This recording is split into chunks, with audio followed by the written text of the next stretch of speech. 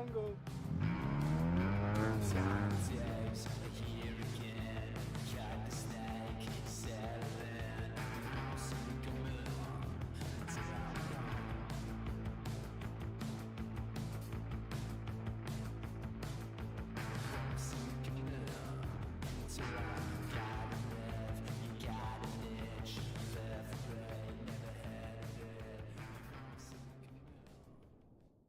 You actually find interest in something, or if you love doing it, give it your all and try to excel in it.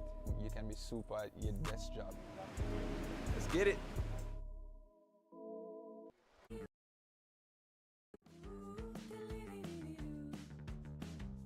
Monday morning. Monday is a day for feeling good about life, because the working week's about to kick off and all those wonderful things that you've got planned are going to come into fruition. Right now, what's coming into fruition is the next wave of Australian junior talent here at the Occy Grom Comp 2023. What a day. What a magnificent day. Vaughan Blakey, Lil Bowery. Good morning, G'day. Bonnie. How are you today? Are you feeling that? Great. Are you feeling jacked on the new week? I'm feeling good. Hey, I just found out yesterday, first time in my life, I always thought Sunday was the first day of the week. Really? Yeah, well, I was taught that in school. Sunday is the first day of the week, Saturday's the last day of the week. Oh. And my wife said to me last night, like, oh, well, tomorrow's the first day of the week. I was like, no, today's the first day. And, yeah, turns out I had to Google it, and Monday is the first day of the week. There you go. Are you a Sunday or a Monday person? Monday. Like, that's where you'd say, okay, the week starts on Monday. Yeah. That's where I'd say my weekends, because my weekends would be like a little break. And so I'd take 2 days off, and then Monday's like, okay, back to my schedule. It's so weird. The global, acceptance of the first day of the week is Monday. We got taught in school it was Sunday. I don't know why. Anyway, tripped out. But here we are, Monday morning, first day of the week, apparently. And it's on here. We've got, I think we got the under-12s back in the water, and it's just beautiful this morning. A lot more consistent than yesterday. So there's maybe not quite as deep, the swell lines. Yesterday we had kind of when the sets came, they were a bit more juicy. But today it's just, fun. Little wind swells. And the Groms are out there, and they've already had some big scores. So Jackson Sands out there in the red, Brandon Davidson in the blue, Harry Stevens in the white, and Jaden James Wilcoxon in the yellow. Brandon Davidson, saw him out there in the blue. He's son of Dave Davidson. Excellent goofy foot surfer. Absolute legend. We love goofies. And, Brando's on a one of Will's. Will Webber surfboard, and that's what Morgan Siblick rode to the CT. There you go. He was on the iconic Angari Shapers surfboards all the way. He moved over onto the Sharp Eyes, as a lot of crew have done that, but anything, he still gets on those wheels every now and again. Here we go, slashing here, Harry Stevens. This guy is just in the pocket and on like a little hot scone pulled out of the oven. He's just piping hot this morning. Well, I must say, I feel like the waves are getting a bit steeper and presenting more sections to these boys. I mean, compared to, they surf first thing on Saturday, and I feel like the waves are presenting themselves, and the boys, as soon as, they get on the wave, they're just smacking that. Are you, okay, look. This is the early morning here on the east coast of Australia. I think it's not even 8 o'clock yet, so we're not super early like dawn patrol-y, but we're still early. Yep. The sun hasn't quite busted through the clouds yet. That beautiful pink sky. But are you Kelly Slater, right? Apparently doesn't like earlies. He likes surfing around about 10 or 11 when the whole morning shift's gone. Yeah. That early morning sort of morning sickness or whatever has sort of slowed down, and you also get a little dip in the wind typically around then if it doesn't if you're not in those springtime winds. Yeah. Are you an early surfer, or are you I'll just take my time, get my day cruising, and then surf when I feel like it? No, I'm not an early surfer. Are you cranky in the morning if you wake up too early? Not necessarily. If I look at the surf report and the waves are going to be good early, and the rest of the day is going to be average, I'll take advantage of that. But if it's just pretty average and I don't really need to. These days, I really just rest when I can. Yeah. Because I'm I'm constantly traveling in and out of my own bed, especially. Like when I'm home, I really just want to sleep in my bed. Well, when you're working on the show, yeah, that's like dawny starts, hey? You're getting up in the dark for that. Yeah, it's dawny starts. It's proper like 4, sometimes 3 a.m., 4:30 a.m. Until 12 a.m. Like 15-hour, 12-hour days. They're long, so sleep is very much a necessity when you're in the filming industry. And yeah. Yeah, congratulations. Lil Bowery sitting here with us. Oh, someone is blowing up the Lux out there. Jaden James Wilcoxon. Maybe he didn't get enough sleep last night.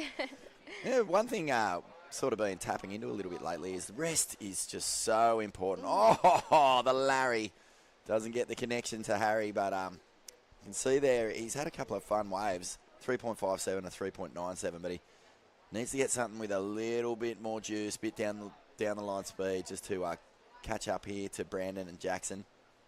But yeah, a lot of just your general moodiness or mood is dictated by energy, and that energy, if you're not getting enough rest, can basically just sour your mood pretty quickly. Yeah.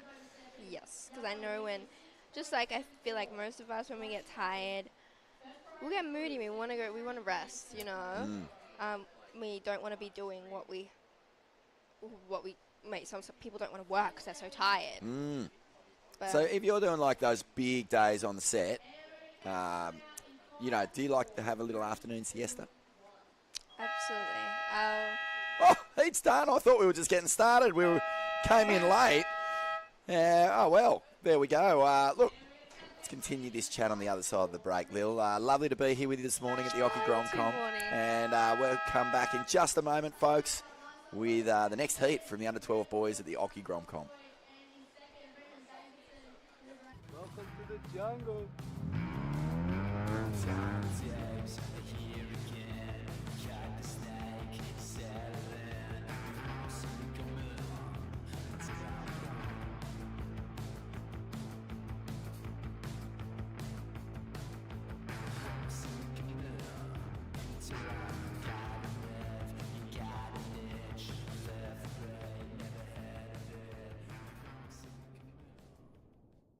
You actually find interest in something, or if you love doing it, give it your all and try to excel in it. You can be super at your best job. Let's get it.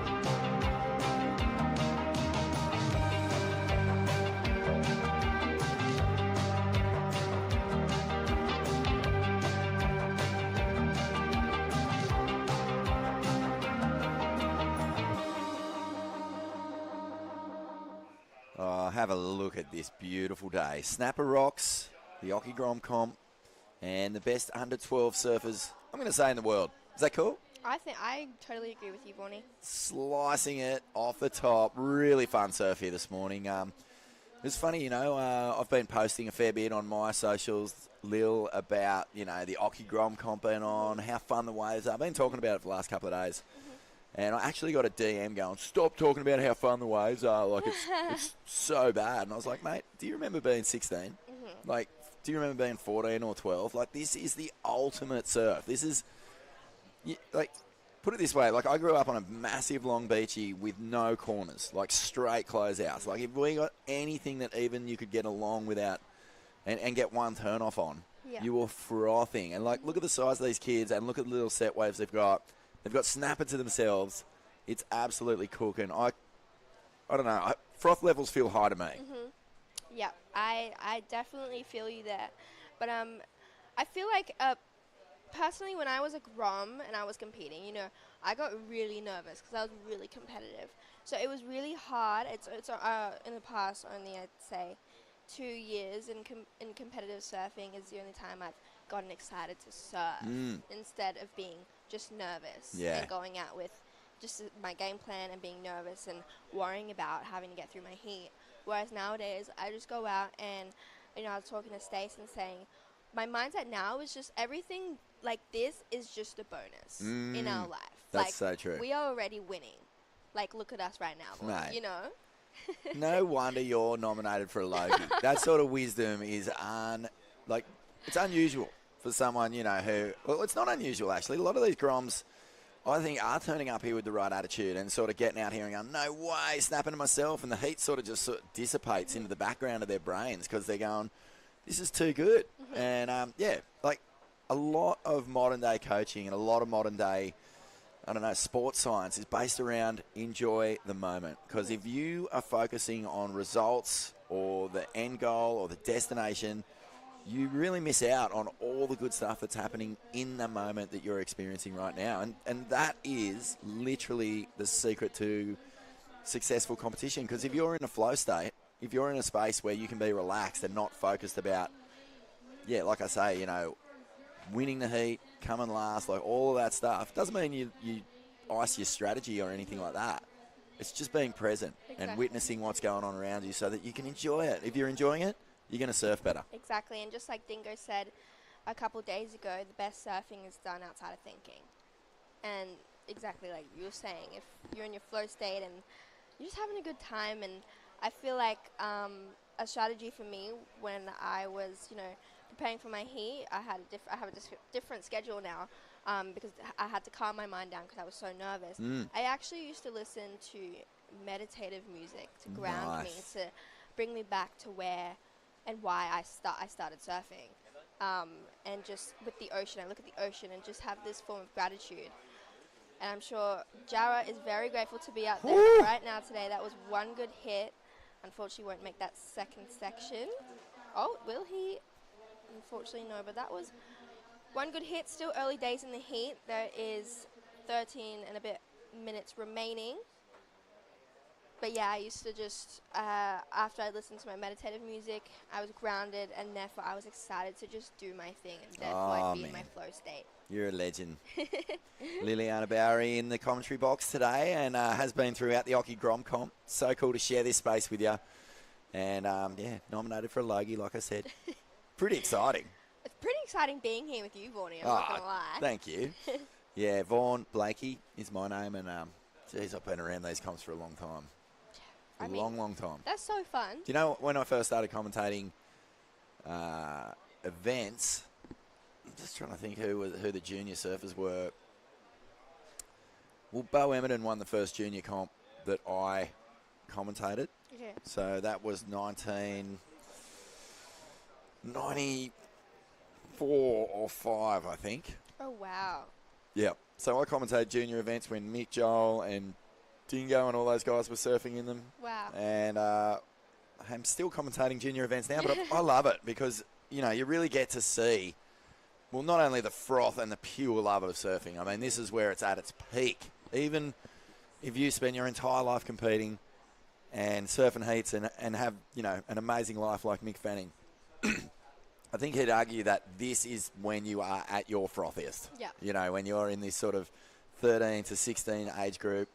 And, I love seeing it because you can really start to earmark who's going to be the next champion. Absolutely. Or champions. Yep. And this event has a massive history of churning out champions. Tyler Wright, probably the most noteworthy one, a two-time world champ who won the Occy Grom comp when she was really young.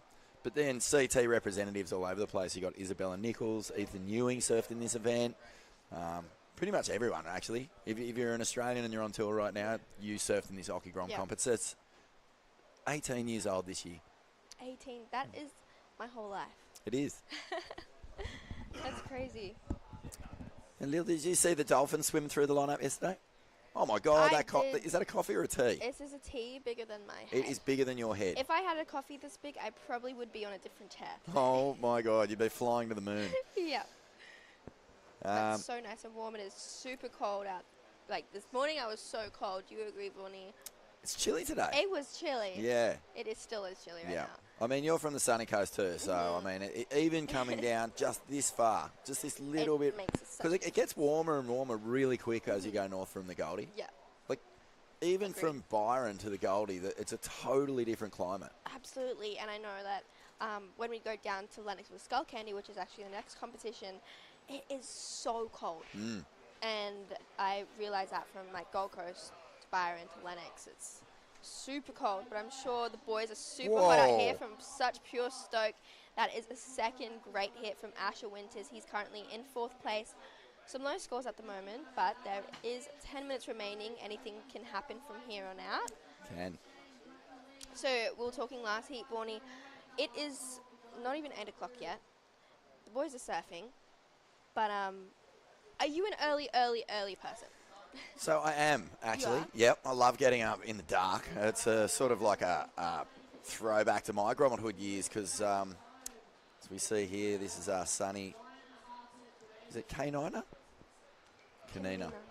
But I used to get up in the dark. Oh, nice off the top here from Jarrah White, and he is the heat leader.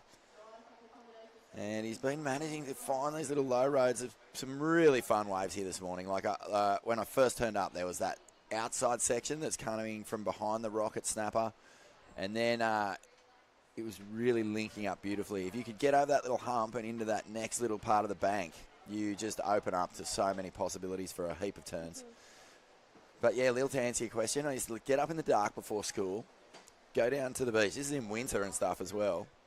Wow. Light a little fire and sit there with our friends until it was just light enough to see. Like, as soon as you could make out the definition of waves, you'd paddle out. Wow. And you'd surf literally until you knew you were going to either just get the bus or miss it. Yeah, okay. And I'd be like racing home on my pushy, quickly get in my uniform, get on the bus, and I'd still have water dripping out of my nose and wet hair, and I'd forgotten to eat brekkie, and mate, I was just surf crazy. But like that got into my blood, and now I love getting up early because bit of a win the morning, win the day kind of person. Yeah. Yeah. Good on you. And then it's funny though because like I'm one of those people who nosedives at 3 o'clock in the afternoon. Like the energy levels just go down. So you know what I use to combat that? Mixed lollies. What's your favourite lolly? I think that might have like been another pass-on thing that I was using to get through the last sort of 20 minutes of school every day. I'd be like, oh God, I have a little bag. Just munch them. That's really good that you're aware that you needed your lollies, so you brought lollies I every did. day. I'm sure your mates were like, oh. Favourite lolly? Oh, that's a good question, man. I reckon maybe...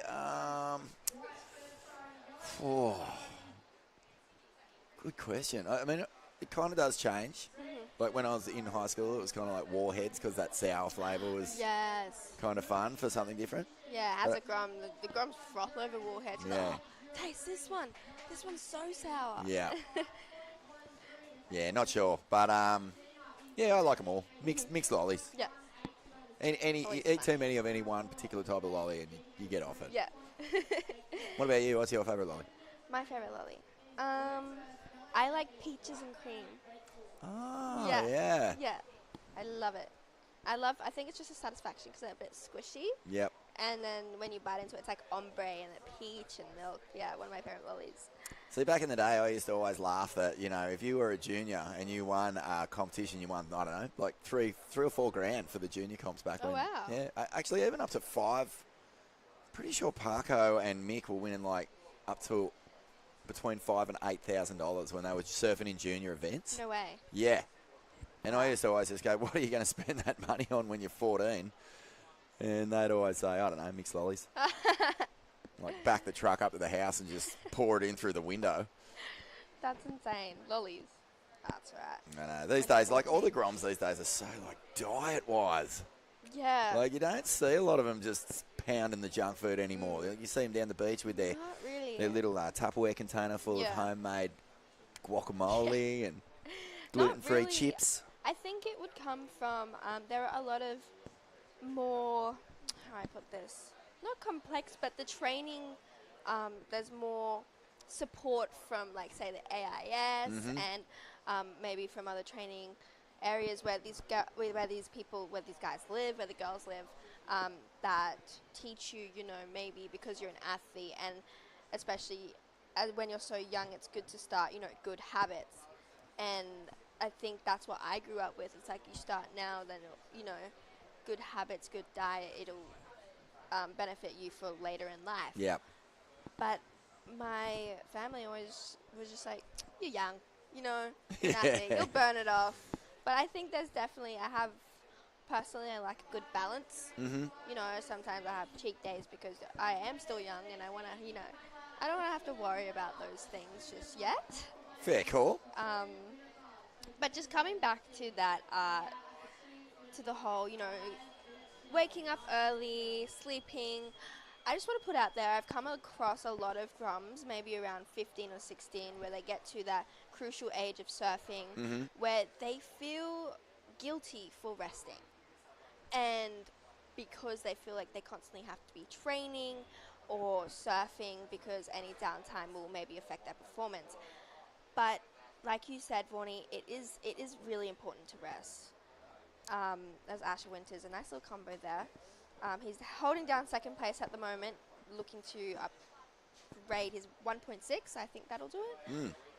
But yeah, I just want to put out there, you know, all the Groms that are listening, that rest is also important. You need to listen to your body sometimes, you know. Big time. Yeah. Yeah, I think that's more wise advice, more sagely words of wisdom from Liliana Bowery, and I appreciate that. I really do think that a lot of parents could actually take a leaf out of that book. You know, in this day and age, it's just so hard to turn down the dial of, like, you know, I've got to get this, I've got this to pay, I've got blah, like, because you heap up all that pressure. Meditation and rest, man, oh man, things fall into place a lot more easily if you've got those two disciplines as a part of your life, as well as the work and the play. You know, you need play, you need work, you need rest. They're pretty simple. It's a pretty simple recipe, really, for a happy life. But right now, Lil, gosh, we're going deep here. Sonny, and he's got a beautiful style, this kid. Look at this, just biding his time. I love that. You know, just taking a little breather on the wave, letting it work back up, and he's racing down the inside, plenty of speed. Good little snap. Carving back. And it's classic, you know. I think Billabong must be closing in on 50 years since the company started, and they've sort of been bringing out tribute designs to different eras, and this wetsuit here that Sonny's packing, that reminds me of a really classic era of Billabong design. There was Shane Dorian and Ross Williams, who names you'd be familiar with. Yep. Ross obviously now coaches John, Shane Dorian, Big Wave Hellman. Sakura, Betty Lou. Yep, and also Shane Dorian's son Jackson, probably a name that is gaining a fair bit of recognition around the world as well. But that wetsuit that Sonny's wearing is from their era of professional surfing and being Billabong team riders, and it kind of makes me feel giddy because that's my sentimental zone. So yeah, I was surf crazy, mate. Like, geez, I was a boring kid when it came to talking about anything else. You know, like I'd sit in geography, and the teacher would go, "Who can tell me something about France?" And I'd put my hand up and go, yeah, it's got sick beachies, and Tom Curran and Maurice Cole lived there for a while, and there's 3 CTs there at the moment, and Kelly Slater won his first CT in front, and it's just the teachers just go eye rolling down the hallway, off the stairs and into the bushes. I love that. The Surfer Grom. There's a lot of, nowadays on TikTok there is a lot of like POVs, videos. And I think that'd make a great video. POV, you're a surfer in school. Yeah. You don't want to be there, but you have to. It's funny. I think, like, in the world of surfing, we think the ocean, surfing, surf performances, results, the nature, like every little aspect of the surfing universe is so fascinating when you surf. But I think to people outside of that, when you're talking and your eyes are just so wide and you're just so excited and you're talking to someone who doesn't surf, they just look at you like, oh my goodness, man, like chill out, dude. Like, or just like, when I filmed my Netflix series, I was the only surfer, so I would have to, teach these guys what the waves are doing, what the tide is doing even, or what wind it is. And I thought that was just standard, growing up. My parents would talk about it all the time. And with the forecasts, and these people they just looked at it like a beach, Yeah, all those intricacies that you learn, you take for granted as you get older, because they're just a part, they're like breathing. Yeah. And all these kids, like these under 12 boys that we're seeing in this heat, they've all got that knowledge already. Like 12 years old, and they understand the way that water moves, the way that, rips work, the way that wind affects the surface of the water, the way that tides can, create these scenarios that if you don't have that knowledge, it's life-threatening. Yeah. It's madness. Anyway, good heat here. And Lil, we're just having a wonderful old time gas-bagging this morning, but there are heats. Jarrah White and Asher Winters, congratulations. Sonny surfed really well in that heat. Unfortunately, just didn't get the set wave that he needed. And Connor O'Boyle, congratulations to Sonny and Connor for making round 2 of the under 12 boys. And far out. It's a cool morning down here. Liliana Bowery and Vaughn Blakey in the commentary box. We'll be back in just a moment with plenty more from the Occy Gromcom. Welcome to the jungle.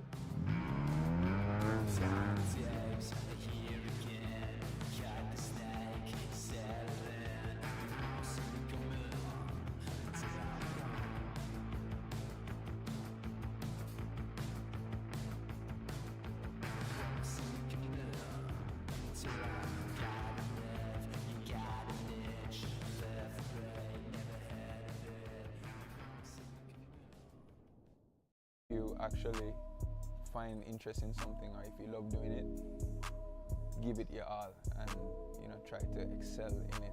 You can be super at your best job. Let's get it.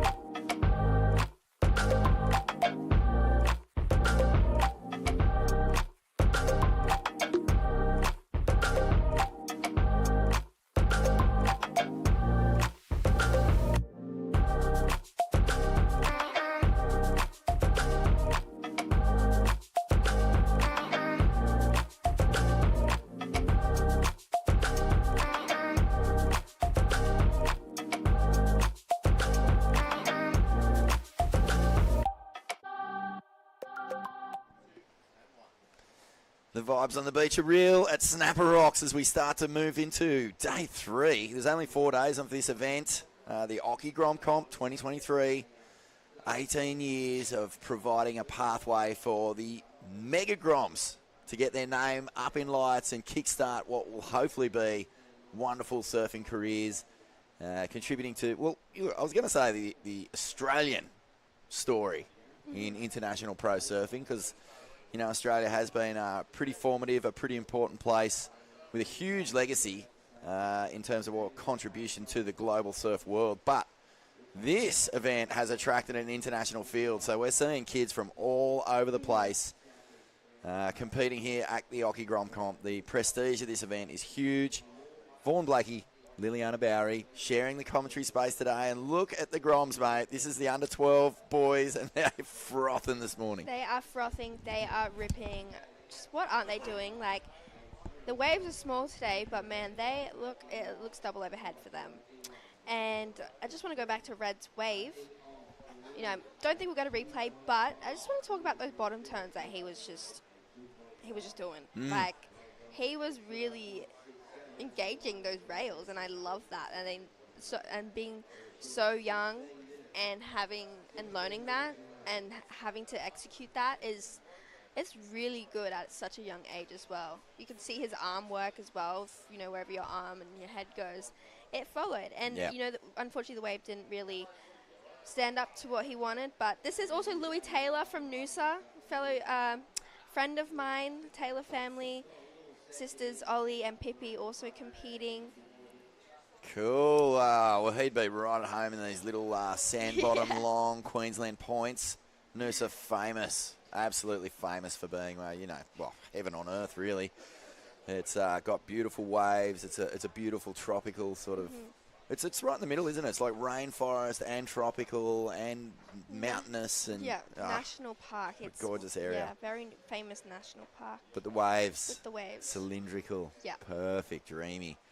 So Lewis will be right at home here. He's up against Kian Johnston, who has actually one of our international competitors come over from Bali. Oh, wow. And met his dad Stu down the beach before, so he's come out to just, you know, have a crack at this Occy Grom Comp. He's up against Liam Shamkoa and Bryn Sparings. And this is going to be a good heat because, as we said, you know, these waves are just skate park playground fun for these kids. There's nothing too consequential. You're not going to get in any trouble out here. And really, you can just focus on, I don't know, like letting loose, really. There's no other factors. You know, snapper can be really challenging. You know, like if we had like even another 2 or 3 foot of swell, the backwash would come into play, positioning would be a lot harder. These kids can just sit out off the rock, wait for the little sets to come in, and they've just got a perfect canvas to show us what they're made of. Exactly, Vaughnie. It's, you know, but I was saying earlier, you know, these Groms, I wonder how they would be dealing with that, either whether they're nervous and they're just trying to, you know, stick to a game plan, or they're just frothing out. Frothing for sure. There might be a couple who, just trying to think, under 12s. Like, I know that they've got the smarts, like the heat smarts. They've probably all surfed in board riders comps for a long time. They've probably all experienced like a regional scholastics or some sort of, you know, event outside of just your board riders that give you that sort of experience and knowledge. But Snapper Rocks, come on. Like, you've seen so many photos. You've seen every single surfing hero you've ever had out here. In your back of your head, they're doing what you do. They're just thinking, I am Mick Fanning right now. Yep. I am going to shred this thing to pieces. Yeah, and especially with this broadcast, I've said this already, but it would be such a great opportunity to visualize yourself on the CT here, on the Challenger, on the QS. This is a huge event for these Groms, but it could also be a huge event for them in the near future when they are 18 or 20 on the Challenger series. When you visualise, because I love that you have these sort of affirmations that you create, and then, because I'm a big believer in daydreaming, right? I love daydreaming. When I was a Grom, I daydreamed constantly about all that stuff you're talking about. So always visualising. What were some of the things that you used to visualise when you were 13 or 14 that have sort of, that created pathways for you to reach those dreams? Because as soon as you start making it I don't know, a goal, your brain and body and the universe start to try and sync up to get there, like whether you choose it or not. So, yeah, what did you used to think about when you were a little girl and you were like going, oh man, one day I want to do that, and you just put yourself in that scenario? I just used to watch Caroline, still do Caroline Marks and her surfing, and just visualize I'm doing her bottom turns and I'm doing her top turns. That's a really good thing to visualize. Yeah. I'd be lying if I said I hadn't done the same with Caroline Marks as well. Yeah, I don't blame you. That's literally who I looked up to and who I wanted to visualize. Oh! Head dip from Bryn Sparings here, and he gets the complete. Wow. Man, it's so cool to watch the Groms, isn't it? Because they have a really raw edge to the way they approach waves. It's almost like their bodies and their brains just aren't quite perfectly in sync yet. So they're doing everything they can, and what that does is it creates these sort of unusual moments, and they can get thrown into parts of the wave that a lot of people don't necessarily think they'd get to. So that was cool. I really enjoyed that. That was really cool. Bryn Spearing's finding a, we wouldn't say deep tube, but definitely like a little head dip moment where there was a bit of vision there for him. That's cool. But yeah, okay, well, that was one. What about actual, like, I don't know, dream scenarios, like a particular waves that you wanted to surf or places you wanted to visit, or even, being on TV? Was that some part of your visualization when you were young? Absolutely not. No? I got the gig through surfing. And, yeah, I never really visualized myself being on TV. But, the universe, everything happens for a reason in my eyes. Every little thing, and I'm so grateful that did happen. But yeah, no, I think it was mainly when I was younger, all I was focused on was just like surfing like Caroline Marks. And I just constantly. That's cool. Just visualize that I was her. Want to know a really trippy one? Okay. I used to lie in bed when I was about 13, and Tom Carroll was my hero, right? So this is it's two-time world champ. And I just loved him. I had a whole wall in my room dedicated to Tom. We'll come back to it. Here goes Kian now. Beautiful little off the top. He's got a ridge going through this one. It might suck the life out of this wave, and it does, unfortunately. But yeah, I'd lie in bed, and I'd have my fingers crossed, and I'd close my eyes as tight as I could, and I'd go, please, can Tom Carroll be my friend one day? Like, please. Can we just go for a surf? And guess what? We're friends. Oh, I'm not surprised. Yeah. I'm sure one day when he saw you, he was like, please, can I be friends with Ronnie Blakey, please? Oh, it was so cool. All right, here goes Liam now. And this is a nice little combo to get things going. Little off the top, gets the cut back in. And just caught behind your boy Louis. So, good matchup here. It's been pretty cool, hasn't it? Like the two top scoring heats of the event so far, we've had one natural and one goofy. One boy, one girl. So, we had Caden Francis yesterday, top score, highest heat score of the whole event. 18-point total. Spectacular surfing. He was so good. But Eliza Richardson the day before that, going bonkers in the under 14 girls. And so, there's no real disadvantage I can see whether you're a regular or a goof at the moment. And wow, it's been impressive, hasn't it? Watching the different approaches. And here's Liam. I love his technique, his flow, his style on that wave. He did what he could on that wave. It didn't offer too much, but I love his rotation in his upper body, and that board just followed him. It looks so good, and I'm keen to see what the judges score him for that one. These surfboards are ridiculously small. Like, I'm talking ridiculous. I was down there yesterday at the JS tent looking at a couple of the boards that the under 12s were riding, and we're talking 4'10", 4'7". Like I think I rode a 4'6" when I was about 13. My goodness. Seriously, I'd need to gaffer tape about 9 of those together before I could even paddle out. Oh, and there you go. Liam's last wave was a 6.33. So the judges really loving, he really hit the pocket when it presented when the sections did present themselves. And what's the difference between sort of a 6 and a 4, Lil? Because this morning, you know, we've seen a lot of similar rides, but for me, the big things for Liam that separated that from being a good ride into an average ride into a good ride was speed and connection. Yeah, I absolutely agree with you. Here goes Bryn. And nice off the top. So Bryn, he's got a couple of 2s. He gets 2 turns in here. That's pretty nice. He's going to try to get around this section. He's going to.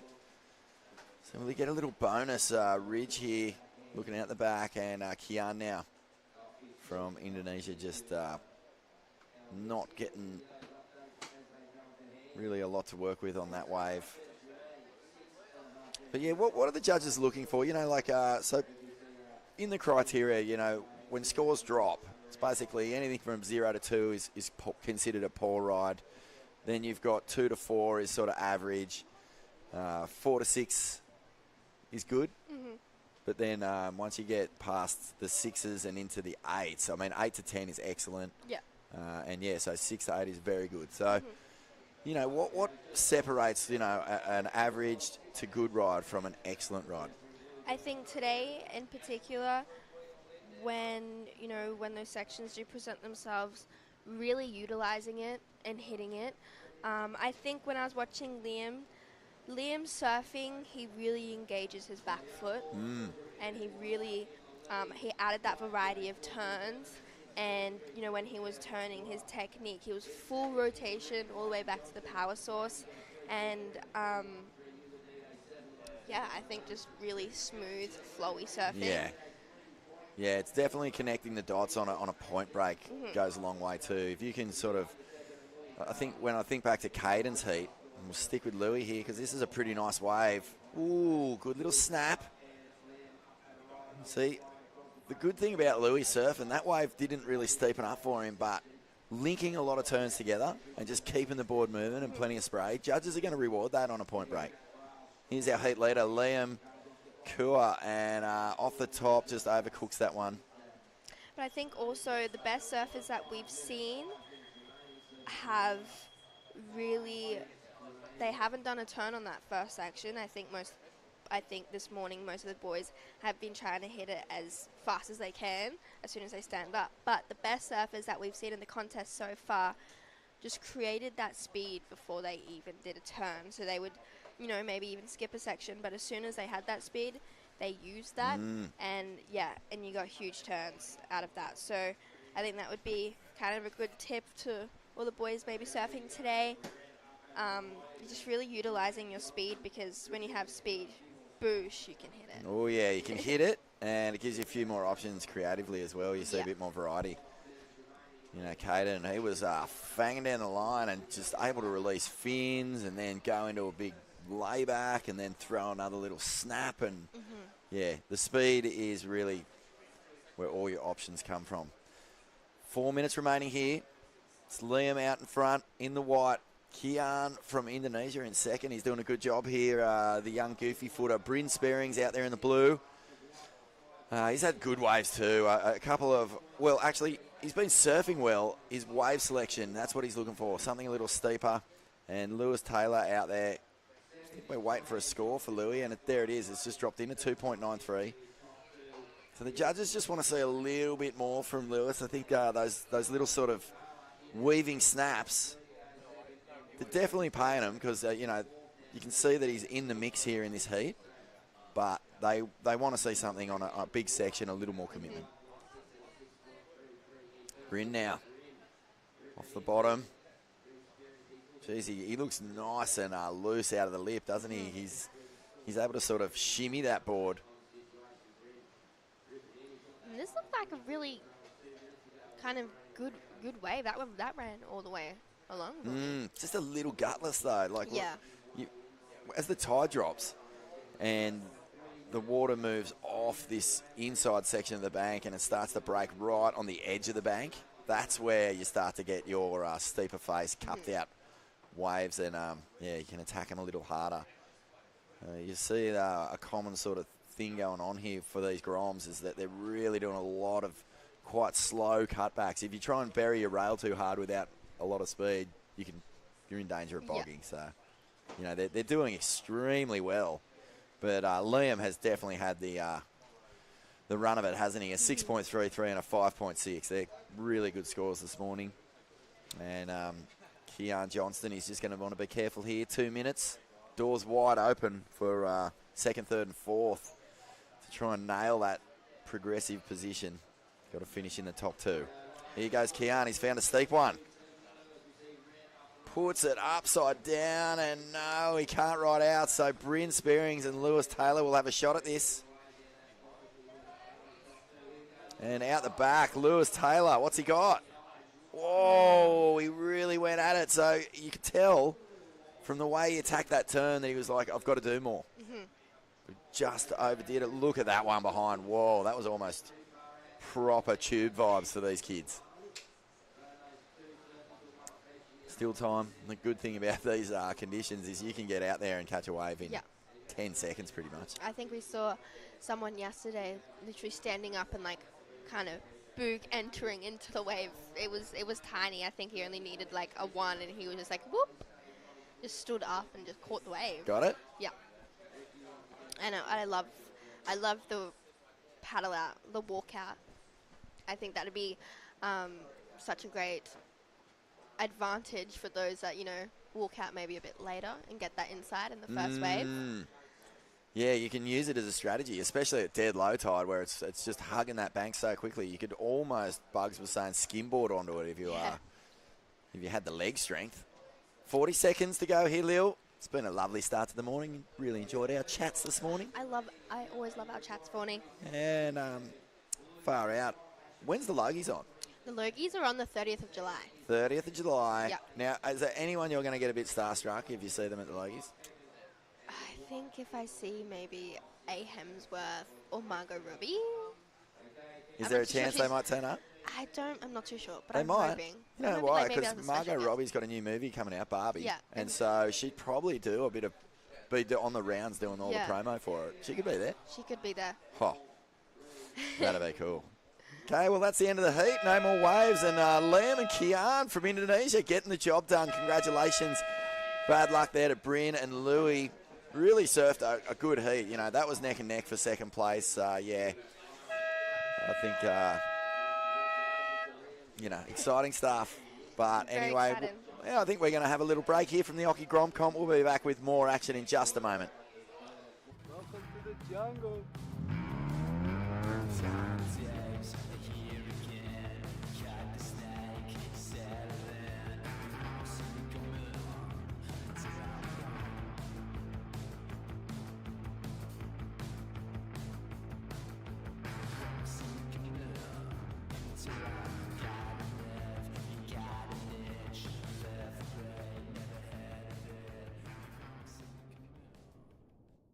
You actually find interest in something, or if you love doing it, give it your all and, you know, try to excel in it. You can be super at your best job. Let's get it.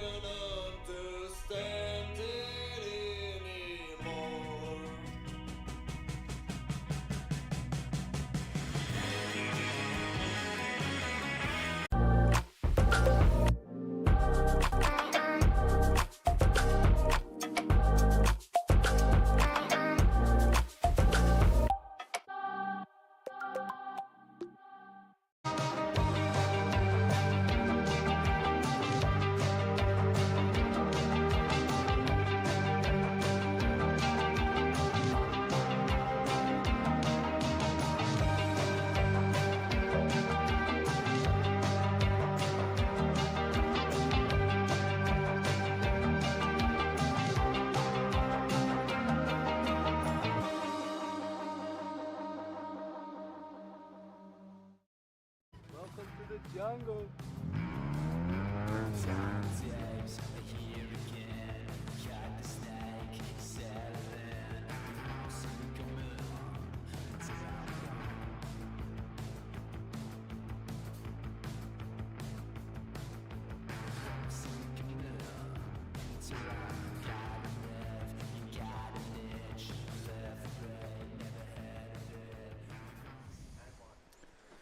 Welcome back to day number 3 of the Billabong Occy Grom Comp live from Snapper Rocks in southeast Queensland. Big thanks to Vaughn Blakey and Liliana Bowery for opening up the morning for us today on what is a bit of a gloomy Monday here. We don't get this kind of weather on the Gold Coast very often, so I'm not too sure how to handle it. I don't even own an umbrella, but might be needed today as we see a bit of weather come in. But with that weather has come a few more little waves. We got Jack Bodell working his way down the line here this morning. And again, these Groms have got Snapper all to themselves to show their repertoire. Stace Galbraith alongside 78 world champion Wayne Rabbit Bartholomew in the booth. Good morning, Bugs. Morning, Stace. Yeah, it's wintry. It's a winter's day for sure. I think the whole of the east coast of Australia, including even up north, I think is wintry today. Yeah. It does get cold here, doesn't it? No, it does get cold here. We get a bit of winter. Like, you get to put a jacket on. It's good. 2 weeks of the year. Yeah, there you go. Now, this event obviously has, big implications for the junior series in Australia this year. It's a top-rated event for these youngsters. But, the long-term vision for this event, Bugs, is to sort of replicate that Challenger Series event, which we saw here earlier in the year. This is young Thomas Burke working his way down the line here. Classic little style.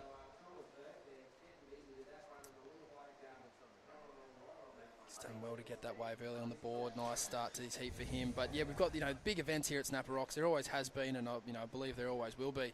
And it's a perfect proving ground for these kids. Yeah, well, they've had it all to themselves. It's only been small, but for these kids, it's chest high and bigger. Yep. We've seen a little. I wouldn't say necessarily increase in the swell, but a little drop in the period, I think, Bugs, overnight, which is sort of helping those little peaks just come around the corner a little bit more. Now, that is helpful. Yeah, it doesn't seem any bigger, but a little bit more consistency would have been good. We did see, even yesterday afternoon on that incoming tide, a couple of heats where surfers really didn't get that second backup wave. Good surfers too, and they got skunked.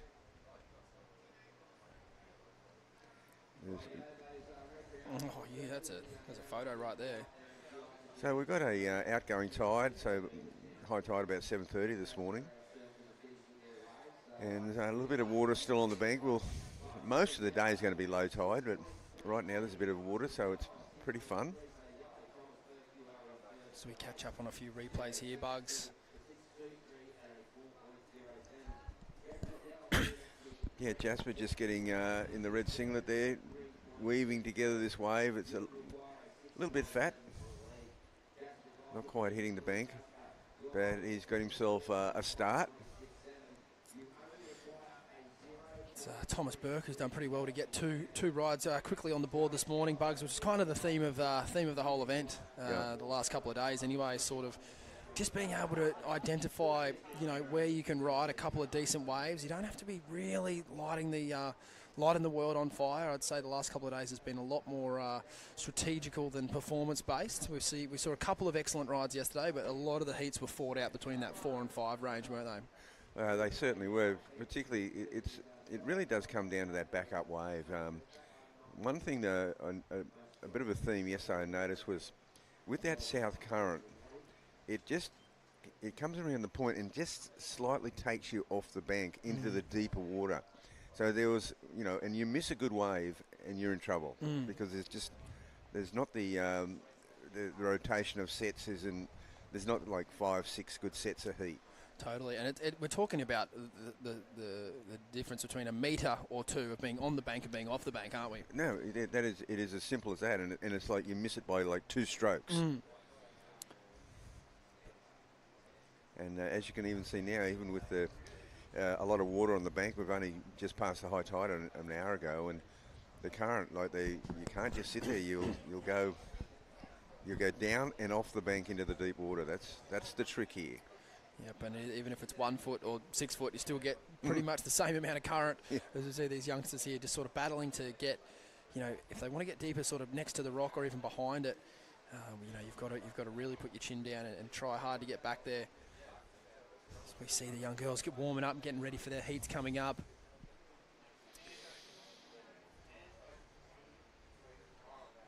It's young Eliza Richardson there getting ready. She had a standout performance in her earlier rounds. So Yeah. no doubt she's very excited to get back out there and just get back into the swing of things. Didn't see her surfer yesterday, so this is just her second heat for the under 14. And all the 14 girls that made their heat on Saturday, they had Sunday off. I'm sure they would have run over the hill to D-Bar and got a few waves and potentially even further down the coast. Yeah, it would have been onward and upward with the holidays. Yeah, exactly. Yep. Yeah, it's just a time of year where you know you're probably not going to find a peak to yourself this time of year. Thomas Burke here, a couple of nice turns here.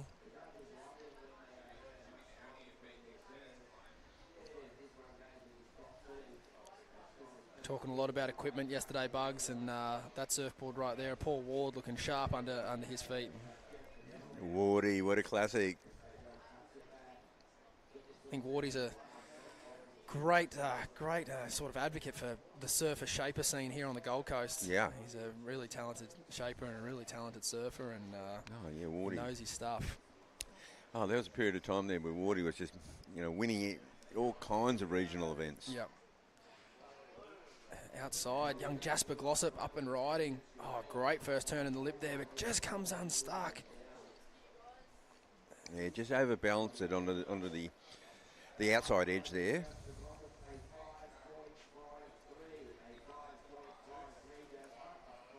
Did a strong first wave there, Jasper, a 5.67, and that next wave won't be a whole lot. He doesn't need a lot, though, to go into second, so I'd say even with the fall, we might see the positions change around there a little bit, but he'll still be looking to get a much more solid score on the board before this heat rolls out.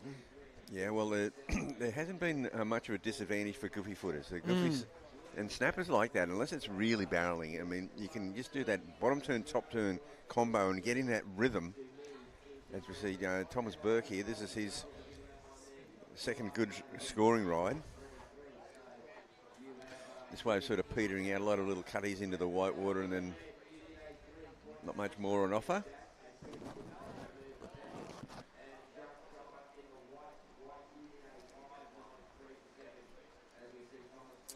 Thomas Burke is definitely getting his entry fees worth today, keeping the wave count up.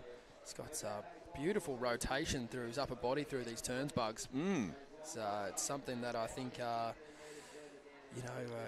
there's a couple of non-negotiables in surfing. I think it's a very expressive sport, and there's always going to be different styles. But I think even the crew that have the different styles, they have one or two things in common, and that is great rotation through turning, and whether it be a bottom turn or a top turn, head and shoulders all working as one. Oh, behind the rock, yes, that was a sick drop. Jack Bodell. Wow, Jack, he needs a good wave too. He's just falling behind a little bit on the scoreboard. And of course, all these surfers advance through round one, so they're starting to the cream of the crop is starting to converge here. Yeah, it doesn't take long, does it, before you start really, like every heat you're looking at on paper, and it's just, it really just comes down to who gets the waves today. Definitely. And I think we are seeing a few more waves ridden than yesterday, but it's still a pretty big difference between what is looking like a good ride that'll get you multiple scoring opportunities and what is just one of those waves that runs off the bank. So it's definitely one to keep an eye on today. It's just the shape of the wave and then what the wave looks like down the line. It's not classic snapper by any stretch, but it's amazing conditions for these youngsters. Perfect little canvases. Yeah, it looks like it's got that look about it where there's been a few squalls overnight and it's just sort of lumped it up a bit, but that can make it kind of fun too. And there's Thomas making his way around, doing the run around through the keyhole. It's kind of a perfect setup for the Groms. It is, yeah. It's pretty low risk at the moment as well. There's a lot of sand in the keyhole. It's not a big hole there, so you can run pretty much straight out into the lineup. Well, Jacques got that 617 on his the surfer in white. He'd been very quiet. So yeah, it's heat on now with just under 7 minutes on the clock. As far as Thomas, Jacques and Jasper's concerned, they've all got a really good scoring ride. And as you mentioned, Bugs, Jack Bodell, he's definitely got the skills to do it, but he just needs to find himself a score a bit more up in that good range just to start matching those individual single numbers.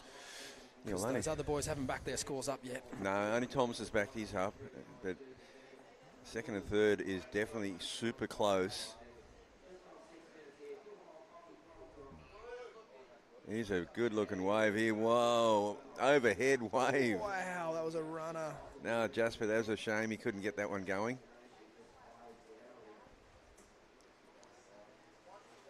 Two little missteps there for Jasper in his last two rides. It's going to be interesting to see how he sort of just drops them, moves on to the next one. Yeah, you can't get too disappointed. You can't. Got to keep the head up. Just put it behind you. I mean, that wave it was definitely a challenging little drop for him, but he would be a little bit bummed that he didn't make that one. But he's still got 5.5 minutes remaining. I think today is probably, hopefully, I'm thinking a bit better of a day to, if you're going to make a mistake, you can make them quick and just find yourself another ride. I think yesterday we saw surfers making a mistake and then having to wait 10 minutes for their next wave. Oh, little drainer. And look, that little wave actually spat. That was exactly what I was talking about before. Ooh. Jasper will get this wave off the end here. So he's got one good score on the board and he's looking to add to it. Yeah, this will get him in the second spot.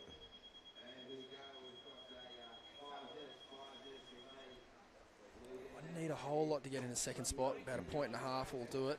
Oh, he got there. Definitely got that. He definitely got that. So there's his backup. So he'll be stoked with that. And young Jasper, look at that. He's just powering to the beach, trying to keep on that little wave there. This is what you've got to do. And he'll do the runner. He's just got, in one swoop, he got that leg rope in his other hand. Good technique. And here's Jack. The goofy foot battle. Whoa. Oh, there's a couple of nice sequence of turns there. Oh, he doesn't quite pull it off. Unfortunately, can't ride out of that one. It's funny, that board carry technique, I only see goofy footers doing it. Yeah. I never see a natural footer doing it. No, that's so true. Isn't that funny? I'm going to have to pick that up. I think it's the safest. Yeah. You've got your leash out here and your board out here. You're never going to trip over. And he did it well too. He just did it in one motion. Yeah. This is a pretty neat little ride by Jasper. Yeah, you can tell he's got plenty of talent, and he definitely, like you said, be a bit disappointed about those prior two rides, but he's put that beside him now, and he's moved on and got himself a little back up there. He'll be back out the point, and then this was a nice couple of turns here for Jacques Bug. Yeah, he just went a little bit too up and over the lip on that one. He wasn't able to bring it down, so that got him a 3, but Jasper got a 4. Thomas Burke kind of been dominating the heat. Yeah, he's on fire. He's a great young surfer, and again, just a shout out to the equipment. You know, we see surfers really, on the smaller days, sometimes some of them having to fight their equipment. Certainly not the case for Thomas. His board is just flowing through the water beautifully, and perfect amount of looks like width and volume, and he's got it really dialed there.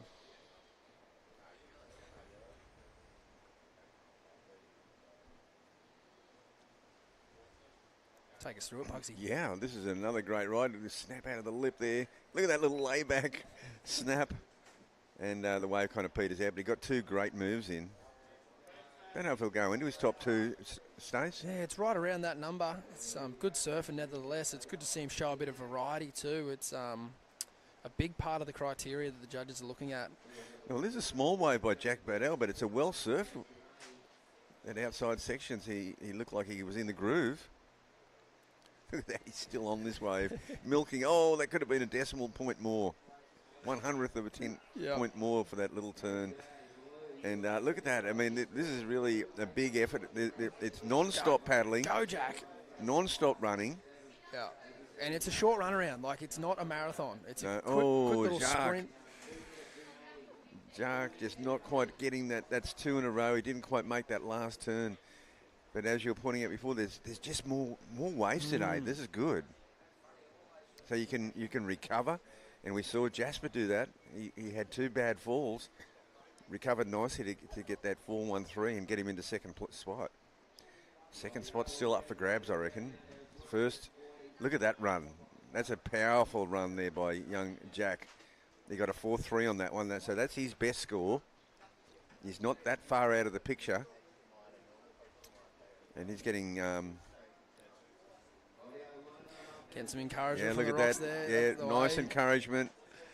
Great effort. Really good effort. Yeah, and when you're doing those runarounds as a Grom, it just feels like it takes half an hour. You just want to be back in the water so bad. Yeah, But it didn't take him too long. It only took him about, once he made his mind up and got in, it only took him about 45 seconds. It's just getting across that little gutter. But the trick is also you got to kind of pace yourself. You know, if you do the big sprint, and then you're sort of in that water, even those probably that last 10, 15 metres, you're actually in the water. That takes it out of you. Yep. And then you've got to use that same sort of group of muscles to then go and surf your wave. Look at there's this, a nugget Jasper, out the late back. takeoff. Oh, nice. Gosh. Wow. Okay, that was a pretty solid takeoff there.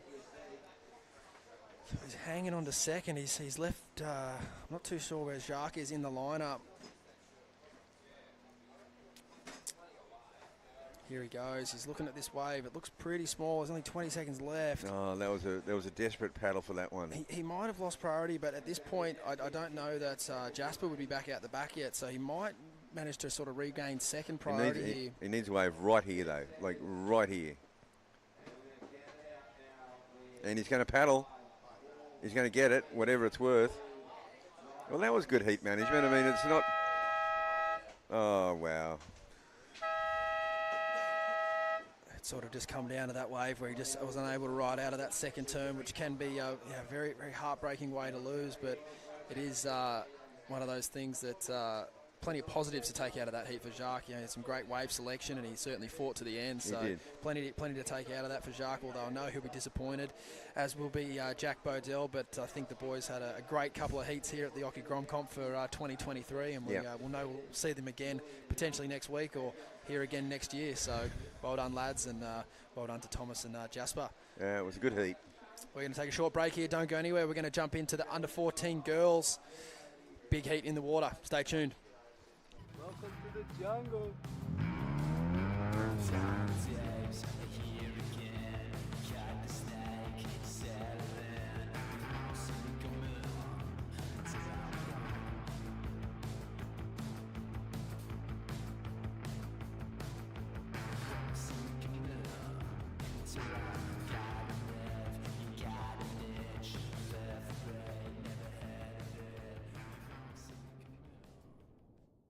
You actually find interest in something, or if you love doing it, give it your all and try to excel in it. You can be super at your best job. Let's get it.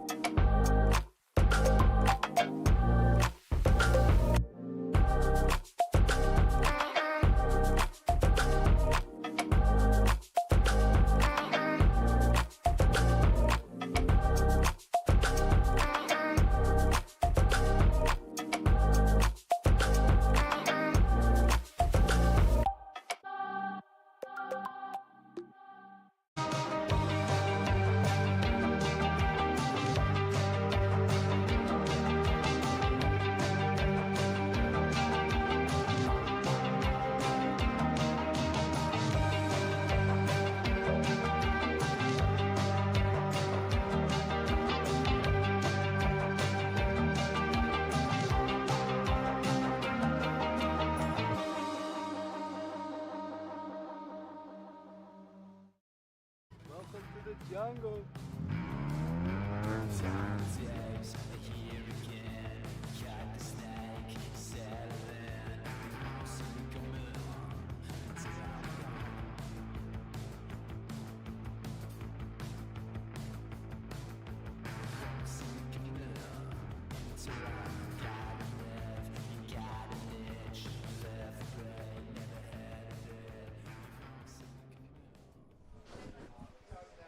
Welcome back to day number 3 of the Billabong Occy Grom Comp live from Snapper Rocks here in beautiful southeast Queensland. Stace Galbraith in the booth with Wayne Rabbit Bartholomew. Bugs, another great day on the doorstep, mate.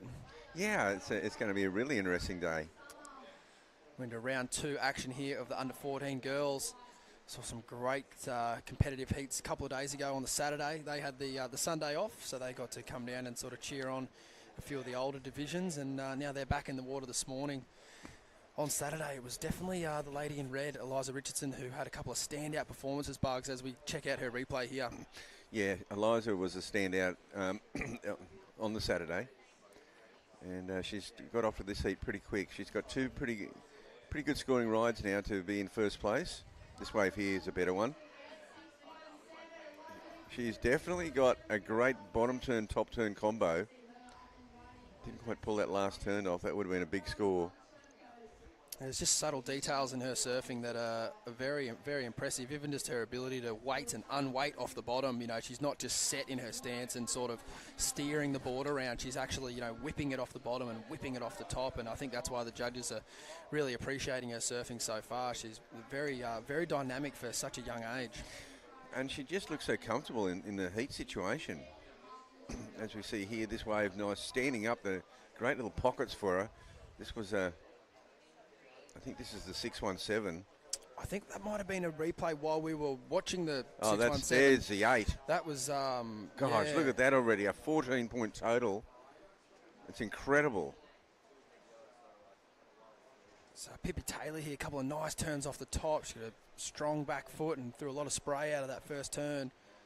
Yeah, Pippi had a good heat the other day, as did Talia. Wow, 8.0. There's already an excellent ride in the first 5 minutes and backed up by a 617. That's a dominant performance. Yeah, that really is. That's the performance of the day so far across either divisions. It's very, very impressive. She's done well to select those 2 waves just to begin with, and then the performance was really solid. She really didn't put a foot wrong on either wave, but here's Pippi Taylor's last ride, Bugs. Yeah, Pippi just really attacks that lip there. A little snap there. This wave just not allowing her to get the finishing move, but this will be the second best ride of the heat, and it is a 417. Second best ride from another opponent. Of course, Eliza's got both the best 2 rides of the heat. So, Bugs, just I want to get your thoughts on, we don't want to be, not narrowing down on anyone, but I would like to use Pippi's last wave as an example for Pippi and everyone else maybe watching at home. And I'd like you to break down, her wave there and where the second turn was placed with the oncoming section towards you. What does the judges look for when you're finishing a wave? Would they rather see you hit the end section or perhaps draw the turn a bit early? Well, I think that she was thinking that she was going to try and do the 1-2, like get that quick turn in, a bit of a check turn, and then get a finishing turn in. So I think they're looking, if she'd saved her energy a little bit, like she starts out here, she really goes for the lip here, gets a little bit caught up there, so that slowed her progress down. And see that she just does a little stab move. She was definitely looking for a finishing move. I think she would have been better served just to sort of slow it down and make sure she got that last turn in, because she kind of got a little bit out of kilter on that first turn. Yep.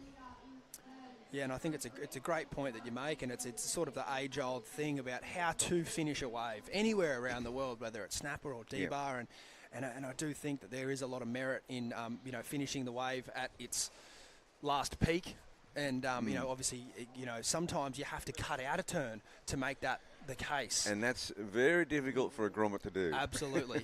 It is all part of the learning curve. They do want to do as much as they can as often as possible, but I think patience not only with wave selection but also turn selection is key at this age to unlocking those big scores, because you check out a surfer like Pippi, she's obviously got those big manoeuvres. We saw that in the first turn, but it's just a matter of how you piece it all together on the ride. And, that's why we love it. It's always fun to try and figure it out. Yeah, that's right. And, she was definitely trying to squeeze more manoeuvres in. Summer having a bit of a look at that one, and here we go. Here's Talia. Talia had a good heat the other day. Yeah. She's got a great style, really links the turns nicely. This wave sort of petering out, but I did like that first turn. The young Avoca Beach surfer. She's had a great campaign so far, and she's done well just to ride that wave there. She really had nothing on the board up until this point, so we've seen anyone that sort of leaves it longer than 10 or so minutes to get just any sort of score on the board is always kind of fraught with danger there at the end, just whether or not they'll get 2 rides. So at least now she's into the swing of things. She's arguably just put her back up on the board, and now she can work to kind of build on that. And the other thing is, look, it's early in the heat to wave off first place, but with an 8 and a 6.17, Eliza is certainly well positioned to win the heat. So second spot is up for grabs. Talia, that 4.67, I think just on the quality of the turn, she outscored Pippi. Yep. I think, as far as waving off first position is concerned, it's not something that we want to do, but it's something that I think the competitors do. And you see that even at the top level in, say, for instance, the Bolito Challenger Series event is on at the moment, and you'll even see it in events like that. Or here at Snapper for the Challenger Series, in these 4-person heats, if someone gets a quick start, you do see the competitors essentially surfing for second. And it can drop the performance. These other surfers are going, okay, well, if an 8 came through, there's probably not going to be another 8. And it's sometimes a bit of a dangerous trap to fall into, just surfing for second. It's true. And adversely, what happens is it's like if you get off to that super early start, it's nearly like they're not even in the heat. They're just in their own space, and you're really looking out for second, third, and fourth, and jockeying for position, using your priority against those other surfers. Yep. And the first gets another 8. Another one, because they're just gone. They're not even involved in the hustle of things. Totally. Yep. Yeah, it's very. And it does go with the format, and it's the reason why I think the cut on the World Tour is a good addition to the sport, because that then becomes the first round. Well, at least after the cut anyway. It wasn't always that way, but the first round heat with 3 people in it is cutthroat. It's first only gets through, and that doesn't happen. That hasn't always been the way. So it's I definitely like to see surfers surfing for first. Bang. Pippi Taylor there, nice turn, well managed on the drop. Couple of great sequence of turns there. Yeah. Unfortunately, just coming undone on the second one. Yeah, she's just getting caught in that lip area. There's a little baz. I could see bug one in that thing. Now, there's going to be, as this tide goes out, we're going to see more of those, but it's going to be tricky. How do you find them? Like, look at how do you get into that? This is going to get pretty full on low tide today. It's on a bodyboard. Yeah. So, as we see now... Talia, I think she took her eye off the ball there. She was just looking at Summer. I think she might have been wondering if Summer was going to use her priority or not. I think so. Just trying to, it's a hard one. You've got to make the drop, but then you've also got to make sure you don't get in anyone's way. There's a bit going on there. Yeah, there's a lot going on. See, and that's the thing. It's being able to process it all. As we see, she was just didn't have that focus on the important part, which is that drop. That shallow bank, it's even with the water on the bank now, it's still pretty much a vertical drop on some of these waves, the ones that are hitting the bank and draw with that draw off the bottom. It's world famous in this part of the world, isn't it, Bugs? That draw. It's all about the drop. You get into it nicely, you're off and running. Talk to us about the different sort of styles of draw between, say, a Burley and a Kirra on their best days. Yeah, well, Kirra, traditionally, Kirra was always had that little below sea level sort of groove in the wave, and depending on the different tides, Kirra's all about like what you do when you make the drop and how you come off the bottom, and sometimes you can't even come off the bottom. You've got to stay very low. Whereas Burley, it's a combination of both. It's got that big thrusting lip, and you can ride the barrel a little bit higher at Burley. Yep. But they're both amazing waves. And here again, behind the rock at the Snapper has now joined the Kirra and Burley as a very, very challenging drop. And here you've got the backwash to deal with. You've got a whole bunch of things happening. Yeah, and obviously, the rock itself is very, very close, and not to mention the eyeballs on the shoulder looking at you every time you try to take off, wishing the worst for you. Yeah. You don't get too many hoots out here. It's usually looks of disappointment. But yeah, very fortunate to have a couple of the world's very best right-hand points in our front yard.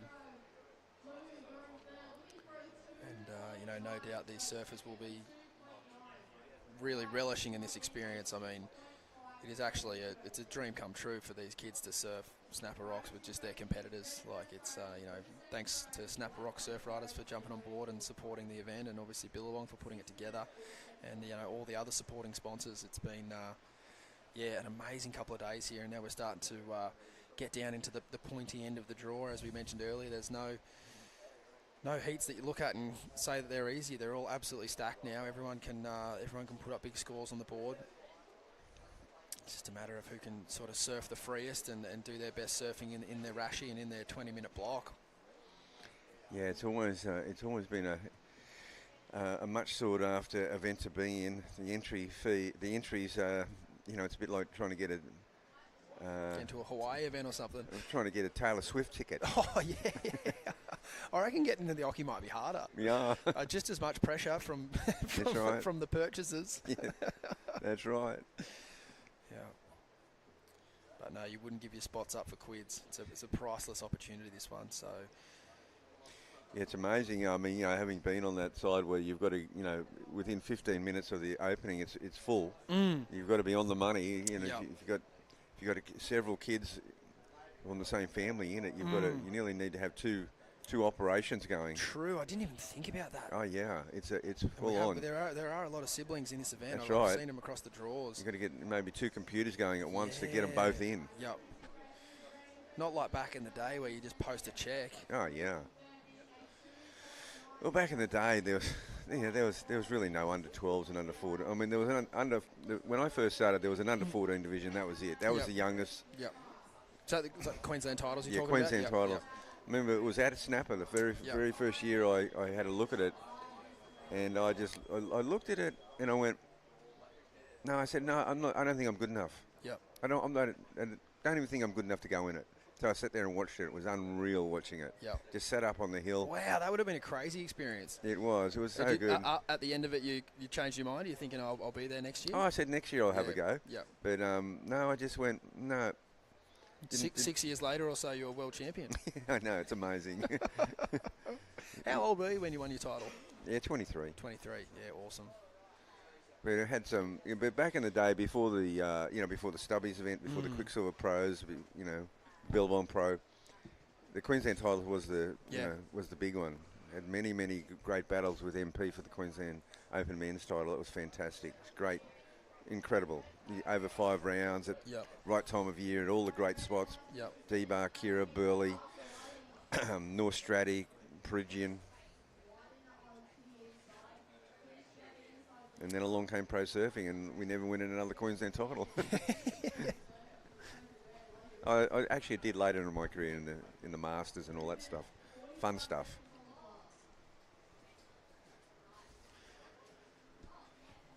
You've got my mind ticking a lot this morning, Bugs. It's sort of interesting how when you were the CEO of the World Tour, the brands supported the events quite heavily.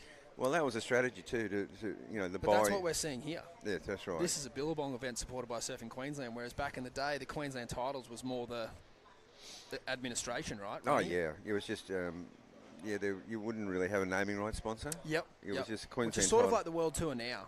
Yeah. They don't have that many naming rights sponsors. It's usually the government at the town that's supporting it the most. Oh, definitely, yeah. The government, you can barely run an event now without government assistance.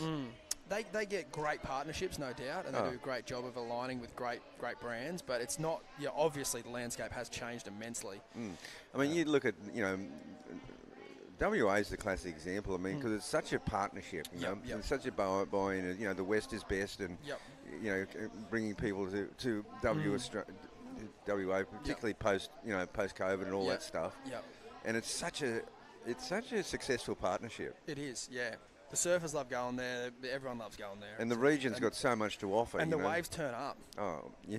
Mug River is the best location so far this year. Yeah. By a country mile. Oh gosh, it's at a great time of it's a great time of year, just after Easter. Talia Teb here, important score required here from young Talia. Just a couple of nice turns to start this wave.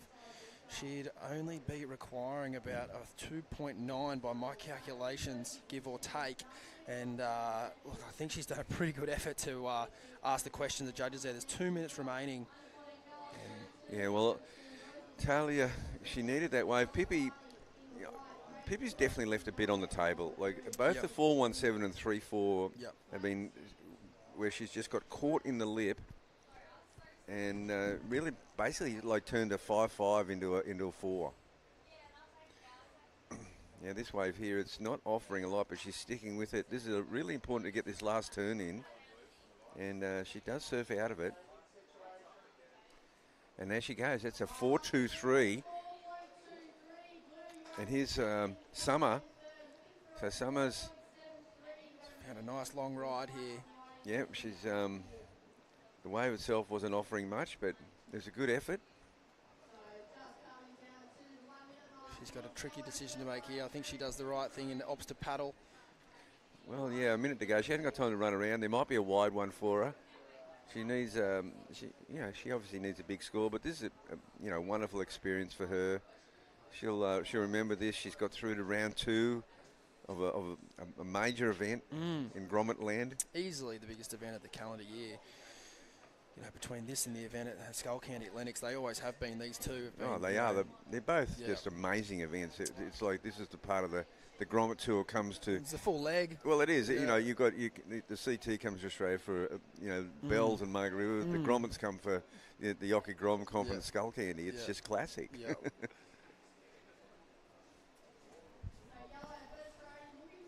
Can this one down, 20 seconds on the clock. It's been a great performance again from Eliza Richardson, and then it's been a fantastic battle for second between Pippi Taylor and Talia Teb. As you mentioned, Bugs, Talia probably wave selection a little off, but she's just been able to complete her rides, whereas Pippi's been on some pretty good waves, but unfortunately just particularly the 3.4, unfortunately she fell off on that wave, which is probably the difference in her heat right there. Yep. So definitely some reflections to be had. I'm sure all the ladies will go back and watch their replays and break it all down for themselves. So great way to start the under 14 ladies this morning. So well done, girls. And we're going to move into heat 2 right away. Don't go anywhere. We're going to take a short break. Welcome to the jungle.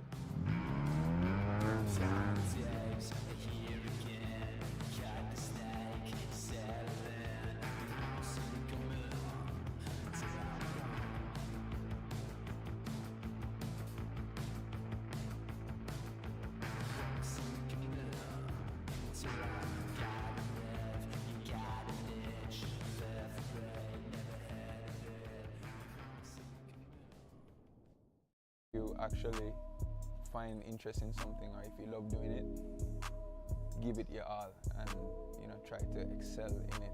You can be super at your best job. Let's get it.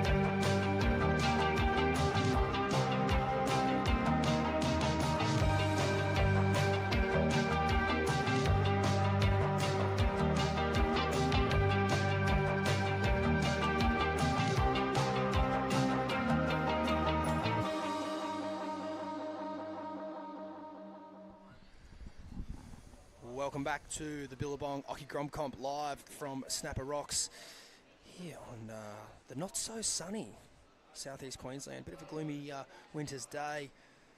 It's nevertheless plenty of action out in the water this morning. This is heat number 2 of the round 2 of the under 14 girls. It's been a great start to the day this morning. We've seen some standout performances.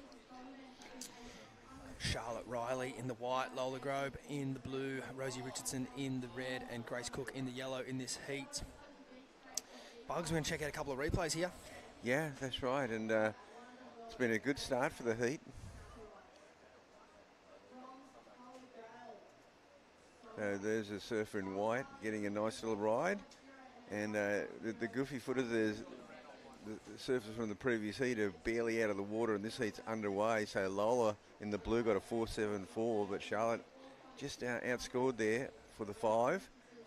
And I noticed when these 4 competitors paddled out, they didn't go really deep up the. They went. 2 of them went super wide straight away, so they've seen something down the line. And you can see those squalls on the outside. That's what's happened overnight. It's just sort of broken it up a little bit, Stace, don't you think? And yeah. Look at this wave. It doubled up. Oh, well done to sort of negotiate the double up there and get down it and get into the better part of the wave. A couple of great turns there off the top from Charlotte Riley. Yeah, that was well done. That was well done. I think, like you said, it's great signs to see so many waves being ridden, with only 4 or 5 minutes off the clock. Yesterday we did see some slower periods, so I think, this morning we've seen everyone get plenty of opportunity, which is great. Up and riding Grace Cook, just a quick in and out there. Yeah, you've really got to kind of set that inside edge and just, it's your weight distribution on that takeoff. If you're favouring the back, the outside edge, you're either going to be too late, or to get around the section, or you're going to pearl. We spoke about it yesterday. Oh, this is a great replay, Bugs. I'll get you to take us through it. Yeah, that was a nice cup. Actually made the most of that little double up section, but I like this last turn. Just a little snap off the top, and she got up. The difference was she went up early. Going up early was really good because she wasn't with that double up, a little bit more power on the wave. So it was a smart move. I'm still waiting for Rosie Richardson in the red out there. Rosie had a good heat on Saturday. There's certainly been the most patient so far in this heat. There's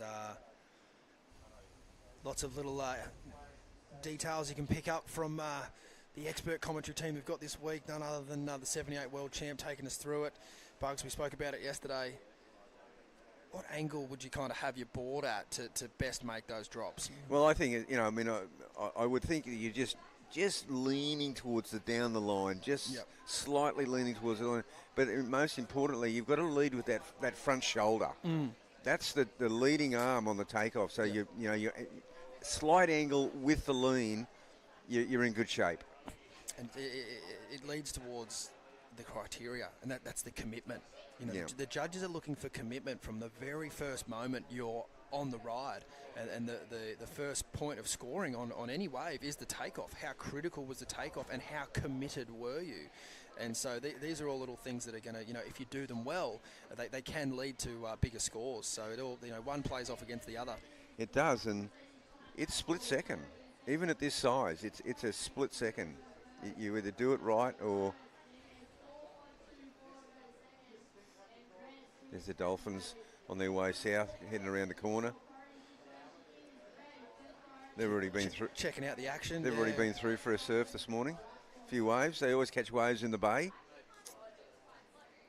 Yeah, we saw a crazy ride with Michael Rodriguez in WA this year. The Dolphin jumping out at the top of the wave right where he was doing a turn. Yeah, that was really classic. Crazy photo. They look like they're always having a fair bit of fun. Pretty cheeky animals. There was a year, I think it was either Luke Egan or Taylor Knox, but at J Bay, and they were in a really important heat against Kelly Slater, semi-final, and something like, I know this sounds ridiculous, but something like 1,500 Dolphins came through. It just invaded the whole Yeah, ocean. you could just see this movement coming down, and they all surfed. Yeah. Not all of them. Yeah. And so there was like 12, 15 dolphins taking off on the same wave, right where Luke was. It was really an amazing scene. That he's just going, not right now, please. Exactly. And what has Kelly drummed up this time? exactly. Yeah. But they're so tuned in over there. It's nearly like one of the wonders of the world when you see that happening. Yep. Yeah, it is. It's one of the beautiful parts about our sport. We really are in nature. And they're going next over there. It was a real Sir David Attenborough moment, though. Absolutely. So we see Rosie Richardson just checking out her positioning there. Yeah, I got this. There was this crazy story about these. A lot of dolphins came in. This was in the off season when there wasn't any surf, but and then these orcas had herded this whole pod of dolphins into J Bay, and the dolphins were going, you know what? It's safer for us to jump out onto the rocks. Yeah. than to be in there with the orcas. Yeah. You know, because young Ari Clark Jr. was telling me the story. You know, and it was just what an amazing sight. That's nature. Yeah. Right on the doorstep. Yeah.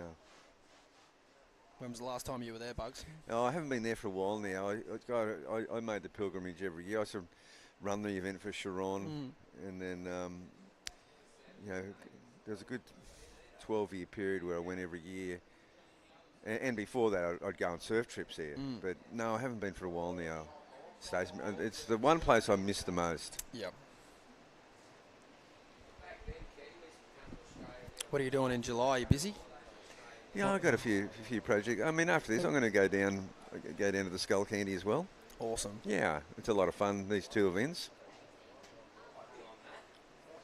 I was just going to put an invitation out there for you, but to see if anyone was listening. Oh, classic. No, we're very fortunate to have a lot of events. And, you know, rightly so, Australia's got a lot of world-class waves and a lot of world-class people that put these events together, and, you know, we're very fortunate to get a look in. You did a great job at Bells this year, although the waves weren't fantastic, but I think it's... Yeah, they didn't quite get it this time. You know, Winky Pop. It's a good backup site, but yeah, it wasn't booming bells, and we all love to see that. But Margaret's was fantastic. It's crazy though how you know the quality of the waves. It really didn't affect probably the surfers that you thought were going to do well. That's you know, right. like the semis and the final were just, you know, they all deserved to be there, whether it was 1 foot or 10 foot. Exactly. Like, you know, it was a very sort of a weird way how locations have a way of picking the winner, right? Like Jack Robinson won Pipeline when it was 2 foot, but like he so deserves to win that event. That's right. And likewise with Ethan at Bells, he's been a standout surfer there the last couple of seasons. And well, he got third the year before in the heat that he just didn't get any waves, and so it was an awesome comeback. That was well done by young Charlotte to let Rosie get this wave. So, see, you know, I was saying there, Rosie had this great heat the other day, so she took a while to get going, but she showed a bit of class on that turn, and Charlotte had to give away because Rosie set out there really very, very strategically with priority. See, this is a great move, so she really sacrificed herself. Yeah. That's a nice little cut back there. And again, good timing. So they're two pretty classy turns there by Rosie Richardson. Yeah, I was really impressed with her the other day. So she got a 4.1 for that. It's actually the second highest score of the whole heat, and she might go down the beach here, but she had to pull back. Again, she was just off the bank, not far off it, but no chance of getting that wave. That's a real trick. You got to hug the bank when you're wide. Yeah, and it's the thing, if you're hugging the bank, you probably you got to put in more of an effort to stay in that position, because the sweep is obviously going to take you down, and then that's why surfers do paddle off the bank, you know, and it is easier. You end up in the deeper water, you get back out the back quicker, but you don't necessarily want to get out the back too quick on days like today. No. There are little chip-off waves down the end that you could take advantage of. Well, exactly right, because you're going to get out the back in fourth priority. You're going to be fourth in line for a wave in the pack. You're much better off, particularly, you know, if you've had a slow start. It took basically 12 minutes for Rosie Richardson to get her first wave, and it was a good one. Yeah, so you can just see, we just saw the nose of a board there. She's staying wide. I think that's a a good option. But it's been a quiet heat. It has been. Last couple of heats we've had a little flurry of waves, like plenty of sets, and then these one-off little chunkers coming through.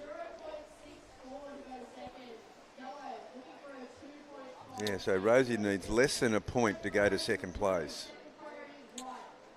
It's going to be a real telltale sign here. We saw this a few times yesterday. You know, does the surfer just get the score they need to go to second and then figure it out from there, or do they play the patient game and really look to lock in a really strong second ride and then just put it out of doubt? Yeah. And I think it's a decision that we will see have to be made multiple times today. And I said it yesterday. It's I wouldn't really say there's a right or a wrong answer on a day like today.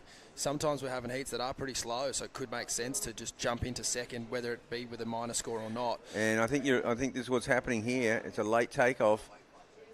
Yeah, good call, Stace. That's going to do it. That'll do it. She's definitely going into second place on that wave. And behind Charlotte Riley, she's picked off another great wave. Her wave selection's been on fire really good. This heat. Well done, Charlotte. Can we see a nice holiday hairdo there in front of screen? Yeah. Looks kind of professionally done. Yes. Or just a very, very symmetrical bowl, perhaps pulled out of the holiday apartment and chucked on the head. Oh. The Harry Bryant style. Yeah. The judge is still deliberating over that exchange there, but I think it's safe to say we're going to see Charlotte and Rosie in first and second spot. Yeah, I think so. Here's Rosie's last wave, Bugs. Yeah, there's a nice looking wave. Her timing's just so good. And she does get that last turn in.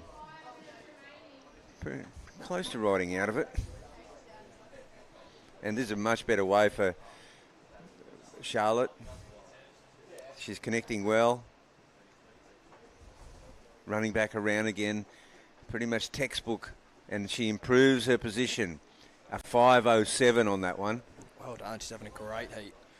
And there's Rosie with the 3.6. So that little 3.6 there has actually made Lola and Grace require a pretty decent score. We're going to need something up in the 5 ranges now. That's right. Here off the end, this is a little runner. Oh, well done. Great takeoff. Oh, look at this wave. Well to negotiate that. Great technique through the curve of the wave there. Oh, that was super well done. That was great. Oh, and a little fin blast. Oh, it just comes unstuck. Jeez. That was a high degree of difficulty. Yeah. That was a cool little ride. And out behind Grace Cook now. It's an important ride for young Grace. Yeah, Grace needs to get into this heat. She's sort of lagging on the wave count. And then, it's one thing I think you notice in a lot of well-groomed point break surfers is that, you mentioned the late drop is a real skill to have, and how you shift your shoulders around and keep your toe side edge. Once you've made the drop, you've kind of then got to shift your shoulders around and get that right shoulder closer to the wave. Yes, right. Just to keep your board down. Yep. And in the curve of the wave. And although Rosie didn't get any points for necessarily the barrel at the start of that wave, she did well to keep her speed down the line, and her board didn't pearl, and it allowed her to come around the corner and belt a really nice turn there. So it's those little details that I think are really worth studying as young surfers. Yeah, I'm not sure if they she got reward. I'm not sure if they've thrown a score yet, but she hasn't improved her position. I just thought that one turn was pretty solid. High degree of difficulty at speed on a really vertical section. I thought that might have deserved at least in the 4 range for that one turn.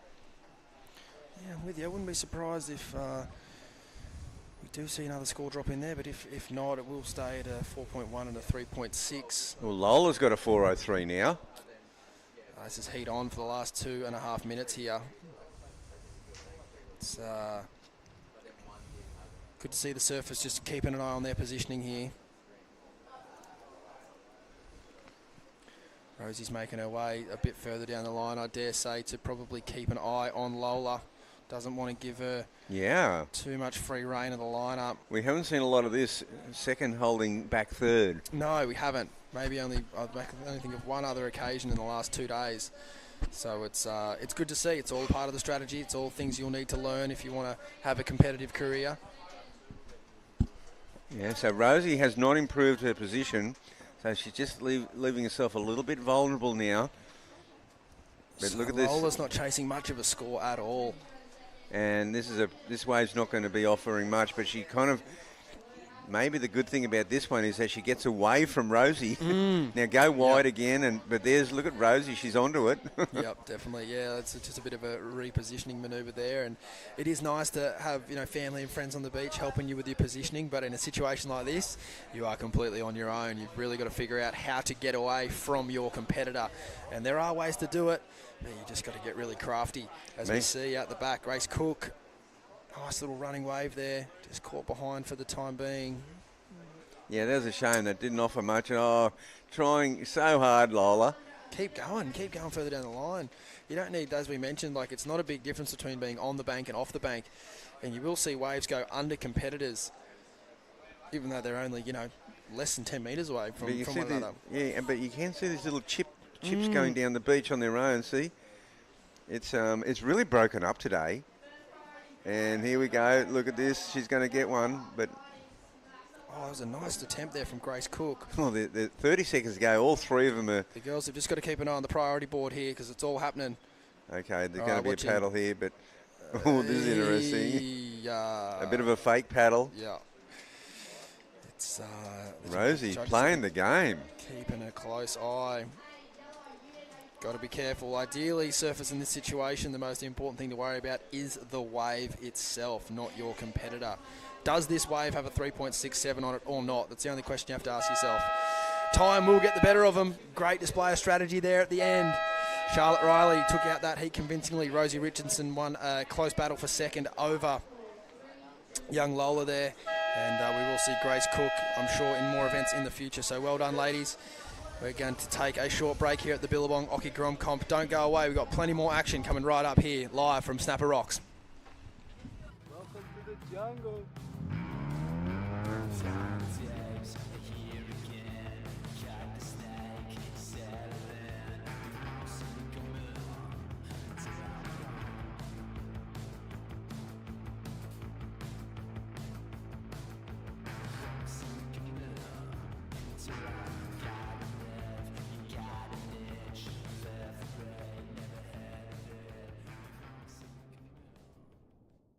You actually find interest in something, or if you love doing it, give it your all and try to excel in it. You can be super at your best job. Let's get it.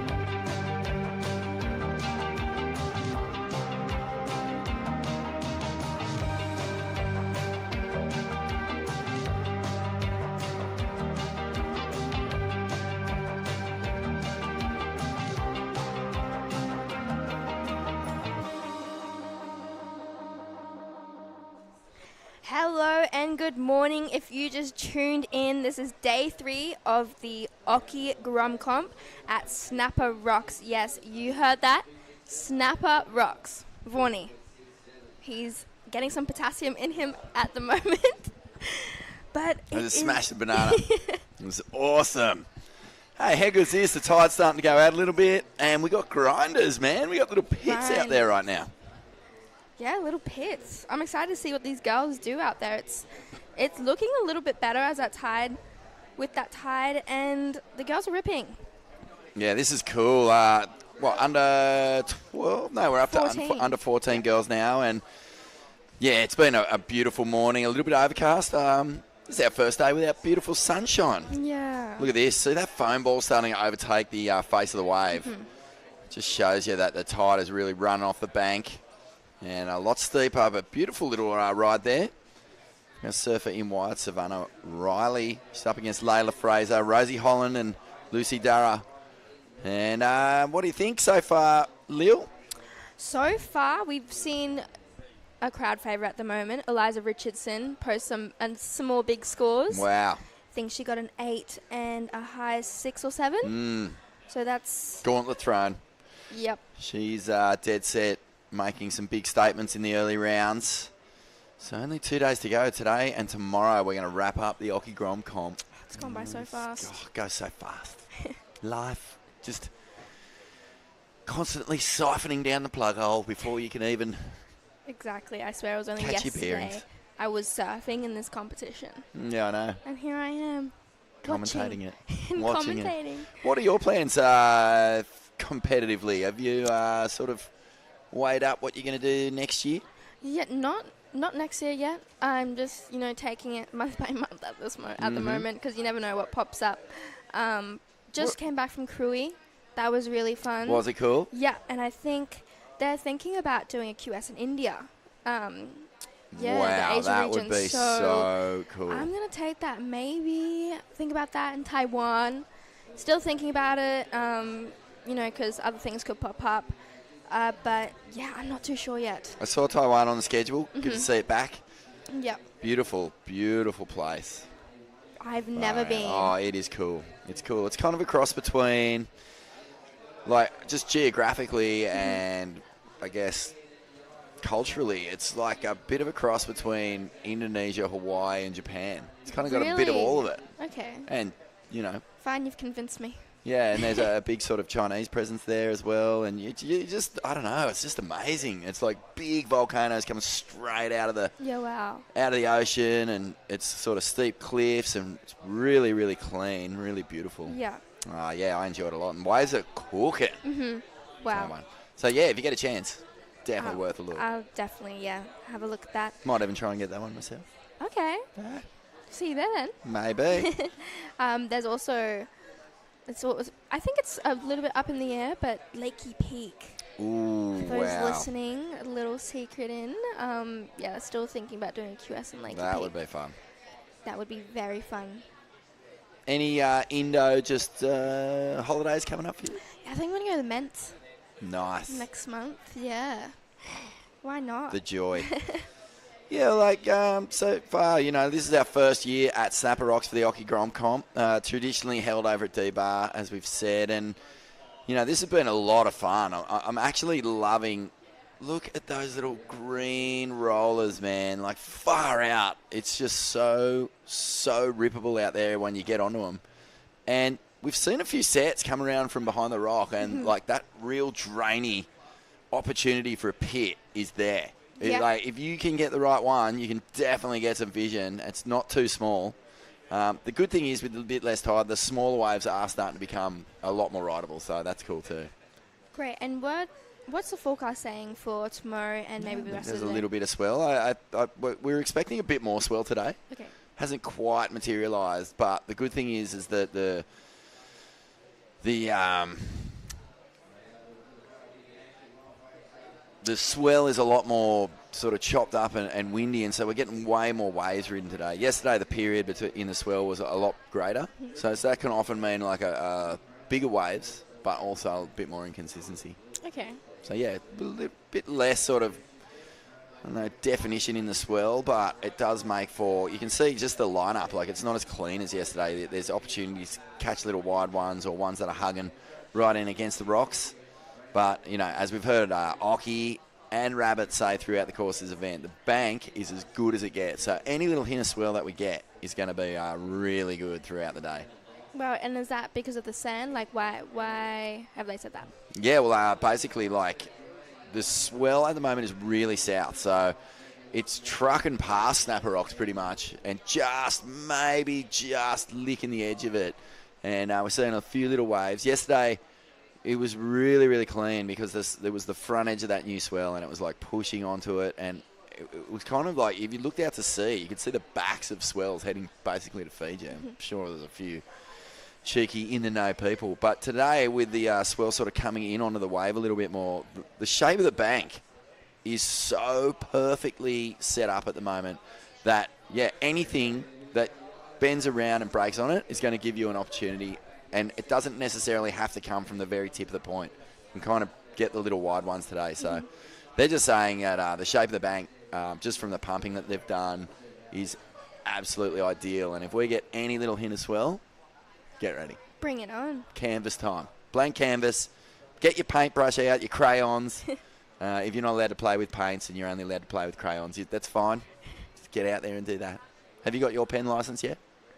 I do have my pen license. I got it in grade 6, and I do remember it clearly. Congratulations. So it was one of the best days of my life. It is a big step, isn't it? Big step forward. I had to have those little plastic pen holders. Oh. You know, so that your technique was good. Oh, yes. Yeah, they were like having training wheels. I didn't like having those. This is definitely off the subject, but like, I noticed that handwriting nowadays are way different. Like, you know, everyone's handwriting is different, but the way people write is so different. Really? So back in, about 20, 30 years ago. Do kids still handwrite anything? Because, like, No, everyone's that's on so laptops true. and computers and stuff these Not days. really. And phones. Like, I've noticed that, I've got a 18 and a 16-year-old, and their handwriting is atrocious. There you go. Oh, see, look, beautiful little runner, hollowed out wave face. Not a whole lot there for turns, but just that nice feeling of trim and going fast without having to work for it. It's a good feeling. And, you know, if Layla was able to get around that section into some green face, see here, just sitting in the base of that one, you know, she might have been able to use that speed to something a little more spectacular. That one just petering out. And, Vaughnie, what do you reckon the judges are looking for today? Well, they're looking for what they always look for, which is radical surfing, dude. Nah, they're just looking for, I think combinations on point breaks are always huge. Down the line, speed and connectivity is big, and, of course, variety. If you can showcase something different that, you know, not everyone is capable of doing, that's going to really get their attention. Some beautiful surfing here from Lucy Dara, and I don't mind telling you, there's a touch of the Carolyn Marks about this young lady. She's got a really smooth backhand, and it's a confident backhand too. There's not too much wiggle there. Even on that smaller wave, she was able to hook the board right around out of the top turn. Yeah, it's tricky, small, but look at this. Beautiful snap to slide from Savannah. And she doesn't get quite the finishing turn, but she's got a 3.23. She's the second best rider of this heat so far, and she'll drop that 1.8 for sure. And on days like this, even a low 3 is used as a backup. You know, it's not easy, it's small, but I've seen, you know, a couple of heat winners and first and second places have that low score as a backup, but on days like this, I feel like you really need that, you know. You gotta you can take what you get, you know. There's so many waves breaking. Like, you can see here, the surfers have already, you know, stayed really busy. And so getting a 3 on, you know, only a 2-turn wave is really doable. Yep. So it's not a bad tactic to just get out there, catch 2 waves as quickly as you can. When the sets come, they come, you know. It's a tricky one to time this morning just because it is a bit more of a wind swell. And so, yeah, you can just stay busy. And then if you've got a couple of 3s, that's when you can sort of drop anchor and wait your turn and hopefully be in the right spot for a set. But super fun wave. Super, super fun. And like I said before, you know, like if you're a little Grom and you have surfed snapper before, or even if you haven't, you would have seen all footage and photos of it, just so packed. It's one of the most popular waves in the world. And any chance you can get to just get to know the lineup on your own terms is a really, really cool feeling, eh? Absolutely. I think it's kind of, when you're free surfing, I know that, you know, if I surf before a competition, I've never really surfed, or I surfed there, but only with a lot of people, I kind of get lost when there's no one else out there in a heat. And I wonder if, you know, have you ever experienced that? Like, get out there, I'm like, wait, that person was sitting over here, but it feels different. You know, it is a different feeling. So you really have to study it. And I think being out there alone, and then when they'll maybe free surf after the competition, they'll be like, okay, this is where I was sitting, this is where I got the best wave, you know? Yeah. Yep, you can get Gold Coast tourism as well. People come from all over the world to get a taste of this place. But gee whiz, it is such a competitive lineup. Oh my God, trying to get waves out here any day is a tricky proposition. Wow. Look how bowled out this thing is. And Lucy just couldn't quite get the down the line drive off that takeoff. It just sort of cupped out and bottomed out. She found herself right in the impact zone there. However, Lucy's last wave, you know, that critical backhand surfing that we just saw, her Caroline's backhand surfing, she did get a 5.67, which is the highest score of the heat so far. And Savannah Riley actually, for her one turn, unfortunately, she didn't get a finishing, but this is her riding now on a wave. That's a nice first turn. This is looking like a good backup for her. And that's a second. Nice carve. I really like her style and her flow. I think that'll maybe improve on her 3.23. I think so for sure. She just had the perfect positioning there. Speed and two really nice turns to get that wave going. Yeah, it fizzled on the inside a little bit, but work was done. And when the work's done, you got to get paid. So that turn was really nice. Cuts it back into the power source. Fizzles out on the end. It's a good one. Yeah, so I think Rose Holland is going to have to watch out for Lucy here. I think she's only going to need a smaller score, and here she is now. I don't think this wave will present much, but here's Layla. Layla with the Rusty logo there, just remind. So Lucy's only replacing a 1.1. If there was anything out the back before she fell, she might have done it, but I don't know. That was a quick paddle out, and she's looking a little bit nervous here. She says a bit of anxiety starting to creep in with 3 minutes, asking for a time call from the beach announcers. There is 3 minutes remaining. However, this will be Savannah Riley. She's on some really good waves. That's her second hit. Unfortunately, the wave just runs off. But Lucy Darragh needs a 1.26 to go into second place. So and she might not have got it, because if that was her first turn and she didn't make it, then, there's not points in there. Yes, so it'll be interesting to see what she does. Will she... Here she goes. She's going to pull the trigger here. 2.5 minutes. This one's going to suck out quickly too. She gets the good takeoff. She's got the downline speed. Needs to get a turn in. Does it and completes maybe. Ooh. I think just based on the takeoff and based on maybe just the trim and the bottom turn, she might be able to get rid of that 1.1. She's leaning less than a 2, right? Yeah, 1.26. So she might have done it, but maybe not. It's right there. This is extremely close. It'll be, yes, very interesting, and there you go. Wow. So the judges there really appreciating probably the critical nature of the takeoff and the down the line speed. Sorry, I think that was her second last wave. She got a 1.43 for that last wave. Oh, good. I think we... And unfortunately for Layla as well, big dolphin. I think they head up into the tropics and have their little babies. Ah. And then they do the big migration back down south, and you get to see all the pups out there with them. It's cool. It's beautiful. All right, well, why don't we have a little break, Lil? We'll come back with plenty more action from the Occy Grom Comp just after this. Welcome to the jungle.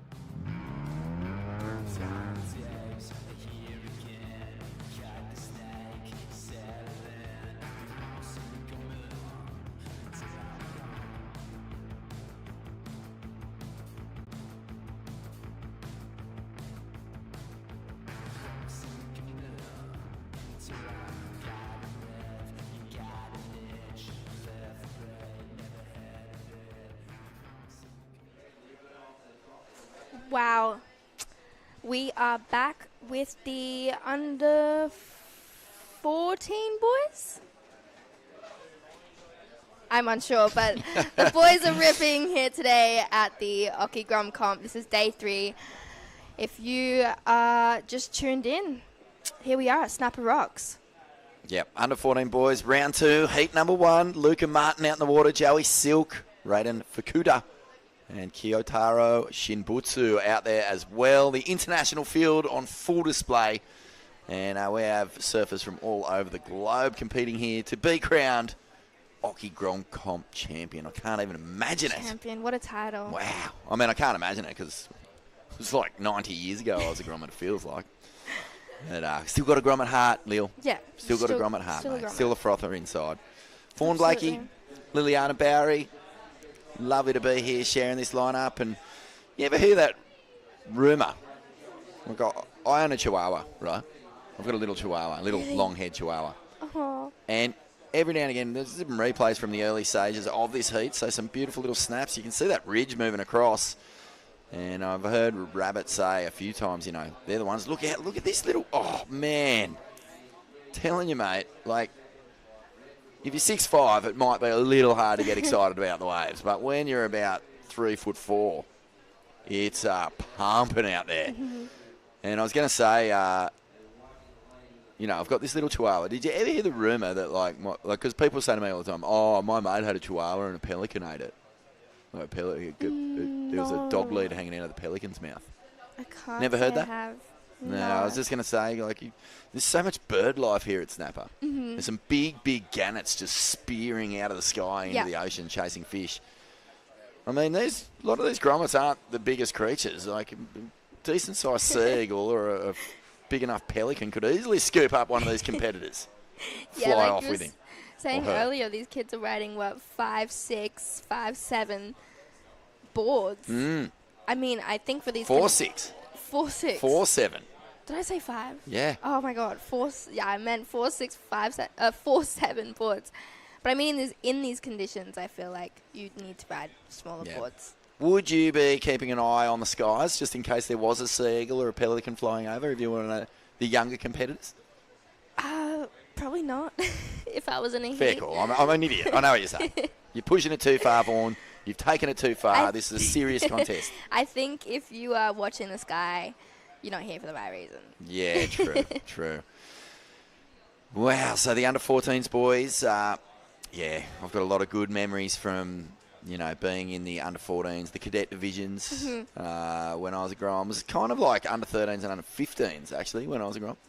Yeah. Really? Yeah, they didn't go the evens. They went the odds for some reason. But, like cadets was usually under-15s. And that was probably, the highlight years of my surfing life in terms of, surfing in club comps. I was the club champ at Newey Board Riders. Yeah, you were. Yep. Won a little trophy. Sick. And, man, they really are the magic years where I think you peak surf froth. Everything's about surfing. You don't care about anything else. Homework. Don't care. Good food, don't care. Yeah, it's kind of still just think about that. No, I don't. I finished school. Now it's just surfing, traveling, and good food all together. That's good. What a life. I'm so grateful. And, these kids through surfing get to travel the world. I mean, we have kids from, like you said, Japan, international, Brazil, everywhere that come for this event. And now they can say they've been to the Gold Coast and surfed it with 3 other people. Luca Martin, nice little float.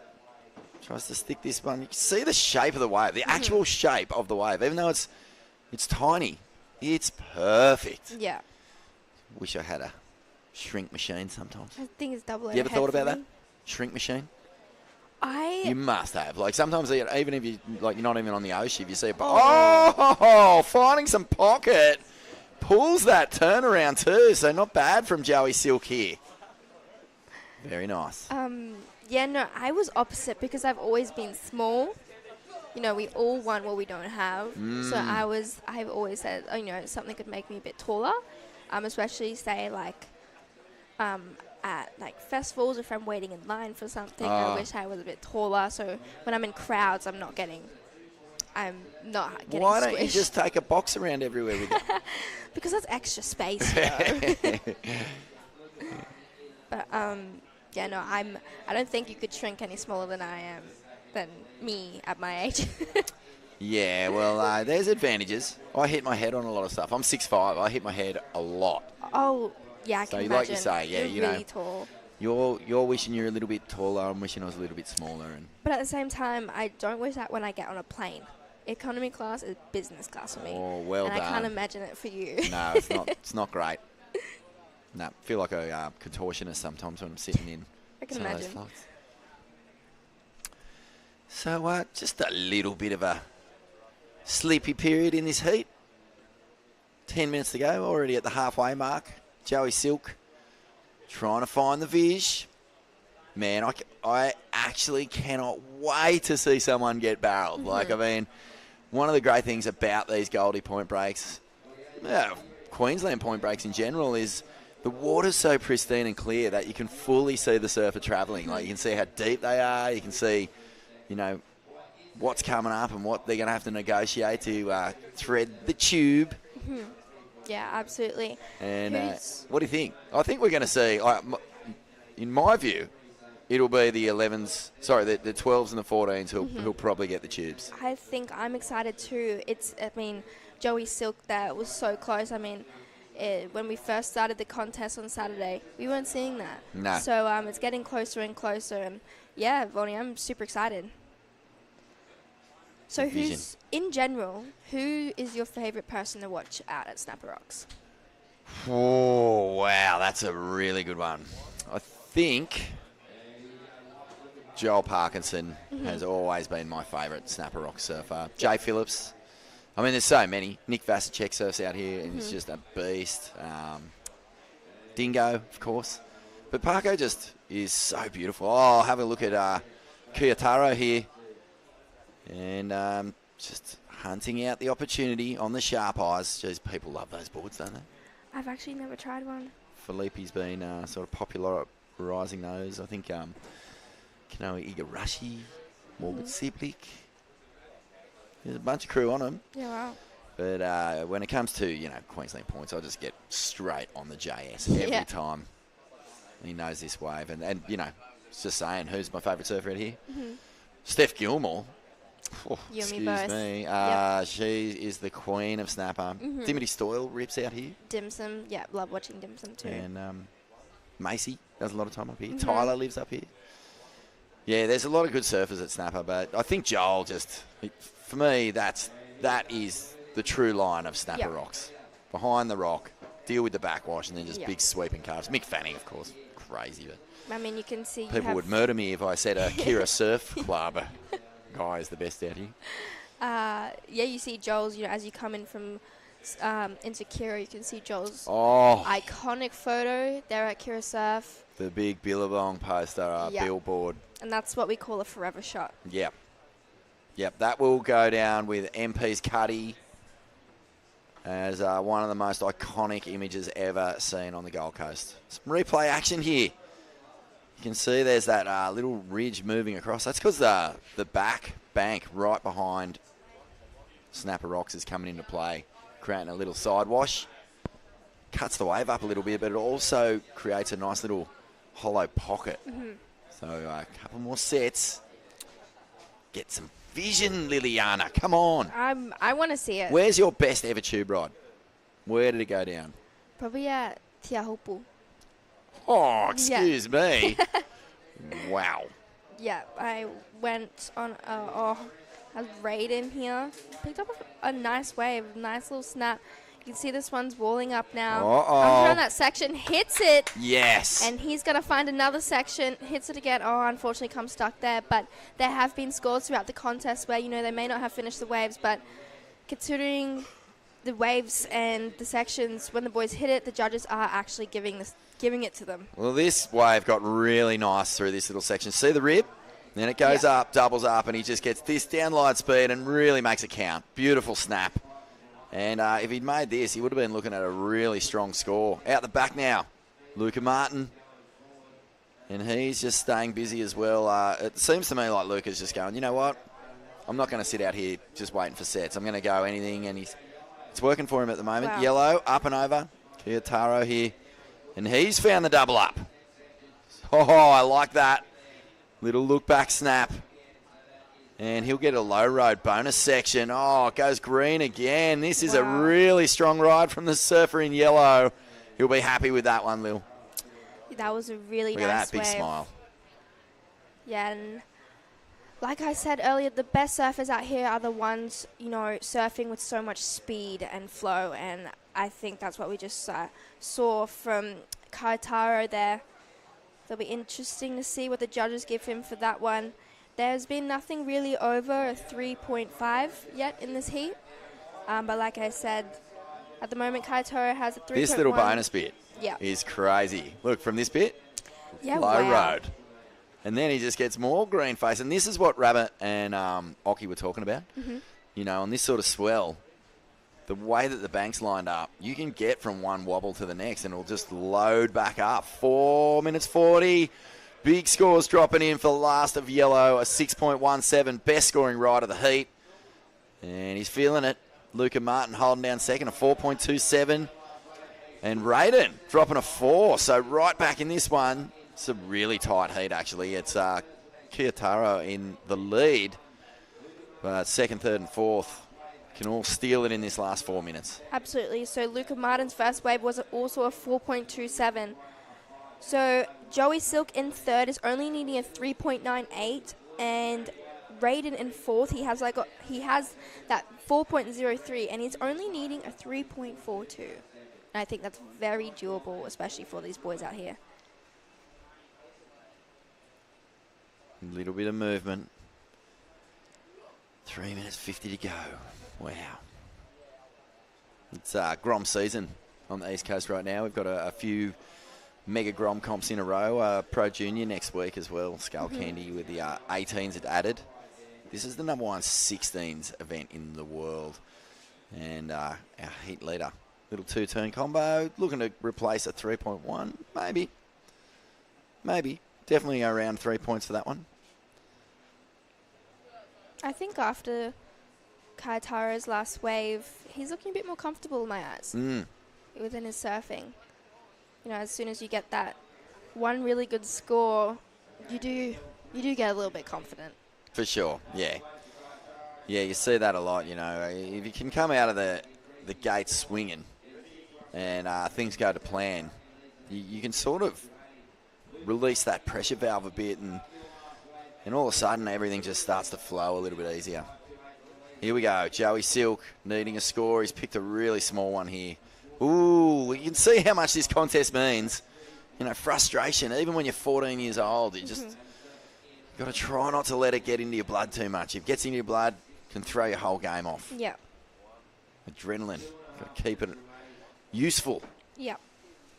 And I think when you have so much adrenaline, you can't control your thoughts, but you can control your actions. And it's cool, seeing how different athletes deal with such emotions. Say you have so much adrenaline, sometimes you don't know what to do. I know that personally, I get so excited sometimes that I can't even, function because I'm just so frothing. So I need to, have my strategy to just calm me down a little bit. So I can bring myself back to, okay, you need to surf. You need to, It's a really good point. I mean, when you think of champions being able to win with buzzer beaters, it's because they're keeping that adrenaline completely in check. They can keep their thoughts clear and not overthink or project what they need or need to be doing. All they have to really be is in the moment. If they're in the moment, they can bring out their best performance. If they're starting to think about the result or anything like that, or frustrated or whatever sort of spikes those feelings, then you can put yourself in a position where you're not really even in it to win. But here we are with Raiden now. He's looking for a score. He's got one in the bank. He snaps this one perfectly and gets the combo. This is going to be a big score here. He doesn't get the completion, but I'm telling you, that is a lot of work done in the early stages. Positioning was perfect. And Kirra out the back now. 6.17 and a 3.37. Not a major move that really stood out to me, but you would have to say Reiken Fukuda there is definitely going to post something north of his best ride, which is a 4. I can see something solid coming in. And this could throw everything into disarray in this heat. 40 seconds to go, Lil. Good finish here from the surfer in red. Wow, I didn't even see Raiden coming from there, but I saw the boys looking, and I loved how he gained that speed and really used that speed to do those great turns. Yeah, this one was a little more pushy. Bit hard for Kirra there to get the major manoeuvres in. And there you go, a 6.0 for Raiden. So there's only 15 seconds left.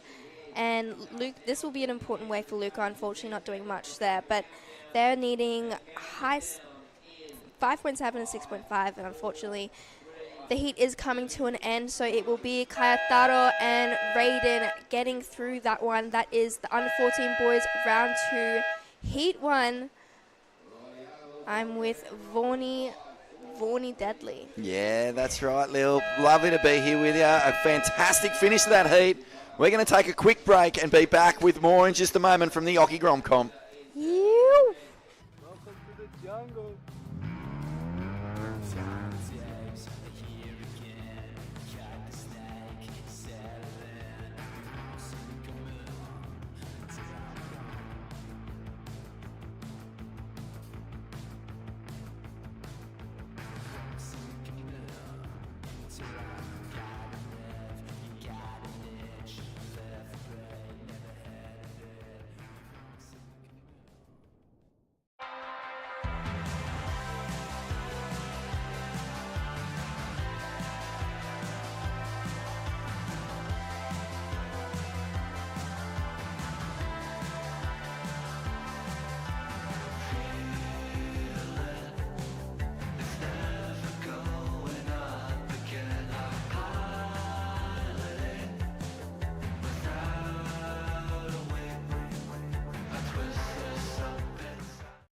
Actually find interest in something, or if you love doing it, give it your all and try to excel in it. You can be super at your best job. Let's get it.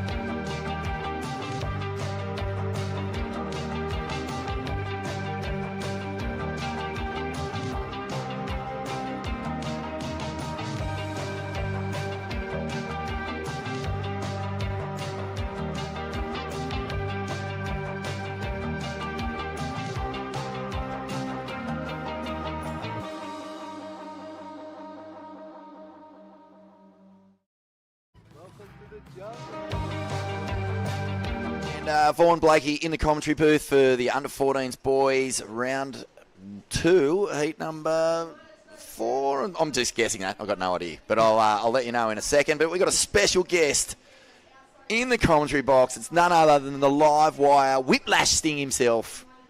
Dakota Walters, good to see you, brother. Thanks for having us. Yeah, mate. Far out, man. It feels like yesterday I was commentating heats where you were in like the under 11s and the under 13s in these events. Yeah, far out. It feels trippy? like, yeah, I feel like I was doing the Occy not long ago at all. Hey, I don't know. I wasn't lucky enough to get to surf snapper with my mates, but Debo was pretty good for us. But yeah. No, such a dream come true to watch to get to watch all the kids out here, and I guess they'd be losing their mind getting to surf snapper with all their mates. For sure, man. It's funny, you know, like at this size, you might look at it, even at home if you're a fan of pro surfing and go, oh, it's not really that good. And like if you're 11, 12, 13, 14, 15, you're looking at this going, oh, let me at it. It is dead glassy. It's roping down the bank. There's little visions if you want them. Yeah. It's pumping it. No, for sure. I was saying to Bowie before that I'd rather surf this at this size than D-bar pretty good with your mates, getting to surf an Occy with just a couple of your mates out, and it's like this big, no one out. I'd rather surf medium-sized snapper all day. Yeah, mate, this is a really cool event. As we say, first time ever at Snapper, but it's the world's biggest under-16s event. You didn't do a whole lot of competitive surfing in your younger years, but you would surf in this one. So, like, why did you surf in this one? What was it about the Occy Grom comp that made you want to pull the Rashi on? Yeah, I guess it was a Billabong event for first, so to do an event that your sponsor hosts is heaps of fun and something that I enjoyed to do. And then I feel like the Occy was one of the bigger, or it still is, probably like the premier Grom comp around Australia, or if not the world, I'd say, for under 16. So just, yeah, I don't know. I didn't do too many, but to do like the major one or the odd other couple, this was my favourite one to do for sure. Yeah, for sure, mate. Look at these little waves. Tell me that's not pumping if you're a little micro Grom. I can see your brain ticking over now, mate. You've got the froth. No, I'll be losing my mind to get the surf out It's here. classic, man. I remember seeing you just this year, was it? Yep, just this year. Byron Bay Board Riders, who you're surfing with now, took out the Australian Board Riders battle down at Newcastle, and there was a few heats where you were having to get out because it's, you know, time sensitive. You get penalised if you don't make it back to the battle box or whatever. And you were going out and surfing waves smaller than this and having to get a wave and having to get a score and come back in. Yeah, for sure. That ABB is such a sick format and so much fun. And, yeah, I had a few instances where I had to run out and catch waves way worse than this and get back in. But, I don't know, I just feel like the fun of competing and being there with all your mates is like, you don't really care how the waves are. You're just having a ball anyway. Yeah. Dead glassy, though, like, you know, waist-high right-handers. It's just a dream come true for most of these kids. And a lot of them, like you and your family, I know your dad, Jeremy, your mum, Cars, and your family, Harles, and Sis would fully, like, make a big holiday out of it, you know. You'd come up here and spend the days together watching heats and cheering on all the rest of your mates, and it's just such a vibe, eh? Yeah, no, it's so much fun. I feel like these 2 weeks, sort of like this event into the next one, and it's such a fun time. You get all your best mates and all the kids that you don't get to see too often all at one spot, surfing, pumping waves, and I don't know, getting to compete against your mates and see who does better. And yeah, I don't know, it's so much fun. Malachi Carson over the handlebars there, you can see just how drainy it is. It's like, you know, as the tide goes out, it just sticks harder and harder to the edge of the bank. It comes out of deeper water. And you're really dealing with, like, some pretty drainy takeoffs, mate. Yeah, it's hectic out there. I feel like, I don't know, for the size of it, there's so much water in those little waves because it's so shallow that it's hard to fit in the right little transition of the wave out there at the moment. The boys are doing well. Cruiser Euros, Carter Crowley, Ashton Crowley, and Malachi Carson. Don't tell me. Brothers? Don't tell me this is brothers going at it out here. It must be. What's it like, mate? You've got a younger brother who's a full-blown ripper. You two grown up, obviously, sparring each other, but now that he's turned into a... Is he taller than you yet? Oh, he's way taller than me. Way taller. I mean, how's it go when you two pull the Rashi on against each other these days? We've had a pretty big split. Like, I'm 5 years older than Harles, so it's not that often that we get to do it, but when we do it, it's pretty funny. He's always all over me, and he's bigger than me now, so he almost tries to bully me around. Oh, yeah, well, get used to it, mate. My younger brother bullies me heavily. It's good, though, you know, like that sort of sibling rivalry can really elevate your performances and stuff like that. What about you, mate? You had a pretty strong regional Q leg, some good results here and there. What's the plans for you over the next 12 months? Yeah, I'm going to have a crack at the QS again next year. I did the events this year and had an all right run, and then unfortunately got hurt and had a fair bit of time out of the water. That's right. Yeah, I'm really keen to try and do it again next year. And how is the injury? Oh, mate, by the way, that, what was that, a semi or a final against Jolie Vaughan down in Maroubra? Yeah. That's where you hurt yourself? Yeah.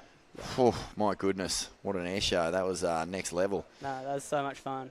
Yeah, well, we want to see you on that queue, mate. It must be a little bit tricky when you're forced out through injury, watching the Challenger Series sort of carry on without you. You'd be loving it, wouldn't you? Yeah, for sure. No, I don't know. That was definitely the goal, to try and make that Challenger event series. But, yeah, I don't know. Everything happens, and I'll be there to try to do it again next year and probably be better for it. For sure, mate. Yeah, I mean, these things tend to happen for a reason. You've come on so hot for a guy who really, like I said, didn't do that sort of traditional route of just surfing junior events for your whole young life, which tends to be how a lot of people do it. The pathways are strong. You know, the burnout factor isn't really a thing as much as it used to be. But, you know, now that you've had this break, I guess you can sort of really take stock of what you've learned from those regional cues and hit it again next year with a real head of steam. Yeah, for sure. No, look forward to it for sure. Grindy, mate, grindy. It's crazy. There's like knee-high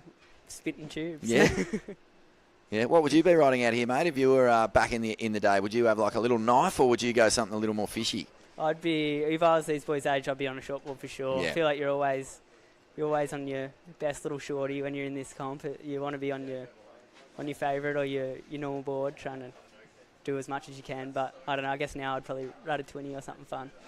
Unreal, man. And just having a look at some of these scores, a 5.1 and a 4.3. So Cruzy out there in the red is going well. These chip shots that come across with the wedge, sometimes they do this. They stand up and run. And even though that's tiny, you can see he's got plenty of speed without having to really work too hard. This one does the fizz.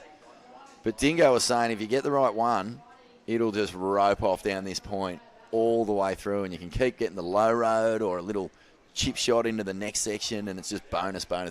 Yeah, it seems like if you get the right one that wedges off the rocks there and doesn't turn too much on itself, it just runs forever. And it's so sick that the kids get to have it on their own out there and they can go so far. And I don't know, I feel like if you get the right one, you're doing 15 snaps. It's sick. How sick. Yeah, what are your favourite memories of your grommet years, mate? You know, now that how old are you these days? 21. 21, yeah, okay, so you're still a grom, but yeah, you know, when you think back to being sort of 13, 14, you know, what were your go-to amp-up songs or movies, or what did you like to eat after a surf? Were you pretty typical grommet, just hot chips and cokes and all that sort of stuff? Yeah, whatever's there. I was at the bakery every day, but yeah, I don't know. I just remember having so much fun hanging with all my mates and surfing all day. That was my favourite part. What was your big ramp-up flick or song? Like, were you the kind of kid who would watch something to get pumped up and then go surf? I always watched a bit of Taj Burrow. I don't know, he was like my favourite surf, so I always, like, if I was going surfing, I'd always watch a bit of him or something like that. But I don't know, I feel like I always put headphones on before my heat because everyone else used to do it and all the pro surfers did it, but yeah, it was nothing. I had no idea what it was doing. Yeah, it's just nothing even on. Oh, I thought for sure there that Aston might be pocket-sized enough. Look at that. Look at that wave. That is a crazy-looking wave, man. Far out. It must have been about ankle high at the end there, but how thick it was. The bank is unbelievable. I feel like where those guys are, that you can see on the rocks down the bottom right corner, is where you're almost like, I don't know, days on high tide or when the bank's not that good, you're surfing through there. So much sand at the moment. Yeah, and it's really thick, isn't it? Just the way, here we go. This one's got that little wedge moving across it, but just having the speed, you really got to get motoring straight off the takeoff here. Yeah, it seems like you got to get going and then set your turns. I don't know, it feels like if you try and turn too quick out here with it being so small and tight, you're going to get left behind. But I don't know, the boys are doing so well. I love what you're saying there about just putting the earphones on just because the pros did it. Yeah. Someone just saying to you one day, like, what are you listening to? And you go, what do you mean? What, people listen to things? Oh, I thought I was just blocking out the noise. What about now, mate? Who's your go-to for a pre-surf ramp-up? Are you still sort of looking at other people surfing and going, yes, I wanted to take that on? Yeah, lately I've been watching Billabong's Still Filthy movie that they put out a few years ago. but Taj's section in that mostly, that's one of my favourite sections to watch for sure. I don't know, since being injured, I reckon I've watched more surfing than I ever have, and watching that on repeat. So lately, since I've been surfing again, I've been watching that most. Far out, man. I can't believe it. Still Filthy is probably, what year is it, 2003. That came out 2009. Wow. That's starting to get on a bit. Yeah, the surfing Taj is doing in that is crazy. I feel like it still blows away, like things that are happening today is so ahead of what everyone else was doing. It's crazy. Yeah, so I think, from memory, Joel Parkinson injured his ankle filming for Still Filthy. Yeah, really? So that would be 2009, because that was the year that he was like so far out on the ratings lead, and then Mick chased him down, and it came down to pipe. So that's cool, man. That's like, you're talking over 10 years old, and that's the surfing that's psyching you up.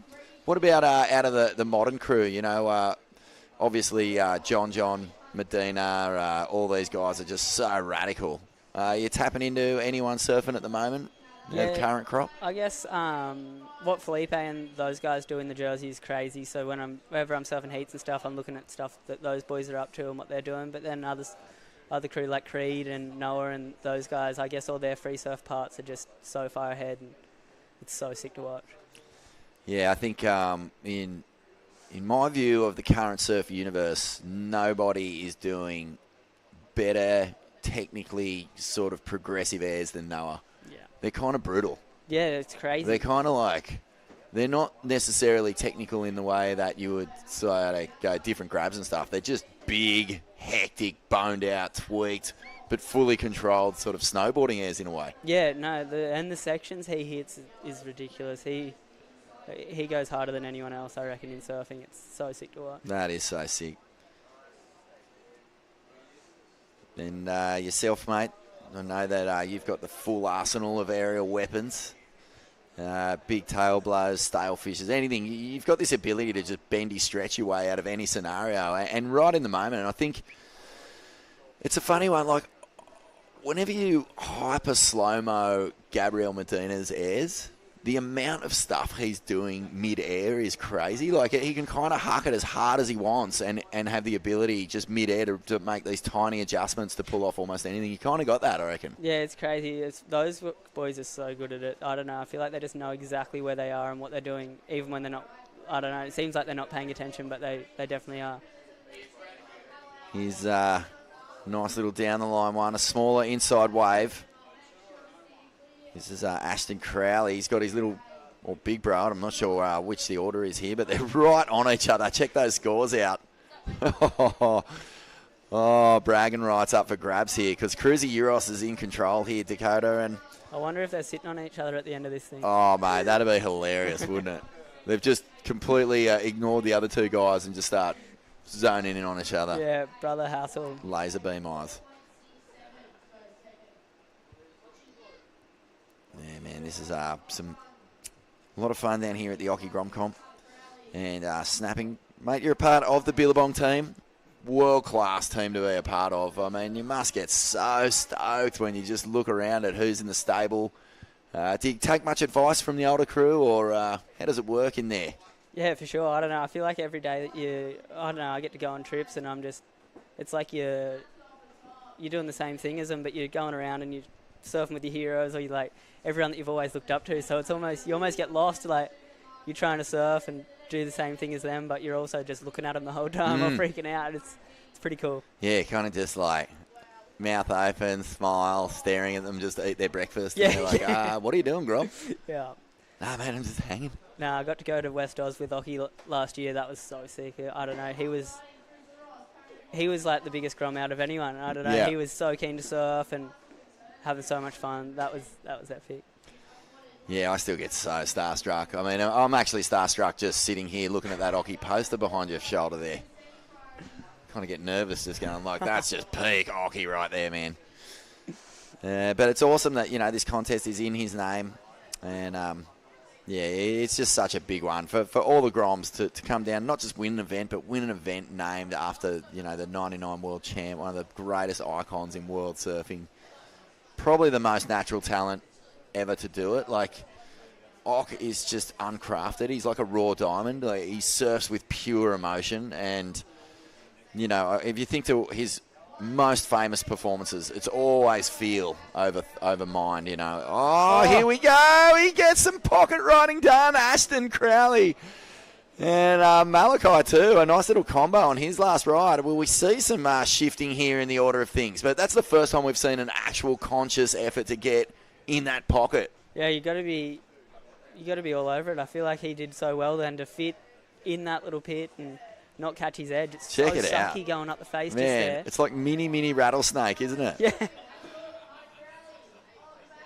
Oh, wow, look how close to shore it is too here, Codes. It's mad, man. So there's Carter just trying to keep that edge. Trying to hold his brother off. Oof. It'd be awesome if they just came in and just started having a full wrestle on the sand. Drop the boards, boys. Why'd you stitch me up on that one before? You should have told me to go. So 10 seconds to go here. It's going to be interesting to see. And there's the bro watching. Fall off. Nah.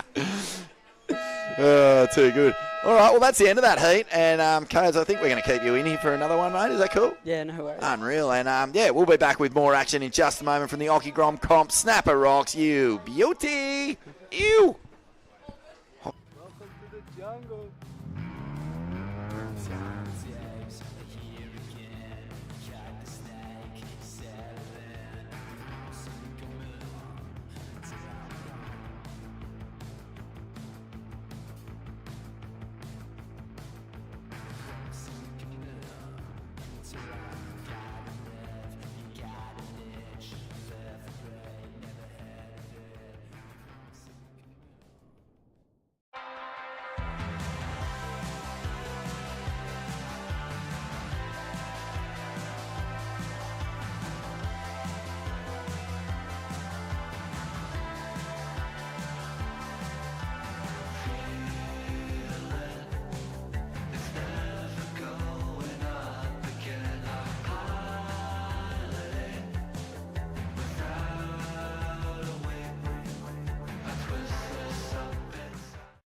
Actually find interest in something, or if you love doing it, give it your all and, you know, try to excel in it. You can be super at your best job. Let's get it.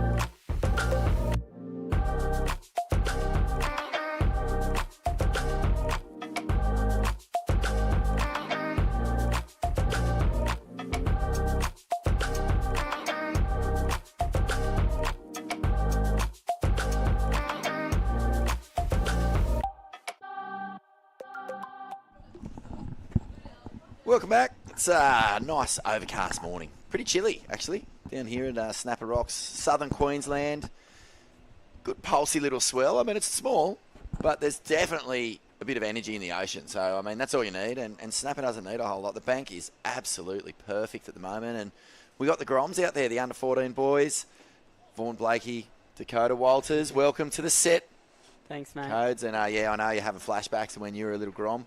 What was your pre-heat ritual like when you were a kid? Did you, I don't know, smash some hot chips, a couple of soft drinks, get down the beach and stare everyone else. Yeah, I was always pretty bloody competitive. Hey, I didn't compete as much, but I was always so competitive when I got to do it. And I don't know, I feel like I'd always just go to the beach like an hour before my heat and then put on the headphones because that's what the pros did. Yeah. And then, go and try my best. But I always had a shocker at the Occy for my first couple of years. I remember I lost first heat first 3 years in a row. Never made a heat. I was bummed, but... Who was your, like, all these kids probably have surfed quite a few heats together against each other, even if they're from different regions. Like, you surf enough comps when you're a kid and you start to know who's good, who's deadly, who's, like, chilled, who's angry.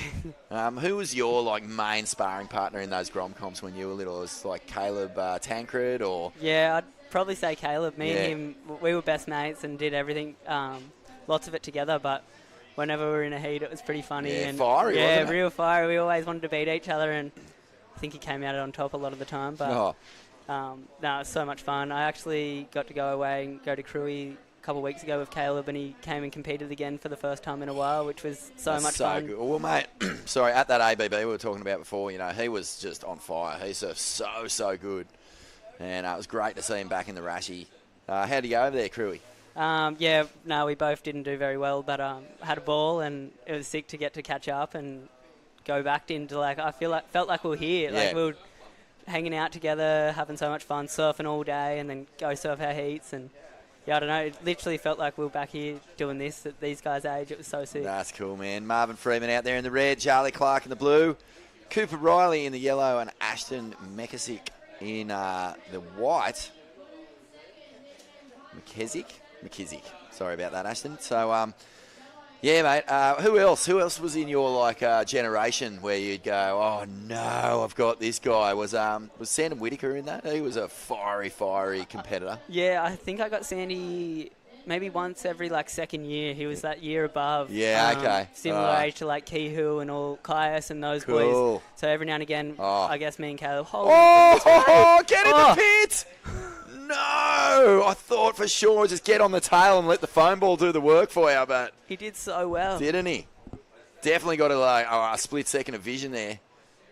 This is some early round replays and cool rapid fire backside snaps in the gaff. I really appreciate the gaff. Yeah. Any surf, any time. It's never too small for a helmet, mate.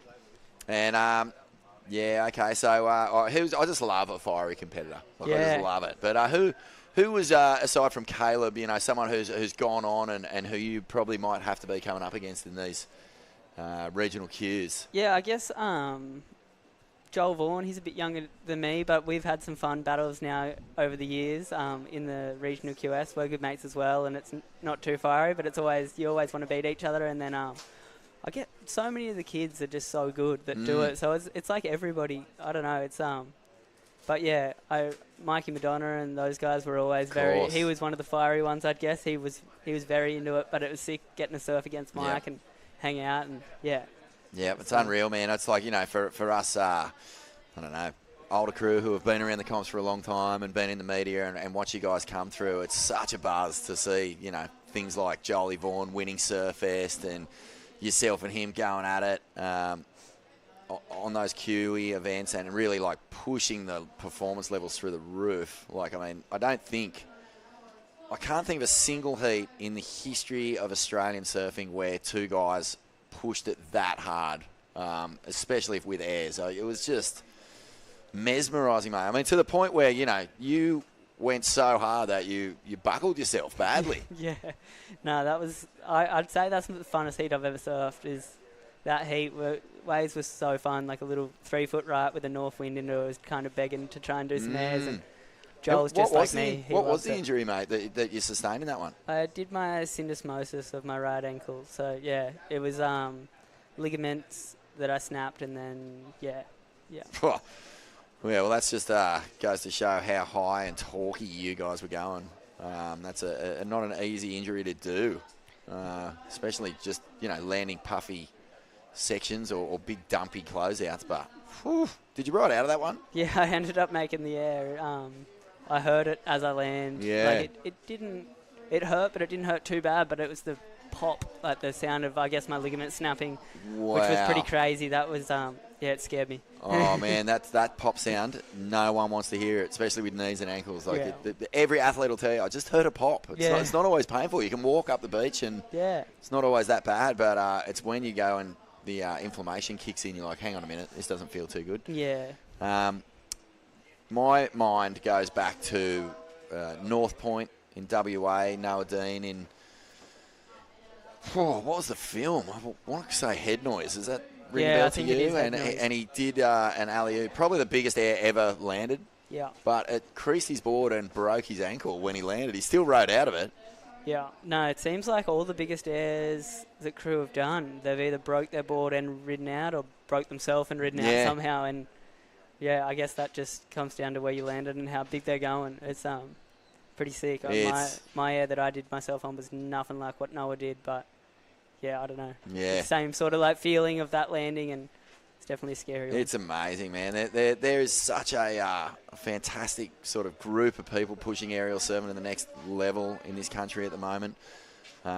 Yourself, Joel Vaughan, you got Noah, Chuni Manners, and Kale Walsh. There's a bunch of them, and like it's just seriously. Duty of self-care is non-existent to you guys. I don't know how you do it.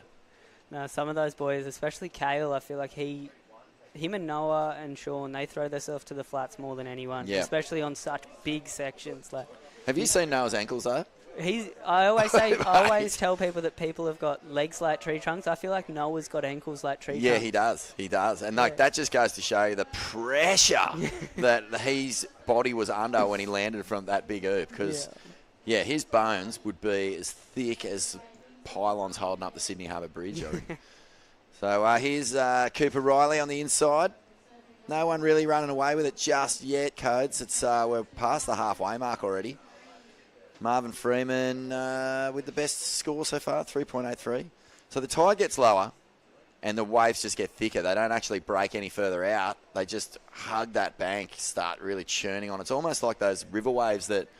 Monty and Greg sort of had. You've surfed those, eh? Yeah, I surfed that. I got to surf it once when I was really young, maybe like 11 or 12, and so much fun. But it is like this. It's going backwards on itself almost, and the bank's so shallow and close to shore that... and they were pulling a fishing trawler along the riverbank. Yeah. And so there's nowhere for the swell to go except just completely fold on itself. And you've got to be really... in the perfect spot. Too far back, you just get left behind, and too far forward, and you're not really able to get any turns off because it's just so... it's just like this dynamic little power pocket that you've got to sit in. Yeah, that's what it seems like out here. I feel like you need to... it's like you almost need to get up and get going before you try and turn, otherwise you just get left behind. I don't know. Might feel like you're going to lose scoring area, but I feel like you need to get up and going because it's just so tight and small that once you get down the line a bit, then you can open up. The wildlife's been absolutely mad down here. Those big birds, those huge gannets. Is that what they're called? I don't know. I'm just calling them gannets. Yeah, we'll call it the gannet. Albatross, I don't know. They're a big massive seabird, and, mate, they go about, I don't know how high they're going, but they just missile and torpedo themselves into the ocean. You reckon that'd spear you? Oh, you would be properly impaled if one of those things came down into your brain. For sure. For sure, mate. Stace Galbraith is back. So good. This commentary team is world class, man. Lil Bowery is down here. She's nominated for a Logie at the end of the month. One of the big rising stars, not just in surfing, but in the Australian film and screen world, mate. Ever thought about doing some acting? No, I haven't. I'm not the best in front of the camera. Stick to the wave, I think. So this has been a good one. Yeah, it's not for everyone. The camera doesn't love everyone. Oh, well, yeah. You know, it's a funny thing. My brother, Ronnie, he's a WSL commentator, and, you know, I like to throw my hat in for the regional queue from time to time, a few Grom events here and there. It's the bright lights of the WSL set that bring me undone, I reckon. Yeah. Too many bells and whistles for you. Just also show up every line and crease and mistake in my face. And, yeah, mate, there's plenty of mistakes there, let me tell you. But, you know, when you're a fresh-faced Grom, like yourself, Coda, the world at your feet, mate, let me tell you, the camera likes you a lot more than you think, brother. I got crocodile skin already. Mate, what's it like? You know, you've moved up to Byron. I know you're from originally from Angowrie, Yamba, that sort of region. It's wave rich. We won't talk too much about, you know, particular setups, but are you missing home or do you like it up the coast? I enjoy it. Yeah, obviously you miss being around with all your mates and being where you've grown up, but it's only an hour down the coast. Yeah, so I mean, if you're missing it, you just jump in the car. yeah, Right? yeah. And, you know, that's another area that I was talking yesterday to Bugs about it. Different regions and different little coastal pockets just have these waves of talent just explode out of them every now and again, you know, and you see it move around a lot. But Angowrie just consistently churns out world-class surfers, man. Yeah, it seems, I don't know, it must just be, I guess it's such a wave-rich area that everyone's so excited to surf, and there's not too much else to do there other than surf, and so... surf yeah. and fish. Yeah, yeah. You guys have a mad fishing froth zone just down there. Yeah, there's so many good fishermen around home. It's yeah, it's cool. There's really not much else to talk about in Yamba and Angowrie other than just surfing and fishing. No, there's nothing at all. I guess you could probably go to the bakery and that's about it. But yeah, I don't know. It's so wave rich and it's yeah, a pretty epic spot to get to grow up for sure. And what about your younger brother, mate? Harley's he's really far out come on in the last couple of years. It's starting to pop up in different clips and movies and just you know, an amazing natural talent as well. What's his plans for the next couple of years? Are he going to hit the junior series or? Yeah, I'm sure Harles will probably try and do the pro juniors. He's I think he might have just turned 17, so but he got his P plates the other day. Yeah, so he's on the road. Yep. But yeah, I'm sure Harles will be excited to do that junior series. Wow, this is a good wave. Little wide one, and it's got a face and gets the snap off the top, just loses it, and look at it drain. Wow. I just can't help but feel like we're going to see a couple of pretty decent head dips in this event. Yeah, I feel like maybe once the tide turns and it starts pushing the swell back in, some of the kids will be getting really pitted. What would you be riding today, mate? Not if you were young, but yourself today, if you were able to paddle out. Let's just say there's no one out, you get a little expression session to yourself. Either a 20 or I've been riding one of Alex Cruz's Lotus boards. That goes really sick when the waves are small, so maybe that. Yeah, that's probably my favourite little groveler at the moment, so it goes so fast and fits in the transition really nice when it's tight like this, so yeah. Magic, mate. I just got a 7.6 Navran Fox twin fin mega gun. It is so good. Oh, I've got the froth big time. I'll just take it out here for sure. Yeah, they all look so pretty. It goes so good in this surf, I reckon. Wouldn't be turning it much, but it'd definitely be getting that little trim happening in the pocket. Yeah. And little double ups here. Oh, the mind surfing is undeniable. And look, that's just how tricky it is, mate. It bottoms out instantly the second it hits that sand. What's the sort of technique that you've got to have here? Get straight on the tail, or would you be sort of paddling in on the angle and just getting the motor running? Yeah, I guess my tactic would nice. be, wow, I'd be trying to paddle as hard and as early as I can. You get up before it gets too sucky, and then you can a couple big pumps to get out wide, and then set your turns, just so you don't get left behind, because it's so shallow and tight, it's hard to fit in that transition.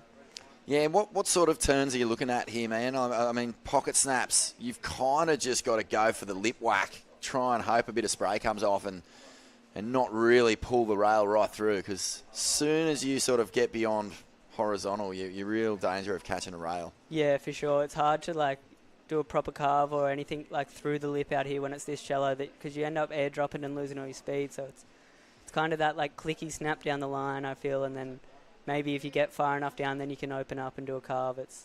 But yeah. Spit. 2 minutes to go. Cooper Riley in the lead. That's him paddling for that little one on the inside. A 4.67, a 3.47. Marvin Freeman in second. Charlie Clark out there in the blue is in third. And this guy, Ashton, finding the pit, is he? He's looking for it. He's been hunting all heat. He's going again. Gets the head dip. And, oh, man, I'd love to know what a genuine behind-the-curtain little super fast trim ride would score out here. Yeah, his first wave of the heat, I would love to see him come out of that, and I don't know where the judges would have gone, but it'd have to be big score. I think they would score it today, for sure. Like, if you've got the skill, like, you've got to be a pretty, detailed is the word I'm kind of thinking of. Like, you've got to have so much micromanagement of your board and where it's placed to ride these tiny tubes because they're so draining. You've almost got to be on the tail and just completely compressed. You almost let the foam ball do the work for you. Like, you can't race. Nah, you're just in and hoping. I feel like you're on that tail and then you got to try and get on that front edge and just let it push you. But, yeah, you got to do so much right to get through one today. That's a nice little cutty. Really well timed. And you can see there that Cooper's right on the tail. As soon as he feels the wave starting to drain up, he doesn't want any part of the nose of the board catching. So he's got his technique completely down here, Cooper Riley. That's why he's in the lead. 30 seconds to go. It's a good-looking wave here. Ooh, wide one. And you can see the rib has actually opened up here for Charlie. He's just, he's let it go. He's feeling some frustration. And as a bit of an air specialist, mate, what did you make of Viago Dora's 10 the other night? Yeah, I was, blown away. That was such a good air. He, such a big section and threw himself straight to the flats. It was pretty sick to see. One pump, big full rotator, flat board. I know that's one you hold dear to your heart. That's a tricky air to make. No, that's sick. Especially one pump into something that big is crazy. And greased. Yeah. Absolutely greased. Yeah. There you go, folks. That's the end of the round 2 heat number 4. Coming up next with Stace and Bugs in the booth. Dakota, been fantastic sitting here with you, mate. Thank you. And great to see you. Heal up well and best of luck on the queue. We'll be back with more Occy's Grom Comp in just a moment. Welcome to the jungle.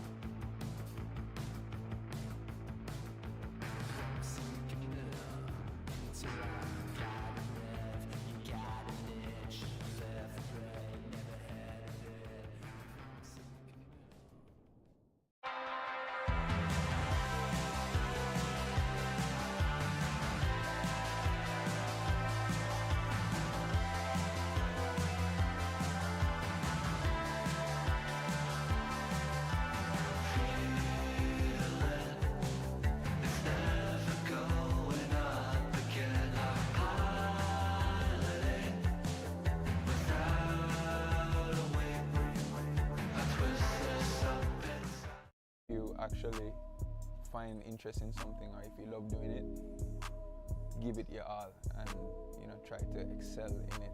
You can be super at your best job. Let's get it.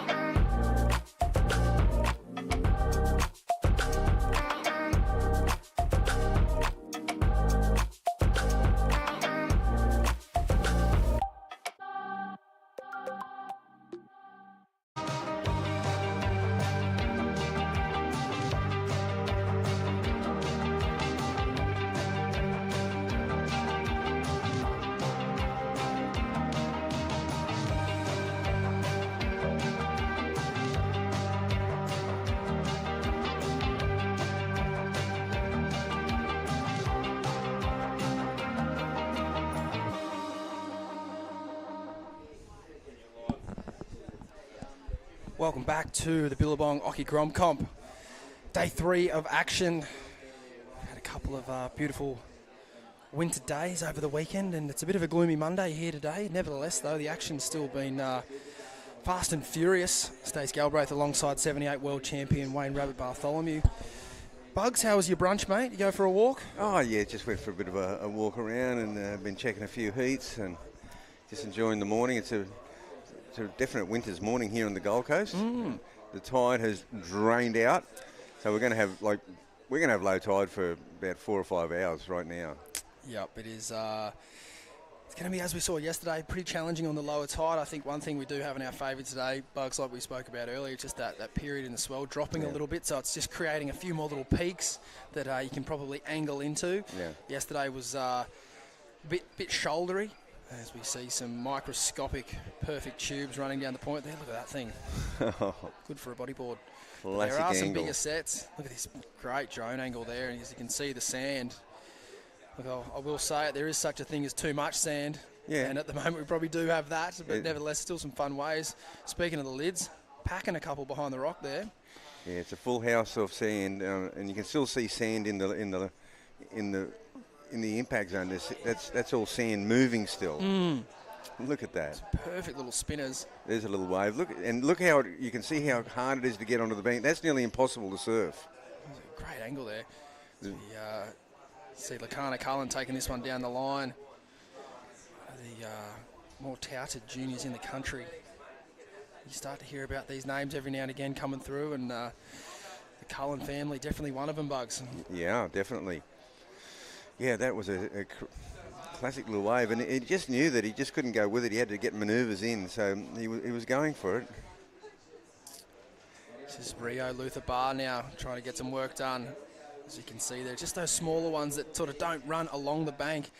They don't allow you to do too many turns. This is Hunter Sutcliffe. Yeah, tough on the back end and on this super low tide. Really tough on the back end unless you get the bigger wave.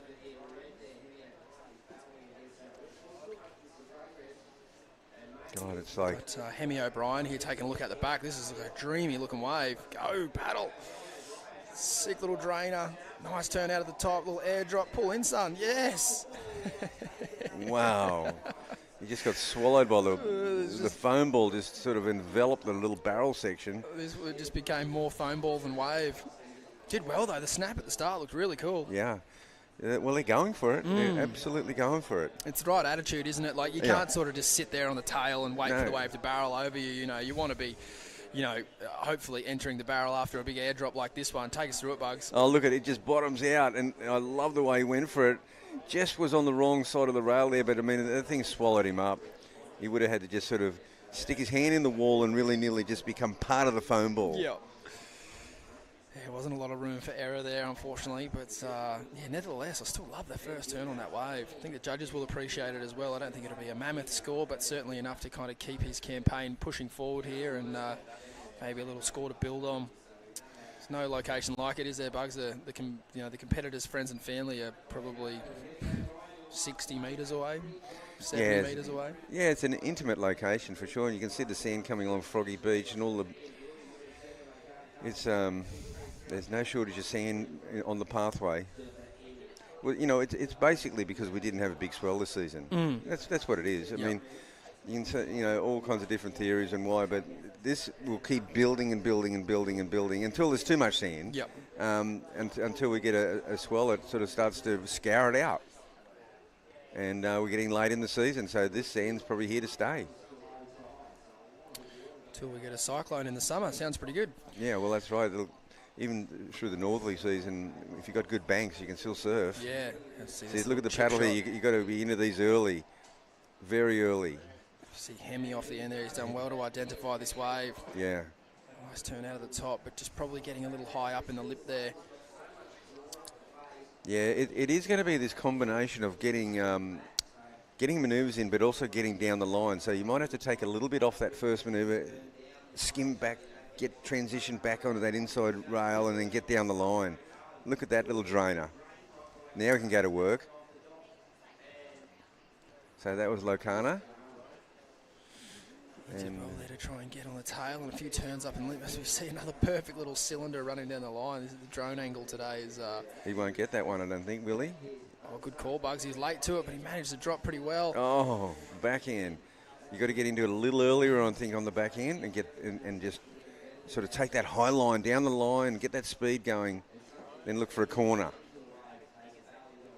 And it's going to be, for what it is, it's very challenging out there. Yeah, it's one of those things. I think we spoke about it a bit yesterday with the amount of sand that's up the top there. There is that little chip in up the top that does let you into the wave a little bit earlier. And I think with the competitors sort of bunched up here, they're not really giving themselves too many extra options at a chance if it does come through. No, well, that one we just saw there, those little peelers right up in that, at the takeoff rock. Nearly behind the rock slightly, isn't it? You see when the Challenger Series event comes to town, you'll see the surfers, the local boys like Sheldon Simkus, for instance, and Kobe Enright in the women's. They'll utilise fourth priority in a pretty sort of unorthodox position, but by being on the inside of their competitors. But the angle of the wave is such that it doesn't actually go anywhere near that pack, and it sort of runs along the sand. Yeah, there was two distinct takeoff zones then. Nowhere near as much sand as now. This angle really shows you the amount of sand that we're dealing with. You see, like, as you can see, the bodyboarder there just walking in front of the rock. Yeah, well, that doesn't happen too often. No. It's sort of, it's nearly just part of Froggy's Beach at the moment around there. So Locana has moved into first place.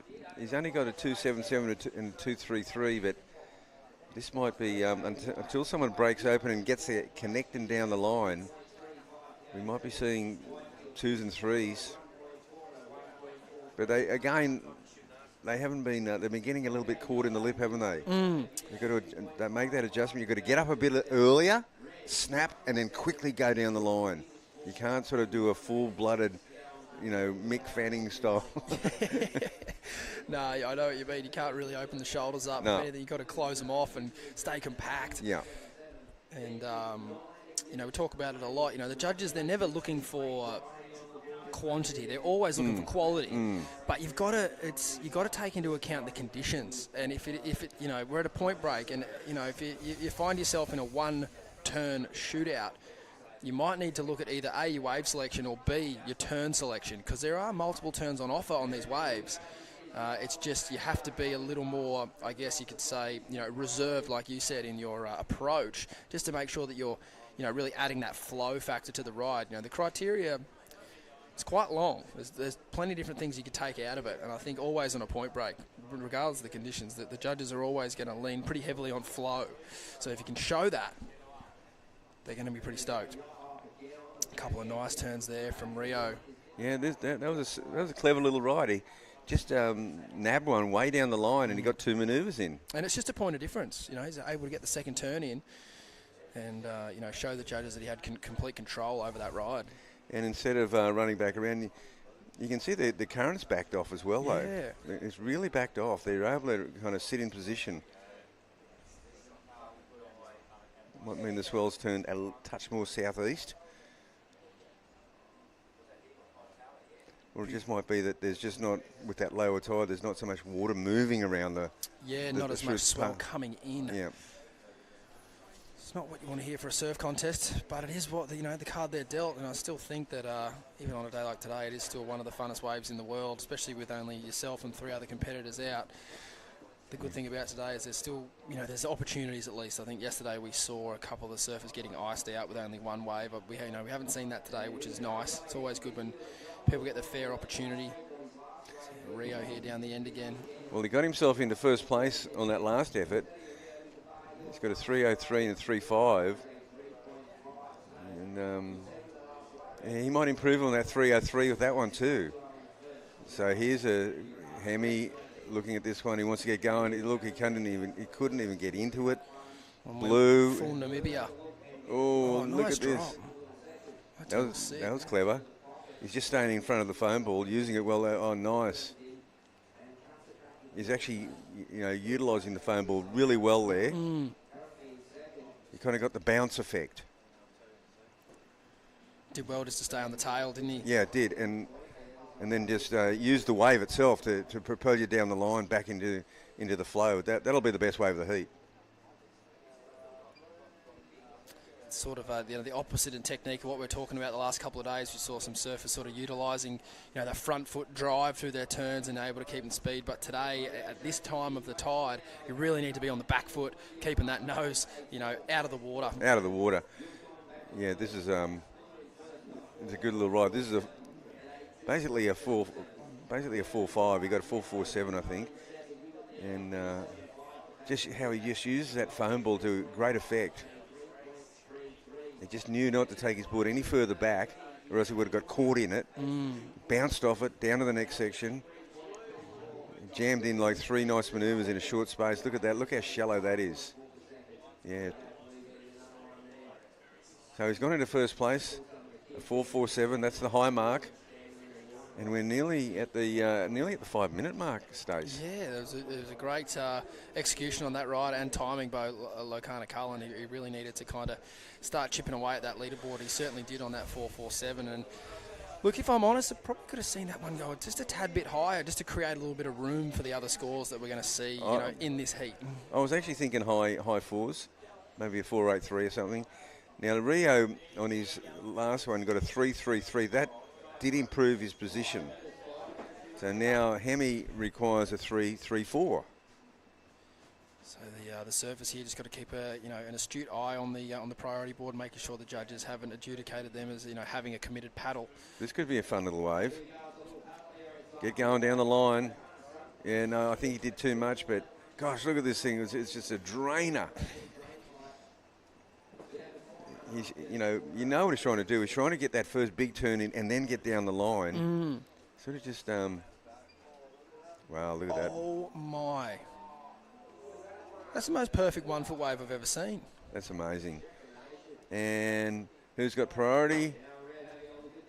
Oh, Hemi needs this one, Stace. Nice first snap off the top there. Little setup carve in the middle. He's done well just to stick with it. Okay, so on that wave, he clearly needed 3.34. Kind of looked like he might have had enough work done on that wave to get the score. I don't think it's going to be the number by a lot, but the sequence of turns there. Yeah, I think so. I think he's going to get it. Maybe a high 3.83 or something. 3.5 even. The only issue is, and again, it's just all comparisons, and the number for Lokana's wave, I think, was probably just maybe half a point, like you said, a little bit low. So it sort of like keeps these other ones down a bit. So there it is. He just got it a 3.67. Yeah. So we've got a fair few scores there bunched up between 3.5 and 2.87, and that's between the surfers that are all chasing, Lokana at this stage. Obviously, first and second still go through at this point, and it's anyone's game. But Lokana does have that single score that is quite clearly, out ahead of those other numbers at the moment, Bugs. Yeah, he does. And, this is pretty much the second best ride of the heat. And here's a late take. Oh, this is that replay again. So, again, this is that wave where he uses that foam ball to great effect. Yeah, that second and third turn were the money ones. So, under 3 minutes now. Frantic times. It's Lokana Cullen out in the lead. It's not a convincing lead by any stretch. A 7.242 wave total. Yeah, well, Hemi and Rio have been just leapfrogging each other second and third. And young Hunter, he needs to find something special here. You can tell he's got a solid backhand snap on him. He just hasn't had the canvas to unleash it on. And going for that big first turn and just getting a little stuck behind. He got a 2.87 on his last effort. That was for one turn. He's got the skills, doesn't he? He just needs to piece it together on a wave that will allow him a couple of opportunities. We did see that one wave earlier. It did break a little bit further up. So wondering if the next heat are keeping an eye on that. I'm sure they are. It's slim pickings down here. There is the odd wide one. But, just mesmerising, isn't it? These little spinners. It's unbelievable. There's the next one out the back. Oh.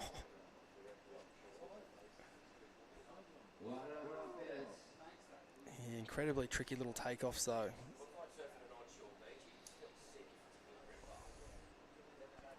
Under 90 seconds now. It's Rio chasing a score to get in front of Hemi O'Brien, and Hunter Sutcliffe is looking for a little bit more.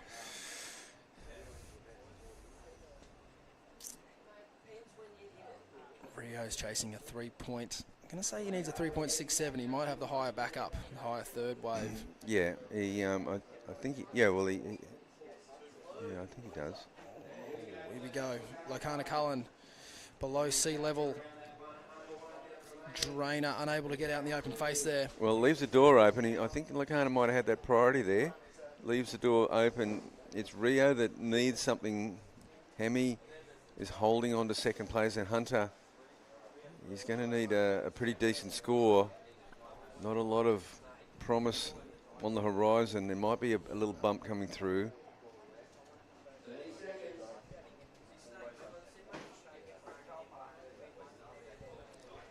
Yeah, I think the next heat might have a couple of them might have a bit of a go behind the rock, or thereabouts. Yeah, they certainly look to start up there, which I think is a good opportunity, and it'll spread the lineup out.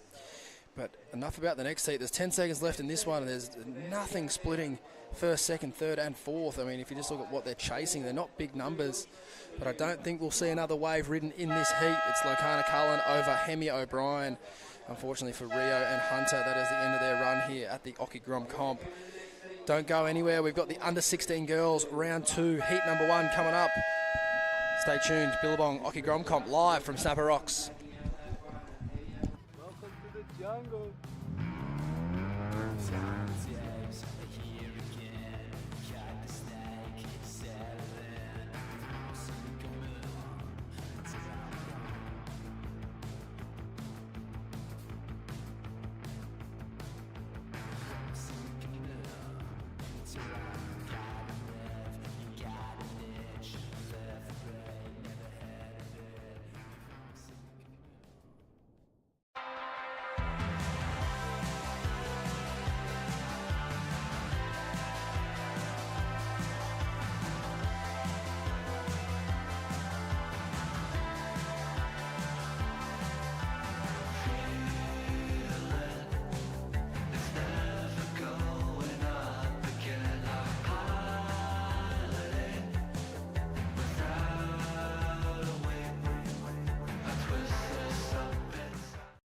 Actually find interest in something, or if you love doing it, give it your all and try to excel in it. You can be super at your best job. Let's get it.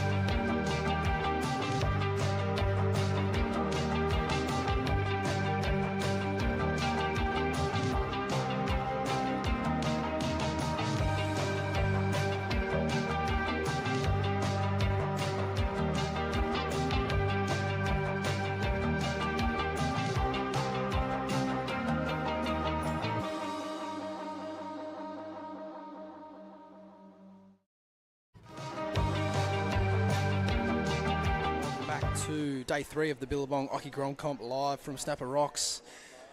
We are moving through the draws. We're into round 2 of the under 16 girls.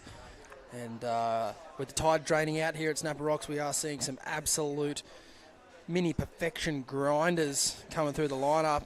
As perfect as they are a little tricky to navigate at the moment. We've seen a couple of amazing attempts so far. No one's really managed to wrangle the perfect microscopic pit just yet, Bugs, but surely soon someone will tame it. Yeah, well, we saw Quincy Simmons get a pretty decent ride. Really strong surfing.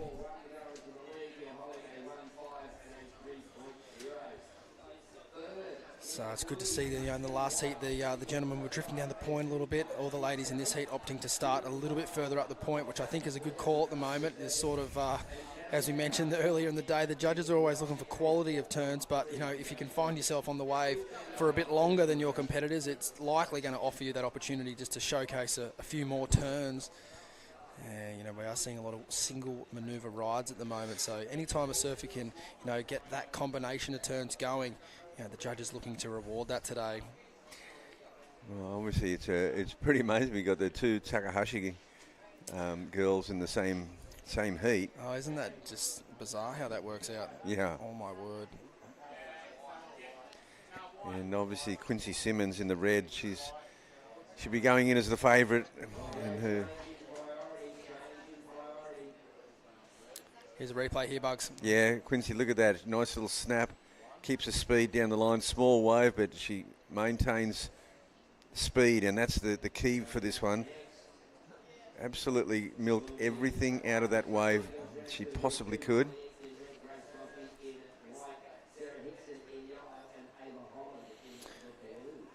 So we obviously got the Takahashi, I guess, sisters.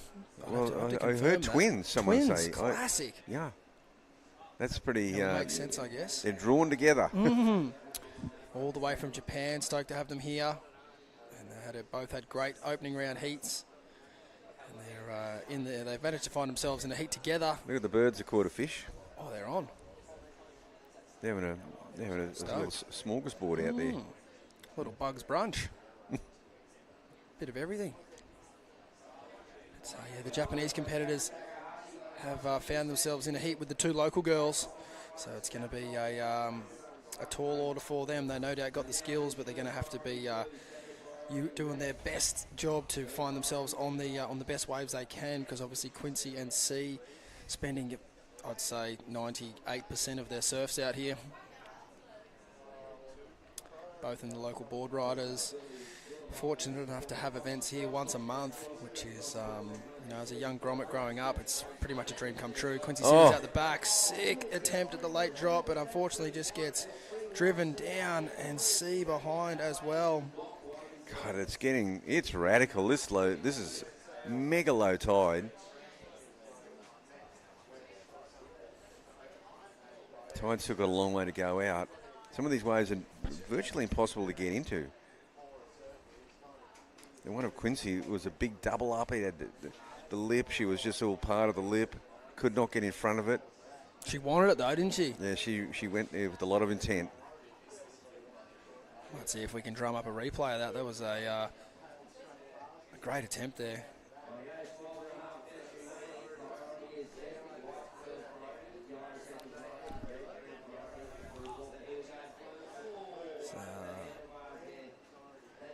It's a little bit concerning, Bugs, that you mentioned there's a few more hours of tide to still run out. That's right. Because at the moment it looks like it could not possibly get any lower. And I think we're only just past half tide, So this is going to get pretty radical. I do think, we'll watch the replay red here. It wasn't this wave. This was her scoring ride earlier, and which was good to have that in the bank early, Bugs, and get this score nice and early. But it was the commitment on the late drop that was the wave from just before that we saw. That was a really well surfed wave. Yeah, she did well to get her board to the end of that ride. There wasn't a lot of power in it. And I think, we mentioned the servers that started this heat. They did start a bit further up, but as soon as the horn's gone, they've just drifted down a little bit. Now, there is a little bit of current out there, but I don't think it's so strong that you couldn't just go back to the top of the point.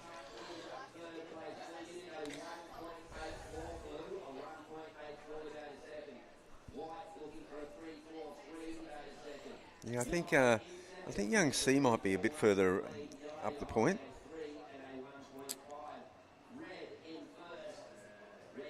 Looks like a little bit of action coming this way now. Karen having a look at this one. Here you go, C. The look, late takeoff. Oh, radical. She did everything. She did everything pretty right. I thought she was leading with the shoulders. She was going down the line, but it just dropped out. It did. Oh, look at this, Quincy. She's seen something down the line. Nearly impossible. Good call, but just probably a tiny bit too small. I totally understood what she saw in that wave, though. It had that little side push to it. One more pump, she might have got ahead of the... Yeah. Very fine line at the moment. When those waves do sort of tend to barrel, you've got to become the absolute smallest version of yourself you can be. So not a lot of room to move in those little tiny little barrels. Sometimes when it goes below sea level, you can just use those extra 3 or 4 inches at the bottom to just to sit squarely and just slot in. Yeah. But it's it's a tight fit. So you've got to get low and lower. Your 2 options today. So there's the score. 5.33 is the high point. To see Karen, this wave's got a little bit easier of an entry. It's exactly what you're chasing on a day like today, but unfortunately, just couldn't get any real manoeuvres done on that wave. And there's a competitor in blue, C White. She's just sitting off down the end a little bit. She looks to move up the point now with some sets approaching. She's going to have a look at this one. Could be nice if she can get it. No. Ooh. Wow, that bottomed out so quick. Yeah, there'll be some waves as we approach the low tide mark that are just actually unsurfable. Yeah, we're already starting to see shades of that now.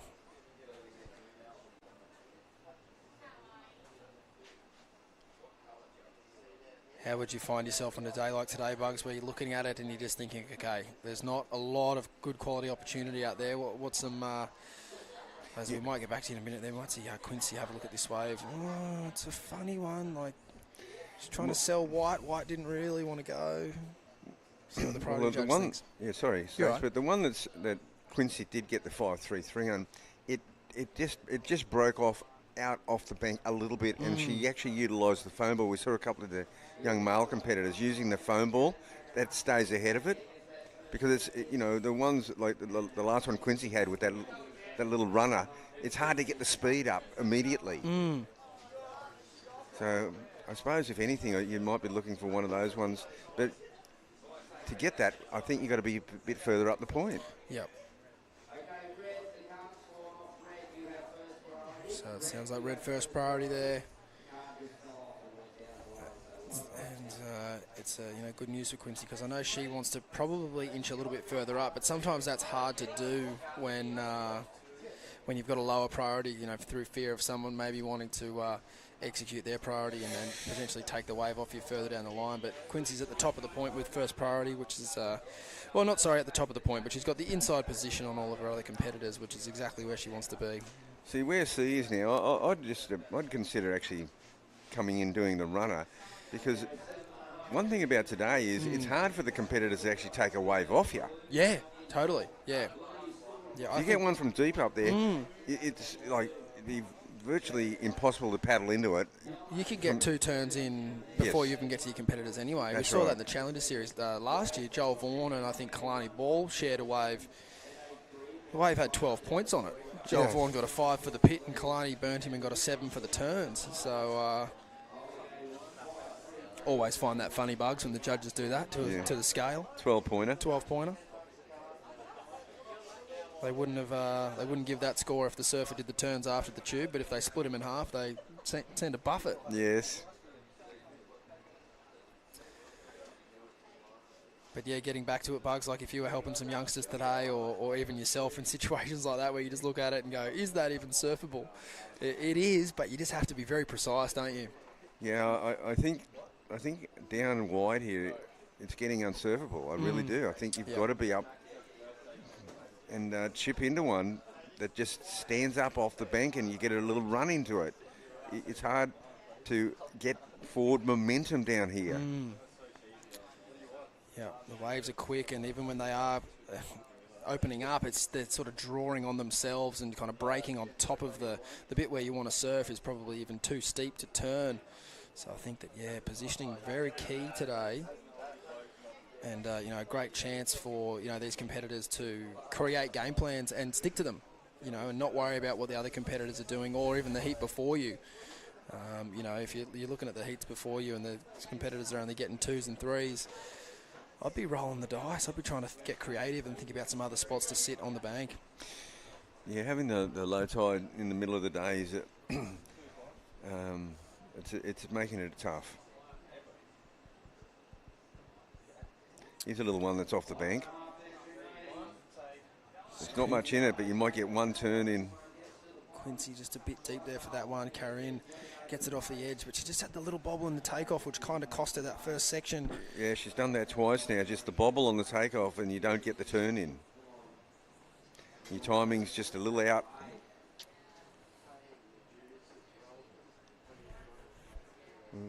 So we're really watching what C. White does here because she's sitting in 4th. She's got a 2.67. We know she can surf snapper.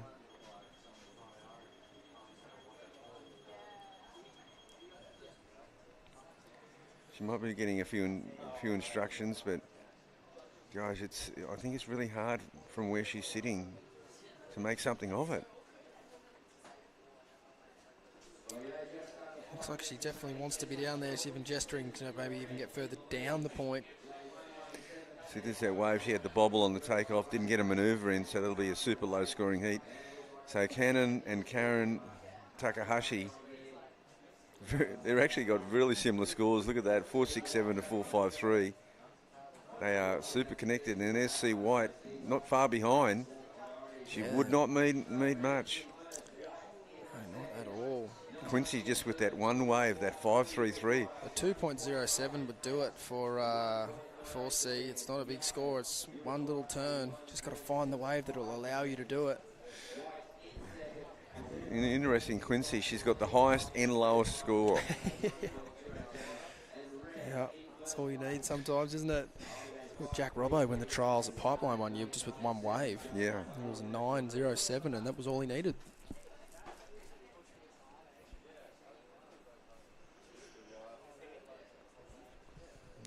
Yeah, I was looking at the points, and I think Jack's sitting in 8th, but they're really bunched. Like, yeah, I had a look yesterday after you mentioned 5th to 11th is just within 3,000 points of each other. You said that perfectly yesterday. Like, it's the 5th spot's up for grabs. It really is. If the top 4 keep doing what they've been doing, which is quarters onwards, they'll keep inching further ahead, and it's that chasing pack that are all so close and bunched up there. Yeah, it's going to take. To break into that 4, it's going to take 2 results. It's going to take 2 events. Yeah. Whoa. Oh, this is nice. That's a real turn right there, and another one backed up. Oh, Quincy has just gonna put be this one away. Monumental score. It's one of the easiest scores the judges will write down all week. Yeah, well, that was. She was cool, calm, collected. Waited for the right wave. She was only carrying that 1.17. And now she has absolutely taken this apart. That is a world-class turn. Another one there. So 2 different variations.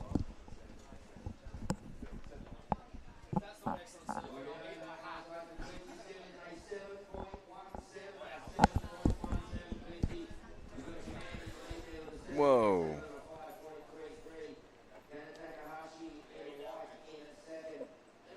Gosh, we're down to 2 minutes. And we see C. White now making a bit of a move, but she's sort of in... The Takahashi sisters have got her in the pincer movement. Yeah. Of course, that doesn't count anymore with priority. Totally. But it's funny, with one sister also chasing the other, it's a tricky position. Oh, late takeoff there. Oh. Got caught in the lip. Very difficult on your backhand right now. I'd have to say that is a little bit of a disadvantage on this super low tide.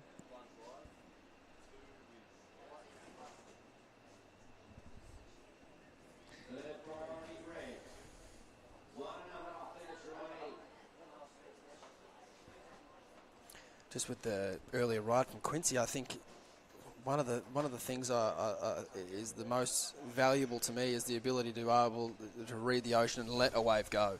And we saw Quincy before the 717. There was a little opportunity that she let go because she was too deep for it. Yeah. But she was cool and calm, and she didn't pull the trigger, and she let that wave go. And that's what set her up to be in that position. I think a lot of people just think, oh, well, the good waves just come to certain people. They're those little decisions that you have to make. You know, if Quincy had gone that wave, she would have just been on the inside, probably doing a runaround after getting like a 3. But instead she waited, and that wave to me was one of the standout waves of the morning, particularly given the conditions and what they've turned into. 2 really, really strong manoeuvres, and I don't think she could have done much more, really. Oh, I don't know about this. Yeah, she might be able to get going now. Oh, that's a long time to wait for that wave for C. Yeah, go. She's got to get away now. Oh, this is a tough call. So it looks like Cannon, one of the Takahashi twins, are going to advance through here.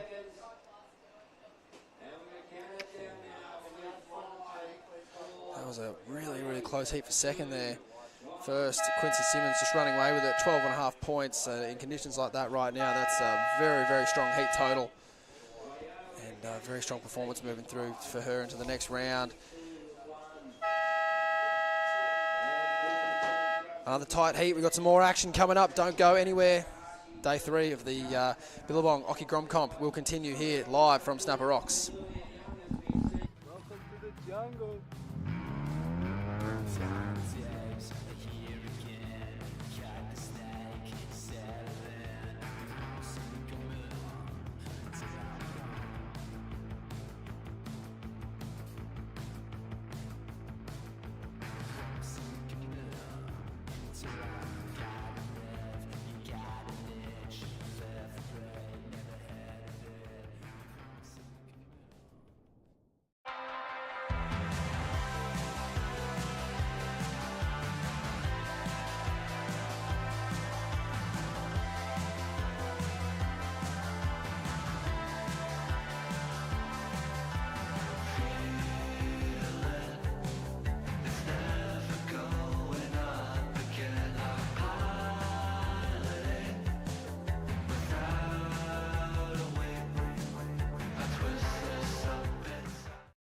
Actually find interest in something, or if you love doing it, give it your all and try to excel in it. You can be super at your best job. Let's get it.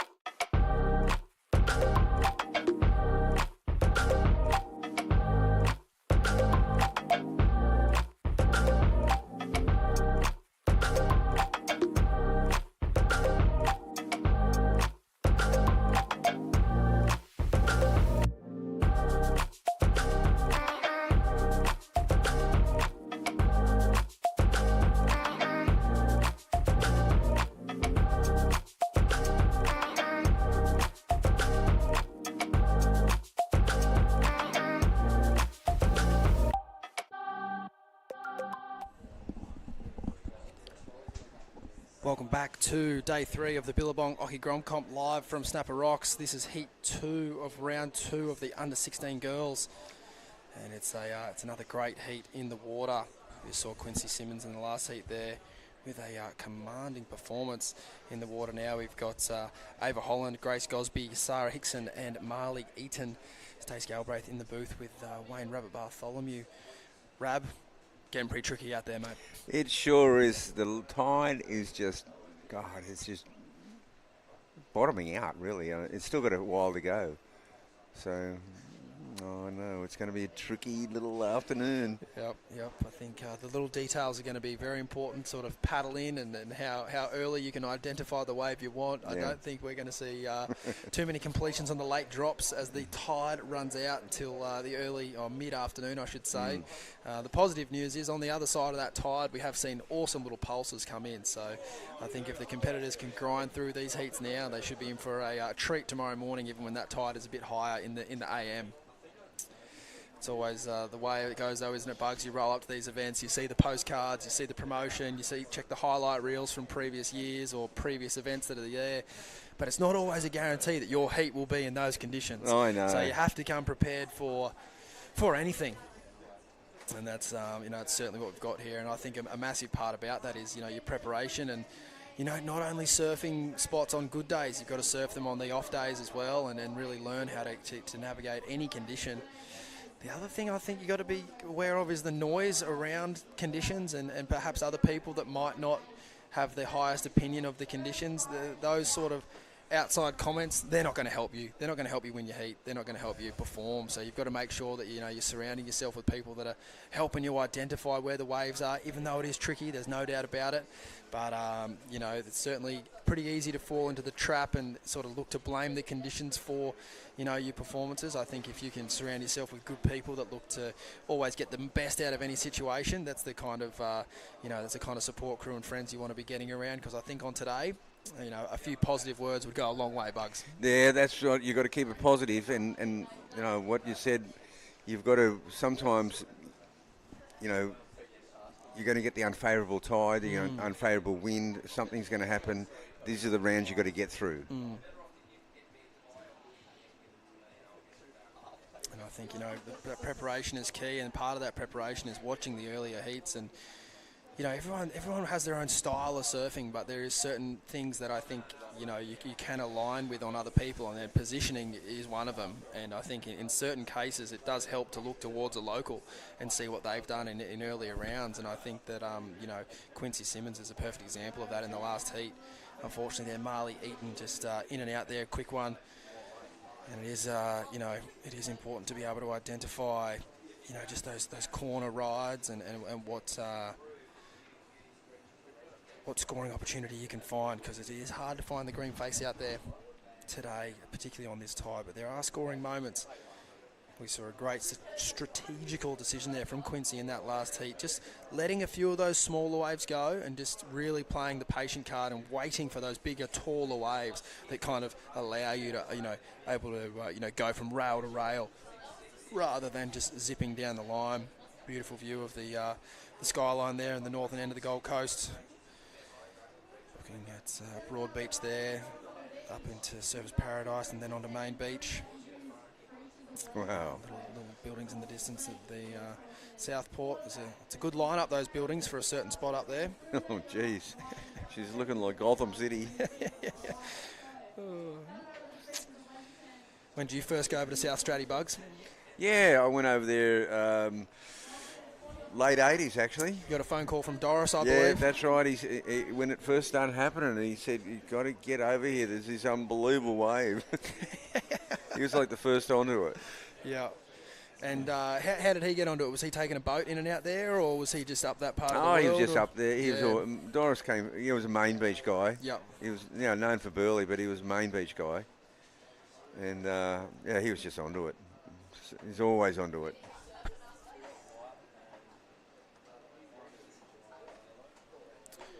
And then, talk us through when did the rock walls go in? Around that time, or beforehand? It was beforehand. Yeah. It was around the kind of mid 80s. Yeah. That rock wall went in, and then the sand pumping to go with it. Yeah. And there was a moment in time there where there was a left that ran down the wall. Oh yeah. How many times did you get that? Oh, only a couple of times, Yep. and then it was just over the other side. Yeah, Always on the other side. Yep.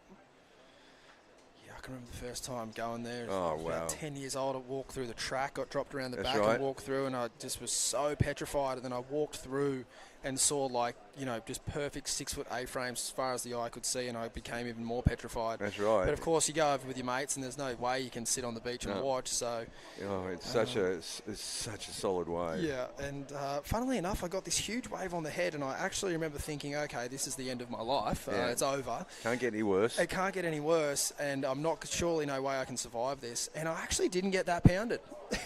It was just one of those things where you make it up in your head that it is going to be the world's worst thing ever. But funnily enough, managed to get through it okay, and had a few fun times over there since. But it is a very, very special part of the world, and we're very lucky to have such a wide variety of waves on the Gold Coast. You can surf the same swell.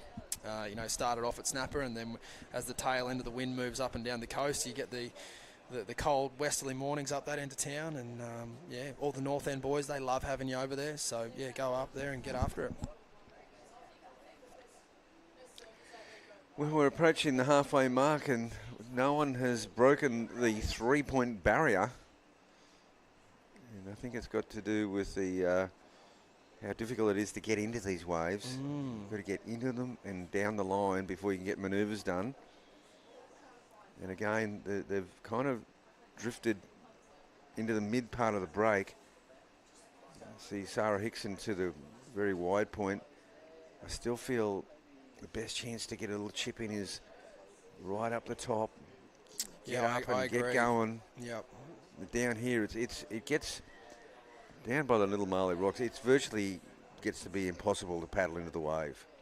And I just think it's just a game of numbers. Like you look at where they're sitting on the bank and what the waves are doing where they are. It's just it might be a mathematical impossibility to fit the length of your board into the curve of the wave down there. That's right, down there. It's like it gets like that. It's real sort of great day to take out the bodyboard and skim through a few tubes. That's right. But not for a surf contest at that particular part of the bank. But we did see Quincy Simmons in the last heat. She navigated the lineup really well. She did, but I think she got her waves pretty much at the top of the. Yeah. And I thought that was the one to watch. She knows this break. She knows where to sit, and she knows how to surf it. And she put on a clinic out there. Yeah. So. You can see the competitors. Sorry, I have to laugh at that because the coaches and the friends and the family and the younger brothers there, Lucas Hickson of Sarah in this heat right now, like they're probably speaking to them, but then, what do you mean I'm not in the right spot? It's where do you want me? Yeah, I know. Yeah, it's quite challenging, but I mean, quite frankly, I think that everyone in this heat is way too far down. Yeah, so do I. I think there's little waves at the top, and I think that it's all part of competing. You look back on these heats and you look at it and you go, why was I sitting there? And most of the answers are probably just not a lot of confidence in their own ability to read the lineup, and that all comes with time, and it comes with doing these events and then learning like, oh hey, I know that surfer in red is a great surfer, but I don't need to sit next to them. They probably aren't from here or whatever the scenario may be, and you just learn to create your own game plans and back them. Because I do see that a lot, it's understandable in the younger age groups. You just kind of follow the pack and you just sit where everyone else is because it feels comfortable. And the other competitors before you sat there, and that's all good. But there are certain telltale signs of good, strong competitors as they get a bit older, and it's the ones that learn to go, you know what? I haven't seen a wave there for 2 hours. I'm not going to force it. I'm going to go over here and roll the dice over here. And win or lose, I think that's a great thing to start to do at a young age and just start to get a bit more creative with where you position yourself in the lineup because that's what the best in the world do. Yeah, they study and then they've got great instincts and it's really their great relationship with the ocean. Yeah. So here's a little bit of a wave coming down the. You've got the current going as well, so that low tide, it's starting to zip around the corner. It's hard to hold your position. Late takeoff here. That was well done. Well done. She had a board facing the right direction. She was down the line immediately. Now, it's not much, but it's going to be a backup wave. We're under 7 minutes.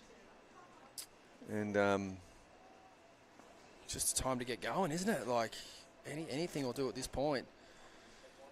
Yeah, we haven't seen a runaround for a while. I'm surprised. I really think that would be part of the strategy is to run around, get in at the head of the break, and even if you don't have priority, it's hard to get that wave taken off you because they can't paddle into it. Exactly. And I think, too, with the tide the way it is now, the runaround is... I'd be surprised if it took you more than 60 seconds. Earlier this morning with the tide a bit further in, you kind of had to come in around the lagoon and then up around the back, and that took a little bit longer. But at the moment, I think that a runaround wouldn't take you long at all. Sarah Hickson off the end down there. Can't get into it. And that wasn't a bad wave. And that was off the bank. Yeah.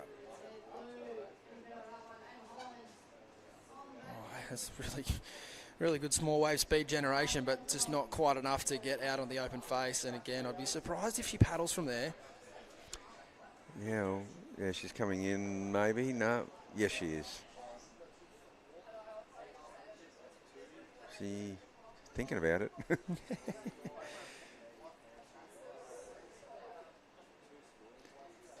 Yeah, so a couple of heats ago, the current really wasn't a factor, but it certainly is again now. Yeah, like we saw yesterday, even if it's 1 foot or 10 foot, it's still like a roaring current here. Okay, so there goes Ava. Ava on the first run around. And she's got a 4.17 now, so this is a bit of a break from the pack. Very low scoring heat we've got in our hands. And look how far up the beach she's running, and there's no competitor in sight. They are so far down the point. Yeah, she's cheering. Like you said, Bugs, priority doesn't matter up there. No one's near you. And she's not even really jumping in at the... She could go further. She could go a lot further. And this current will bring her straight back down again. Look at this. Oh, my God. As she gets out the back, she'll be just about out of view. Yeah. So wonder people aren't waving them in and going, get up the point.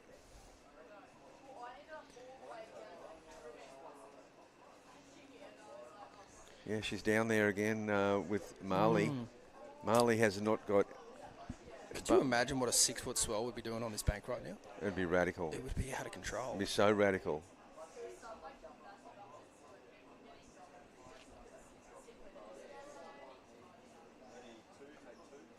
Any other spots on the Goldie? Oh, I could probably think of one or two that aren't here anymore, but any that still are that sort of came to be in your era, Bugs, that you started surfing? Oh, well, yeah, well, the little groin Kirra's not there anymore, but gee, that was a classic. When they first built that, I was one of the first to surf it, but it was coming onto the beach, and it was actually like this, but slapping about an inch off the beach. And it was like behind the rock, like a mini kind of behind the rock here. Yeah, well, when they first built it, it was actually coming inside before the bank formed outside, and it was running right along the beach. It was so cool. Yeah. And then the outside became, the little groin was such a good wave in its own right. Spot X, just on this side of the Kirra groin, was a fantastic wave.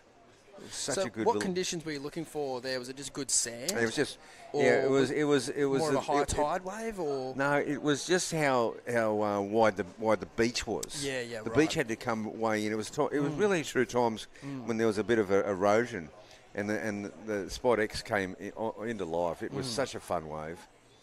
It was just a peak. I remember it was a wave that you could unlock on Kelly Slater's Pro Surfer.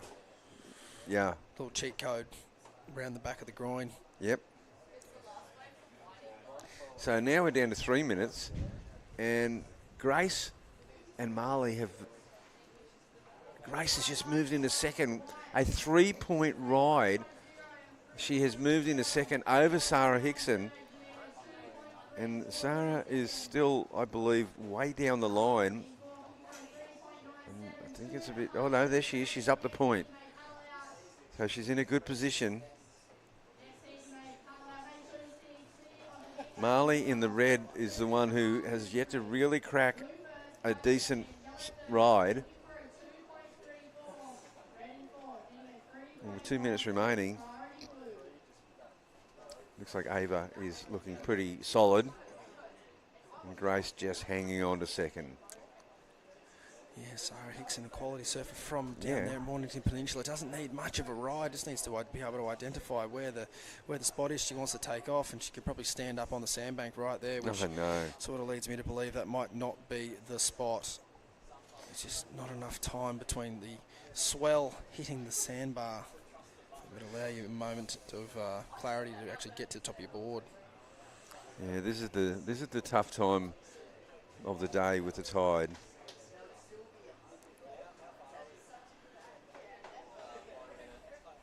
The surface is drifting down the point here. Grace Gosby's not mad about this drifting down the point at all, because I think if we look. Well, here goes yellow, maybe.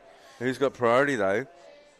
Yeah, but she's had a bit of a look over her shoulder. She's on a forehand. Oh dear. See, down there it's just impossible.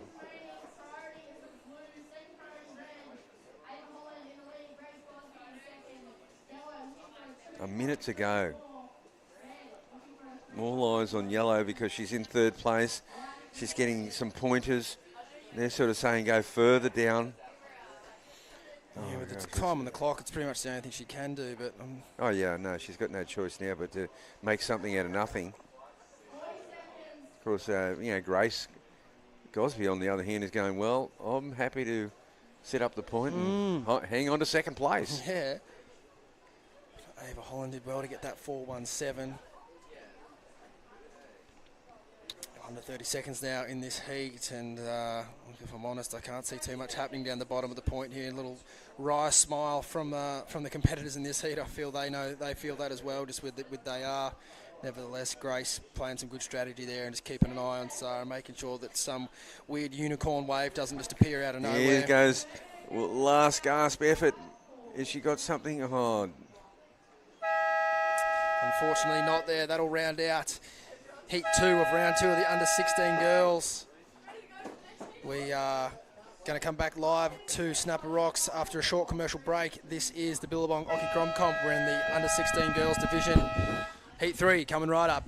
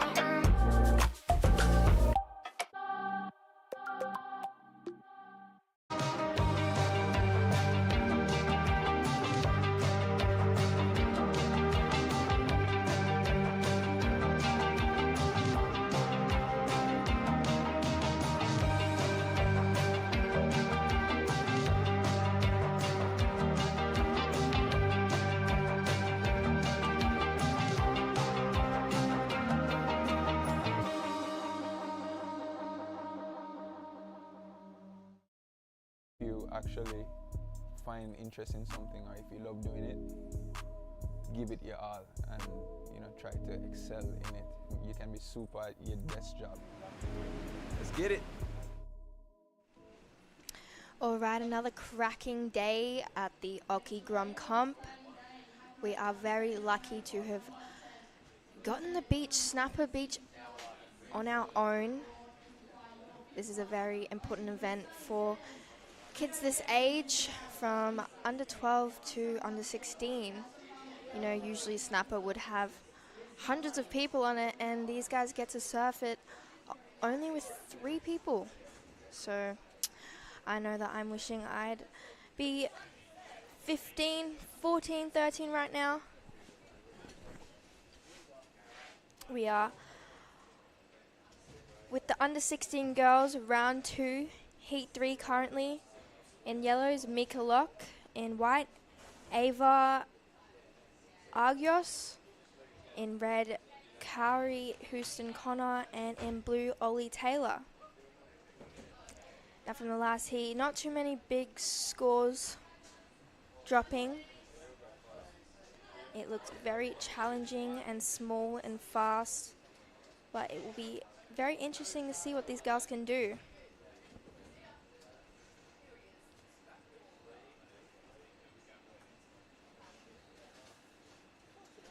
So only some small scores. It is still early days.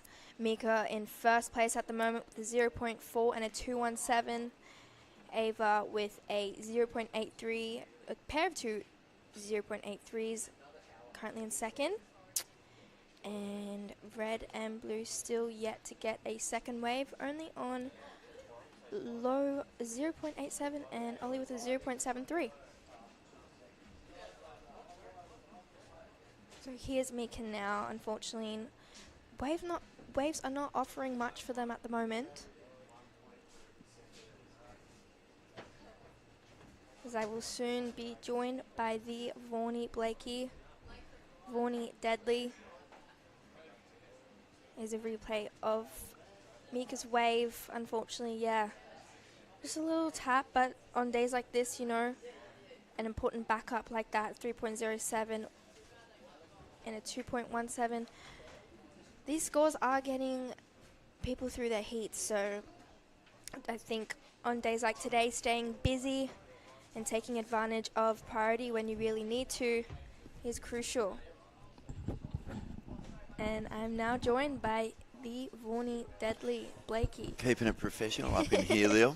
I was over the road ordering a coffee, and then I saw Stace walk out, then I saw Bugs walk out, and I was like, oh my goodness, I think we're on. That's okay, I got it. But I couldn't not have my coffee because, you know, it's tricky out here right now, and calling the heats can be pretty tricky. Absolutely, and especially because it's overcast and it's slow. I think when it's overcast, I don't know about you, but, you know, I'm not as enthusiastic if it were to be sunny.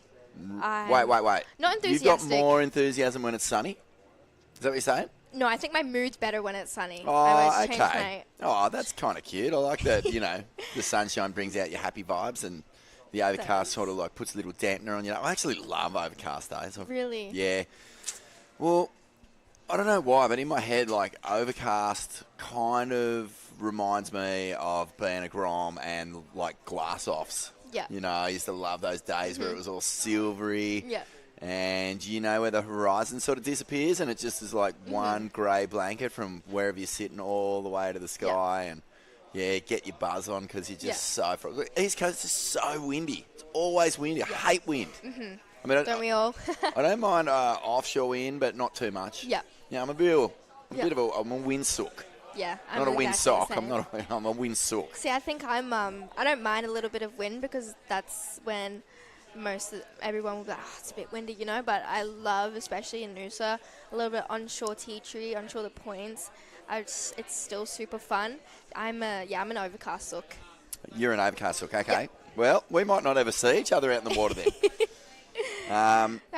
You know what's funny is, like, a little bit onshore on points is so underrated, man. Like, so underrated. Some people look at it and they're like, nah, it's onshore, and then you get out there and the faces are just smooth. Yep. No one out, and you just rip the bag out of it, eh? Yeah, so I hope... Rip the bag out of it, mate. Rip the bag of it. I hope no one in Noosa's listening because that's my little secret. Okay.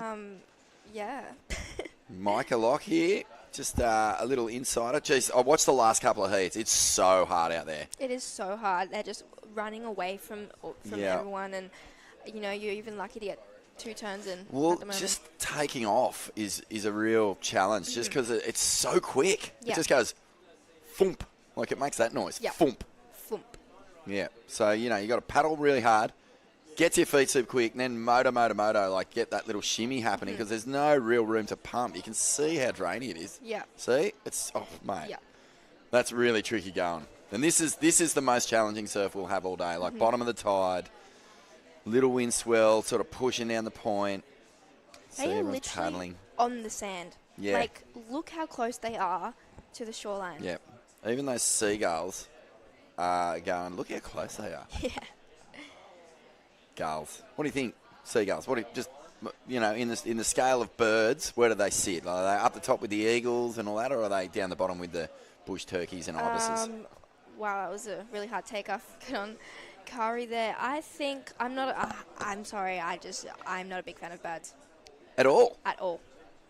I just. What about those big, beautiful gannets that are just like dive bombing the fish out the back there? I think they're just cruising, doing their own thing. Okay, wait. Not a fan of birds. If you had to pick a bird, like any bird, what would it be? Like, as a favourite? Can I throw a few birds at you? Yeah, okay. What about penguins? Peacocks. Peacocks are beautiful. Peacock? Yeah, they're Got really you over the line? They're deadly though. They attack people, They eh? attack people. What about cassowaries? They're like the far north Queensland foot stompers. They're also deadly. I've actually had bad experiences with cassowaries because they ate my thongs once upon a time. My favourite strawberry Havaianas when I was younger. No. Not a big fan of them anymore. And Do you get cassowaries up at Noosa? no. No, a bit further north. Yeah, and bush turkeys, not a big fan.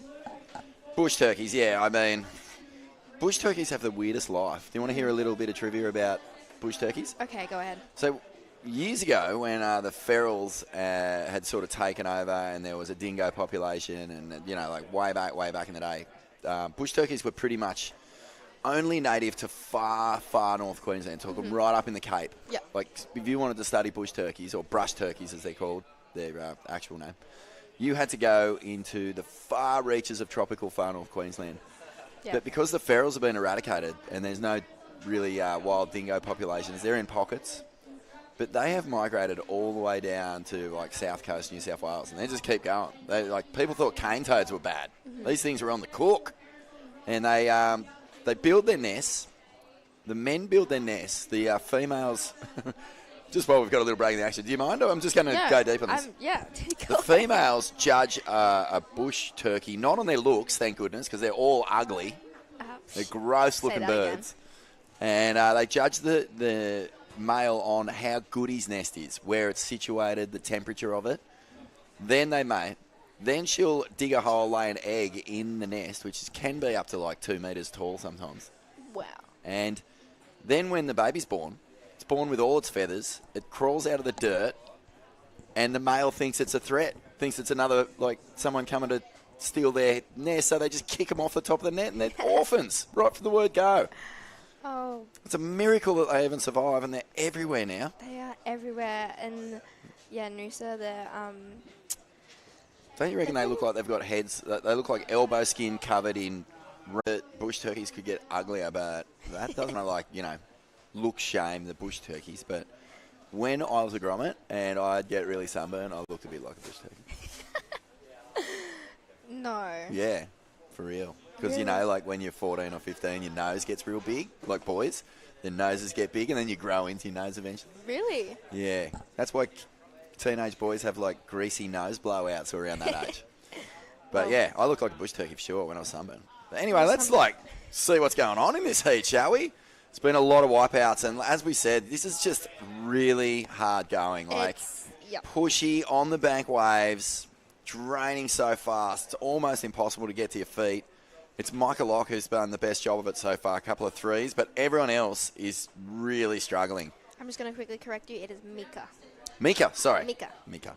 Sorry, Mika. She's doing well, though. Yes, Very absolutely. I think all of them are trying to stay busy, trying to get a wave. I mean, no big scores have been dropped, and it is. I've seen most of their takeoffs is stand up, bye wave. Super fast. Yeah, I think the secret really is angle your board sort of like a little more down the point. You know, not the nose, not so much directly towards the beach, but down and just paddle as hard as you can. Don't wait for it to just sort of grab you and throw you into that trough. Where would you, in this situation, Vaughnie, what would you be doing? Well, it's hard to say. Like, I was checking it before, and actually way behind the rock is, it's got a little more wave face, but it's super drainy. It's got a bit of backwash through it, but, you know, where these are half a foot, well, not even half a foot. Maybe it's like, no, it's about half a foot. My foot, I reckon that's how big it is. I think so, I agree. You have a very big foot, and, yep. Now you can compare it to the TV. That looks about right. 3 minutes remaining. Insanely frustrating conditions for the competitors here. But we've got to keep motoring. We know that this is just a tidal issue. So, like, you know, later on when the swell starts to push in, the tide comes back in over this bank, it's going to be fun. Like, really fun. But this is just sort of the luck of the draw, I guess. You know, everyone's had to get out there. We've seen 14-year-old boys, 16-year-old boys out here this morning. 14-year-old girls as well, and everyone's just doing their best to deal with these conditions. Exactly. And that's just how it is sometimes, right? Exactly, and that's what makes a great athlete. You got to adapt. Hey, you're dealing with Mother Nature all the time, especially as a surfer. So having that ability to adapt to the conditions and adapt maybe a different game plan and your mindset in different situations, considering, you know, you have the time and your competitors around you too. Mika Lock. She's done well. I think it'd be really hard on your backhand right now. So hard. I think, you know, like we were saying earlier, it's been kind of like 6 of one, half a dozen the other with the regulars and the goofs getting through heats, but this looks tough on the backhand. Very tough. And, you know, only Kari and Ollie in third and fourth, they're only looking for a 1. And you can't, you know, they're struggling to get that out here. So that is literally getting to your feet. Yeah. Almost worth catching a bit of whitewash and just going straight for a sec. Here we are. No. See, this is the problem. Look at that. That didn't actually even have wave face. It just bubbled on itself. Here we go. Opportunity. It's Mika, I should say, and she's just, you know, if she can't get moving, that tells you how tricky it is. Here's Kari. She's stood up on one, and this is good. She's only looking for a really, really low score of a 1. So there's a 1 there for sure. I think that's definitely a 1. Look, she's laughing. She's going, what is going on out here? She's the only one that stood up in the last 7 minutes on a wave and has gone down the face for at least 1 second. So I think that'll be the score for her. So Ollie Taylor did get a 1.13. She didn't improve on her situation. I think she did get a wave further down. We couldn't see, the cameraman didn't get that, but waiting on Kari's last score. Has to be worth a 1, surely. I mean, maybe not. It was a 0.93. Whoa. Yeah. Thought there was just enough shimmy to get a point on that one. Wow, this is really crazy. I can't remember the last time I was seeing crew get through with combined heat total of less than 2. Yeah, no, me either. And it's, it sucks. I mean, Ollie Taylor only needed a 0.84. So if that doesn't show you how hard it is out there for those of you watching, it's challenging. But do us a favour, stay with us, right? Yeah. Because it's the Occy Grom Comp. It's the #1 Grom Comp in the world. And we've got Occy coming in pretty soon, I think. So that's going to be fun. Right now we're going to go over a quick break.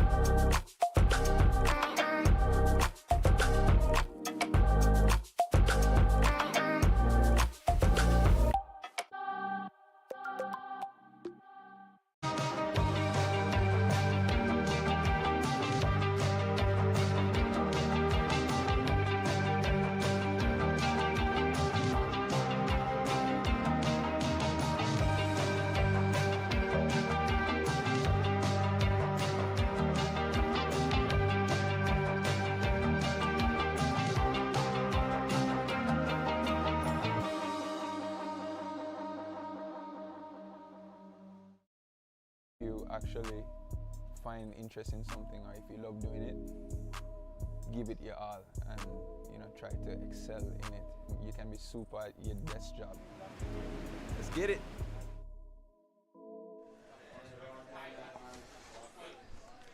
Okay, so this is the last heat of the under 16 girls round 2 here at the Occy Grom Comp. We've had some great surfing by the under 16 girls. We just saw Stella Green, a standout from yesterday, get a really nice wave. It is very hard here at the moment with this tide at Snapper Rocks, dead low, sucky waves, but these girls have a lot of talent and adaptability. Look, there's lessons to be learned even from these slow heats. The last heat, second place, so the surfer who came second and got through the heat had a total heat score of less than 2 points. That's 2 scoring rides. Like, I think the lesson is just get out there and catch anything, really. If you can stand up on it, have a crack. That's what Olive Hardy's done here. And a good tactic. Just get some scores because, something might open up. Paddle for everything. That would be my tactic right now. Everything and anything. It's the bottom of the tide. It's breaking completely on the sand. You could throw a tennis ball way past where the surfers are paddling around right there. Like, if you had a tennis racket, tennis ball, you could hit it way past. Absolutely. So those are birds diving into the ocean. It's called plunge diving. You watch them. Do you know what they get up super high and they just go, meow, blam. Australasian gannets, they're called. Australasian gannets, there you go. But they're found everywhere. All around the whole country and Lord Howe Island, Norfolk Island and New Zealand as well. Okay. So yeah, Olive Hardy's done pretty well. It's early on in the heat. It's literally been just over 4 minutes and she's already gotten a combination of 6.26. I believe they're 2 pairs of threes, but hey, look, that's getting people through these heats. I'm telling you, that's what's happened. She watched that last heat and went, there's no way I'm going to be looking for a 1 at the end of my heat. No chance. And it's a good strategy. Just stay busy. Keep moving. And, oh, wow, that is so hard to surf. It's shallow. That's the other thing to remember. If you come off, you're probably going to bounce off the bottom. Yeah. Tell me, Lil, you said that your best ever tube was at Chopu. Scary? I went over for Bloodlines with Billabong last year, and we didn't get a huge, Teopo'o swell. It was about, I think it got big as 5 or 6 foot. It wasn't too scary, it wasn't the usual tropes as you'd see on TV and magazines, but it was still really scary because it's so shallow. You can see the reef, and if you get a really deep one, you end up on the reef, literally right where the tower is, and if you get stuck in there, you're done for. Because it's even, when you kick off chope, there's also this little right slab. That's so if right. you get, you really need to time it well, otherwise you'll also get stuck on that ride as well. So it was scary, but the girls that I was with, we really pushed each other, and I had the best time of my life. Tahiti is one of the best places I've ever been. You're so lucky to have had that experience of surfing chopes. I've actually been gooned, they call it, lagooned, where you fall off and the swell pushes you up over that shallow section into the lagoon, and there's no getting back out. It's just too treacherous, but... Yeah, it was only 3 foot when I surfed it. Still scary. So clear, as you said, the water's so beautiful, and you just can't help but look at those little fish staring up at you and just thinking, go on, fall off. I'll eat the skin off the reef. Oh, it's pretty gnarly. I've seen a couple of girls got scratched, and straight away the boys... Oh, what's happening here? A little board change. Board swap. I think that's the first one we've seen at the contest. And do you think this is maybe a slightly smaller, wider board or something like that? It's still a rounded pin, so I don't know. Maybe we'll see how she goes on this one. Or is there damage to that board, perhaps? See the water rushing past the rocks there, as it always does here at Snapper. Yeah, quite a strong current. Yeah, I see the tape on her nose. Everyone's looking at it. And what about you, Vaughnie? Where's the best barrel? Where's the best barrel you've ever done? Wow, what a good question. I'd love to open the book on my favourite barrels that I've ever had. But probably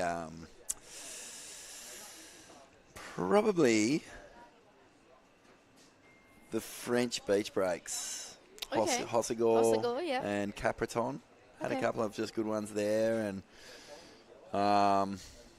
yeah, I don't know. I've had a lot of like pretty fun tubes in my life.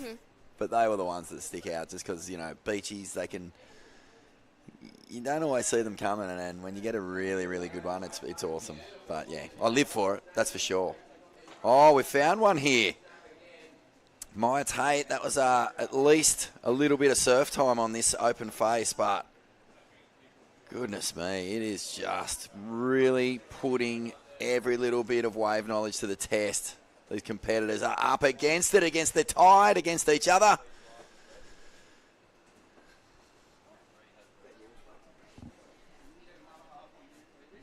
It's just chicken, Bugs. Go for it. Bugsy's come in and grabbed a lunch. It's exciting times. You got one, mate? Oh, sweet. Wayne Rabbit Bartholomew, Mark Okalupo, world champs in the commentary box.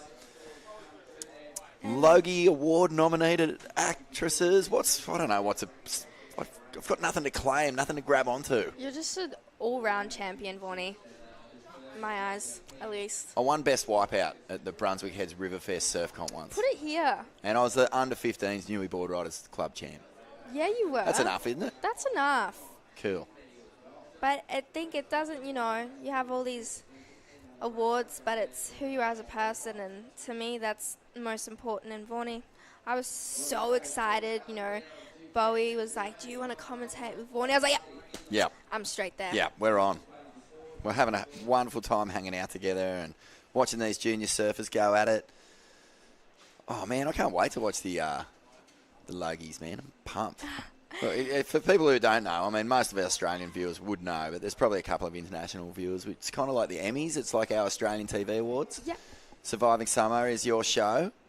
Had any other roles sort of trickling in? Have you had like movie offers or anything like that? I've had a couple of auditions. That's cool. cool. I'm sort of new all to the self-taping and trying to balance it with, the surfing. I just got back from Bali, so that was very challenging, having to put time aside when the waves were good to, this is looking like a nice wave from Olive Hardy. Little stab there. Look at this wave. It literally ate itself. It's like it had a tail and it just gobbled itself into nothing. Yeah. Ooh, little wide one perhaps. No.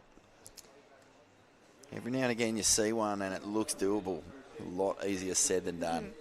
Well, I must say, Maya Tate did get a 4.07, and that is actually one of the highest scores we've had in this round. On round 2 of under 16 girls, she did get one of those bigger ones. She did have a nice takeoff, did what she had to do, 2 nice turns, and there you go, you get rewarded for that. So she only needs a 0.76 now, and there's 8 minutes remaining, and she's looking pretty comfortable at the moment. But yeah, so for those, just a quick shout out. The link in my bio to vote for Logie is in my Instagram, Liliana Barry, and I'm getting on and voting. I'm going to do it right now. While we're commentating, I'm going to vote for you in the Logies because, I want you to win. Oh, thank you so much. Yeah, it's just, I just want to put a message out there to, no matter where you're from, and, I'm only from a small surf town in Noosa. No matter where you're from, no matter who you are or what you do, anything is possible. Take every opportunity that comes to you. Never in my life did I think that I'd be be in a Netflix series, let alone going to the Logies. So, for those listening, just put your mind to what you want to do and take every opportunity, because you never know what's going to happen. That is such great advice. And if you're open to new possibilities and you say yes to things that might be a little bit out of your comfort zone, you can find yourself doing things that you never even dreamed. Exactly. Well, things that you did dream, and then things that you didn't dream as well. Yeah. Yeah, no, when they first asked me to audition for the series, I was like, no, like, why would I do that? I'm not an actress. I've had no experience. But you can always learn, and that's exactly what I did.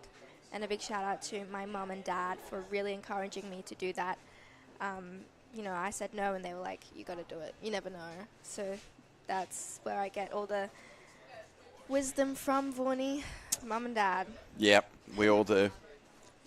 Remember my dad said to me once, you know what, young Vaughnie, don't let special treats become bad habits. I like that. Yeah, and I think he was talking about lollies because I used to smash them.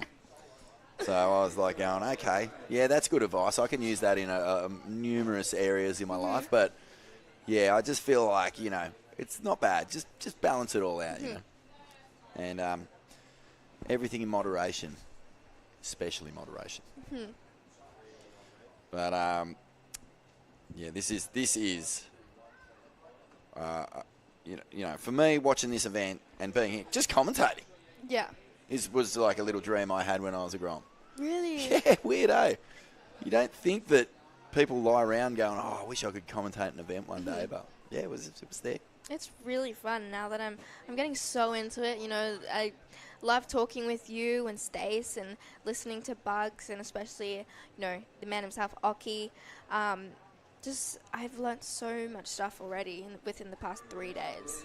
And I want to do it again. Yeah. It's fun. No, you're a natural too. I reckon, your knowledge of the competitors, of, obviously getting out there and surfing on the qualifying series and travelling the world and being part of that amazing Billabong team, you're getting insights into this whole surf culture that not many people have. So it's wonderful to have your experience and your wisdom here. Oh, thanks, Vaughnie. And loving your energy. I know it's overcast. I know it's hard for you to get up and bring it 100%, but you strike me as the kind of person who never really leaves too much in the, back in the garage. You're always out. Yeah. Best foot forward, Lil. Thank you, Vaughnie. No, I'm so, so grateful and appreciative to be here. It's a really huge thing, especially, you got to get, I'm all for girl power. You got to bring some girl power into here. And just, share the stoke. Love it. I'm actually on this site right now voting for you in the ladies. Thank you so much. You have to vote for a whole bunch of other stuff too, though. So no, you don't have to. You can just vote for me and just press next. Oh, you can just go next? Yep. Oh, good one. Okay, good. But now that I'm in here, I'm actually thinking, maybe I will vote for maths. Maths, yes.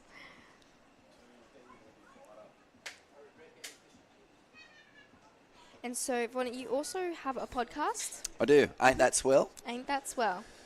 It's a little bit sort of, what would I say, a little bit more adult than what a lot of the Groms in this event would probably enjoy. Okay. But, it's dedicated purely to surfing, and myself and another journalist, Jed Smith. Okay. We like to break things down. Yeah. And we do it with all the seriousness and commitment to excellence that surfing deserves. Put it that way. Great. Good on you. But it is good fun. We have a good I can time doing imagine it. just having a chat, hey, and recording it. That's really it. When I was like really nervous to come in here because it's hard. It is hard to put. Yeah, I can't put words together like you just yet. I'm still learning. Oh, mate, I just speak what's on my mind in that. If I think it, I just say it. Good on you. Yeah.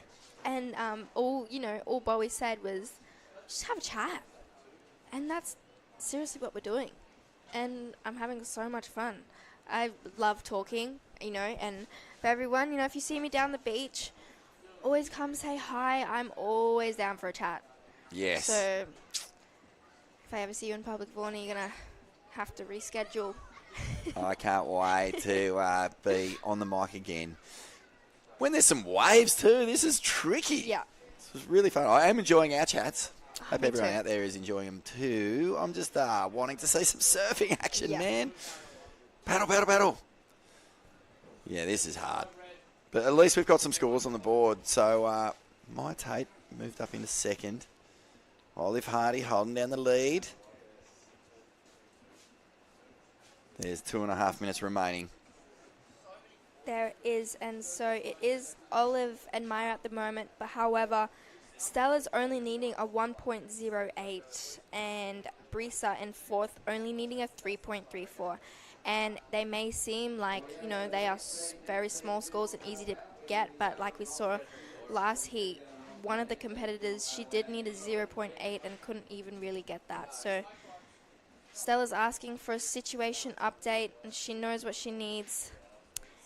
It'll be interesting to see if, if she's thinking, I only need a 0.8, or is she thinking, I'm going to get a 5, But in these conditions, I think it's more so you just got to stand up and get that score.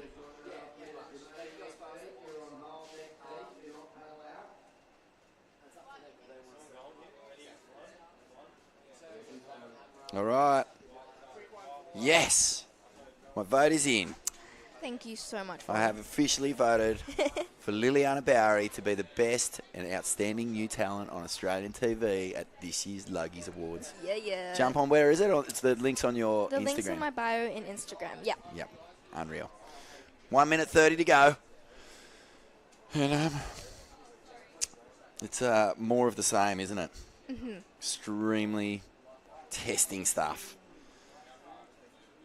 If I rocked up right now, though, I'd still paddle out. I think I would too. Just go for a paddle. Yeah.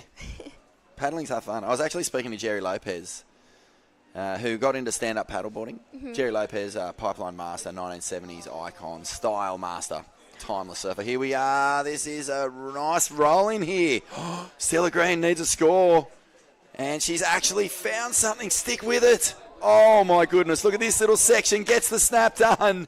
Can bet she's going straight to the lead after this wave. That's the best wave of the heat by a country mile. Needed a score to get through and has pulled out a clutch moment.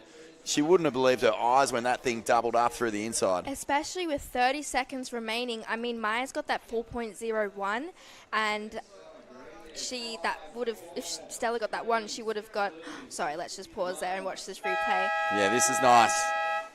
Oh, it's so good to see someone get a little bit of open face, and I know it's going to be hard for the surfers who were in first and second, but that snap right there, that's it. Money in the bank, straight to number one. Stella Green takes it out with an 8-point ride, and a little claim there, well earned. Olive Hardy does enough to get it done.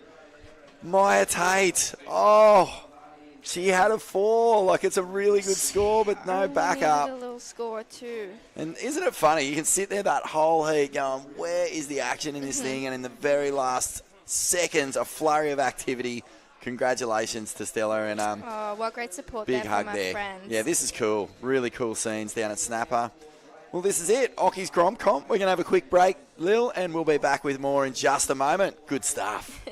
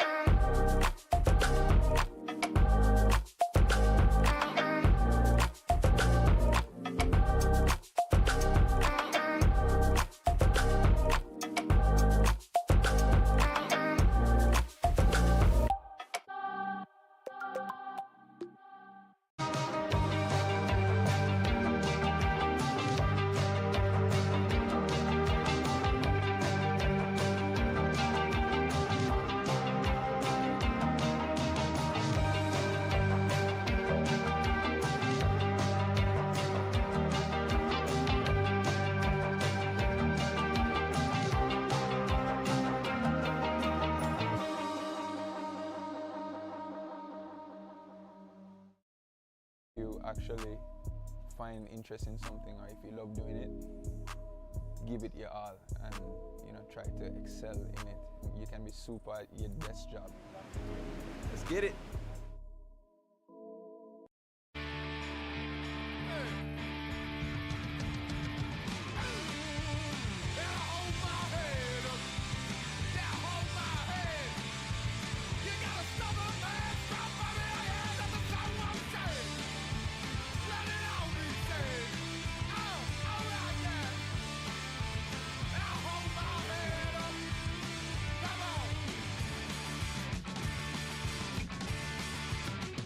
Actually find interest in something, or if you love doing it, give it your all and try to excel in it. You can be super at your best job. Let's get it.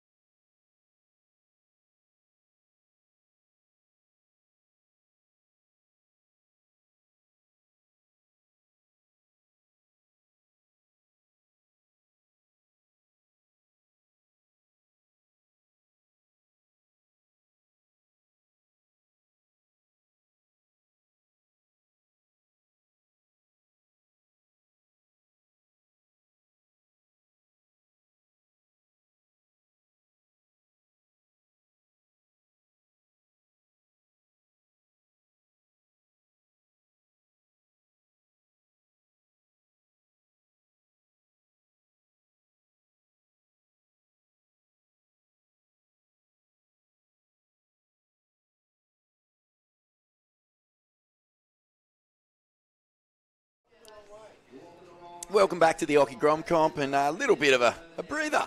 Just taking a little bit of time out to actually expand the competition zone. We're going to go down past Little Marley and give these Groms a bit more chance to get some open face. You can see that Benny Cray is getting ready to get out there. It's just so low. The tide is so low. It's almost impossible to paddle onto these waves. So many of them just bottom out, sort of gurgle up and dissolve. It's probably the best way to describe it. But we're going to kick things back off in just a second. Maverick Wilson will be out there in the red.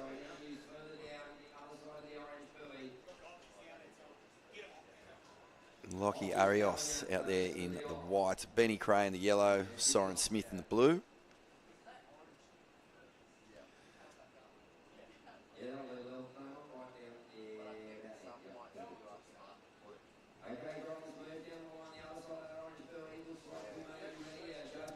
just in the process of getting our competition zone expanded, which is, as you can imagine, pretty long here at Snapper.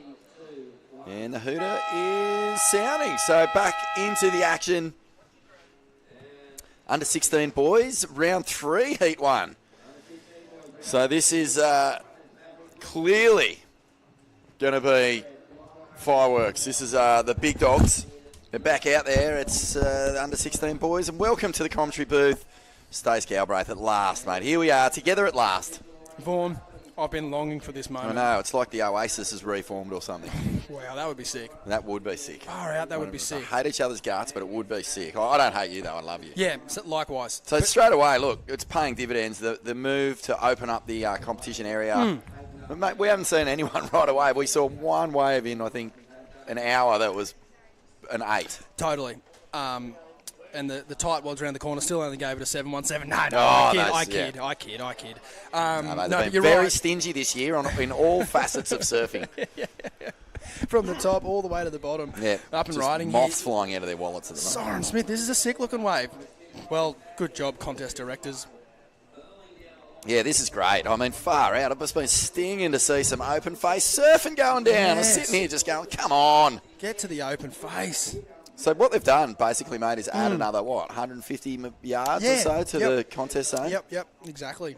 It's just a little bit more friendly down Little Marley there. Big shout out to all the people on holiday here that have kindly given up the lineup to us. Very nice.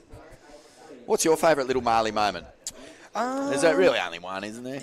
Yeah, I mean, there's a couple. I just feel like such an old fossil even talking about it. But I remember coming down to one of the first Quickie Pros and just sitting on those rocks there and watching Shane Dorian surf live for the first time. And I was just like, oh, my God, he is everything I thought he was to be and better. Yeah. You know, and just like, I don't know, I talk about it all the time. Just so fortunate to have even got to hang out with you back in the day before your voice broke, Vaughan. Yeah. And, commentating these events here, just having like these championship tour events in your front yard. Like, I could list a million moments, yeah. One of my favourites was sort of watching Dane Reynolds surf in towards that rock against Joel Parkinson. It was just incredible. It was like dead glassy, sort of 3 foot, nudging 4 on the sets, and just him and Parko going loony. But Dane putting on some sort of extra special clinic. In that was sort of like a heartbreaking moment for young Coolangatta surfers. It was, wasn't it? You're kind of watching it going, oh my God, the king just got so dethroned. And even Parko just laughed it off going, well, it was bound to happen at some point. Just why did it have to happen to me? Oh my goodness, what's this? Benny's another cray, froze the fins, and well, you know, that to me is exactly what you want to start seeing in round 3. You know, rounds 1s and 2s, guys can kind of just rely on their strong foundation surfing. Totally. No one's really put the foot to the floor other than maybe Caden Francis has been the one guy to really sort of showcase what he's fully got in his arsenal, but everyone else has been sitting quietly. So Benny Cray there. I like that, Stace. What about you, man? That was great. It's a point of difference on a day like today. We haven't seen any aerial manoeuvres so far this event, not that I can recall on the heats that I've watched. So it's nice to see a little tail high reverse there. It's surfing small waves is hard. It's a really undervalued skill, to be able to have that much control of your board when there's not a lot of speed on offer. So for him to even get that pop, I think is very well done. He's pretty well rewarded for it. He was only on the wave for about 4 seconds and he got a 6.5. So when you look at it that way, it's job well done there for Benny. 6.5. I wonder if he'll paddle in and say the judges aren't rewarding progressive surfing enough, and it's really write an official complaint to Instagram to get 3 of your mates to follow you and post it finish it by saying, I love surfing, it's my life, but I'm unhappy about this score from Ben Cray and Australia. So that goes down. Yeah, really. No,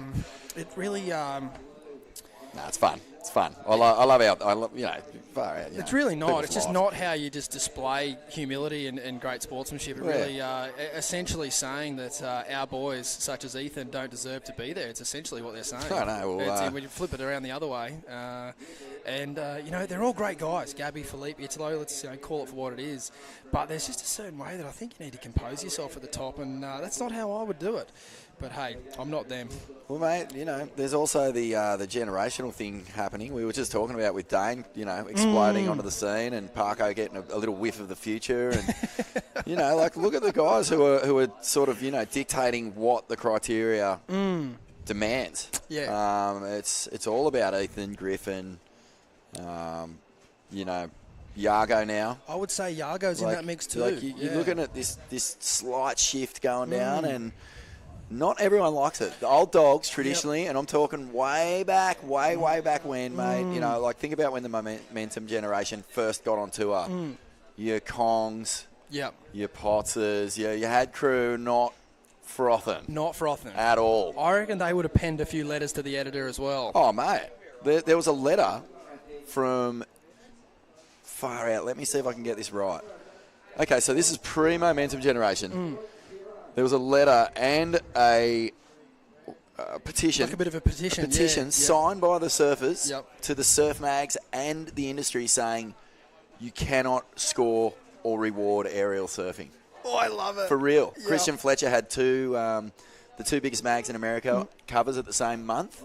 Yep. Doing airs. Sick. And there was a massive revolt. And, mate, look how ancient and out of touch those guys look now. Yeah, it's so true. And it is just one thing that I really think about a lot is just the ebbs and flows of trends. Surfing's not immune to trends. No, definitely not. It's an art form, and it changes. And one thing that I always tried to instill in the guys and girls that I coached, I used to put it pretty simply. You've got to know when you're wearing the red jersey. And what I mean by that is you've got to know when you're being loved. And but it doesn't last forever. No. You have to work hard to stay on top of your game. But sometimes, man, I used to watch heats with Freestone, and he'd just do 3 of the easiest backhand turns you've ever seen. He'd get a 9. And I'd come in and we'd both just talk about it and go, hey, we got that one. There'd be other heats you'd be ripping, blowing the tail, big laybacks, the whole lot. Couldn't get above a 7. No. Oh, well, hey, not today. No, it's just one of those things you just can never really tell. Exactly, mate. Yeah, you got to take the good with the bad. That's it. And I think the best competitors do. And I think at the moment, the trend is definitely favouring that sort of seamless transitional surfing. But it's not easy to do. Like, it's very technically difficult. Yeah. Well, mate, you come through those era, like the era of the Coolie kids was all about that. And then you came into, this exciting, explosive, acrobatic surfing that for sure deserved its moment in the sun. It was the most cutting-edge thing going, but now it's like it's a mix of the two with an emphasis on rail and transitions, like you say. And, man, it's undeniable. And it's undeniable that that's the best surfing in the world. Griffin and Philippe are those two surfers. They're incredible on the rail and incredible in the air. Yep.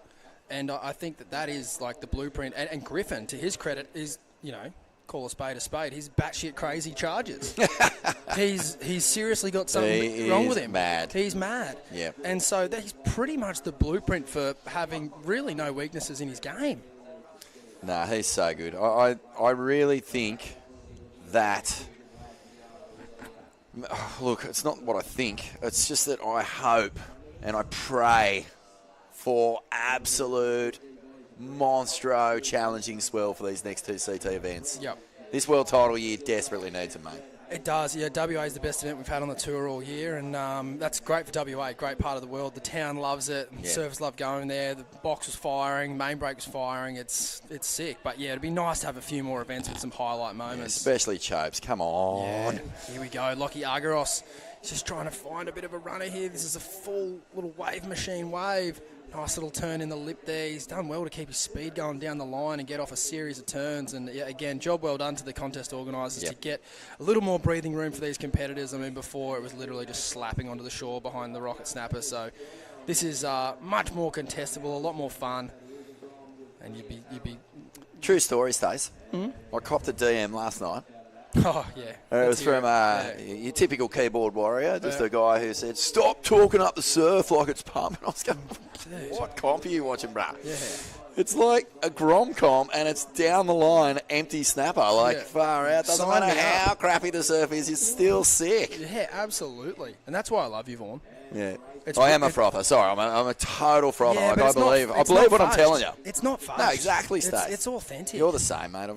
Nah, I'm a bit more of a neg, and that's why we play off well against each All other. right. I'm getting in blow-ups in the car park, and you're out here sunshine, rainbows, and lollipops, and that's why we're just a good match for It's true, mate. But, no, seriously, kids, don't ride your freaking scooters too fast through this zone. There's kids playing on the road now. Oh, thank you. Yep. Far out. Saw you yesterday, blowing up. I'm sounding old. No, but I copped a DM last night as well. And I'll nearly go so far as to actually name the person, but when it comes to sponsoring kids, all I'll say is being a good surfer is not the only thing that brands look for. And so Bowie Edwards down here for Billabong, I work at Quicksilver, plenty of other great brands there as well that are looking for kids to represent their brands. Good surfing is just one part of it, kids, so don't forget that. And any other parent that wants to jump into my DMs, be my guest. Yep. Yep, well, you know, I don't know. Respect the hunger too, you know. Getting it all and just thinking that you're ripping, that's not always the secret to surfing success, mate. No, and I've actually... Like, look at Cal Robbo. Yeah. I mean, if you want to see a hero and you want to see a pathway that delivers premium results, it's called grit. Just knuckle down and prove it with your surfing. He was sporting the jumper. Oh, here we go. Talking yes, about this is knuckling more down. like it. Come on, boys, get into it. A couple of little ferrets chasing a tennis ball up the street. On one of those little rubber poles. There's like a little fishing line with one of those feathers in a squash ball or whatever. Here we go. So this is a nice little replay, and wow, this is some nice surf. I'm loving that little Mickey Salakis that he's on here. Here we go. I used to ride those board stays when I was a Grom around the Long Reef. Long Reef, that little zone, Northern Beaches. The Twins, a couple of good Greek boys, the Salakis brothers. Good Greek lads by the sound of that name. And, they are really, really fantastic surfers, man. Kind of mentored some really good guys from down that region. Steve Clements, who's Kobe Clements' dad, and Ozzy Wright, Joel Spillane. There was a bunch of, like, really good, strong, longy talent. Ozzy didn't go up to Northie. He went to the other way. The other way, we spent some time with Kobe, actually, when the swell got ridiculous there at the Challenger Series. Once it got above 4 foot, that's when Kobe popped his head out the car park and started packing closeouts at the car park there. But, a good, honest longy boy. He is, mate. Hey, so Longy, congratulations to Longy, too. 50 years old this year. Isn't that sensational? A lot of the clubs coming up to 50 years, and even some of the really cemented clubs, and they're coming up to 60. So it's an amazing thing to say, and I'd like to sing out to the Americans and say, well done for finally figuring it out. Yeah. They're finally starting to get it, and it's such an important part of our culture here in surfing. Been talking to Bugs about it. He's just frothing. He's going, mate, we tried to get it going over there in the 70s. They didn't want to know about it. No, and they don't get it, but they are slowly starting to get it. It's it is. It's an amazing. Is Lockie Greek? Has to be. Argyros is certainly a Greek surname. I'm not too sure, what his lineage there, but sure, why not? They're few and far between, the Greeks. I didn't take my father's surname, but if I did, it would be Georgakis. Really? Yep. I married a Greek girl, Mandalis. Oh, classic. Guess, check out her dad's name. Leonardus. Leonidas. Constantine. Mandalis. That is phenomenal. Oh, Lazarus is in there too.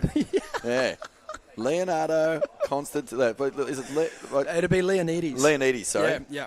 Constantine, Lazarus, Mandalis. How Greek can you get, mate? That is so good. Yeah.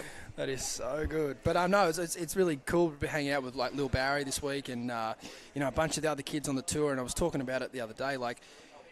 Any of these young surfers that come out, and have to speak English as their second language, man, like, you got to have hats off to them. Mateus Hurdy, Sammy Pupo, Jiao Chianca, man, they're all fluent in English. Yeah. And then none of them are older than 22. No. It is such a, we all obviously love their surfing and they're cool dudes to hang out with and stuff, but, Luana Silva's the same on the women's side. Like, to have a few languages under your belt is, as surfers, it just goes such a long way if you're a travelling surfer, to be able to converse and relate to the people of the cultures that you're going to. That's it, man. Take the time, pick up a book and get into it, or pick up the app, Duolingo. Oh, it's great. And you avoid so many hassles as you get a bit older if you can speak the language and understand the culture through that, because it's all about communication. Yep, absolutely. It's only the ignorant, the fearful, it's just because they don't know any better. Yep, exactly. So here we are, 5 minutes 30 to go. Lachlan in the lead with an 8 and a 6.23. He's put together a good heat. Jeez, oh, mate, look at the dividends this contest expansion has already paid off. Everyone's got good rides here.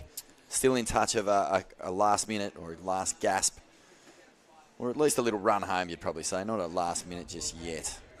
It has been like that, though, Vorno. That last 5 minutes does feel like a minute in today's conditions. And although you will get some DMs saying we're talking it up a little bit, it's fun. Oh, mate. It's firing. There's Seriously?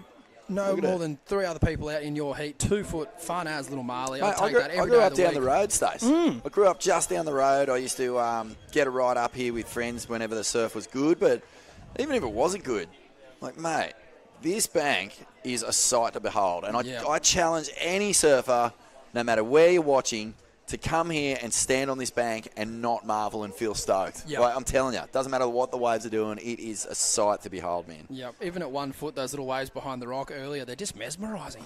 Dude, Get me the Tommy Carroll. How's the excitement you feel looking at the sand? Like, that's how boring surfers are, dude. Like, we can turn up, look at a piece of sand with no waves on it, and actually get an adrenaline rush. But it's funny, you know, like around here, people, they don't ask how the waves are. How's the sand? That's right. They don't ask. You don't need to know what the swell's doing. No. It's all about the sand. So true. What's the sand doing? Because if there's swell, the bank will do the talking for you. You're going to love this, Stace. I just finished a new little clip for Rip Curl. So it's a search clip with Mick, Mason and Gabby. Yep. And one of the sort of, it's like a fly on the wall of the search. So it's kind of like, I don't know how to describe it other than, you know, like you're kind of in the car with them. Yep. And the banter is like any car that you've ever been in your entire life. Yep. 3 best surfers. Yep. Or 3 of the best surfers in the world, and it's exactly you and your mates. And it just feels so classic, That's man. It's awesome.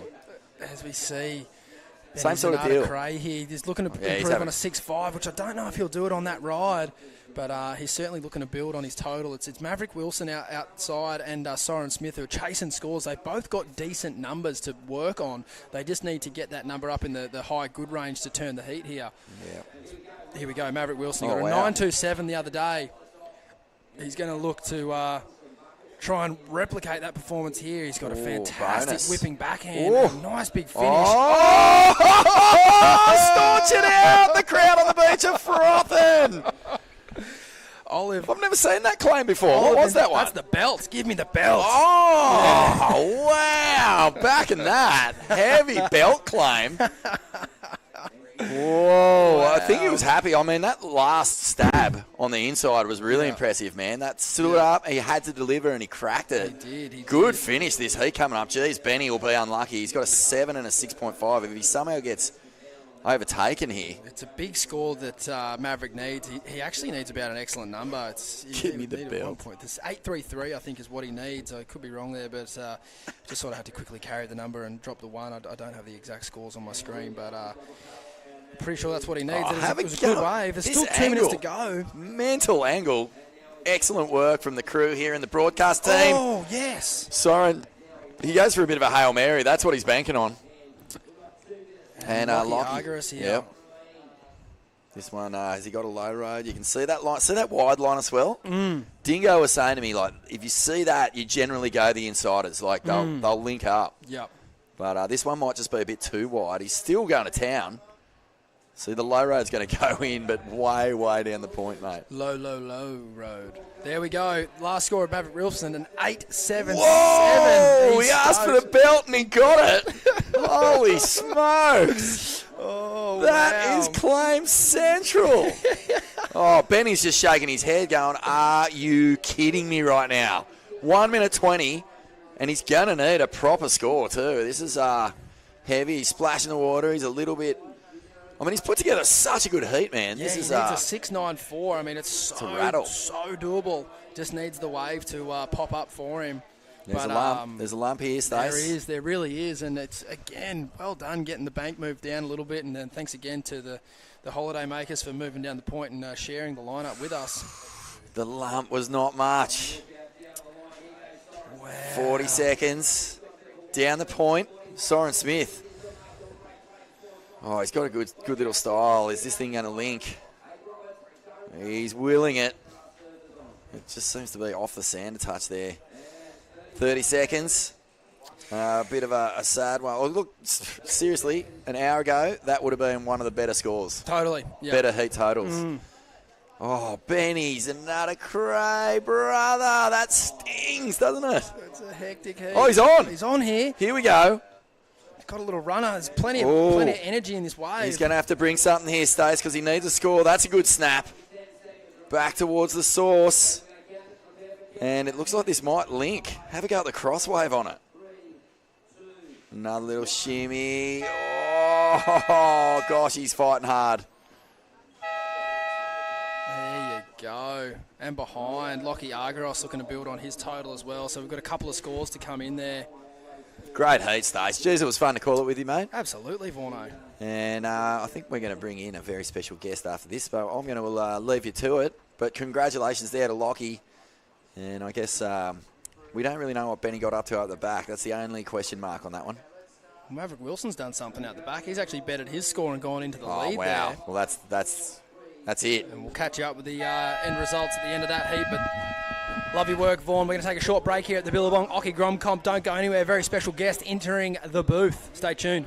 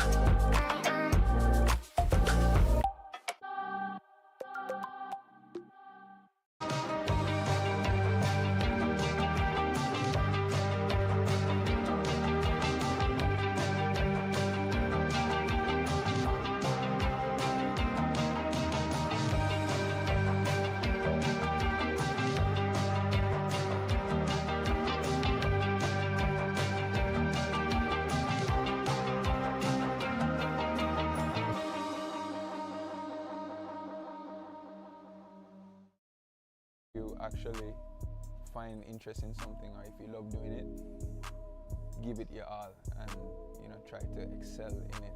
You can be super at your best job. Let's get it. Welcome back to the Billabong Occy Grom Comp. I've been saying it wrong for the last 3 days. This is the 18th year. Oh, it's you. It's me that's been getting it wrong. And I've been quoted all over the worldwide press, but no, well, let's amend that. 18th year. And what better time to be joined in the booth than the man himself, Mark Ocalupo. Hello, Stace. Good afternoon, Mark. It is just afternoon, yeah. And you actually slipped me up because I thought it was 18, and then yesterday I recorrected myself saying 17 because I was listening to you on the webcast. Supposed to be so the professional. It's your fault. It but is. the good thing about it is, Stace, is we've moved down a little bit. I came down. I was a little busy this morning. I had to run a couple of errands, and I came down, and I'm like, what are they doing? It's not surfable right there where they are. But the best thing about the Point Break is, we can move down. We do it a lot, and now it's totally opened up for them. I mean, when we surf here generally, sometimes, there's no sand at Snapper, so we're surfing greenie, still getting barreled, or if it's really big, it's huge, like we paddle out at Snapper, but we don't get out till we get down at halfway down at Cooley. Obviously, we're surfing Kirra then. But, this, I guess, I don't know if anyone's measured our Point Break, but it's at least maybe, a K, 2 Ks maybe, because we can actually, when Kirra's good, we can surf all the way up to North Kirra too. So from Snapper to North Kirra, it might be 2 Ks, but I know from coming last in the lifeguard test every summer that from the headland to the Big Groin is 800 metres down there. So I'd have to imagine this is at least another 800, if not more. Yeah, for sure. So, it's funny you say that because just as my stepson Dylan, the eldest boy, he done the lifeguard test the other day too, and it doesn't look like it's fun. I mean, you have to prove that you're fit, right? Yeah, definitely. And pass that test to keep lifeguarding and. Obviously. Funny you say that. You and Dylan and I are usually bringing up the rear there. Really are, you guys? We do it with a smile. Well, as long as you're making it to finish in time and keeping your job, and I do thank all the lifeguards on the coast and around Australia and the world. Actually, what am I talking about? Yeah. The Hawaii lifeguards are all time, and and the lifeguards here do a great job. But and it's a great job for the surfers. Well, I'm encouraging all the kids that if they jump out of school and they're not sure if they're thinking about whether university or travelling, like being a lifeguard on the beach is such a rewarding job, and you learn so many good skills. You stay really fit, and it's you're involved in the ocean. Whether you even I know it's sort of as surfers we think getting on a clubby board, whatever. But if you've got a little niggling injury or whatever, jump on one of them. You're still going to have a hell time. Yeah. So it's a great thing to think about in this part of the world and everywhere, like you say, is plenty of good lifeguards around, so thanks for their help. And particularly here, they've helped us clear the lineup today, so thanks to the Gold Coast City lifeguards. And, and he was down there and moved the buoy for us, which was great. And I forget his name, but you probably know. Yeah, Chris Ray. Chris, it's Chris, because you guys shuffle around. Everyone's, sometimes stationed at Snapper, sometimes at Burleigh, sometimes at Surfers. I know where you guys would want to be stationed, though, right here at Snapper, because you can surf on your lunch break. But But, it's great to see the kids have got some open area, some room to move on these little sliders down in the part we call Little Marley. Everyone that's watching, we're not quite at Rainbow where we've got, Rabbit will tell you, but I can tell you too, it's here we go, blew up and riding nice, tries to get vertical there, Stace, and nearly does. She's going to cut back, that wave's going to fade out. You really got to he was going to get lucky pick there. Those lined up ones. But, like a lot of different breaks, we have all the different names, like J-Bay, you start up the top, it's Boneyards, and it's Supers, and then it's Impossibles. Here it's Snapper, Little Marley, Rainbow, Greenmount, Cooley, Spot X, and Kirra. And then back in the day, Kirra used to have different names. There was Butterbox, Big Groin, Little Groin. Yep. All covered up with sand now. No, you don't even see Little Groin anymore. No. Yeah. What was the Butterbox section? I never heard that Butterbox is right in the middle. There's a reef out there. Yeah. And, so right in the middle. And it used to kind of close out on that reef at low tide. Yep. But now it's all full of sand, so that's not a problem anymore. That's the only good thing about the sand is it's taken that reef out of play. But so, it's great to It's funny, isn't it, when you Vaughan and I were talking about it, if you don't, you come here for the first time and you stand up on the headland at, say, Greenmount and look back up the bank, the bank itself, just the sand, it's like sort of just marvellous to look at. It looks like a concrete slab that someone's laid out and waves break across it. Like, it is absolutely, it goes without saying, one of the most perfect lineups in the world. So it's unbelievable. The camera doesn't really do it justice, although we've got some great vision today. It's when you see the whole thing lined up, it's like going to Hawaii for the first time. You look left and right, and it's just waves everywhere. Like this sandbar just goes off forever. All around to the back. I mean, you can get a really good view when you get up to the Kirra headland there and have a look from that angle. But, so when I came down, I was looking for options, and I didn't look at this little spot first, which is Little Marley. I went over the back there at Froggy's, and there were some good peaks, and the head judge had a look, and It was due to insurance that we couldn't have the kids surfing over there because we're not covered totally insurance-wise over there, but we thought about it. There's good peaks over there, some barrels, but lucky enough we've moved down here to Little Marley and they're getting scores. Some good scores here that have come down. Is that a single wave for Leo there? Because I think it might be two waves. Yeah, because he had that little in and out before, so he's probably got a couple of medium ones. But it's the interesting story so far in this heat for me is Hunter Anderson. He had a really classy heat yesterday where he just rode his first. I'm pretty sure it was yesterday. Yeah, he rode his first wave with like 8 minutes to 9 minutes to go. So it's a very similar situation here today. He's been very patient. He knows the wave he wants. And I think yesterday, the first wave he stood up on, he got a 7, which was for yesterday, a 7 was a really, really strong score. Yeah. So it's, he'd have to be one of the favourites for sure. Hunter, he rides for JS, and he's a great surfer. I've surfed with him a few times, and we've done some team shoots and stuff for JS, and he's a good kid. Yeah, both he's of got the a big boys future. Here, the Billabong and JS combo here, they got some great young surfers coming through with Max and Hunter. You would have spent a better time with those kids. Yeah, both of them. Yep, for sure. Hunter was the one before his heat came up to me when I first got to the beach going, it's unsurfable. And I'm like, he saw us all go up to Froggy. He's like, are we moving? And here we go, though. Hayden's going to have a look. This wave's nicely lined up there, does a cutty. And he should get a section here to hit. Can he do an air? No, the problem there is he went soft and he fell. And that happens a lot because they're not used to going soft. They always go hard.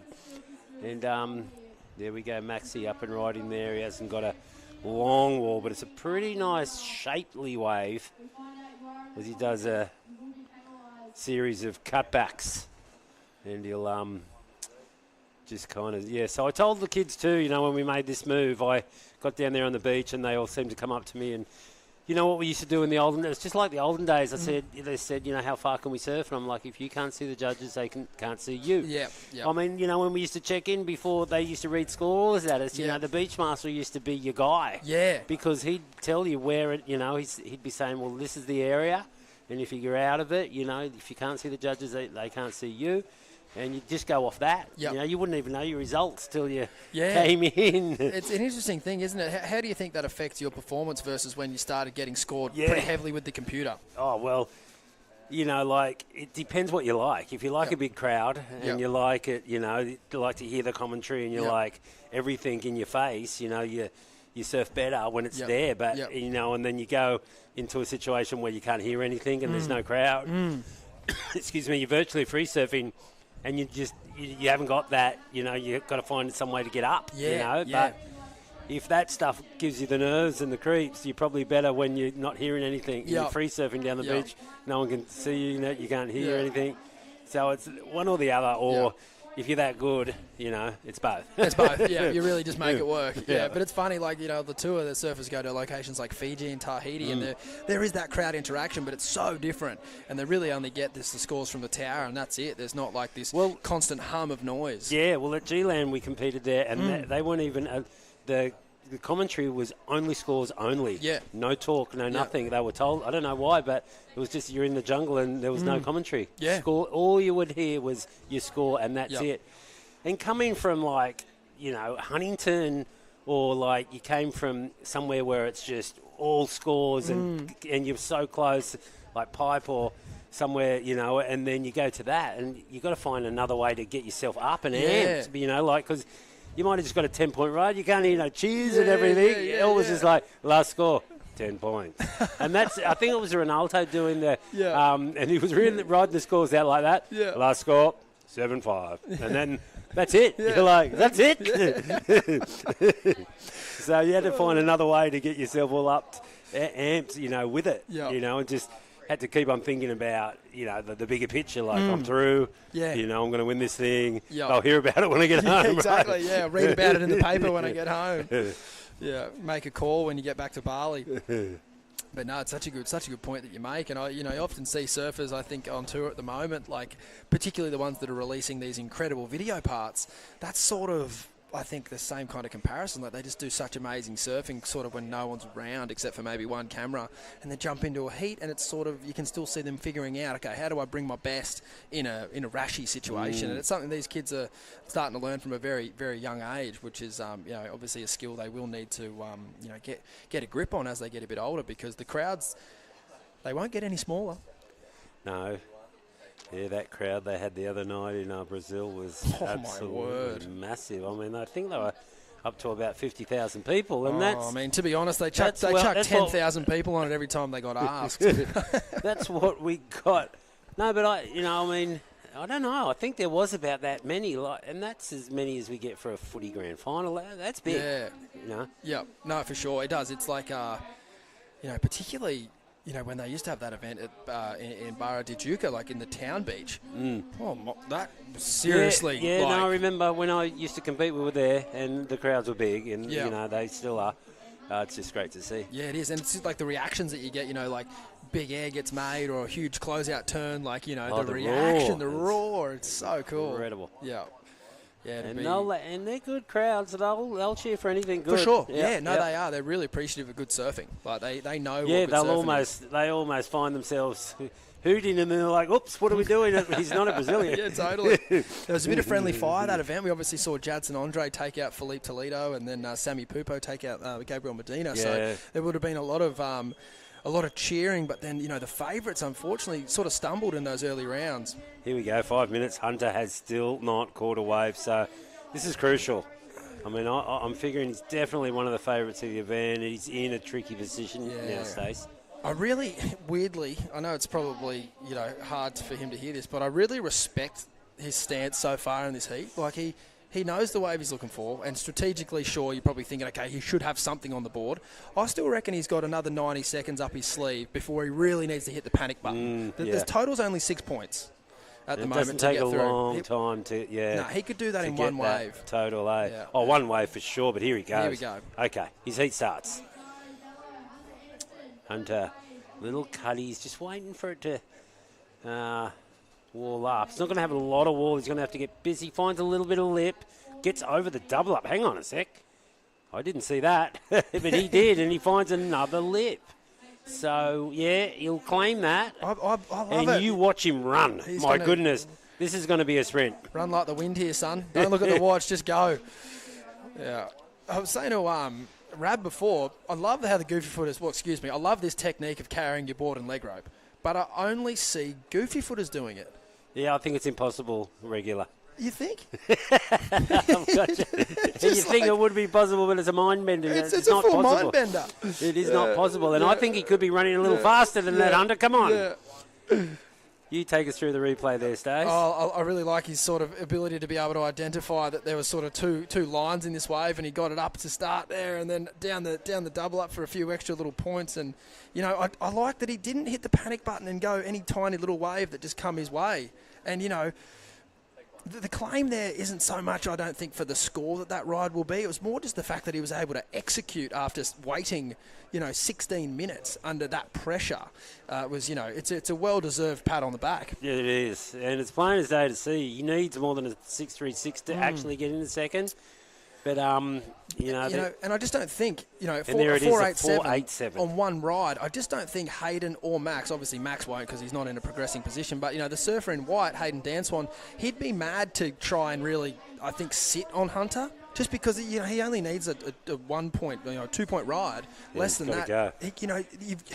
Hayden's got to still better his own situation first. Here he goes. So we'll see. Someone's on his inside. Oh, and there it is. This is a great move here from Hayden Danswan. He's taken the wave off Max, and he'll look to improve on his situation. He goes for the reverse. Unfortunately, comes unstuck. Oh, he falls. Crucial. It's a crazy, crazy heat here, super tight. So it's Hunter Anderson only chasing less than a 2 point ride now to get into second position. And I think Maxi McGilvray, he'll be chasing a bit more, even though he's ahead of him on the scoreboard at the moment. It's Hunter with the single higher, better ride at this stage, I believe. Let me just double check here. Oh, look at these kids. They're looking. They don't know which way to look, who to sit on, or even what part. They don't know. It is coming down to the crunch, and there's White. It's a sick little double up. Little end part. So Hunter could have been on that second one. I don't know. My apologies, Ock. Maxi McGillivray's actually got a 5.23, so he's in a super strong position as well. He only needs a 1.43. Yeah, this is... It's Hayden Danswan who's at risk here. We'll try and get an update for you on that last score that he got, because his highest single wave score is only a 4.33. There we go. Danswan to the lead with a 4-point ride there. So that's well done for Hayden. He's created a bit of a buffer between himself and the rest of the pack now. Time's winding down. Oh, my goodness. Oh, my goodness. This is crazy. So we've got the surfers in. The surfers that are in second and third actually have the single higher wave scores. So they don't need the biggest scores of the heat to get through. And then Hunter's got a pretty decent start as well there with the 4.87. So it's, splitting hairs. It's just a matter of whether or not they'll get these opportunities as the clock counts down. Red having a look here. I mean, that was a definite paddle. I'm not too sure what the priority judge will make of that. It's 40 seconds. Let's have a look and see where these other guys are in the lineup, because maybe they're further down. Yeah, we've picked him up here. It's Hunter. What, 24 seconds left. He doesn't need much. Can he get enough speed to hit that lip? And he does. And he loves it. He's like, yes. Just got himself Houdini style somehow out of this heat, but maybe not, because Red's up and riding and he seems to have a better wave here. Nice, good wave. Nice big carve. He's off, and he's like, oh no, he's not happy. He's actually kind of sunk his board there.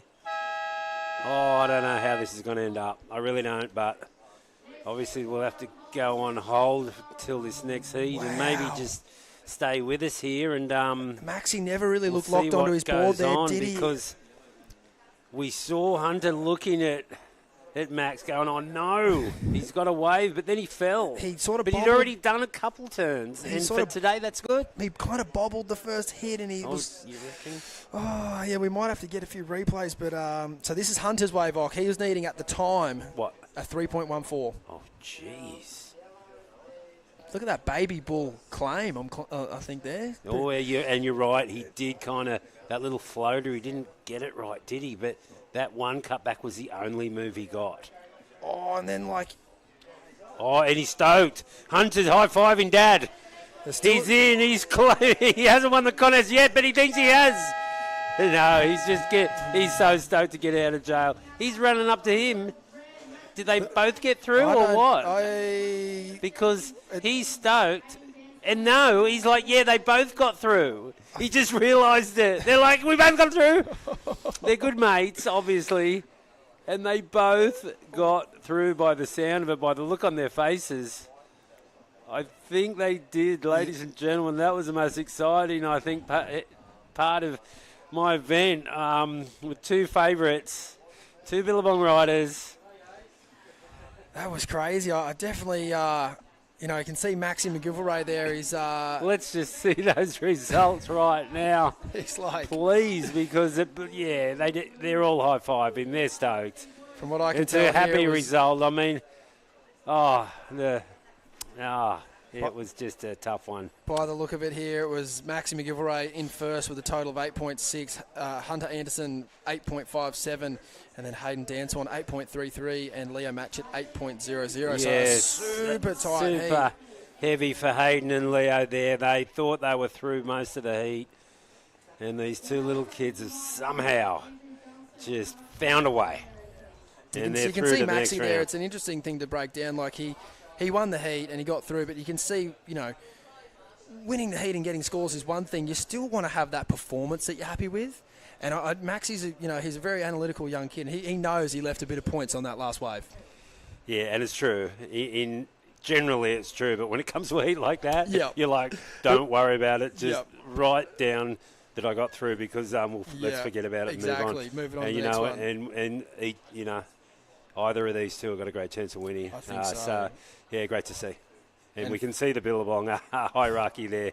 Bo Edwards and Stevie down there giving them high five. It's a little good feeling around. Well, maybe we will cut to a break and we'll join you guys back here real soon. And I'll be back and stay.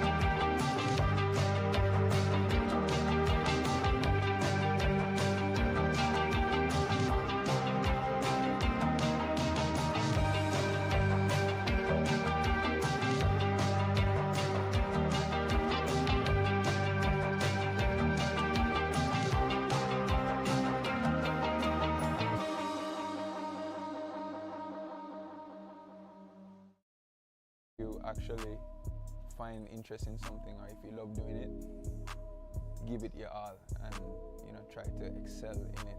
You can be super at your best job. Let's get it. And welcome back to the 2023 Occy Grom Comp. I'm here with Stace. And I've never done that before. Thanks for all the team for letting me do that. Just thought I'd, try and be the anchor guy. But here we go. We got Blue up and riding. Cato. It's Caden. Yeah, another favourite for this event right here. He's running, getting as much speed as he can into a nice little cut. He tries to release the tail. And then just finding some lip. So really nicely surfed there. We are down. If you've just tuned in, we've moved the comp down a little, Marley, because it's just below sea level. At Snapper, it's not curling, it's folding. It's just one lip that goes down. The whole wave is a lip, which it happens here when we get too much sand at low tide. Even if it was 2 to 3 feet, it'd still be unsurfable. So we've moved the kids down a little Marley, and they're finding some good waves. Stace, what do you reckon? I reckon it might be time to, it's a great move, but I reckon it might be time to bust out Ox Quiver bodyboards and jump out behind the rock at Snapper and get a couple of head dips. Because a lot of sand out there. A lot of sand. It's not even surfable for a bodyboard at the moment. It's just one fold. Yeah. But it'll come back. Hopefully it happens naturally and the kids just see it starting to barrel, which it will when the tide pushes back in. You'll notice that it's kind of the same at D-Bar. Like any outgoing tide, it just, it's not surfable over there. But as soon as the tide comes in, it seems to just get good. And it might happen and should happen here this afternoon up the top. For sure. Last couple of afternoons, the swell's even picked up half a foot or so. It's that tide's just loving the bank a bit more. But this is young snapper lad Will Fitzsimmons. Sick little blowtail out of the top there, but just unable to really link the turns together down the line. But this was one of Caden's waves, Ock. I really like that last turn. Really vertical. Really pushed out that back foot.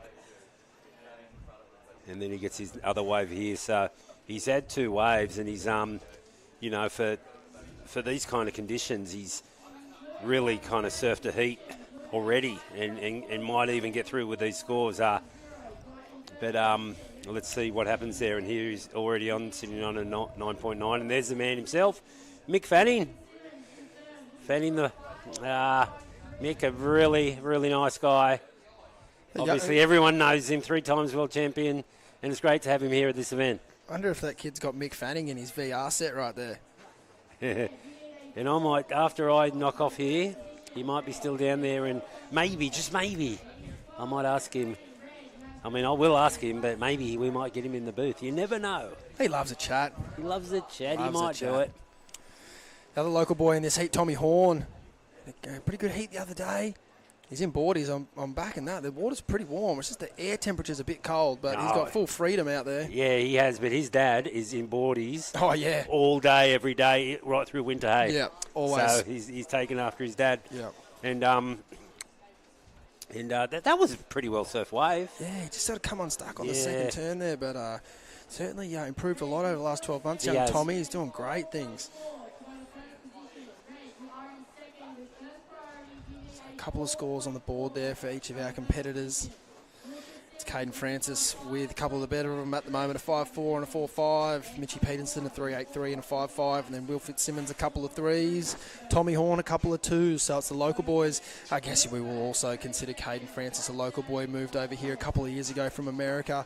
But he's a proud Aussie, and he's been doing great things at the moment in the board riders, and had one of the greatest heats of the round earlier in this event. 18 points, Ock. Absolutely shredding young Cato. Oh, that's all time. That's a big, he'd have to be one of the favourites for sure. Actually came down for the press conference when... good fella. We had Channel 7, Channel 9 down, and he got behind the mic, and he's a classic. He's a classic, isn't he?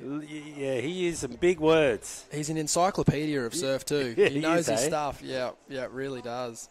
He's got the throwback Taj spray. Yeah, I had to laugh at a couple of the biggest words he was throwing out there for the news. I was like, wow. That's classic. What does that mean? Anyway. Need to get it, bust out the thesaurus.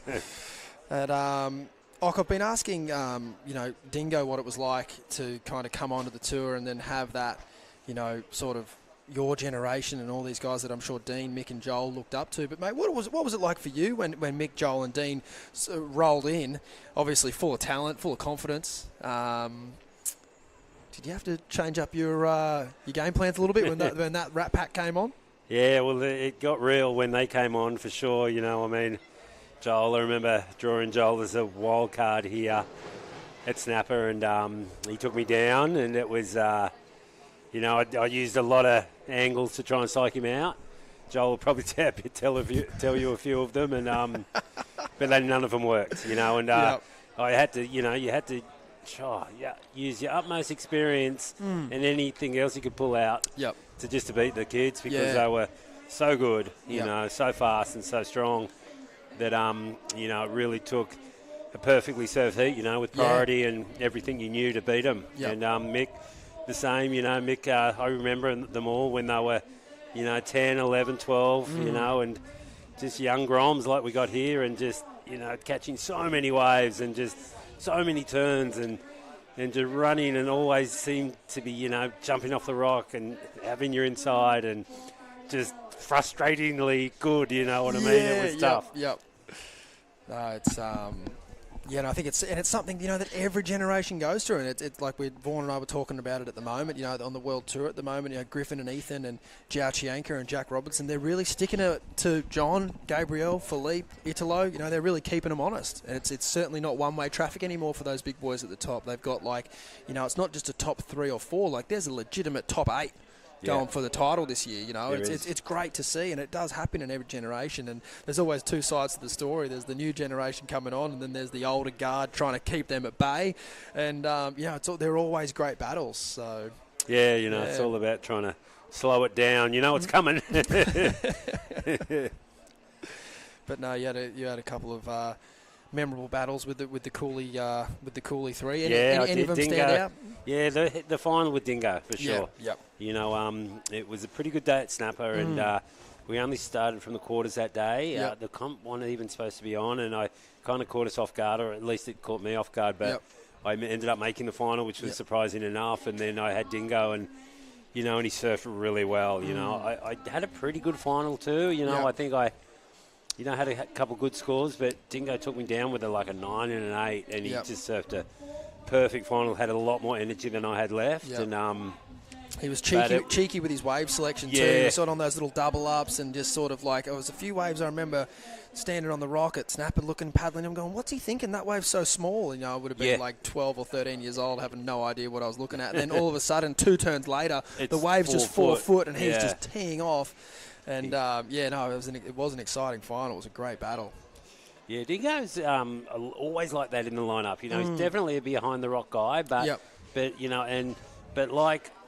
not all. Oh, here we go. I'll get back to that. Mitchell Peterson, he's up and riding, and he is in second. He'd love to better that 3.83, and can he do it? If this wave steepens up a little bit, he will. And he's just going to get one big last turn here. Leans on the tail, and it was pretty good. He might better a score. But Dingo, not like Mitch Parkinson and Nick Vasicek, like two of the best guys, or two of the best guys, or the two, best guys behind the rock. They will never sniff around and look at those tiny small ones that grow. Yep. They're only looking for big behind the rock ones. Totally. But Dingo will. Yep. And I like to look for those ways too. Yep. They're really good, but there's definitely a lot of different ways you can surf this break.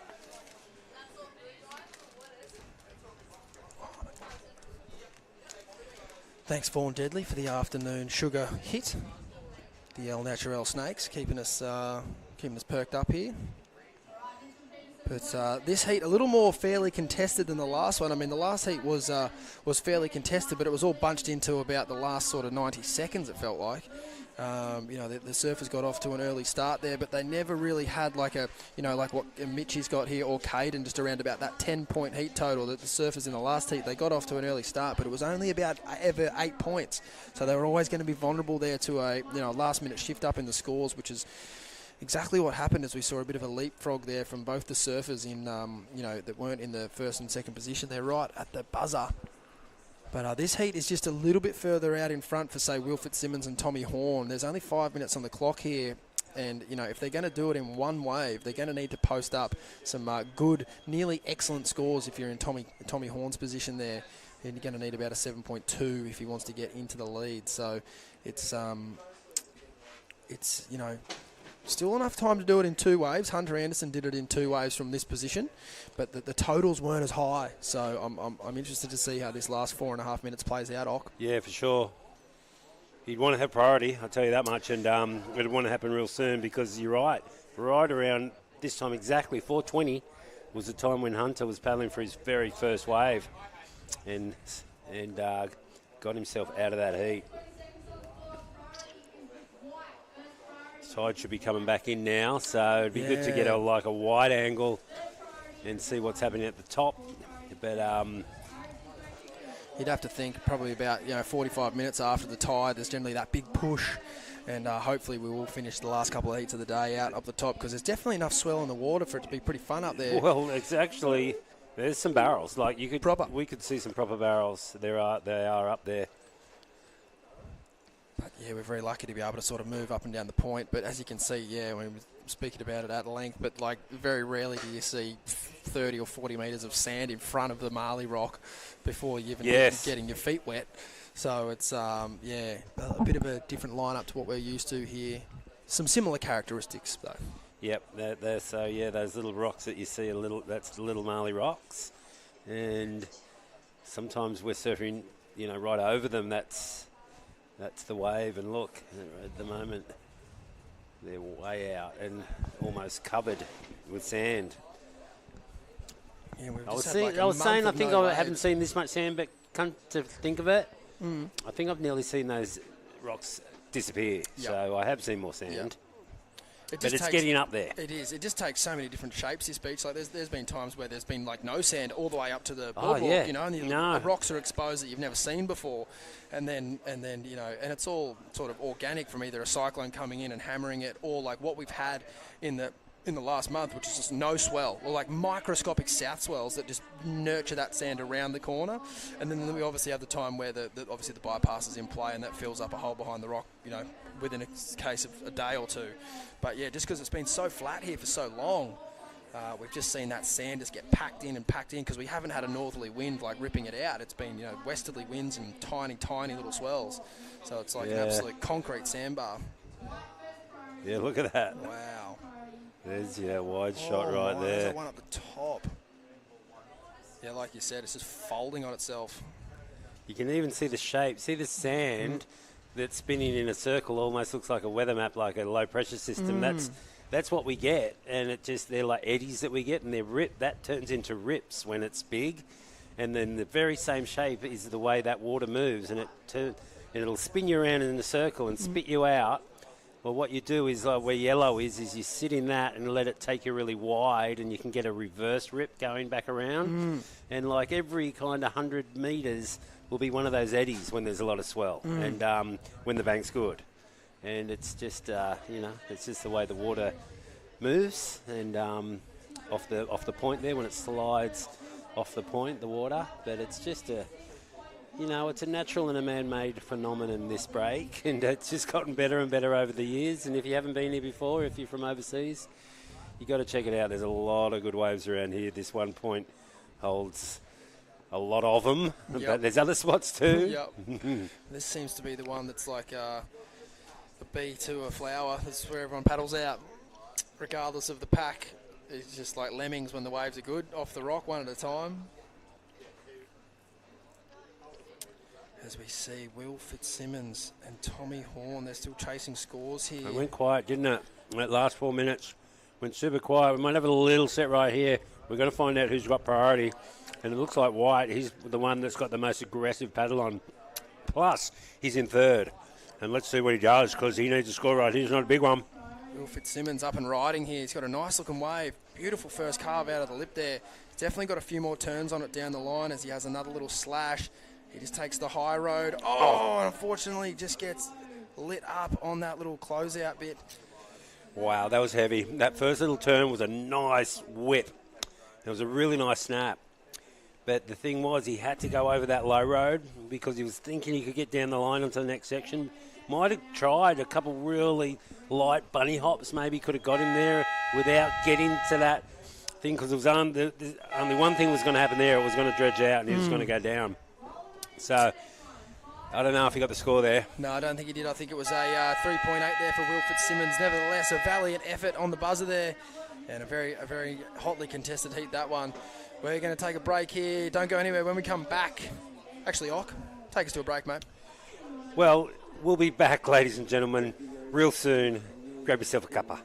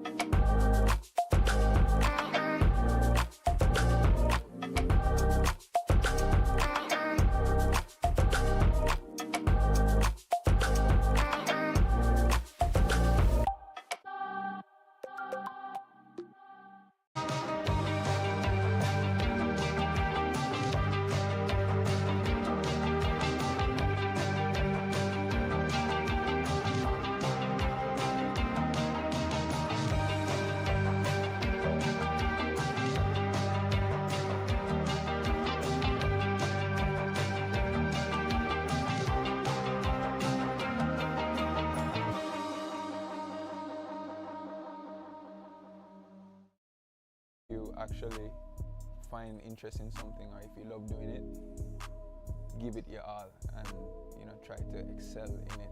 You can be super at your best job. Let's get it. Actually find interest in something. Back to the 2023 Billabong Occy Grom Comp. It is the 18th edition of this wonderful event, hallmark in Australian junior surfing. And we've just had some amazing heats in the under 14 boys division. Lots of them nail biters. That is for sure. We've now moved over into the under 12 girls. This is the quarterfinals. This is heat number 1. Another action-packed heat. As you can see, our competitors, we have cleared the lineup a little bit further down, and luckily enough for us, the recreational surfers have given us a bit of room so that these young surfers can have a crack at some waves with a bit more open face. We're at the bottom of the tide here at the moment, so it's just a little bit trickier up behind the rocket snapper. Expecting waves to improve into the afternoon, but for the time being, we're at the Little Marley section here. My name's Stace Galbraith, and I'm happily joined in the booth by the 99 world champ, Mark Occhilupo. Occy, you're becoming a real professional at the anchor seat. That's not my job. Here we go, though, the girls, little future professional surfers who want to be right there. Look at it, she's got her eye on the prize. She wanted to hit that lip, but she couldn't. And here we go, red up and right, a little replay. She's out of there.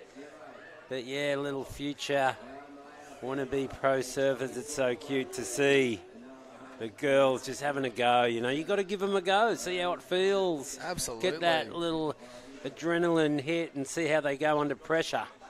And that's that's why we do it. That's why I've been having this event for 18 years. Just to give these kids an early look into how it is. And do you like it? Do you like that feeling of surfing under pressure? I'm sure.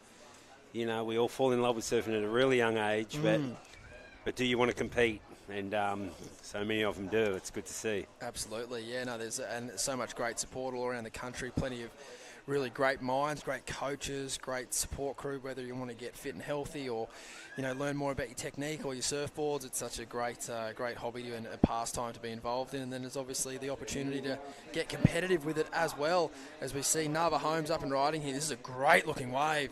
She's stoked to be on this beautiful canvas at Snapper with no one out. Beautiful open face wrap there. As she brings this one through to the inside, she's absolutely frothing. Can't believe her luck. Look at that wave. Well done. That's one of the better rides we've seen in the last couple of hours, I reckon. That wave offered up some great sections, Ock. Really nice serving from Nava. She, good to see her wearing a helmet too, but she surfed that wave really well. She raced when you needed to race. She opened up those shoulders and done a really nice extended cutback, which is kind of old school. It's good to see the kids do it. Very, very effective. And they do score quite well. So let's see her. Look, she didn't want to hit that lip. I think it's great that she didn't. She wouldn't have made it around. And look at that big, nice round house cut back there. And then just kind of slows it down. A little snap and finds lip. Just kind of got a bit kind of caught up and a bit straight-legged, I guess. But, she's only young. Still going to be a good score for her there, Stace. Oh, great. Yeah, you're dead right. And a great way to start the heat. She's only had a small score on the board, so once that one comes in, that's going to put her right up in the front of this lineup, with plenty of time left on the clock as well. I think we've seen a few of the younger competitors today just leave a little too, lesser time on the clock if they're not super confident in the lineup. But as we take a look here, a couple of dolphins going up and down the break there. Beautiful vision from our drone here today. Oh, look, there's a little baby dolphin, it looks like. On your far left, look, it looks like mother's got a little baby dolphin. It's like the whales have got the babies, not the dolphins, but the dolphin says, look, I got one too. Yeah, we're joining the party. Yeah, lots of reproducing going on around here, Stays, with the whales. Yep. Some of them, like, they have their babies before they get there, all the way up to where they're going, Harvey Bay, right? Or even further, where they have their babies. But a lot of them, you see, they're swimming up. They've already had their babies. Yep. Yeah, there's plenty of action in the lineup at this time of year, and there's plenty of spots you can check it out from on top of the hill at Kirra or on top of the hill at Duranbah. There's plenty of good vantage points all along the coast. Yeah, it's a wonder. Like, sometimes these whales come as close as where the girl in white is sitting, and they'll almost be rubbing their tummies on the sand. And it happens when we're surfing, and it's crazy when you're that close to them, and their eyes are so big. Yeah. And they look at you, and it's just like you're in a David Attenborough documentary. But there's so many. I mean, I think, you hear like there's around 40,000 at them, coming up the East Coast and going back down to Antarctica. It's incredible. Their numbers have just there's not even quadrupled. It's whatever word it is. It's just multiplied by crazy numbers. It's great to see. The whaling, used to be. It's just ancient history. It is, yeah. No, it's something that we wouldn't get to see the beautiful things we get to see if that business carried on, which is.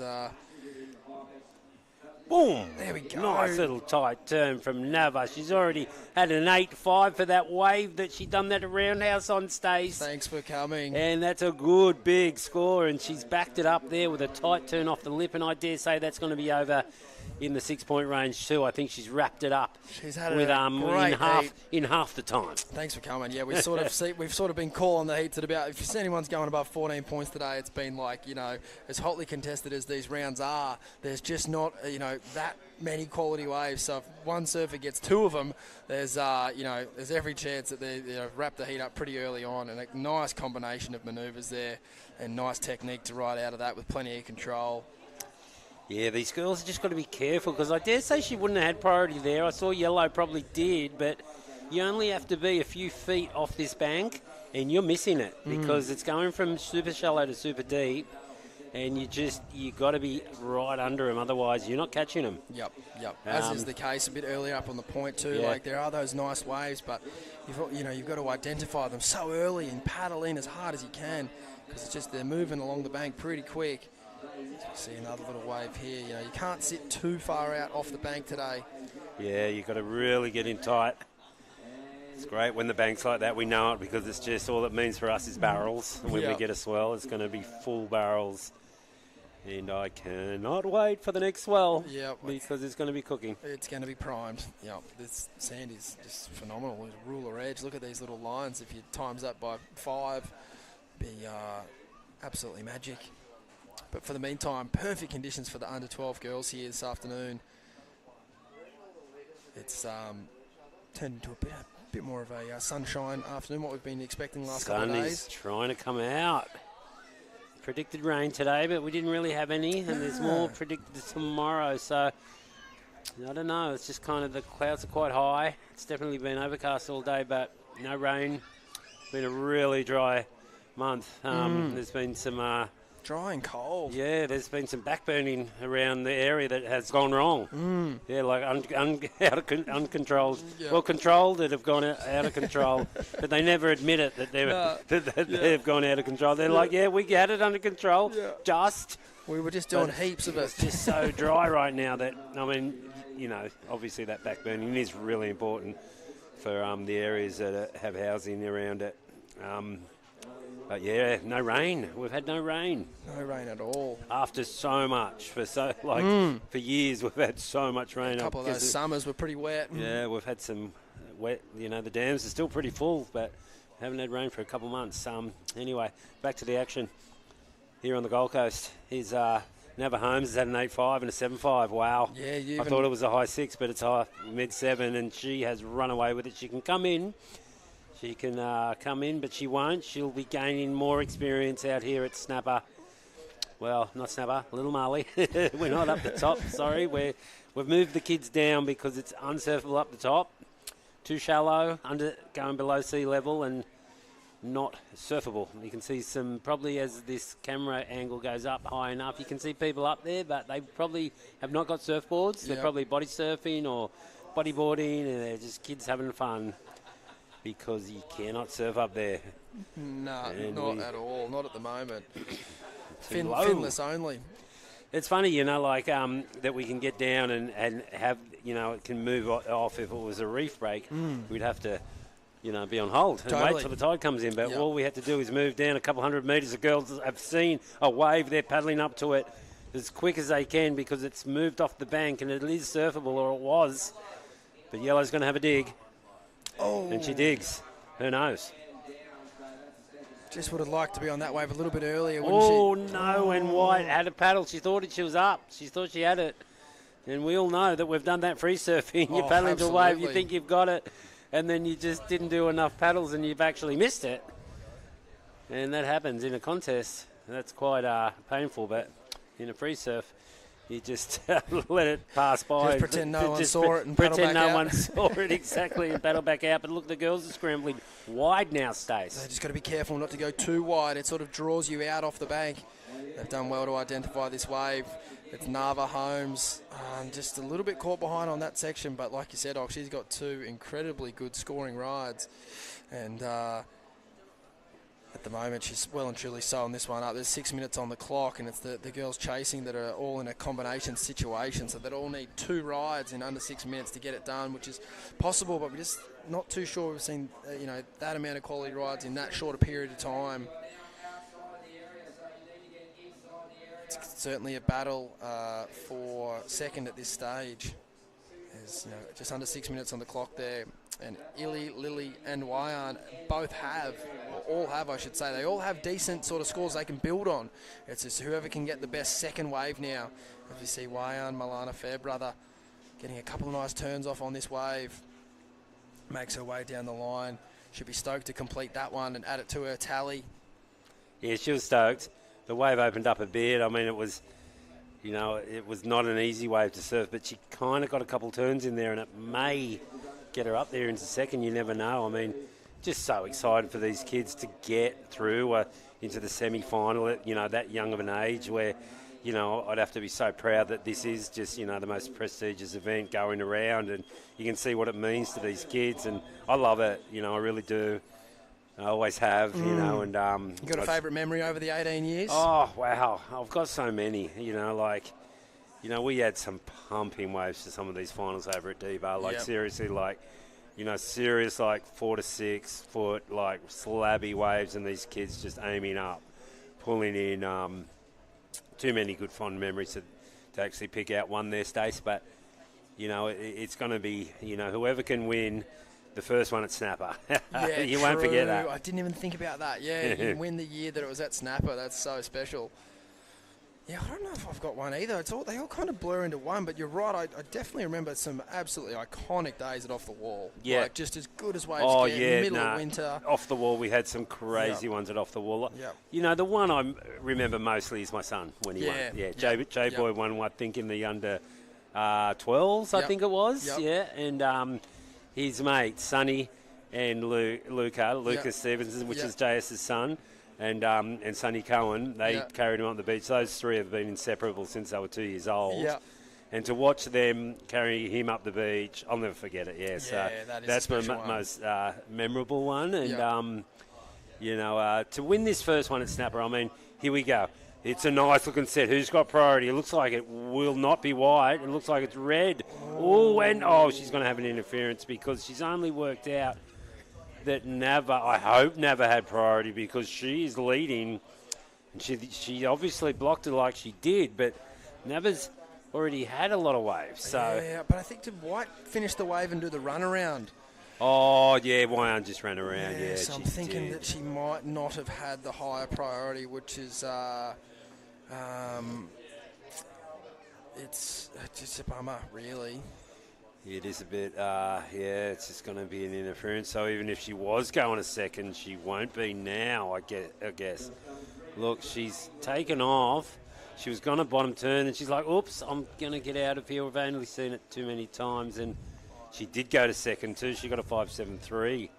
But that's not going to stick. Oh, that's so unfortunate because it's got to be an interference, doesn't it? I think so. I mean, just from what I saw there, she definitely held Nava off the wave, which is just a bit unfortunate. You can't do that with priority. So we'll see what the judges make of the situation. But if that is the case, Wyan unfortunately will lose her second score in its entirety. So she'll just be left with the 5.73, which is a great score, and it would almost be enough to keep her in second. But as you can see, Lily Naylor's 2 scores there are 6.17 combined, so that will take her ahead. As we see Nava Holmes here up and riding. Bang, beautiful turn out the top. And another nice carve. Good sequence of turns there. Even got time to push her hair to the side there. So Caroline Marks having a great heat. Yeah, right. I'm not worried about anything. Yeah.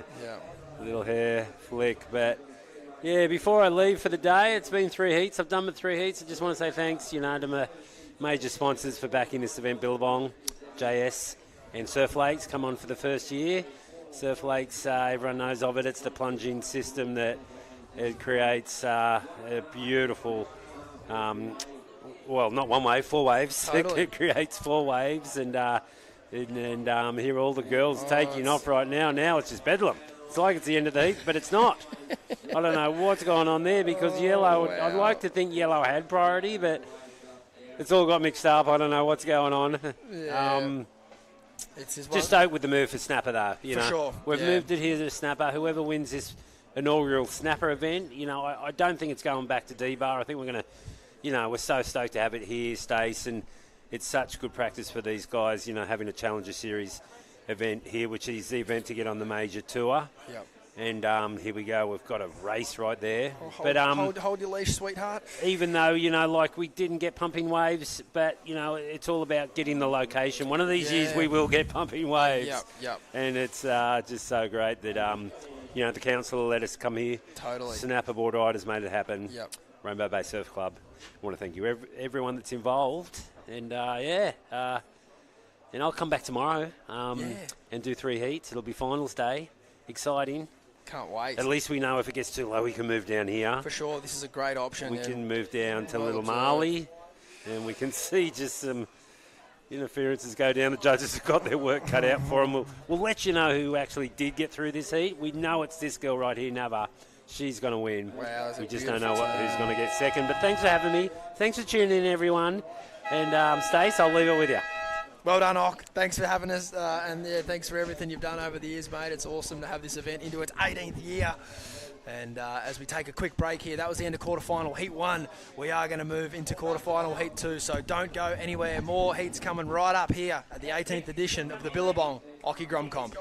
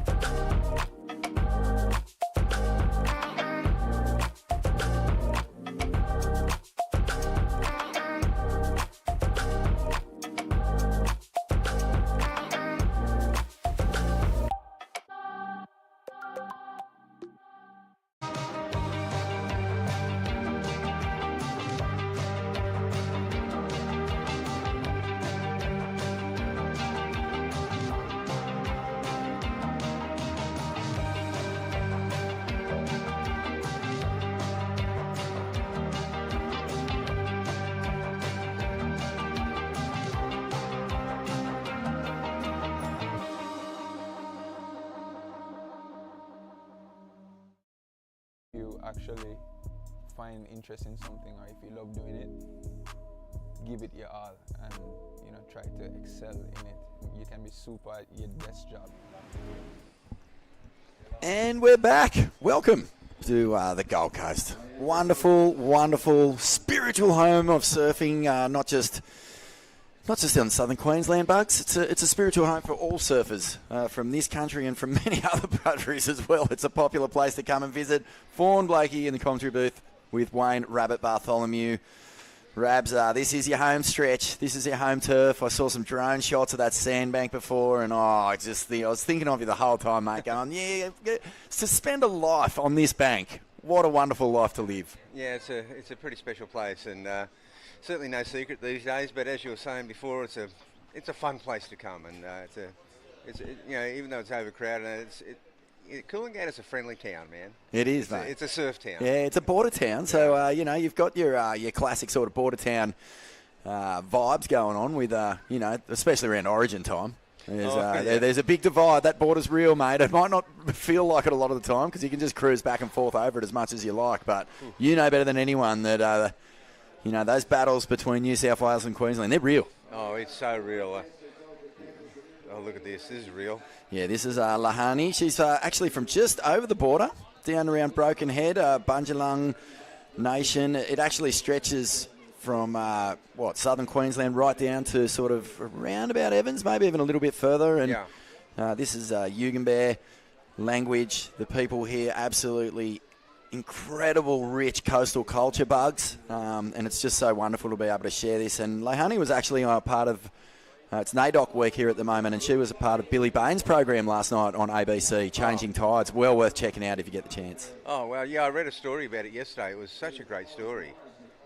And this angle here, the surfers are decided to get that little hook where there's just a little bit more swell hitting that bank down there. So there's the Marley rock, so this is a slightly different lineup now. Which one of those rocks there, Bugs, in the foreground is Freddie's rock? Can you pinpoint the one? Let's see, there's a bit of sand over the rocks at the moment, but see that barnacle there? Freddie Patacci, of course, had a really frustrating heat out here once and just surfed his board straight up onto it. Big old karate kick. Got to love the passion, though.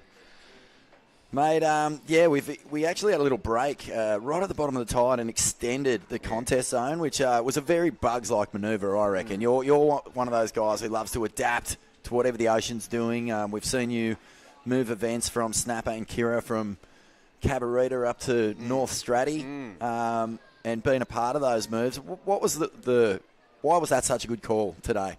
Well, it's all about wave quality, and it's all about scoring potential. And the head judge would look over a series of heats, a sequence of heats, and when you're starting to see heats where surfers are not getting a second wave, surfers are getting through with a couple of threes, that it's good to keep your eyes open and look at the options, being aware of the tides.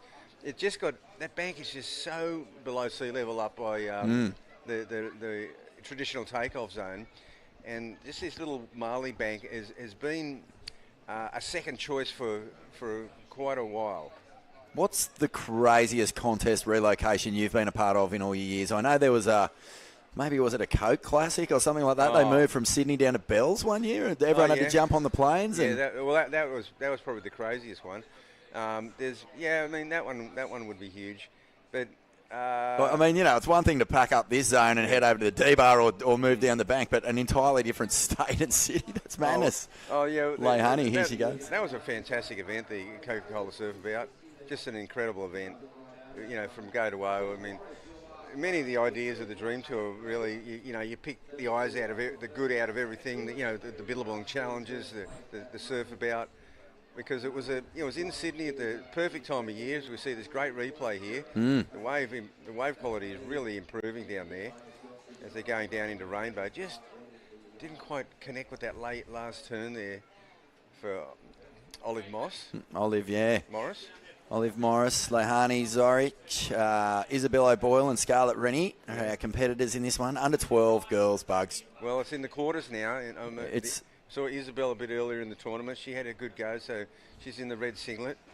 And so many of, so much attention is actually on this age group, but 12s and 14-year-old girls. It's the big movement place in surfing at the moment. A lot of energy is coming out of, this new generation who have been inspired by, some of the all-time great surfers on planet Earth. Your Steph Gilmores and Carissa Moore leading that charge. Oh, the all-time generation.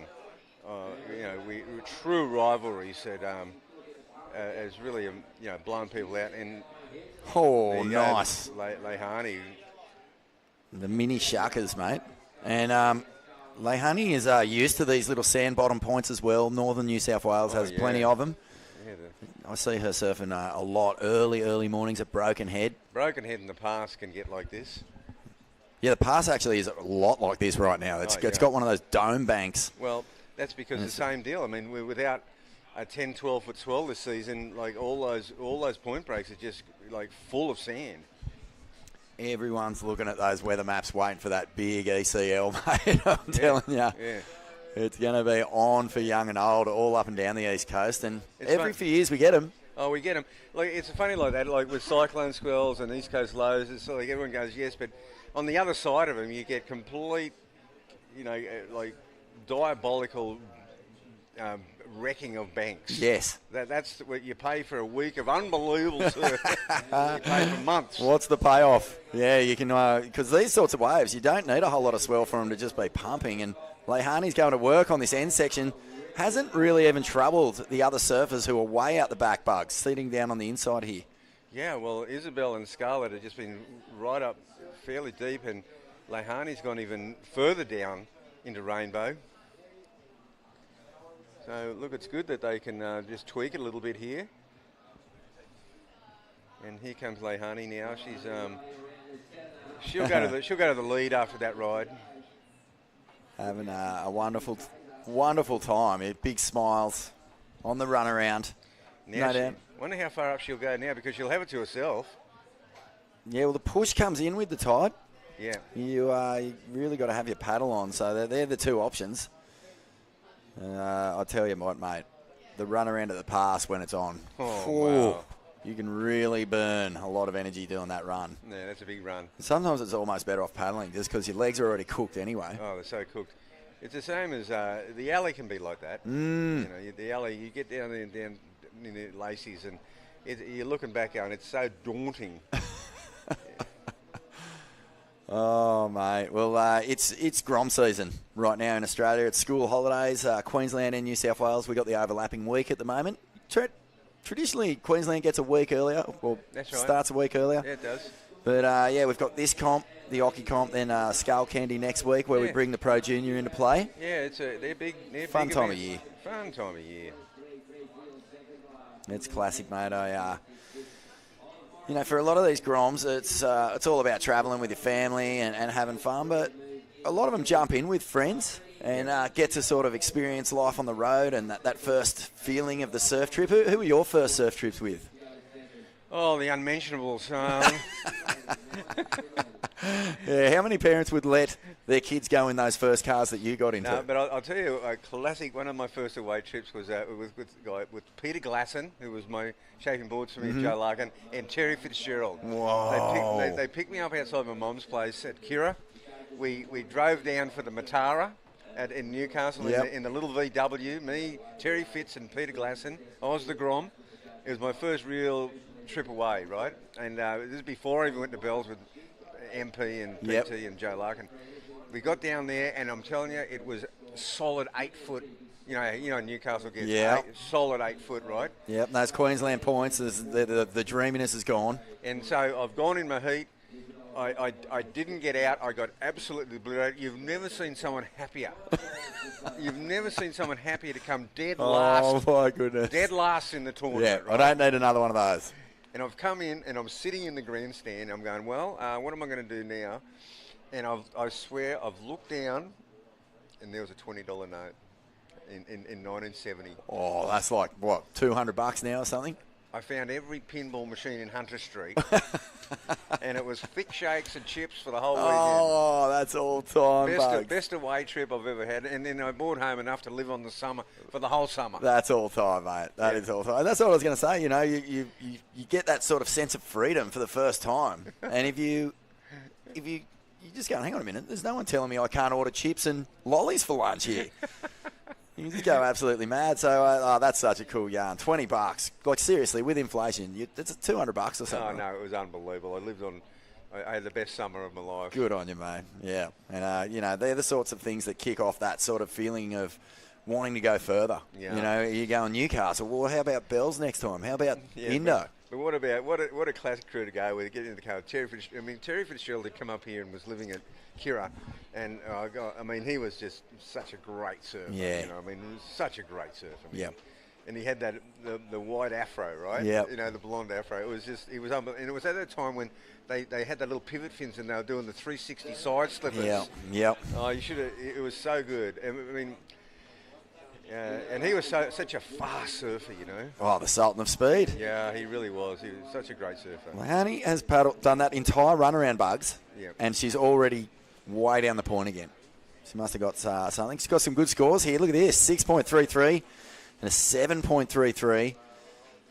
What's TF up here sort of doing some shaping with Neil Purchase and stuff like that? No, he came up and was living at Kirra. I mean, he was up here for maybe 2 years. He went into Queensland titles. Yep. And he qualified in the Queensland team to go to the World Titles at Bells. Oh, okay, yeah. I nearly think that might have been part of the strategy, but I mean, the Queensland titles was pretty tough. Peter Druin, Paul Nielsen, Graham Black. I mean, there were some great surfers in Queensland, and you know, it was back in New South Wales. It was Nat Young, Midget Farrelly, Ted Spencer. Man. You know, I mean, it was Magic era. Such a crossover. Such and a great board era. design in an Keith absolute Ball, Batty Trelaw. a crazy period for board design too. Like all over the shop, things are just changing so fast. Yeah, it was in that era. And Terry Fitzgerald was doing a big shaping stint at Joe Larkin Factory. Yeah, okay. And so it was a pretty awesome time. That was the hub. Like there was such experimental stuff coming out of there.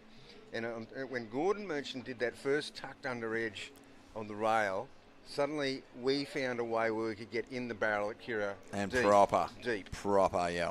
You know, and that changed everything. Yeah. It's one of the it's lesser celebrated for some reason. It's one of the most important design, evolutionary moments. Well, it was the beginning of high performance surfing. Yeah. Leihani down the end. Oh, how's the little tail release? Just that extra bit of tweak that she's got here, Bugs. Yeah, this is awesome. She's got a beautiful reed, tail out the back into the trot wall, and a little claim there. I love that. She was happy with that. She went, I nailed that one. I nailed it. Bringing the energy. Well, Olive, Morris, and Scarlett and Isabel, where are they? There's Leihani coming for another run. Olive's going to have a run. And Scarlett and Isabel is yet to even have a go out here. It's amazing, Bugs. We've seen the run come into play strategically. There's been a few crew using that, and when you're in rhythm, you almost can't get in the wrong spot sometimes. Everywhere you are, the waves just keep coming, and if you're out, you can really find yourself doing a lot of this, paddling and missing. So, you know what? There it was. Isabel was just a bit too deep, and this is the best wave of the heat. So, yeah, that was and that explains what the situation happened there, and that was one of the best moves of the tournament. Yeah, feeling it too. Love that bit of energy there from Leihani. Gosh. And look at her again. This is just El Rolo City. Just in such good flow. Oh, there you go. Had to happen. Oh, well, she's got such a big score going. Yeah, it's so impressive. I've been watching Leihani for a long time just because she lives in my region. So, whenever you go surfing, you tend to bump into the same faces a lot of the time, especially if you're going for earlies and whatnot. And she's been ripping for a long, long time, Bugs. I'm talking 3 or 4 years she's been on the radar in that zone. Yeah, I've definitely been aware of her, and she's got a big future. Oh, at least Isabel, she's got a wave, so I was really feeling bad. I just don't like it when they get skunked. I like to see, everyone getting a bit of a crack. For sure. Wow, look at that last ride of Leihani's. It's a 9-point ride. Yeah. And only a couple of surfers have nudged that. That's right. Top range of the excellent scale. So Leihani joins a pretty elite little crew there. I think Eliza Richardson is another one of our surfers who's hit the 9s. Yep. And she's a force to be reckoned with, the Noosa surfer coming up in the 14s. Leihani is making a statement here. So Isabel on the board, as you say, Bugs, good to see. It's just, you've got to have something there so that you know that you had a dig. Well, I mean, Isabel was just trying to get on the wave that ended up scoring a 9. Yeah, could have changed everything if she'd been slightly more over. But that's just, with this sweep the way it is, it's far out. It's almost like a bit of a miracle if you can get yourself in the perfect spot when the perfect wave comes. Go, Yellow, go, Scarlett. Look at this thing. Oh, that's a dreamy Gold Coast wave. Yeah, that's a lovely wave. And she's in third, and it just races away. Yeah, she could have got herself a nice long ride there, because with 1:40 to go, she could have ridden that to Greenmount, got herself a 7. got herself in a second spot. And that's it. That's the thing. It's Now here's Lehani and Olive. Who's got the inside and who's got priority? Olive's going to take this, and yes, gets the chip shot. But where was Isabel then? Because they just did the runaround again. So Isabel has got a second wave, so she must have maybe got caught behind. yeah. Yeah, it's hard. If you choose the ones that aren't quite big enough, they're still really drainy on the inside. Like they'll miss that little bit back bit of the bank and just suck out, bottom out, and you really only get, if you're not going fast enough, you just get completely punched into the sand pretty much. 1 minute to go here, Rabs. Yeah, well, it's going to be tough now for Isabel and Scarlett to, while there's seconds on the board, there's hope. There is.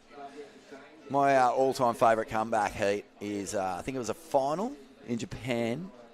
CJ Hobgood and Joel Parkinson. Oh, yeah. Hobgood comboed with a minute and 90 seconds to go and somehow won the final. Wow. Yeah.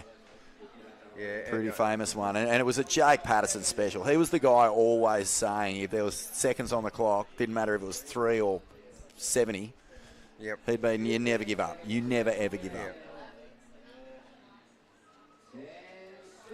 10 seconds. Dreamy heat for Lehani Zorik. And Isabel, she can hold her head up high, just a little bit out of rhythm, but made it to the quarterfinals, Rabbit, in the Occy Grom comp. Exactly. That is a feather in her cap. She made it to the quarterfinals. That's big. That's the pointy end of the tournament. That's so cool, man. Yeah, she looked a bit crestfallen, but she did herself proud. That's right. Well, we're going to take a quick break here from the Occy Grom comp. We'll be back with plenty more in just a moment. Stay with us.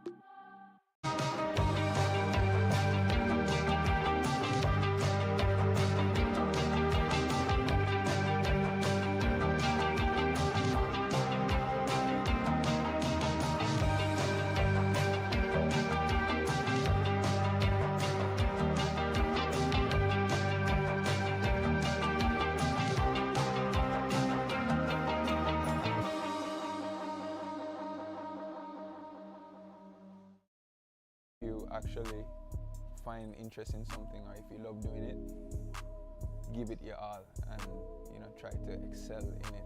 You can be super at your best job. Let's get it.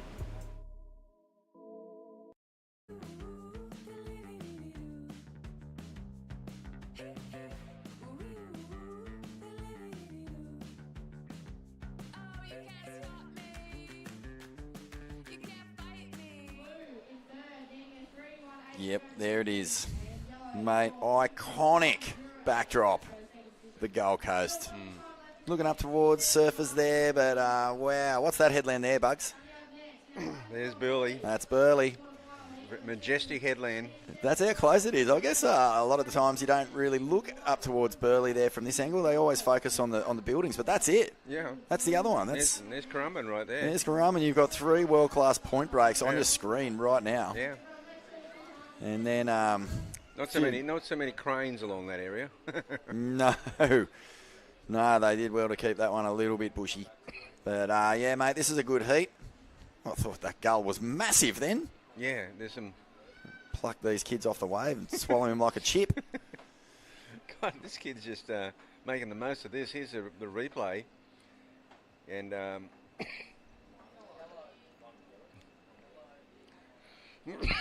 yeah, really attacking that lip, and some action to get things going here in these under 12 boys, and some really nice surfing in the under 12 girls as well. And do we know what the swell's doing, Bugs? Are we going to have a little bit of a pulse tomorrow, or more of the same? I think more of the same.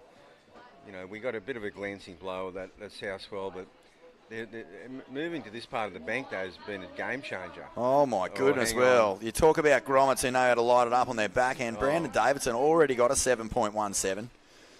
And Brandon's old man, far out, couldn't he crack the lip on the backside? Oh, geez, yeah. Great tube rider.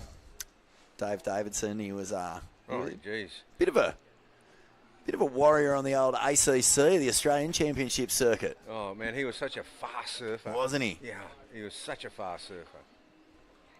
Good mates with the Webbers. I noticed that Brandon Davidson, the Webbers, of course, being you know that far out dynasty of unbelievable characters and talent, great surfing brains. Monty, Ben, Will. That's who's shaping Brandon's boards, Bugs. Oh, that's awesome. That's really awesome. Yep, generational friendships leading to really high performance. Fantastic stuff. Greg Webber, of course, the world-class shaper. And Jackson Sands, Asher Winters, and Jarrah White. Oh, yeah, we're into the quarters, all right. Yes. You look at those names, you're like, yeah, this is serious now. And the little Marley section giving these Groms plenty to work with. Yeah, this will be a nice little score of this one. So he gets 3 great moves and then a little finisher. There's look, R.I.P. Chris Davidson, but there was a lot of Davo hand jive in those little frontside rows there. So cool. Used to love Davo lighting up alley rights at Narrabeen, and the arms had come up. Classic early 90s style, man. Such a classic surfer. And look at Brandon, got a 7.17 already. Yeah, big score. So I'm getting pushed into waves out here since he was like up to Davo's ankles. Mate. He knows this place pretty well. That's good stuff. Snapper Rocks? Yeah. Board Riders Club? Oh, he'd be in the Grommet program. Mm-hmm. Man, haven't you guys churned out some champions? Yeah. Goodness me. Oh, well, you know, Peter and Lorraine Bryant, Mont and Lorraine, they've been doing this for 25, 30 years. Just the Grommets, the incredible junior development program. Yeah, and I just, the honour roll, even outside of the CT and those, high-level elite competitions, the names of the honour roll of the Snapper Rocks, just, club challenges and stuff, is outrageously world-class. Yeah. So many great surfers from this stretch of sand. I mean, you're spoiled. You know, we have our Club Open Championship, the Wayne Dean Perpetual Trophy, and it's an all-in affair. You know, you can have the youngest Grommet in a heat against Joel Parkinson. Yeah, I love that. Young 12-year-old girl against Stephanie Gilmore. And don't think those kids for 1 second are looking at Parko or Steph and thinking, oh my God, there's Parko and Steph there. They want to beat them. Yeah, it's so good. Yeah, it's another sort of feather in the cap of Australian surfing, like the Australian Board Riders Battle.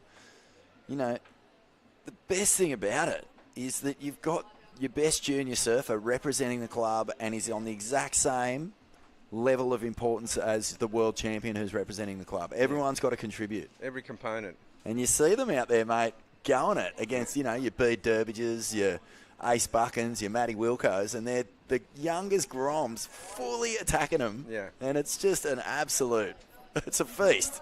Here's Jarrah. Great stuff to watch. But Jarrah White. Spoiled we are. Oh, wow. The body English was unlucky. He wasn't happy with that effort. He needed to get a little bit more.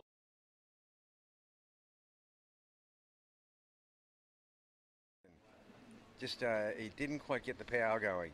It's classic, mate. You think about paddling. It's not something that's talked about a lot, but very important. Jerry Lopez, I was talking to him when he was out in Australia recently promoting his film, and he was telling me that he got into stand-up paddleboarding for a while. Yep. And he felt like he lost touch with what true surfing was because he wasn't in that sort of ocean level getting the paddling done. And he said to me, he goes, I've discovered that, surfing the wave is the bonus. The paddling is where you do all your real surfing. Like, it was kind of a nice sentiment. Yeah. Oh, look at this, Brandon. Yeah. Brandon has got this down. You can see his father's influence, that's for sure. You'll be a goofy, son. Yeah, mate. Some parents have been known to actually swap them around, coach them out of their natural stance. Yeah. Solly Bailey apparently was a goof when he started it, and Andy was just like, I don't know, man, there's a lot of right points around here. Oh, yeah. I don't know. I wouldn't say coached out of him, but just... I'll tell you one thing, though. Those goofy footers, they're pretty stubborn. Oh, mate, they see the world differently to the regular footers, I reckon. No, they do. This is some nice surfing. Good combination of turns. Asher Winners getting going. Yep. Got a 4. Look at these waves. It's really pumping. Finally. Okay, Jackson Sands. See, that is just... Mate, I just can't help but see Chris Davidson in those turns. Oh, I love it. That hand jive. Yeah, look at the rhythm he's got. Oh, and look at this wedge. Here we go, Bugs. Jarrah's got a good one here. Oh, this is nice. Good little foam climber. Oh, Finn's out the back. Yep. Finally, he'll be happy with that. Yeah, that's a good start. Jarrah White finally gets going at the halfway mark. It's not often you see puffer jackets on the Goldie, Bugs. They have a lot of crew in. Oh, this is as cold as it gets. It's wintry for us. Is that an Instinct sticker on that board? Yeah, absolutely. Wow. Is that now? Did Sean Thompson start that company, or was he just one of the? I'm sure he was one of the. No, that's his company. Yeah. Yeah, Instinct is on the move. Classic. No, I remember they sponsored Barton Lynch when he was Grom. Yeah. Big brand there for a while. And here we go again. Well, this is Grommy heaven, Bugs. These Groms are on. They've finally got the pulse. And nice steep little sections. And wow, he whips that one beautifully, the surfer in white. Brandon Davis, he actually slipped down into second space. So Jackson Sands has been busy. Got a 6.5 on his last. And a 5.33. Yeah, but that 717 sits really good for Brandon. It does. Yeah, he'll feel good after that wave too. I think that one little turn, he really whipped it down. Good heat. Gosh, that's a cool shot, isn't it? Look at that afternoon light just shimmering on the ocean here, and it's like 1, 2, 3 paddles for these little Groms. They're out the back. Yeah, no, it's great. Makes it nice and easy.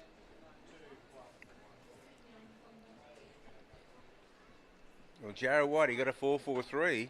He's back in it. Mm-hmm. Quarterfinal, number 1. So, as you said before, Bugs, this is really, where you want to start. I think you can actually, let it out a little bit more what your intent is once you hit the quarters. Yeah. A lot of guys and girls in this event have been real stealth in their approach. I feel like, we've seen a lot of really good surfers just doing what they need to do. But once you hit the quarters, you can let it hang it out a little bit. And here he goes, Asher Winters. Ooh. This time of day, this texture on the water, it's just so iconic. It just makes you feel like getting tubed, to be honest. That's what I think of. I look at those conditions, I'm just like, oh man, give me just a little 3-footer and just park it on the tail and just watch That beautiful sun sort of ripple up into the barrel in the afternoons here, Bugs. Oh, yeah. I mean, you must have spent a fair bit of time in the tube at Kirra just watching that orange glow come up and around the tube inside yeah, there. absolutely. Yeah, Kirra had the most amazing angle at about 4 o'clock in the afternoon. You know, you were kind of, unless you got super deep, you were blind. Yeah. You know, if you were super deep, you just get the most amazing silhouette, and the barrel would light up. Yeah. It was the best thing. I remember we had this one swell. I mean, we had many swells, but there's one swell, and the bank was so good. And it was from the weather shed down, and that I used to love that section. And I remember that about a week later, I ran into Bowdy Trelaw, and Bowdy said, "Yeah, my friend from Gary came home, and he said you weren't seen for a week." And I went, "I was out there," and he said, "Yeah." That's right. No one saw you. Too deep. Oh, you got to love that. That's a cool one. A great baddie, mate. I absolutely love Bowdy Trelaw. He's just such a salt of the earth. He was, isn't he? Surfer fisherman, Ocean man. All time Australian. Fantastic, and it's really influential. His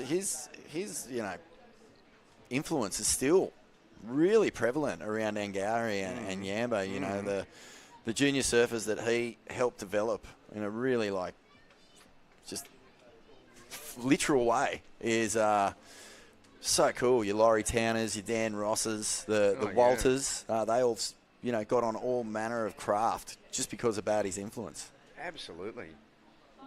Legend. Yeah, legendary. Yeah, mate, but that unique angle of the tube down at Kirra, I remember when I was just a little girl, I'm not much bigger than these guys. I just had one of those barrels down there. It was like late Arvo. I'm talking where the sun's almost gone. That's right. And it was black water with just that orange, that orange line through the tube. Like one of the most amazing things I've ever seen to this day. You kind of get a bit of it here, but Kirra it was just that absolute angle where the sun went down at certain times of the year where it was straight into the barrel. Yeah. So a little grower, but no priority here for Brandon, and that leaves the door open for Jackson, who's been really busy in this heat. Well, he's winning the heat. 6.5, 5.33, that's what he's looking to get rid of. Yeah, he might just go with this one. There's 4 minutes remaining. Light-footed, isn't he? Yeah, light-footed. You'll have to do the runner on that one, I think. So I'm going to think about it. I wonder how far down that actually is from this angle. It's a fair way. It's down there. Let's have a look. There you go. It's halfway to Greenmount. Because we haven't even got to the Marley Rocks yet. The Marley Rocks are further up here. There they are. That's how far down he is. That's a long way. This event has moved to Rainbow. Well, it's actually moved to Marley. But, you can see, is that the competitors? Yeah. Jackson, Brandon had to get out. He's got a real vicious little snap. Hadn't he? He really brings the board right around, and I think when you get to the quarterfinals, you kind of start to see that. A lot tighter surfing, a lot more intent. Yep. And this has just been such a fun event. Man, getting over here to Snapper for these Groms has been really cool. And here goes Jarrah White now. He's got that 4.43. And one thing I've noticed about his waves, he's getting 2 or 3 good turns in. Not quite getting that down the line, sort of multiple sections. That's been the difference. And also just not quite nailing that last turn on that one. 3 minutes remaining, he decided to paddle out, and the roving commission along the bank. Is that Paul Ward? And Wardy'd be there. Looks like him. Oh, Wardy'd be there watching Brandon. As he runs around going, get on my boards. Yeah. Speaking of ACC legends, that championship circuit was so great. Well, no. I mean, Wardy, there was a period of time there where Wardy, if he made the final, just forget it. Yep. He was so good in finals. So good. Long and Lean. There was a few Long and Lean crew from the Goldie Queensland, I should say, around that time. Well, him and Jai Gofton, they from Majimba. Yeah, the Majimba Flyer. Yeah, Love Goffo. But love Goffo, and Wardy's been here for so long, and his kids and Davo's kids, Dino's boy Ikey, they're classic. Little rainbow gang. The new rabbits running the town. Yeah, they are. running their fathers around there, Absolutely classic. So cool. And here's a little replay. And yeah, beautiful afternoon. He worked gee whiz, he worked hard on that one. Yeah. The body language just said, oh gosh, Wow. wasn't a whole lot there. Oh, he's going all the way. He's going, why not? Yeah, the last wave, go all the way. 1:28. Okay.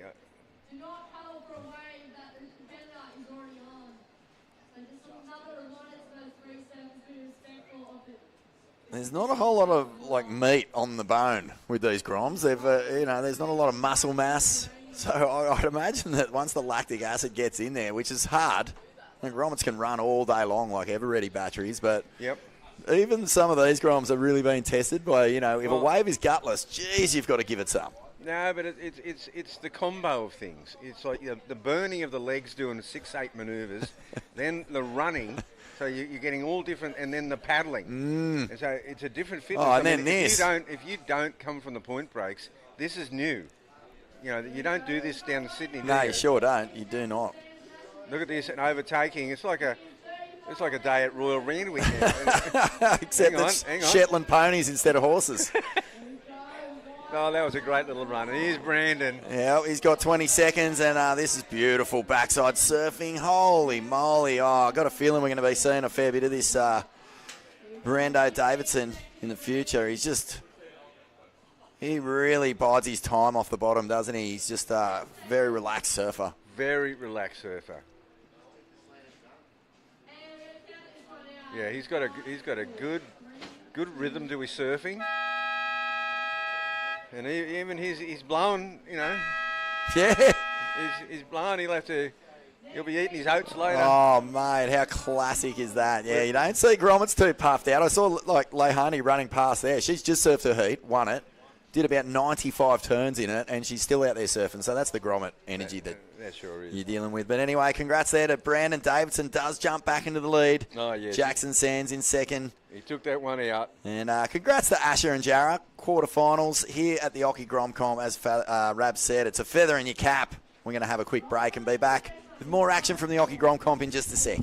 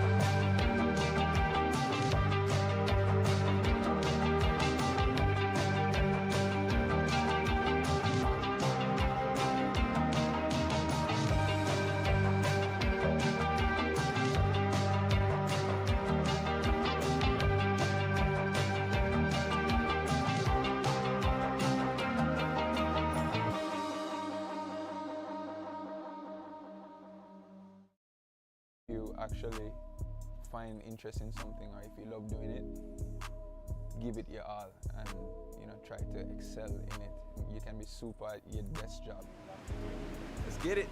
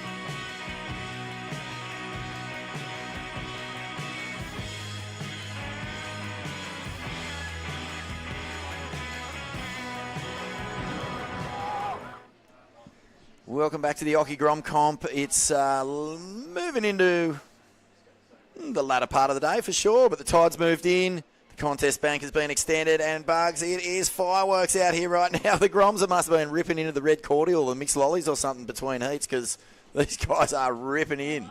We have got a phenomenal quarterfinal going on here. We've got a few replays going. I tell you what, this is high-level surfing.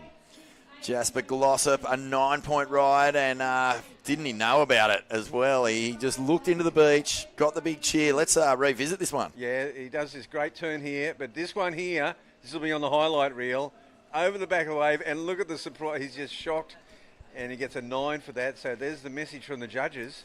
Yep, they love it. A really committed turn, got the tail out the back, but the combo was nice. And then this, linking through, high-speed surfing, down the line, jams it into the lip, cracks it again, and this is literally pumping surf if you're 11, 12 years old. It's pumping. And here's Liam. So that was Thomas Burke, and he got a 6.67. And Liam, this is his opening good scoring ride. And again, this one, he gets his last turn in and pulls it off. Yes. Oh. Yeah, and a little bit of shimmy stees going on there as Thomas Burke takes off again. He's already got that 6.67 and a 3. And he's a really stylish young surfer, this guy. Yeah, he's got the hand jives too. And make no mistake about it, the crowd is cheering. Like, these Groms can hear it. If they do a good turn, they can get ramped up on the energy as they're coming out of it. That's why you saw Jasper turn around and give the beach a big old you beauty.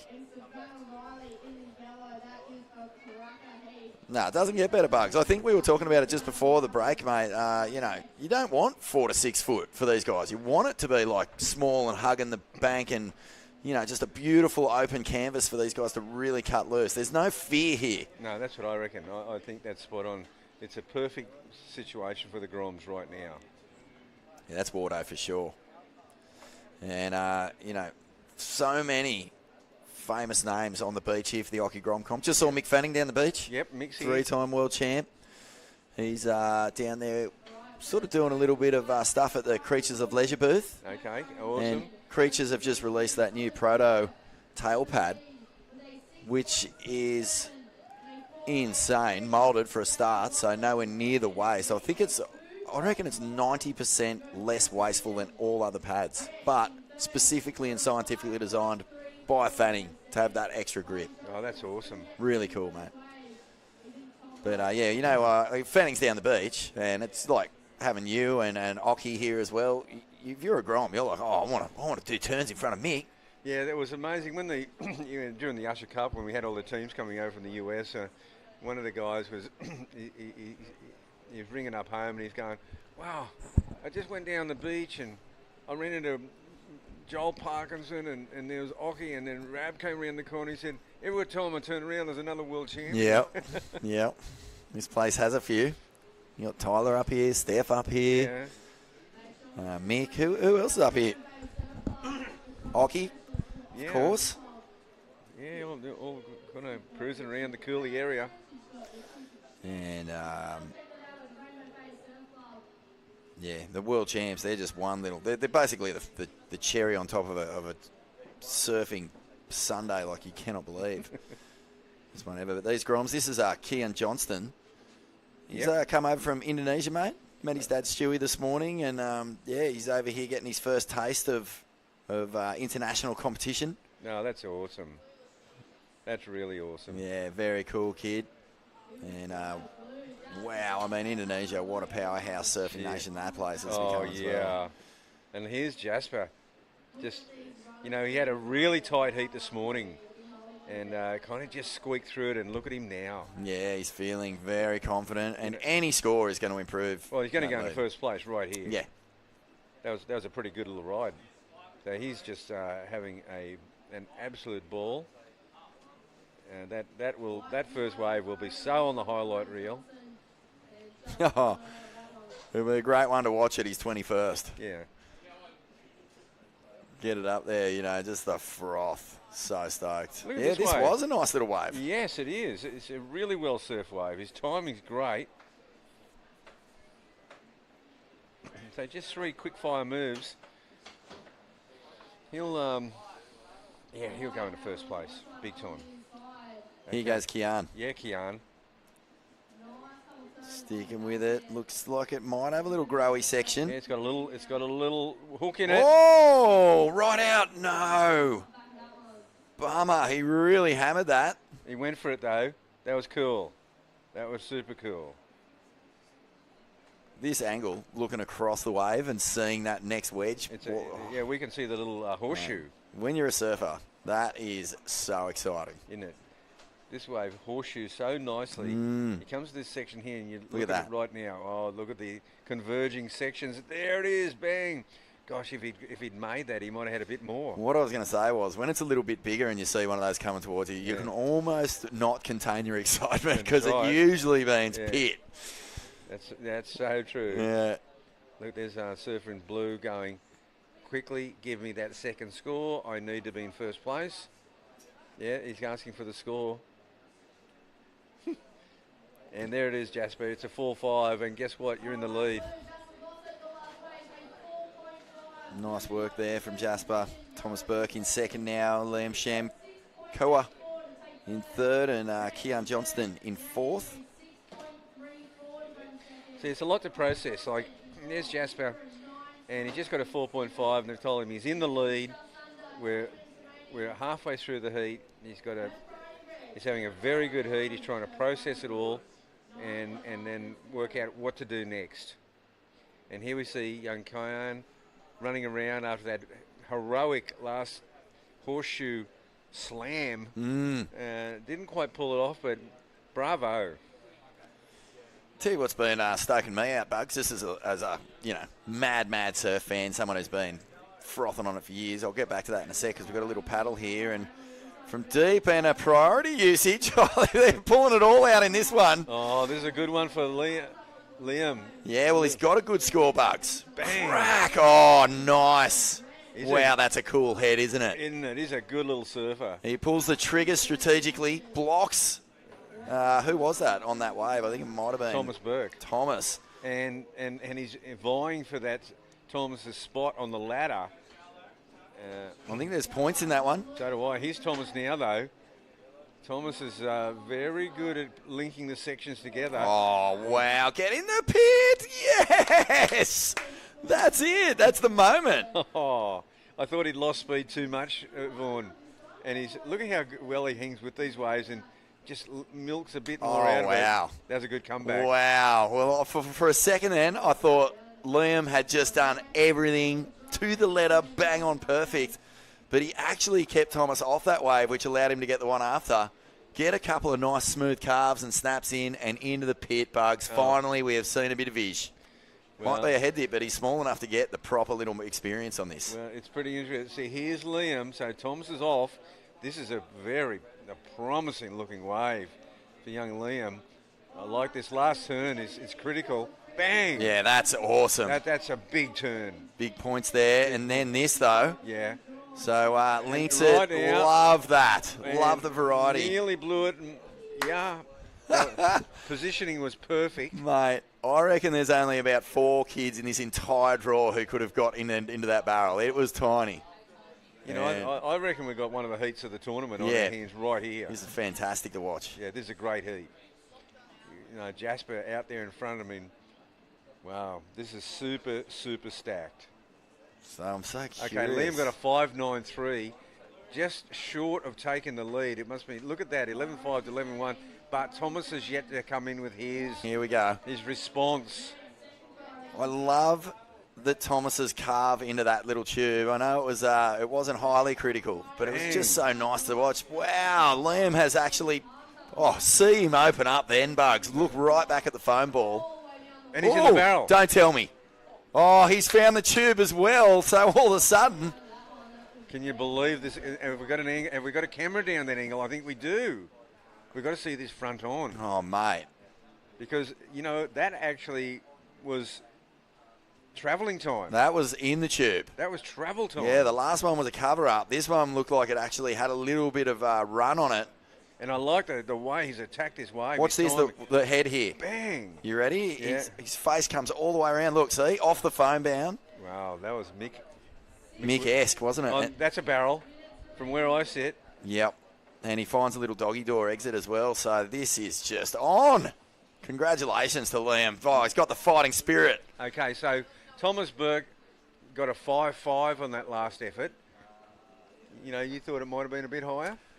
I don't know. I just liked the point of difference. I didn't think it was lacking a little bit of that explosive. I think Liam actually definitely got the nod with that last turn. So yeah, I don't know. I just was really stoked to see that line into the tube. Yeah, no, you're right. It wasn't a setup. It was a carve down, and then he just readjusted. I mean, Jasper has got himself in such a good position with that 9 because he had to pull that move because these two guys are challenging big time. Oh, man. Liam got a 6.83.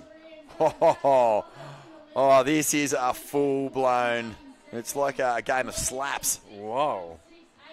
One of the all-time schoolyard games. You just, you hold your hands there and you slap each other's hands and you pull it away. And, yeah, they're going at it. Now, Liam's got himself in the frame to even challenge for first here with that 6.83 because Jasper's gone a bit quiet. But as I speak... Here he is. Bang. This is the best heat I've seen so far in the tournament.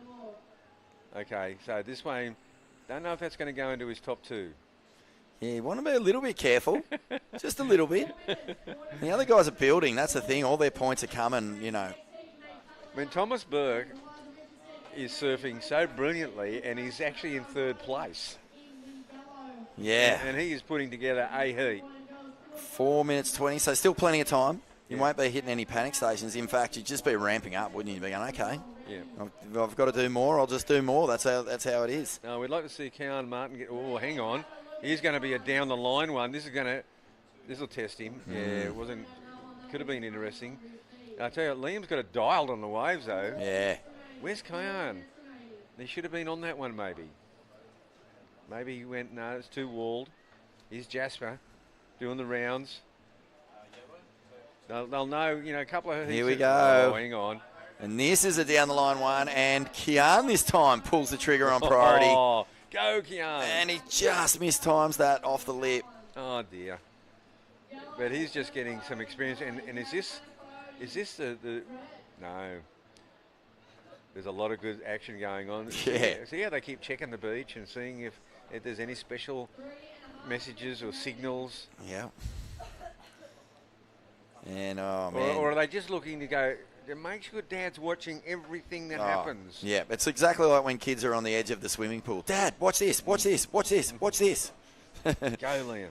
And then, you do the big bomb and Dad's not looking. No, I said go Kean, but it's Liam. Here we are, so Liam now. And is this the grower bugs? Look at the speed. Beautiful read. He goes for a little air. Well, this is a classic. Oh, wow. He's going, all right, point of difference. Is that what you're after? Here's Kean. Go. Oh, nice. Yeah, that's more like it. He finally gets a completion, and that's going to give him a bit of confidence. 3 minutes. You can pull 2 waves in 3 minutes. We were just talking about it. That's got him going. The blood's flowing now with Kean. And look at, there's Liam paddling up with a lot of intent. He's going to overtake, I think. See, on that outside escalator. Yep. And Kian's sort of in the little rip current. Bang! Yeah, that water really hoots along on the edge of the bank. A little bit further out wide, you can kind of avoid that sweep. What a lot of fun though, Bugs. There's that down the line angle, seeing the kids get the high line and really race. They got a really good section to themselves now. So we didn't see the start of this heat, of this wave. But Liam is really, geez, come on strong in this heat. It's all about Thomas here. It's all about Thomas. It's can he pluck one out? His very good wave choice. Yep. You know, I mean, and he's under the pump. I reckon he's going to handle the pressure big time. I think if Kian's back out there too, he's put himself in with a shot. Yep. 3.43. That's pretty good for that one backside re-entry. That's right. Look at Thomas. Okay, Thomas has got to be real careful with wave selection here. You can see something coming. There's going to be one wave. Here it is. Oh. This is a Thomas special. Oh, he's deep. But he's in a good spot. Look at the high line here, Bugs. Oh, he knows how to make it. Cracks it off the lip. And it's just one turn. Oh, he had to keep going down the line. And that's what he usually does. He usually goes right down the line and waits till he's in the better position. He loaded it up a bit too hard, He felt like he had to get going to do something huge. Minute left. Maybe just get out wide and hope for one. Oh, yeah. He got the shot. Duncan McFarlane, world-class photographer for Billabong right there in the channel. He got the shot. The bottom turn off the lip. Maybe a little 1-2 sequence, but he really needed to get motoring and get onto that next section. What a heat. Great heat. Just a great heat. Yeah, take us through this one, Bugs. Where did he go wrong? Oh, no, just here. He had to go down the line. He had to take the high line with a float. And he would have. He would have easily made it. Yeah, that was what was required. You live and learn, mate. Oh, yeah. But he's not quite out of it yet. 20 seconds. And he wasn't scared either. He just went for the big move. And if he could have just come down it a little bit quicker. Nah, there's Jasper. Oh, look at Jasper. Look at him. Classic. Look how close he is to him. No way. A great effort by all. Yes. Worthy of a quarterfinal. Oh, put your hands together. What a heat. Yeah, what a heat. What a heat. And they've really brought this afternoon to life here at the Occy Grom Comp. Wayne, Rabbit, Bartholomew, we're going to have to take a seat in the sand. I think we're going to bring Stace and Lil back in. But fantastic stuff here, mate. And I'm looking forward to tomorrow, finals day. What a pleasure. Unreal. We'll take a break and we'll be back with more from the Occy Grom Comp in just a moment.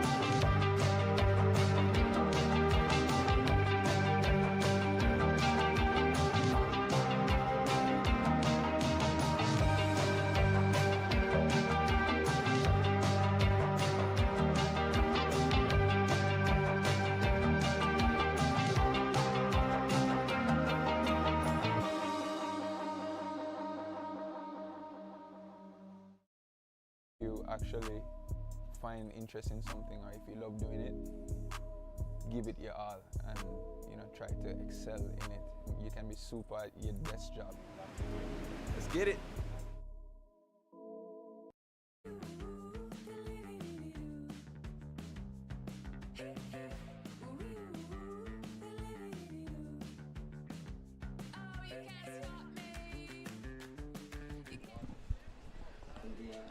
Welcome back to day 3 of the Billabong Occy Grom Comp.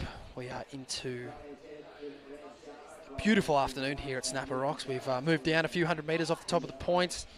We're coming off a low tide about an hour and a half ago, so the conditions are filling in. We've got some beautiful little runners down the points. Dave Galbraith in the booth with Liliana Bowery. Lil, haven't seen you all day. I know, I've missed you. It's good to close out the afternoon with you. Yeah, I'm excited. How's Vaughan? Vaughnie's fun. Vaughnie's always great to talk to. I mean, Vaughnie's Stace is Stace, and yeah. I got to have one heat early with Vaughan, actually. Mm-hmm. It's good going. How was it? It was great. He's a great yarn. One of the best. I do love listening to you two when you are on the broadcast. I actually learn a lot. Yeah, against all odds, we do have little morsels of half-decent information in there, but usually a lot to dribble. But not any dribble in the heat, in the water. Some fantastic surfing going down already. We saw Rosie Richardson earlier, and this is Eliza out behind. And then Savannah Riley has also had a great event so far. She's yet to open up her campaign. We'll no doubt see her catch a ride shortly. So I do know Rosie and Eliza from Noosa. They are indeed twins.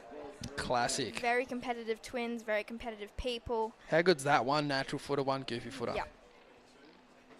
And it looks like Rosie getting the best of those two girls, 4.33, and Savannah opening up her campaign now. The waves have definitely gotten better those days. Looks so fun. I mean, it's so awesome that we're able to just move down the point a couple hundred metres, and you can just see the surfers just getting some open face to work with, throughout the middle part of the day there. Unfortunately, it was just, there was more sand than wave, and at the top of the point it was just sort of grinding on itself.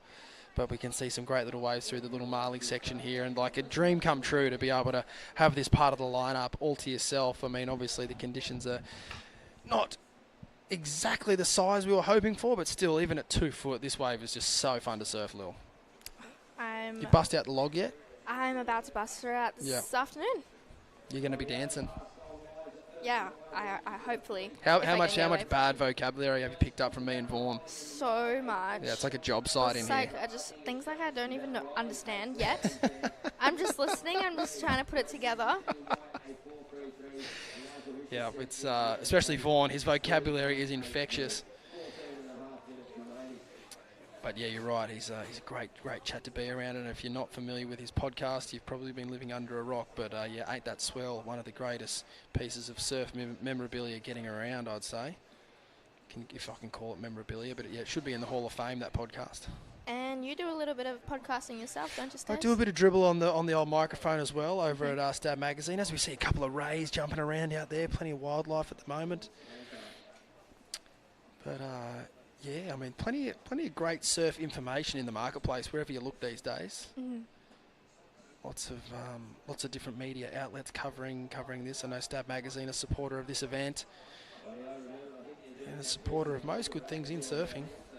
Up and riding, Savannah Riley, in and out. So, Stace, correct me here. So, where does Little Marley start? So there's a little outcrop of rocks there that you'll see in some of the shots when we pull back. That you'll see those rocks there, and that's Little Marley. Okay.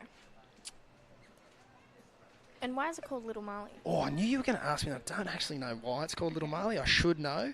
However, what I can tell you is that it's not spelt like the cafe, Little Marley. Okay. It's M-A-R-L-E-Y. Okay. Not M-A-L-I. So I do know that much about the outcrop of rocks there, but it starts about, pretty straightforward where the rocks are. So about 20 metres to the south, or probably east, and further past to the west as the point runs down. Mm-hmm. And that's the Little Marley section.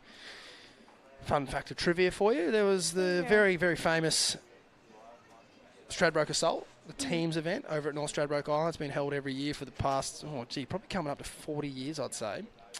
And the very first year that event ran, Snapper Rocks Board Riders entered 2 teams. The Snapper A team, they named the Snapper B team Little Marley. That makes so much sense. Little Marley took it out. Hey! Beat the A team and the host of other best board riders in the country at the time. So the first ever name on that trophy is indeed Little Marley. There you go. And it's a fantastic event, the Straty Assault. You ever get over there with Noosa? Yeah, Noosa does get over there. Have you ever been there? I've never been. Oh, you have to give yourself a swing over there. Surely they'd have you in the Open Women's. Who would surf for you guys in the Open Women's? At the moment, we have Coco Cairns and Gia Lawrenson. Crazy. So, you guys are stacked strong up. Girls. That's great. Yeah. So board riders, I always look forward to board riders events because it's, I take it as if it's a huge event because, we've got, 2 of the best girls in Queensland. In the country, we saw Coco get a great result down there at Tweed Heads earlier in the year. Great surfer Coco, and I grew up surfing it, so it was always, we were always on each other's tails, but it's really good to grow up with such great female surfers, encouraging each other and not dealing with... And gone are the days of just having one standout female in an age group of a town. Like, the numbers in female surfing has just increased tenfold over the years, so it's great to have that. And, Gia, obviously a fantastic surfer as well. Speaking of fantastic surfers, Savannah Riley getting a couple of nice snaps off the top there. As we can see, all kinds of craft and people enjoying the afternoon out there. I think it's Sarah Hickson paddling back out after being eliminated earlier in the day, but nevertheless still enjoying herself up here with her brother Lucas and Dad Michael, having a good time. Why wouldn't you? Coming from Victoria, they're surfing in 543s and boots and hood. Well, I would be anyway if I was down there. Up here into short arm steamers.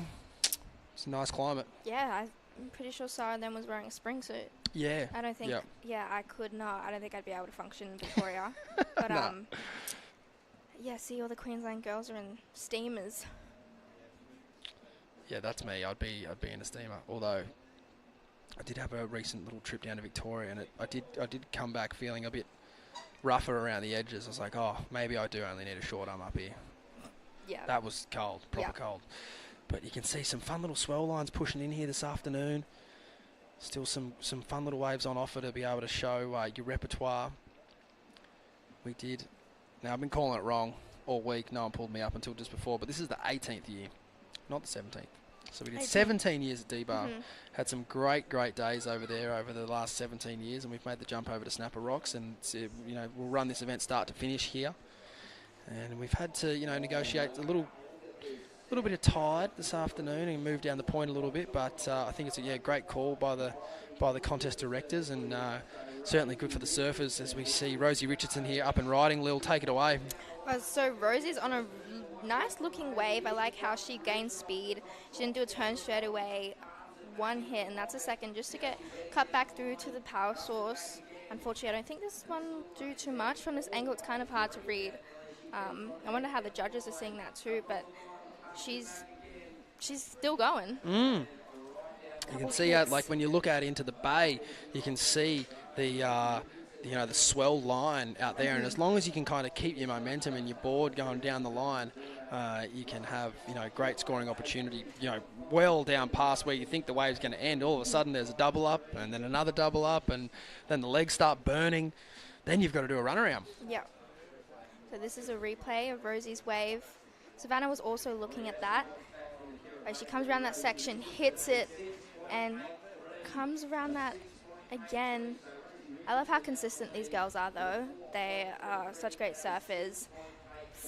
For Eliza on her backhand and Rosie on her forehand, they're they're really good to watch. It's pretty so classic that they're twins and that one's a goofy and one's a natural. I love that.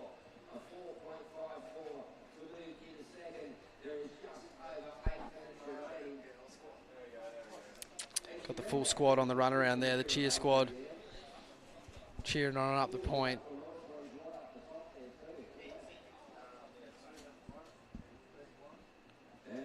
Okay, so that last wave of Rosie was a 6.83. So she now has a 4.33 and a 6.83. And that's only with 2 waves. So Eliza's yet still to get the second wave. I assume she does have first priority. since Savannah has been really busy. She only does need a 4.54, and there is still heaps of time, 7.5 minutes remaining. I'm excited to see what Eliza can do. There's really not much daylight separating any of these competitors at the moment. Obviously, Rosie's stoked to get that last 6.83 there. That's just sort of given her a bit of a buffer between her and the rest of the pack, but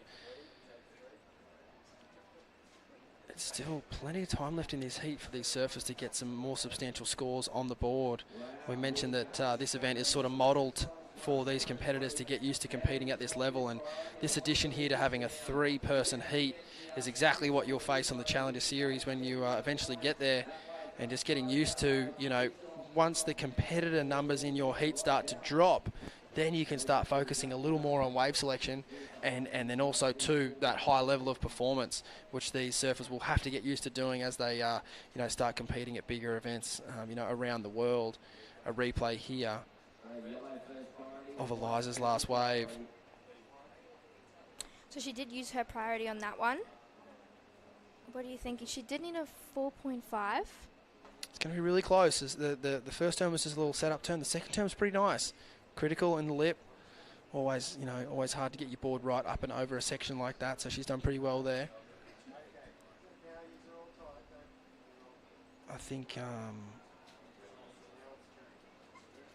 it's going to be really, really close. So we'll wait for the scores to come in there. It's a crucial time of the heat. I mean, obviously she's paddling back out, just praying that she gets the flip in priority there, just so that, you know, Savannah can hear the update, because that's where the pressure could either get flipped, you know, back onto Savannah. Conversely, if Eliza doesn't get the score, she could probably hang down the end a little bit longer. So paddling back up, she's kind of got two things in her mind: either get back up and try and put some pressure on, or just stay down the end and try and improve your total. As we see Rosie up and riding here. Nice turn in the lip, a sick little runner. Oh, unfortunately, no way. Her sister picked it up off the end. I'm sure that's happened once or twice in their young careers. You don't make it round, I'll go. Thanks for coming. A couple of sharp turns in the lip there for Eliza. So now she's waiting for 2 scores to come in. I guess the good news is now if she doesn't get the requirement on the first attempt, but if she betters the 3.83, it will lower what she needs. So she could just be looking at getting, say, 2 low 4s now instead of a 4.5, which she's done that in, potentially 2 rides. A couple of nice check turns out of the top there, Lil. Yeah, no, I love how when she comes out of a turn straight into another, just like that. It's good to watch. It is good to watch. Yeah, she's got a really nice ability to stay light on her feet in between turns. I think that's the hallmark of a surfer who's really connected to their equipment and knowledge of the wave. You know, when do I need to set heavy on my rail, and when do I need to sort of wait and unweight the turn just to get a little bit of extra pop. And as a result, I think... Sorry to interrupt. That's me in the background down there. Thanks, beautiful Currumbin, Tugun Beach there. It's beautiful. I really... Great camera work there. Since I was 12 or 13, I always said I want to own a house at Tugun. Did ya? No way. Yeah. Of all places. Well, what do you know? Well. There you go. Wow, that's a very impressive turnaround there with 3rd priority there on that 6.23. It was her sister Rosie who unfortunately could not get around that section. Sort of goes to say there was a fair few points on that wave. If Rosie had been maybe a little less aggressive on her first turn and just opted for like a couple of highline trims, she would have got to that part of the wave, I believe. So definitely some reflection there for Rosie to think about. And then in Eliza's situation, just a pat on the back, well done to be able to pick that wave up. And she's going to go again here. This one's going to go underneath our competitors with 1st and 2nd priority. Lil, take it away. Okay, so Eliza hitting that section. Not too much, but I haven't seen many girls, especially in the under 14s, when a section like that did come, they didn't even bother to really hit it. And I like how she just, she knew she couldn't do much, but she just went for it, and I really like that. No, it's a great call out. Like, even just like that little hop out of the lip to kind of anchor out above the, the V, we call it, like the ejection of the lip coming down, just that board control. Yeah. It's, been really, really impressed with Eliza's surfing so far this event. And it's a great thing, like, watching Eliza and Rosie's surfing, their timing, on sections and what they're going to do on their waves. I think most of us are going, what are they going to do next? If a great set wave comes, I think, they're getting sixes on, kind of mid waves. Imagine what they can do on bigger ones. Totally. Yeah, it's a great point. And you just see young Marley or Watson there in the background just checking in. Like, obviously, the free surfers are giving our competitive surfers a lot of space, but it's a truly unique experience to be in the water with such a high level of competition and be able to watch the waves being ridden. I really think that's where the younger competitors, I know we're only talking about the under-14 girls here, but they're so already professional in how they approach their heats. For some of the younger girls to be tuning in and to be in the water watching their heats, it's so important for their development and just picking up little bits about board placement and body movement and all that kind of stuff. So yeah, it's it's a fantastic thing here. You couldn't do that at D-Bar. There's no one allowed to be in the water, but because we're on like a long running point here, you can sit down the end and watch, no worries, and still get waves. Yep, win-win. I really love how mature Savannah is being right now. Yep. There's only 1.5 minutes remaining. Here's Eliza on another wave. Hits it twice. I did like those turns straight off the bottom to the top. But on the other hand, Savannah, she's being really mature in this situation. And she doesn't look stressed at all, does she? She doesn't look stressed. She looks like she's just backing herself. And for someone in under 14s, I had to learn that when probably until the last 2 years, is to back yourself in this moment, not panic. And she's waiting for a wave. And, even if the heat finishes and she didn't get that score, I think I'd be really happy with my performance, knowing that, you're dealing with Mother Nature. Yeah, you didn't freak out and take a shit little wave. Exactly. Like, you just waited your turn, and if the wave comes, it comes. And it's not it wasn't necessarily her fault. She was waiting where she had to be. Yep. So, yeah, Savannah, if you replay this, it's really good. Yeah, it's a great point. A couple of nice turns in the lip there for Eliza. All right, we're going to watch this wave here. As you said, Lil, take it away. She's been very patient. A very important wave for Savannah. She does need a 6.27. Unfortunately, I don't think that'll be it, Stace.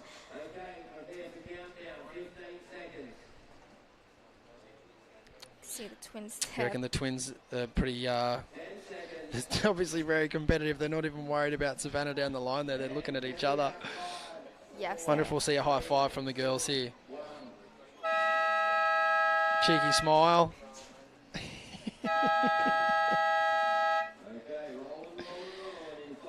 What a classic sister combo right there. I'm sure we'll see a lot of them, not only in this event, but also in the future, but also well done to Savannah as well. We're going to take a short break here at the Billabong Occy Grom Comp. Don't go anywhere. We'll be right back with the second quarterfinal. It's another stacked heat in the under-14 girls. Stay tuned.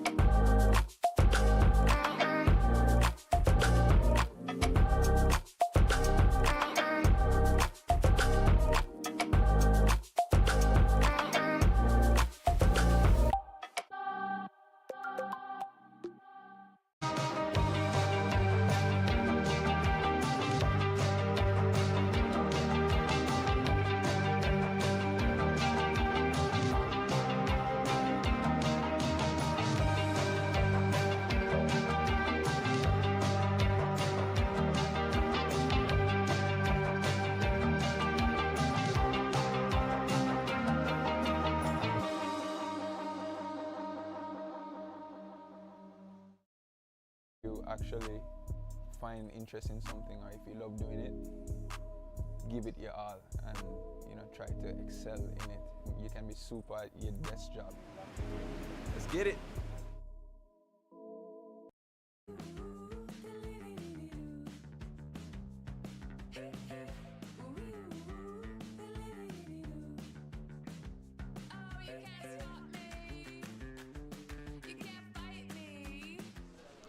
Okay, so this is the under 14 girls quarterfinal heat 2. And the waves are getting much better and funner, and we've just seen a great heat by Rosie and Eliza Richardson in heat number 1, posting great scores.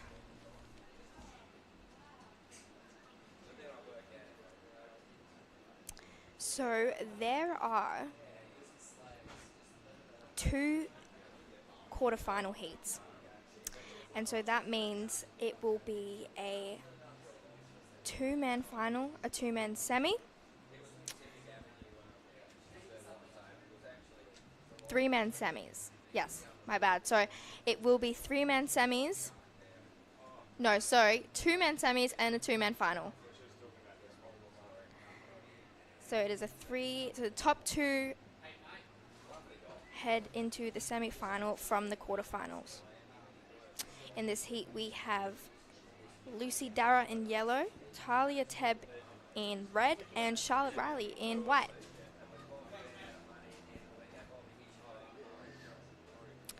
And again, on behalf of all the competitors here, I just feel so grateful to be in such a beautiful location here at Snapper Rocks. The wind hasn't picked up at all today. It's still super clean. And here is Talia Tebb on a nice looking wave. She's heading down the line on this one, gaining momentum. A nice little hit. Goes for a second. And this one looks like it's still going. Getting some tags and hits it. Another section presents itself. Hits it again, and that one runs away. And I think she's going to come out round for a run around. That was a good opening wave for Talia Tebb in red.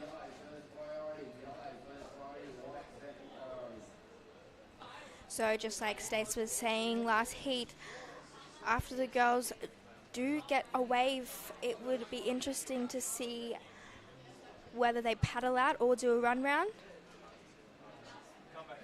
Paddling back out, you might get a backup wave, or running around, you might be able to sit a bit further up as the tide's getting higher.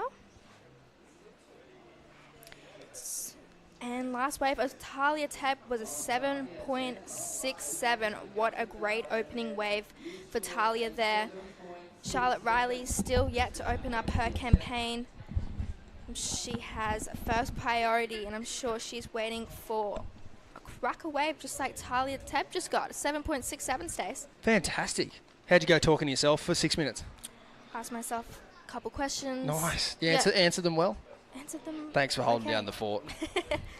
As a kid, I always, growing up until I was 7, I was the only kid, so I did play by myself. I've always been quite the independent one because everyone else would just annoy me.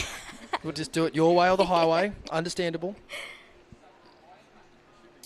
So I can see a couple of scores on the board there. Is it the 7.67 just one wave? Just one wave. That was her first wave. That's amazing. And she's on the runaround. So is that wave, or has she got another wave to come? No, that was the wave. Oh, amazing. Swing us a replay. Let's get a gander. Third replay. Sorry, webcast viewers online. Although Talia Tebb's family are probably stoked. They'll take another look at it. Nice couple turns out of the top there. Big swooping finish. She's not finished though. Oh, I was going to say there's a few more. You can see that bend out to sea that I was talking about. It's going to go forever. That was well done. Oh, my bad. Cardinal sin number 1. You play a replay while there's live action happening. Then we've got to do another replay. Blame that on me. Sorry, Lucy. Oh, wow. Here we go. Take us through it, Lil. So this will be Lucy's second wave. She's looking to improve on a 3. I like her little taglines as she gains momentum and finishes it off. I think she didn't go too far as Talia just did, but it will be a good backup wave there for Lucy Dara. I was telling the viewers, so there is only 2 quarterfinals. Usually there are four heats, 4 quarterfinals, but in this event we do, shape them up for the future events like the Challenger and the CT events. It's a 3-man quarterfinal, a 2-man semi, 2 2-man semis, That's right, and a 1 2-man final. So the top 2 in each division will get to surf Snapper Rocks with 1 other person. that's phenomenal. And that's where we will see that wave selection part of the game really come into place. Last couple of days we haven't seen a wave go unridden. If it had any kind of scoring potential on it, there was a surfer on it. But as these heats start to trickle down and there's less competitors in the water, you can kind of take that, okay, maybe I don't need to go that 4 or that 5. If I really want to win this event, it's probably going to be a 6, 7 or an 8 that I need to score. And obviously you need a wave to do that on. So we will see less waves ridden, but they will hopefully be of a higher standard as the event works through. You know what? Watching this event, I think I'm fired up for the Skull Candy. Are you doing the junior, you said? The Pro Junior. So yep. good. What day is day 1 of the junior? I'm actually unsure. It's good. It's a good point you make though. midway. You watch this event and just the Grom froth is infectious. Mhm. It's just If they're not in the comp, they're out bodyboarding behind the rock right now. Like that's the sickest school holidays ever. Yeah, it's school holidays, man. I forget. No, I've graduated school last year, and Oh, you're so old. I miss it so much. School's sick. And I forget when are holidays now because being a surfer at school was really hard because I just wait for the holidays so I can go on holiday when so I didn't have to miss school. And my goal for 2022 was to finish school, so I didn't do as much surfing as I should have. But that when you set a goal, you want to do it. So I did indeed do that. But now I'm just free. I think that was everyone's like, all the teachers asked my mum, like, are you sad she's growing up? And my mum's like, no, like school was the one thing that was kind of in her way, being a surfer, because I just, always had to go on holiday. But my teachers, and I'm so grateful that my teachers and my principal was a surfer. So my surfing didn't go towards my attendance. So I had about 91% attendance because when I was away for surfing, my principal was like, that's your job. That won't go towards your attendance. So Sunshine Beach State High School. Shout out Sunshine Beach State High School. If you guys, when I moved to Noosa, Sunshine Beach State High School is, school to go to if you're a surfer. Talia Tebb taking a look at this wave here. Young Avoca Beach surfer working her way down the line. Wow, beautiful little runner there. Get running little rights at Avoca Point, but I don't know that they have the same shape as these little perfect peelers. Some great surfing there done by Talia. She doesn't need a big score to take the lead and go out on a limb and say she has 100% done that.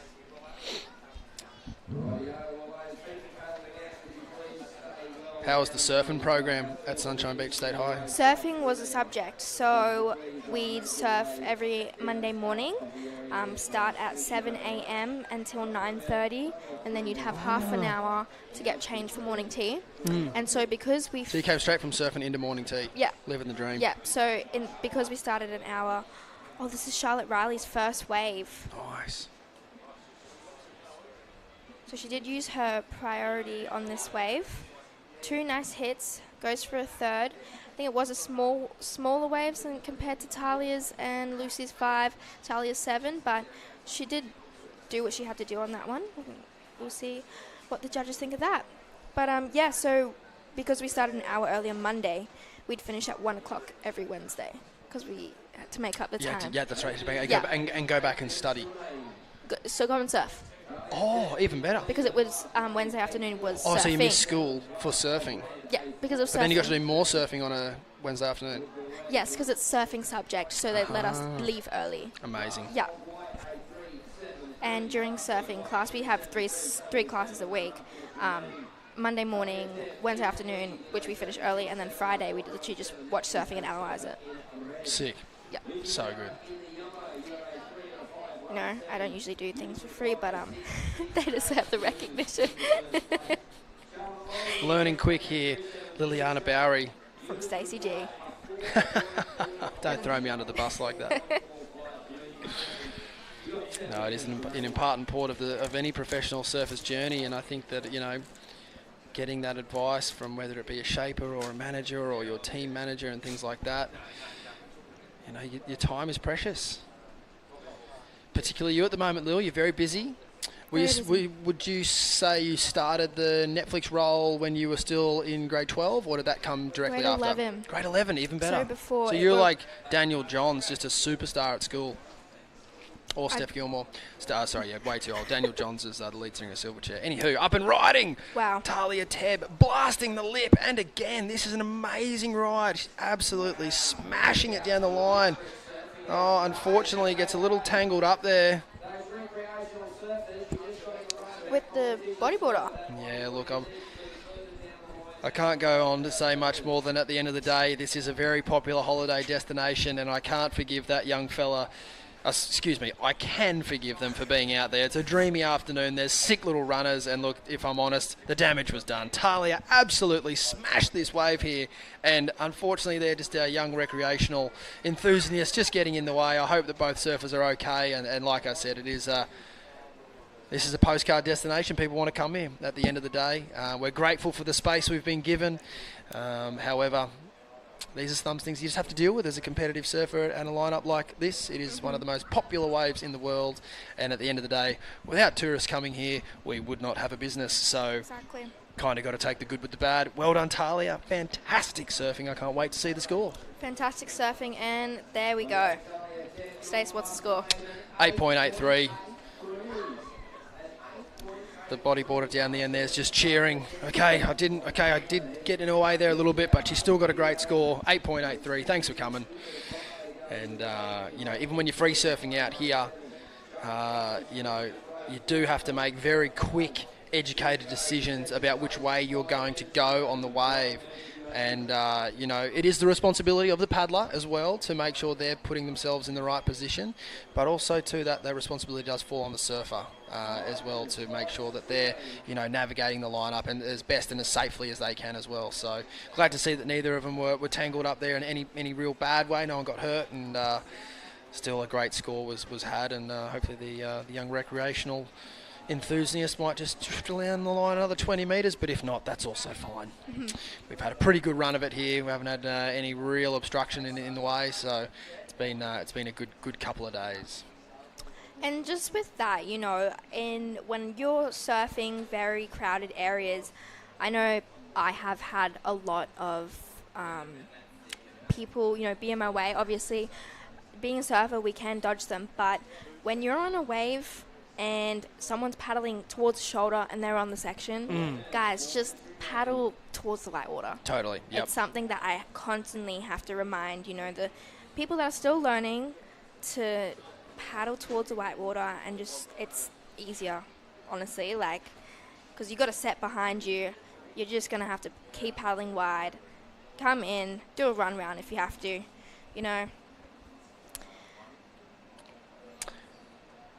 You reckon Jack Robinson was thinking that when he paddled in front of Zeke Lau in that tube at sunset?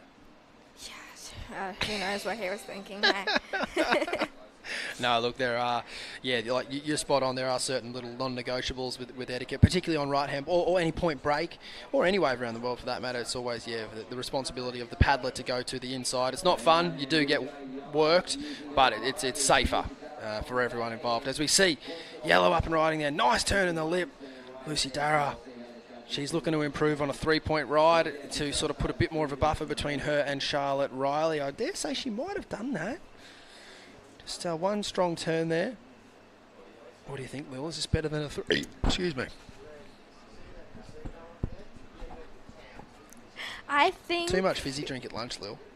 That did improve her situation. That was a 3.9. Well done. Next thing you know, I'll be snorting when I'm laughing. Carrying on, making all kinds of afternoon laughs. I'm a piglet when I laugh. Yeah. When it's really funny, you'll hear. It's been a long couple of days with a couple of well-earned afternoon Coca-Colas washing down the beautiful lunch from the Rainbow Bay Surf Club. Thanks for looking after us, guys. And yeah, didn't hit the mute button that time around, but hey, I'm still learning these tricks of the trade. It's natural. Yeah, I'm not too worried about it.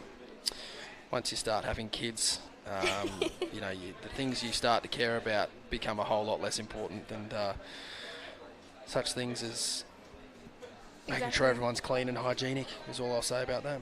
Because at the end of the day, kids don't care. No, kids don't care. So it's like, you grow up. I'm a kid at heart. Yeah, we're all kids at heart. We're OG kids. Like, yeah, no, we like, were kids first. Yeah. Not these kids, us kids. So they don't know what it's like to be kids. We were kids first. I'm a kid still. Yeah. Coming down to 90 seconds on the clock here. It's been a commanding performance from Talia Tebb.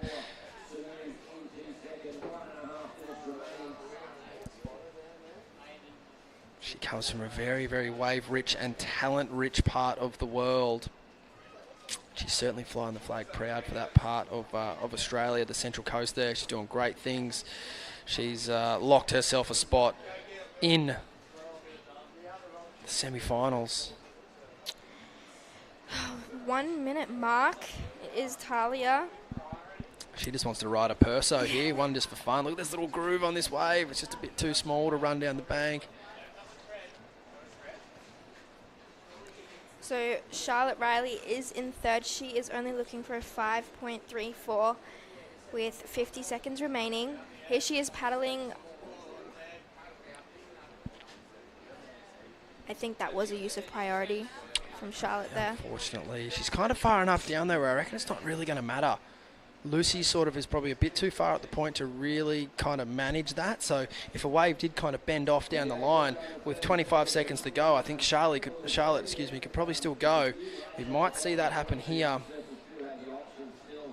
So you see the sun trying to pop its head through here for the afternoon. It's been a pretty gloomy winter's day. Nevertheless, the waves have been pretty fun for most of the day, trickling in. We had to make the move 100 or so metres down the point for our competitors, but it's been a great time. And as we see Talia Tebb, a convincing victory here in quarterfinal number 2 under the under-14 girls. We are going to move into the under-14 boys quarterfinal. Heat 1 coming up just around the corner. Don't go anywhere. We'll see you soon after a short break. Billabong Occy Grom Comp coming right up.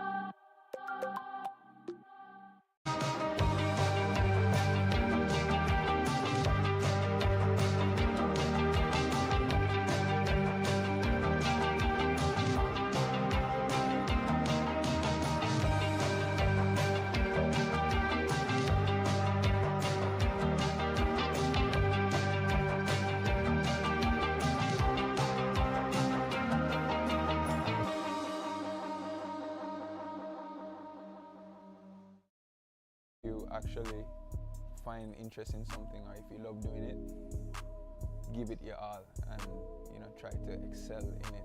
You can be super at your best job. Let's get it.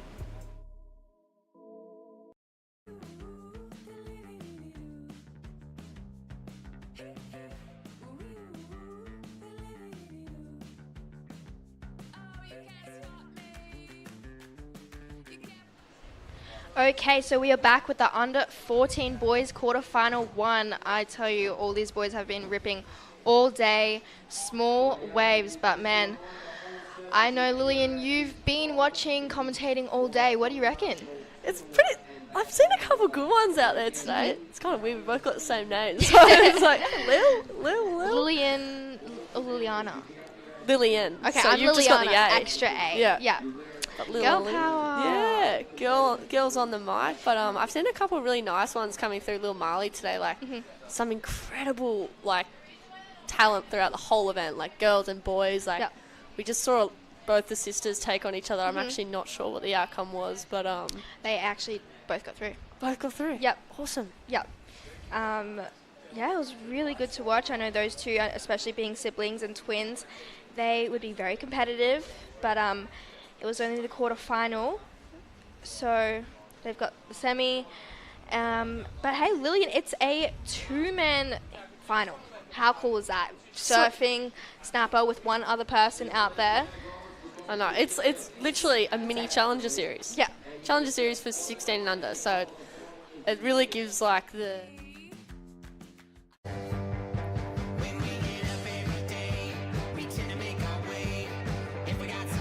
And, if they look forward to doing that. Yeah, exactly. And like I said, I know personally when I was, competing on the Occy, they didn't have a live broadcast, but when we did have a broadcast, I thought it was such a great opportunity to visualize that I was in that high level of being on the Challenger, even on the CT, especially being a snapper. I think would give these Groms a great idea of, tuning into, I'm a professional surfer here at Snapper on the CT, on the QS. Did you ever use visualization, when you were surfing or on land? Did you ever do that?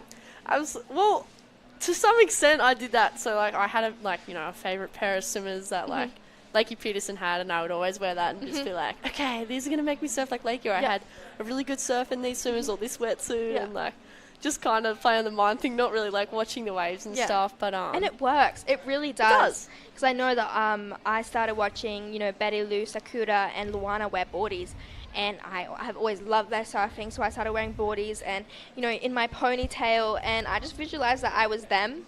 I don't want to be them, but I wanted to surf like them. Yeah. And visualization is a huge thing in surfing, I think, for athletes.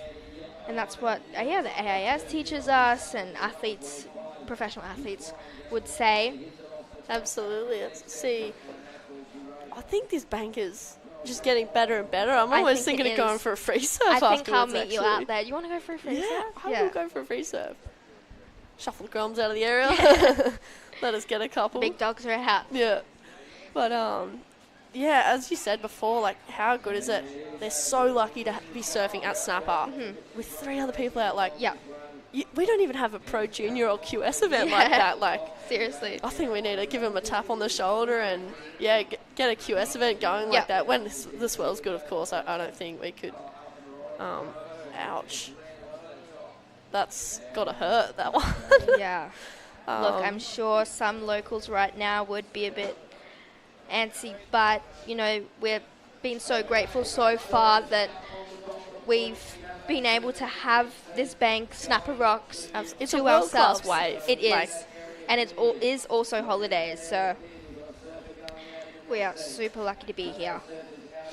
And Kaitara's actually been surfing super good throughout this event. I watched him surf a lot last year, and just the level he's at, and then just that year off kind of thing, and you come back and everyone's surfing's gone throughout the roof. Eliza Richardson got a 917, and Caden Francis a 933. Hoping for a couple perfect scores in the final would be so sick to watch. But and I totally agree. Within a year, these Groms went from, I'd say, maybe like 9 to 15 are just, or until they're actually adults, but like they just froth. It's all about surfing. Yeah. And that's why they improve so fast. You know, the boys are always out there. I see the Groms, you know, early mornings, after school. Some will even maybe take a day off school. They're only in the early grades, but they just dedicate so much time to their surfing, and that's what makes a great surfer. For sure. And you know what too, some of those under 16 boys and girls are even knocking on the door for those pro juniors as well. Like, I think I saw a couple names when reading the Skull Candy draw, and it definitely is a couple in the event. But are you doing that event? I am doing the Pro Junior.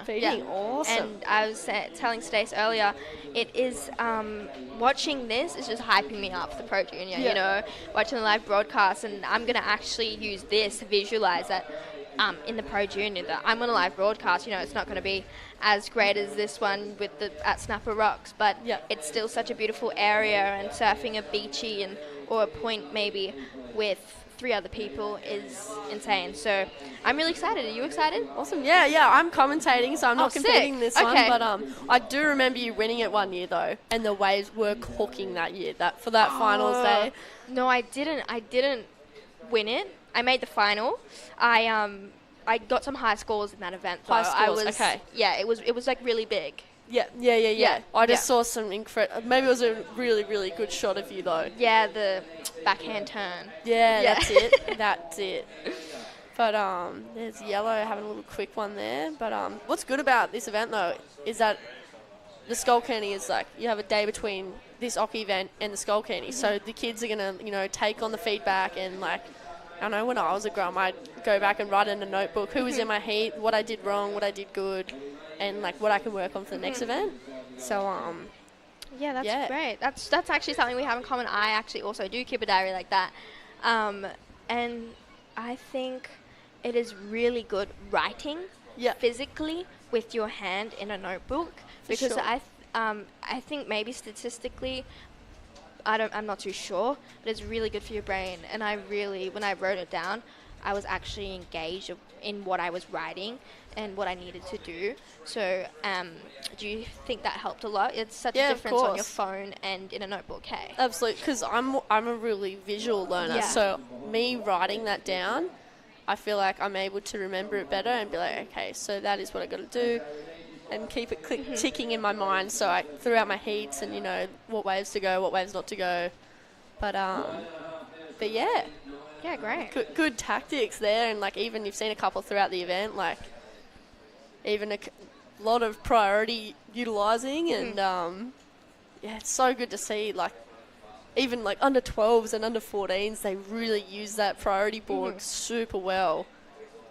I don't think I mastered it till like under 14s at least. I think. No, I don't even think we had priority in the Occy when I was 12, and the fact that these 12-year-olds, even younger, 10, 11, 12-year-olds, understand and know how to utilize that is such a great thing, because it is so important to know that as you get older, because you have so many choices.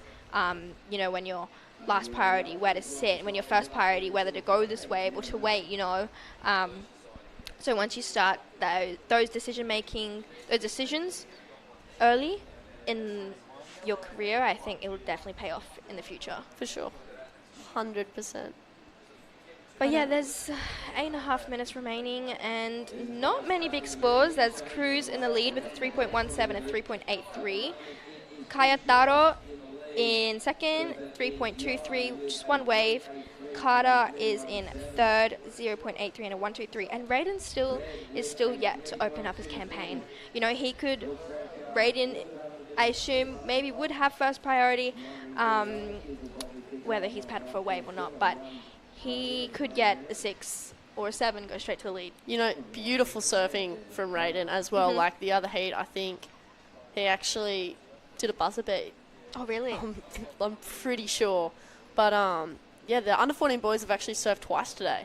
They have. So this is their second time surfing. So knowing me, I only surf once a day, at least. But on a good day. Yeah. But But yeah, I'd be tired surfing this. I've been seeing a couple leg burners as well. Like legs get pretty sore watching, but I think Raiden might be actually further down the line. Okay. But and he looks so content. Like he doesn't look stressful. That's something about being a professional athlete is backing yourself. For sure. Absolutely. In situations like this, I mean, it could get down to 4 minutes and he hasn't got a wave, but he is looking really content with himself, and I'm sure he knows what he can do. And the worst thing to do would be panic. Yeah, he wouldn't need a lot to go into second, so there's no reason to panic. Like, he's got plenty of time left in the heat. Like, it's not at the 5-minute mark yet, and we have seen some surfers, wait till 3 minutes to go to get a good one, and like where the whole heat actually turns upside down. But that's what makes surfing so suspenseful and so exciting to watch. Yeah, especially these under 14 boys, man. Like, they're not even, under 16. This is the under 14s. Yeah. I have to remind myself that, hey. Yeah. A lot of time, even under 12s, I'm like, whoa, that was like there's some super stylish surfing throughout the whole event, and you can really pick off which ones we might see on the QS in a couple of years to come, or even like on the Challenger. Yeah, so Raiden only needs a 3.24. Kayataro in second has only got that one wave, and he is in second with 3.23. So that would make a little bit more sense. I wonder what he's thinking right now. Is he thinking, okay, I only need a 3.24? Or is he thinking, I'm going to go get a 7? So what would you be doing in this heat? Would you be just kind of waiting for the good ones, or get two okay ones off the bat? If I was Raiden, or just in general? In general. In general, I mean, it is definitely way slower than the girls' heat prior. I think I'm one to get an early start. So I love an early start. And then I think I would, instead of running around, I would maybe paddle back out and see if I can get a backup. Well, you know what, it is shallow enough out there, so that almost really is a smart idea. And when it comes into priority as well, here goes Raiden. Oh, like, that's what I mean. He's got that beautiful style, lovely snap off the top, like almost kind of like Italo-esque style. Super fast, lovely drive off the bottom. Like, he's a real back-footed surfer. Yeah. And I'm excited to see what score comes through for that one. And I love how he really drives that tail, and he's got a... There you go. 5.23. I figured he was going to go in a second after that one. He'd be knocking on the door for first position as well if he can get another one. He's got a low center of gravity, and I think that would really come to his advantage today on small days like this. Absolutely. So that's what I mean. The heat turned around so quickly. Raiden from 4th to now Kayataro in 4th, who was just in 2nd. Yeah. So it's these things, you might need to go a little smaller one right at the end if you need that score. But nonetheless, super exciting heat to watch. That surfing from Raiden is just phenomenal. And he doesn't need much to go into first place either. So I feel like if I was him, it's 4 minutes remaining. Yeah, this looks like a nice one here for Red. If he can get around that section. And that's what I mean. Kayataro is one of those surfers that I've been watching for, since I've been commentating, and seeing him come back and just get better and better. And, blue. Pull in. I just not run away from it on that one. That would have been so sick.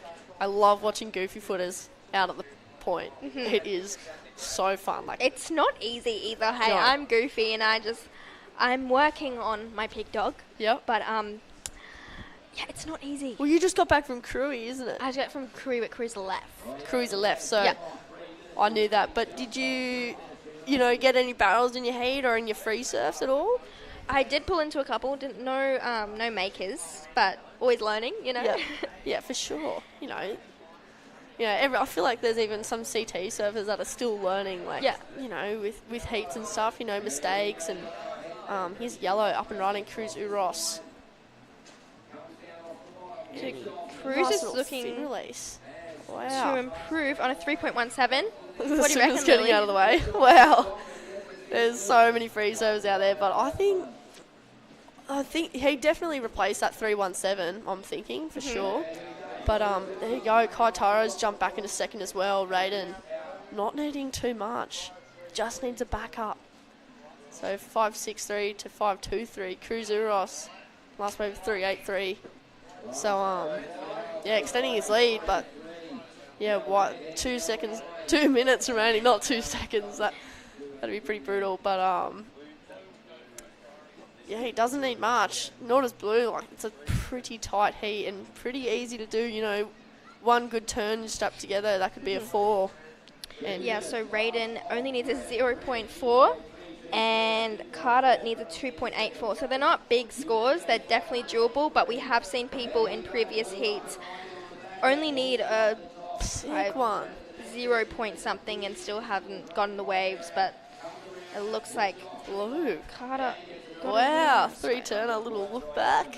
Like, what do the judges think of that? Ooh, a little cooling on the beach. So, yeah, 1.5 minutes to go, and like, this goes so much faster in the webcast than beach comms. Oh, seriously? Yeah, I'm watching really it and does. I'm just like, whoa. Yeah.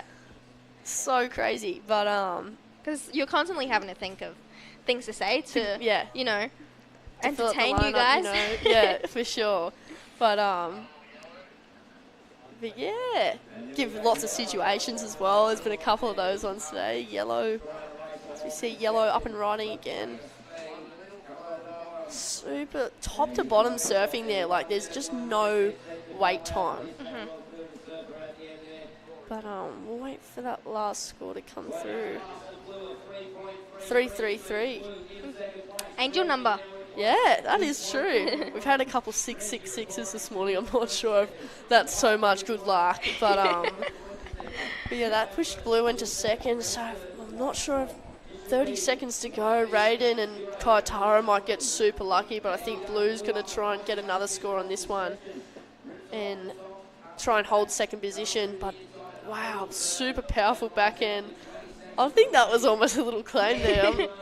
I think so. The stand tall, but there's 10 seconds remaining, and unfortunately, Raiden only needs a 0.9. That's literally stand up. So I wonder where he is right now and what he's thinking. For sure, 100%. And they're going to count that one out now. I bet they're coming in, figuring out the outcome. Oh, and that's going to be just after the heat as well. And, you know, that's all a part of contest too. And sometimes that last wave just does not come. Yeah, the pure.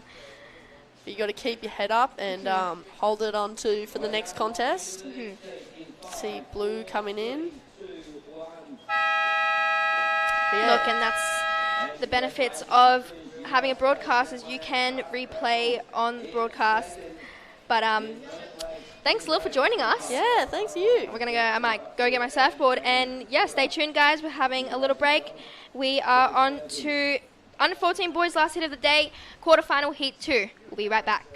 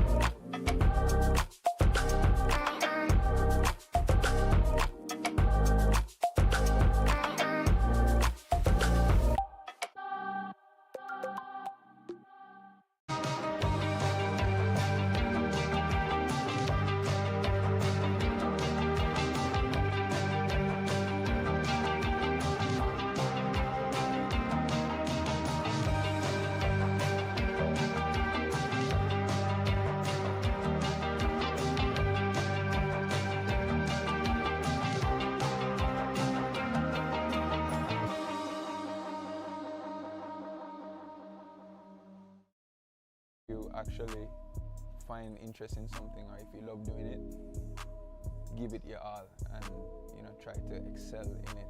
You can be super at your best job. Let's get it.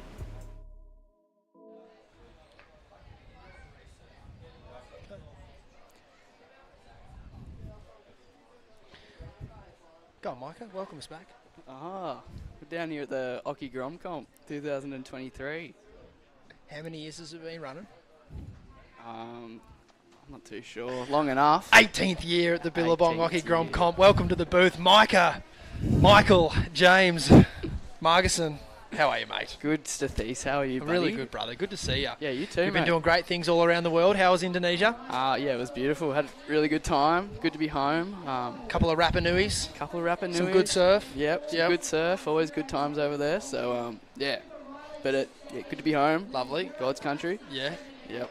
What about you, mate? What's been going on? Yeah, cruising. Stoked to be here. The Groms have been absolutely tearing all week here. I mean, I'll give them some credit. They've been having to deal with a couple of tricky conditions. Sort of that low tide in the middle of the day, mate, has been wreaking havoc on this bank. We always want sand here at Snapper, but I think, if anything, we've willed on a bit too much sand, and it's just absolutely bone dry on the low tide. So we've had to move up and down the point today. But nevertheless, both the boys and the girls have been doing a great job of navigating a pretty tricky lineup, and it's been exciting to watch as we see. I believe that's one of the Cullen boys in and out of that wave there. Yeah, I think that was that Loki? Loki, I think, yeah. I've seen him. He surfs very, very good. Are they from Sydney somewhere?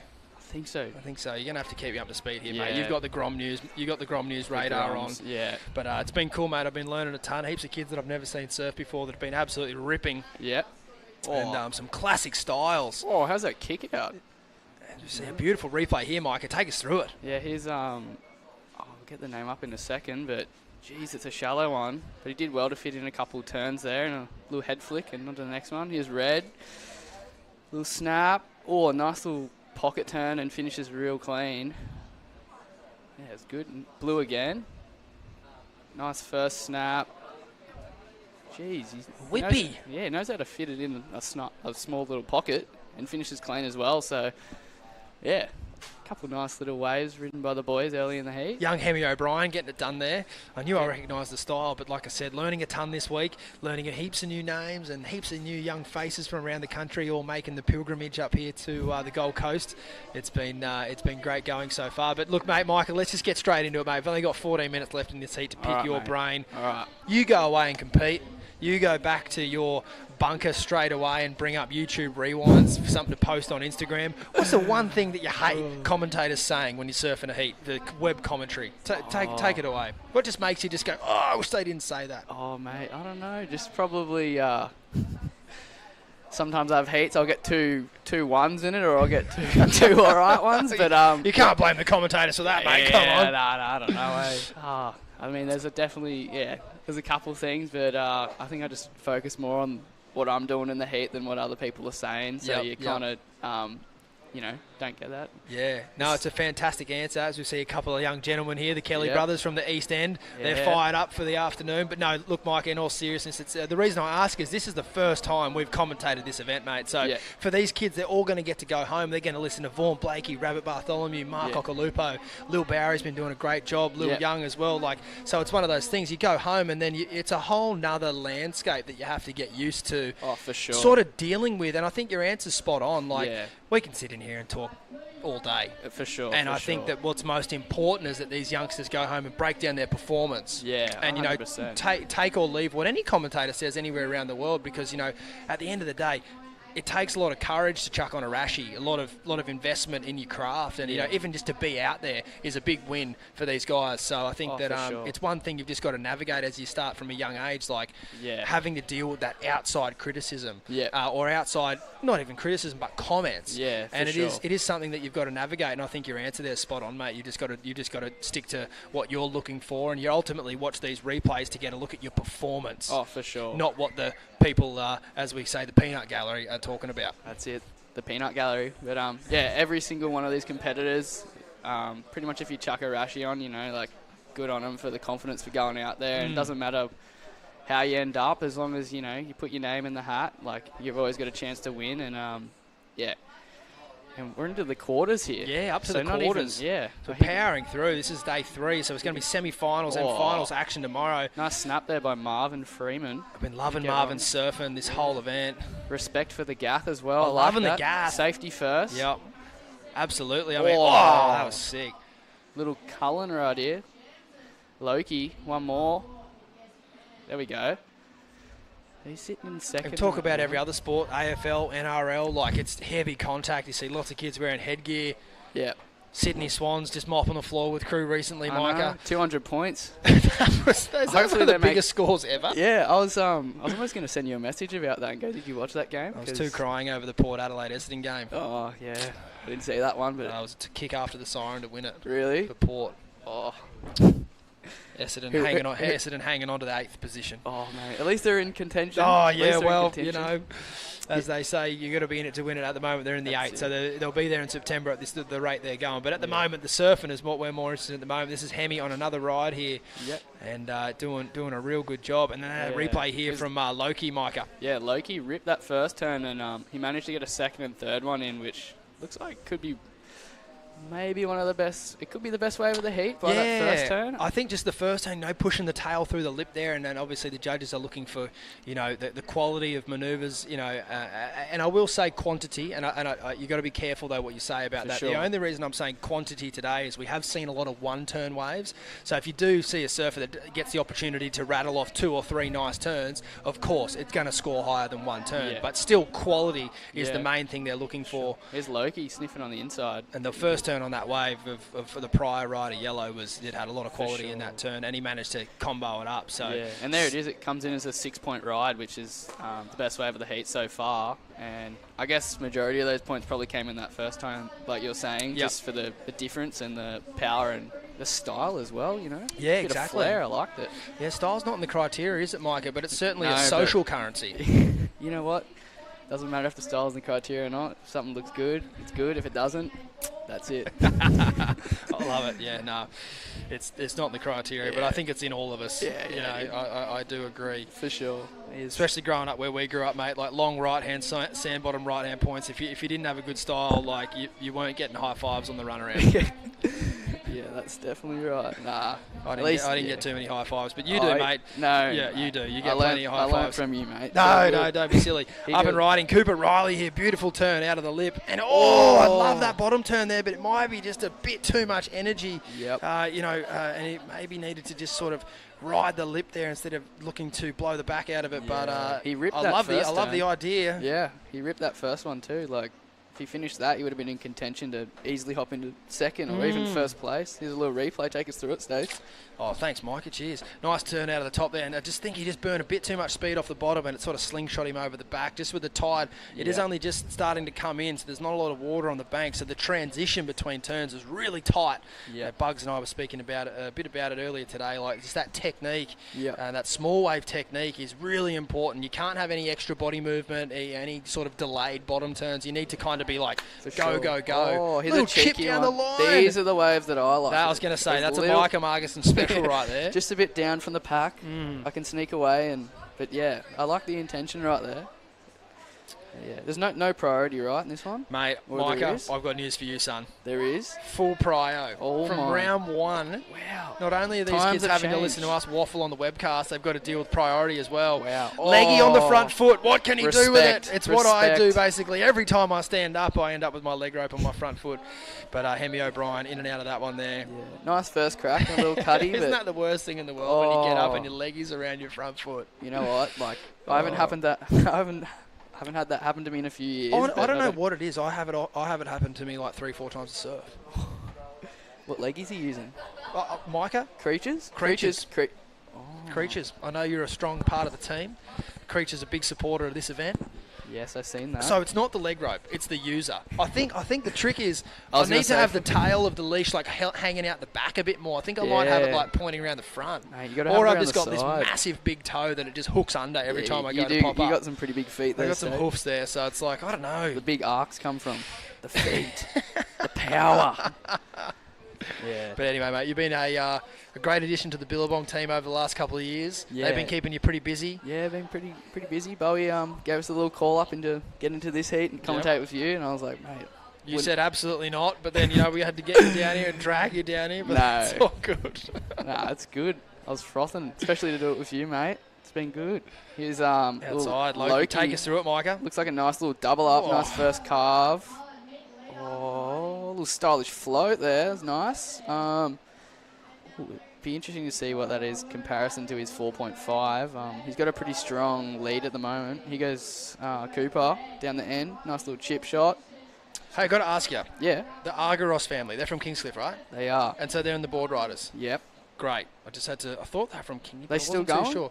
Lachlan had a good heat earlier today, but I'm not too sure if he's still going. And then is it Ava as well? Ava. Yep. They've been doing really good. But I'd have to deadly backhands of Kingscliff. That's right. I'd have to check the heat draw and see exactly how they went. But I certainly remember their performances. Yeah. You know what? I like that wave from Loki. Then it was different. I think it better his last score 4.83 and his last score. Oh, there you go. 4.87. Lovely. Yeah, a little bit better, but it's good at least.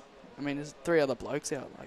Catch as many waves as you want. And honestly, a few of the youngsters have definitely been making the most of their entry fee. A couple of 15 wave counts so far this event. Wow. But Mike, I've sort of been making the comment, as you get to this point in the event, wave selection does become a lot more important, doesn't it? Yeah, this is the gritty end of the event for sure, where it's you got to do a bit more thinking, a bit of strategy comes into play, but at the end of the day, you still got to have fun. You surf and snap with 3 other dudes, 3 other Groms that, just got to embrace it. And if you win, you win. You don't. But, how nervous must you be, though, sitting out there, White, you have first priority, and you're just going, oh my God, the next wave in this whole lineup is mine. It must be pretty daunting as well as exciting. Especially for Groms.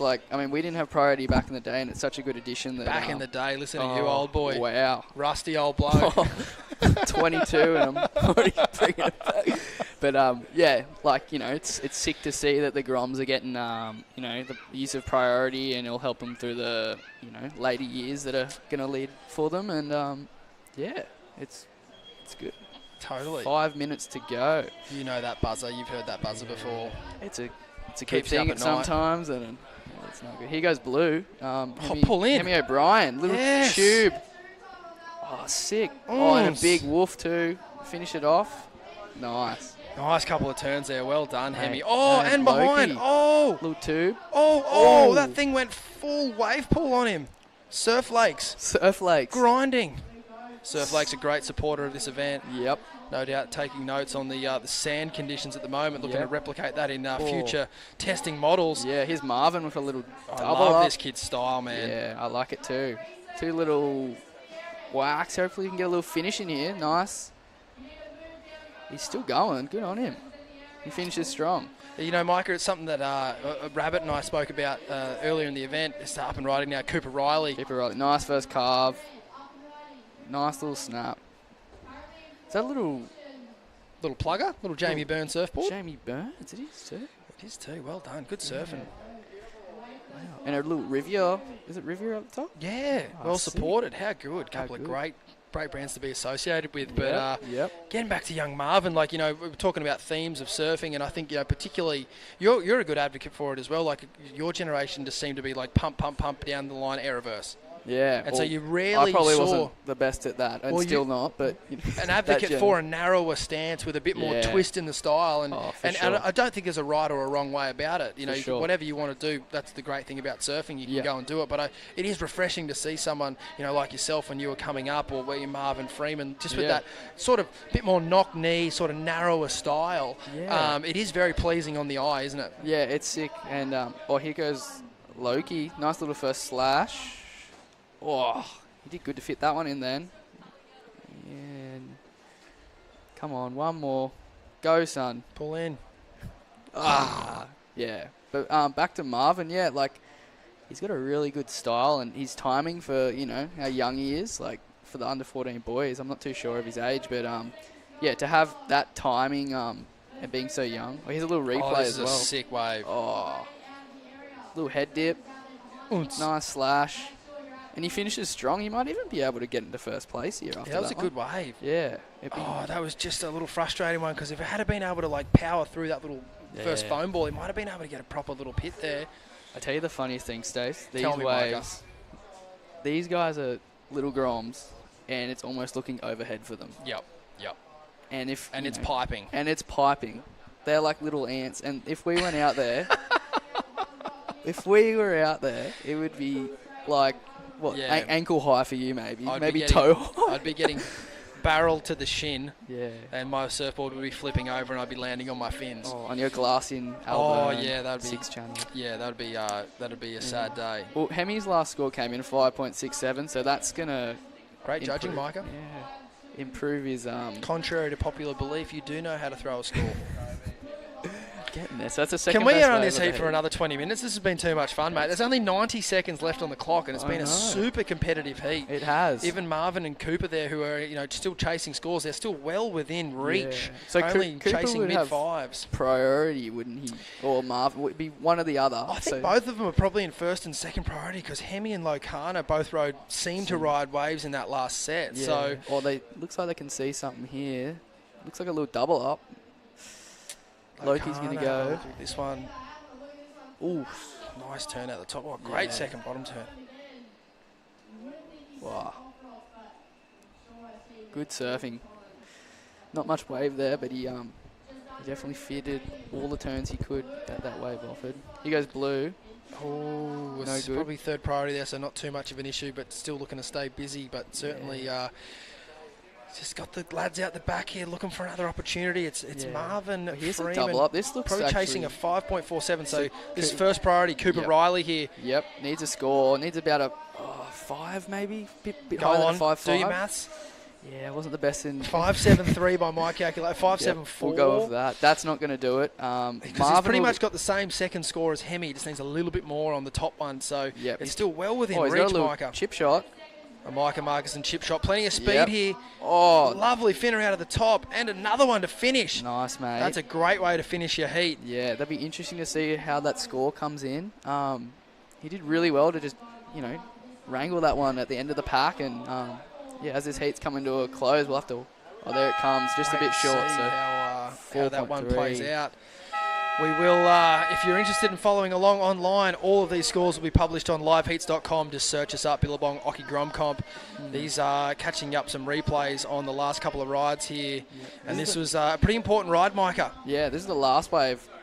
That first time was sick, and the last one he just squeezes in. It just unfortunately came a little too late. But, just a bit under. Micah, thanks heaps for your time, mate. We've had another fantastic day. That was day 3 of the Billabong Occy Grom Comp. And we'll be back here live tomorrow morning at 7:30 a.m. You haven't been told this, mate, but we will be having you back tomorrow morning for the morning show, which is actually 7 a.m. 7 a.m. So we'll need you here at 6:30 for a pretty early start. I know you like your oat mockers, so let's get one of them nice and early. You just come back from Indonesia, so there might be a bit of jet lag lingering there. So get that sorted. No, but in all seriousness, we'll be back tomorrow at 7:30 a.m. for what will be a fantastic finals day here at the 18th edition of the Billabong Occy Grom Comp live from Snapper Rocks. Thanks for tuning in all day. We'll see you tomorrow. Cheers. Welcome to the jungle.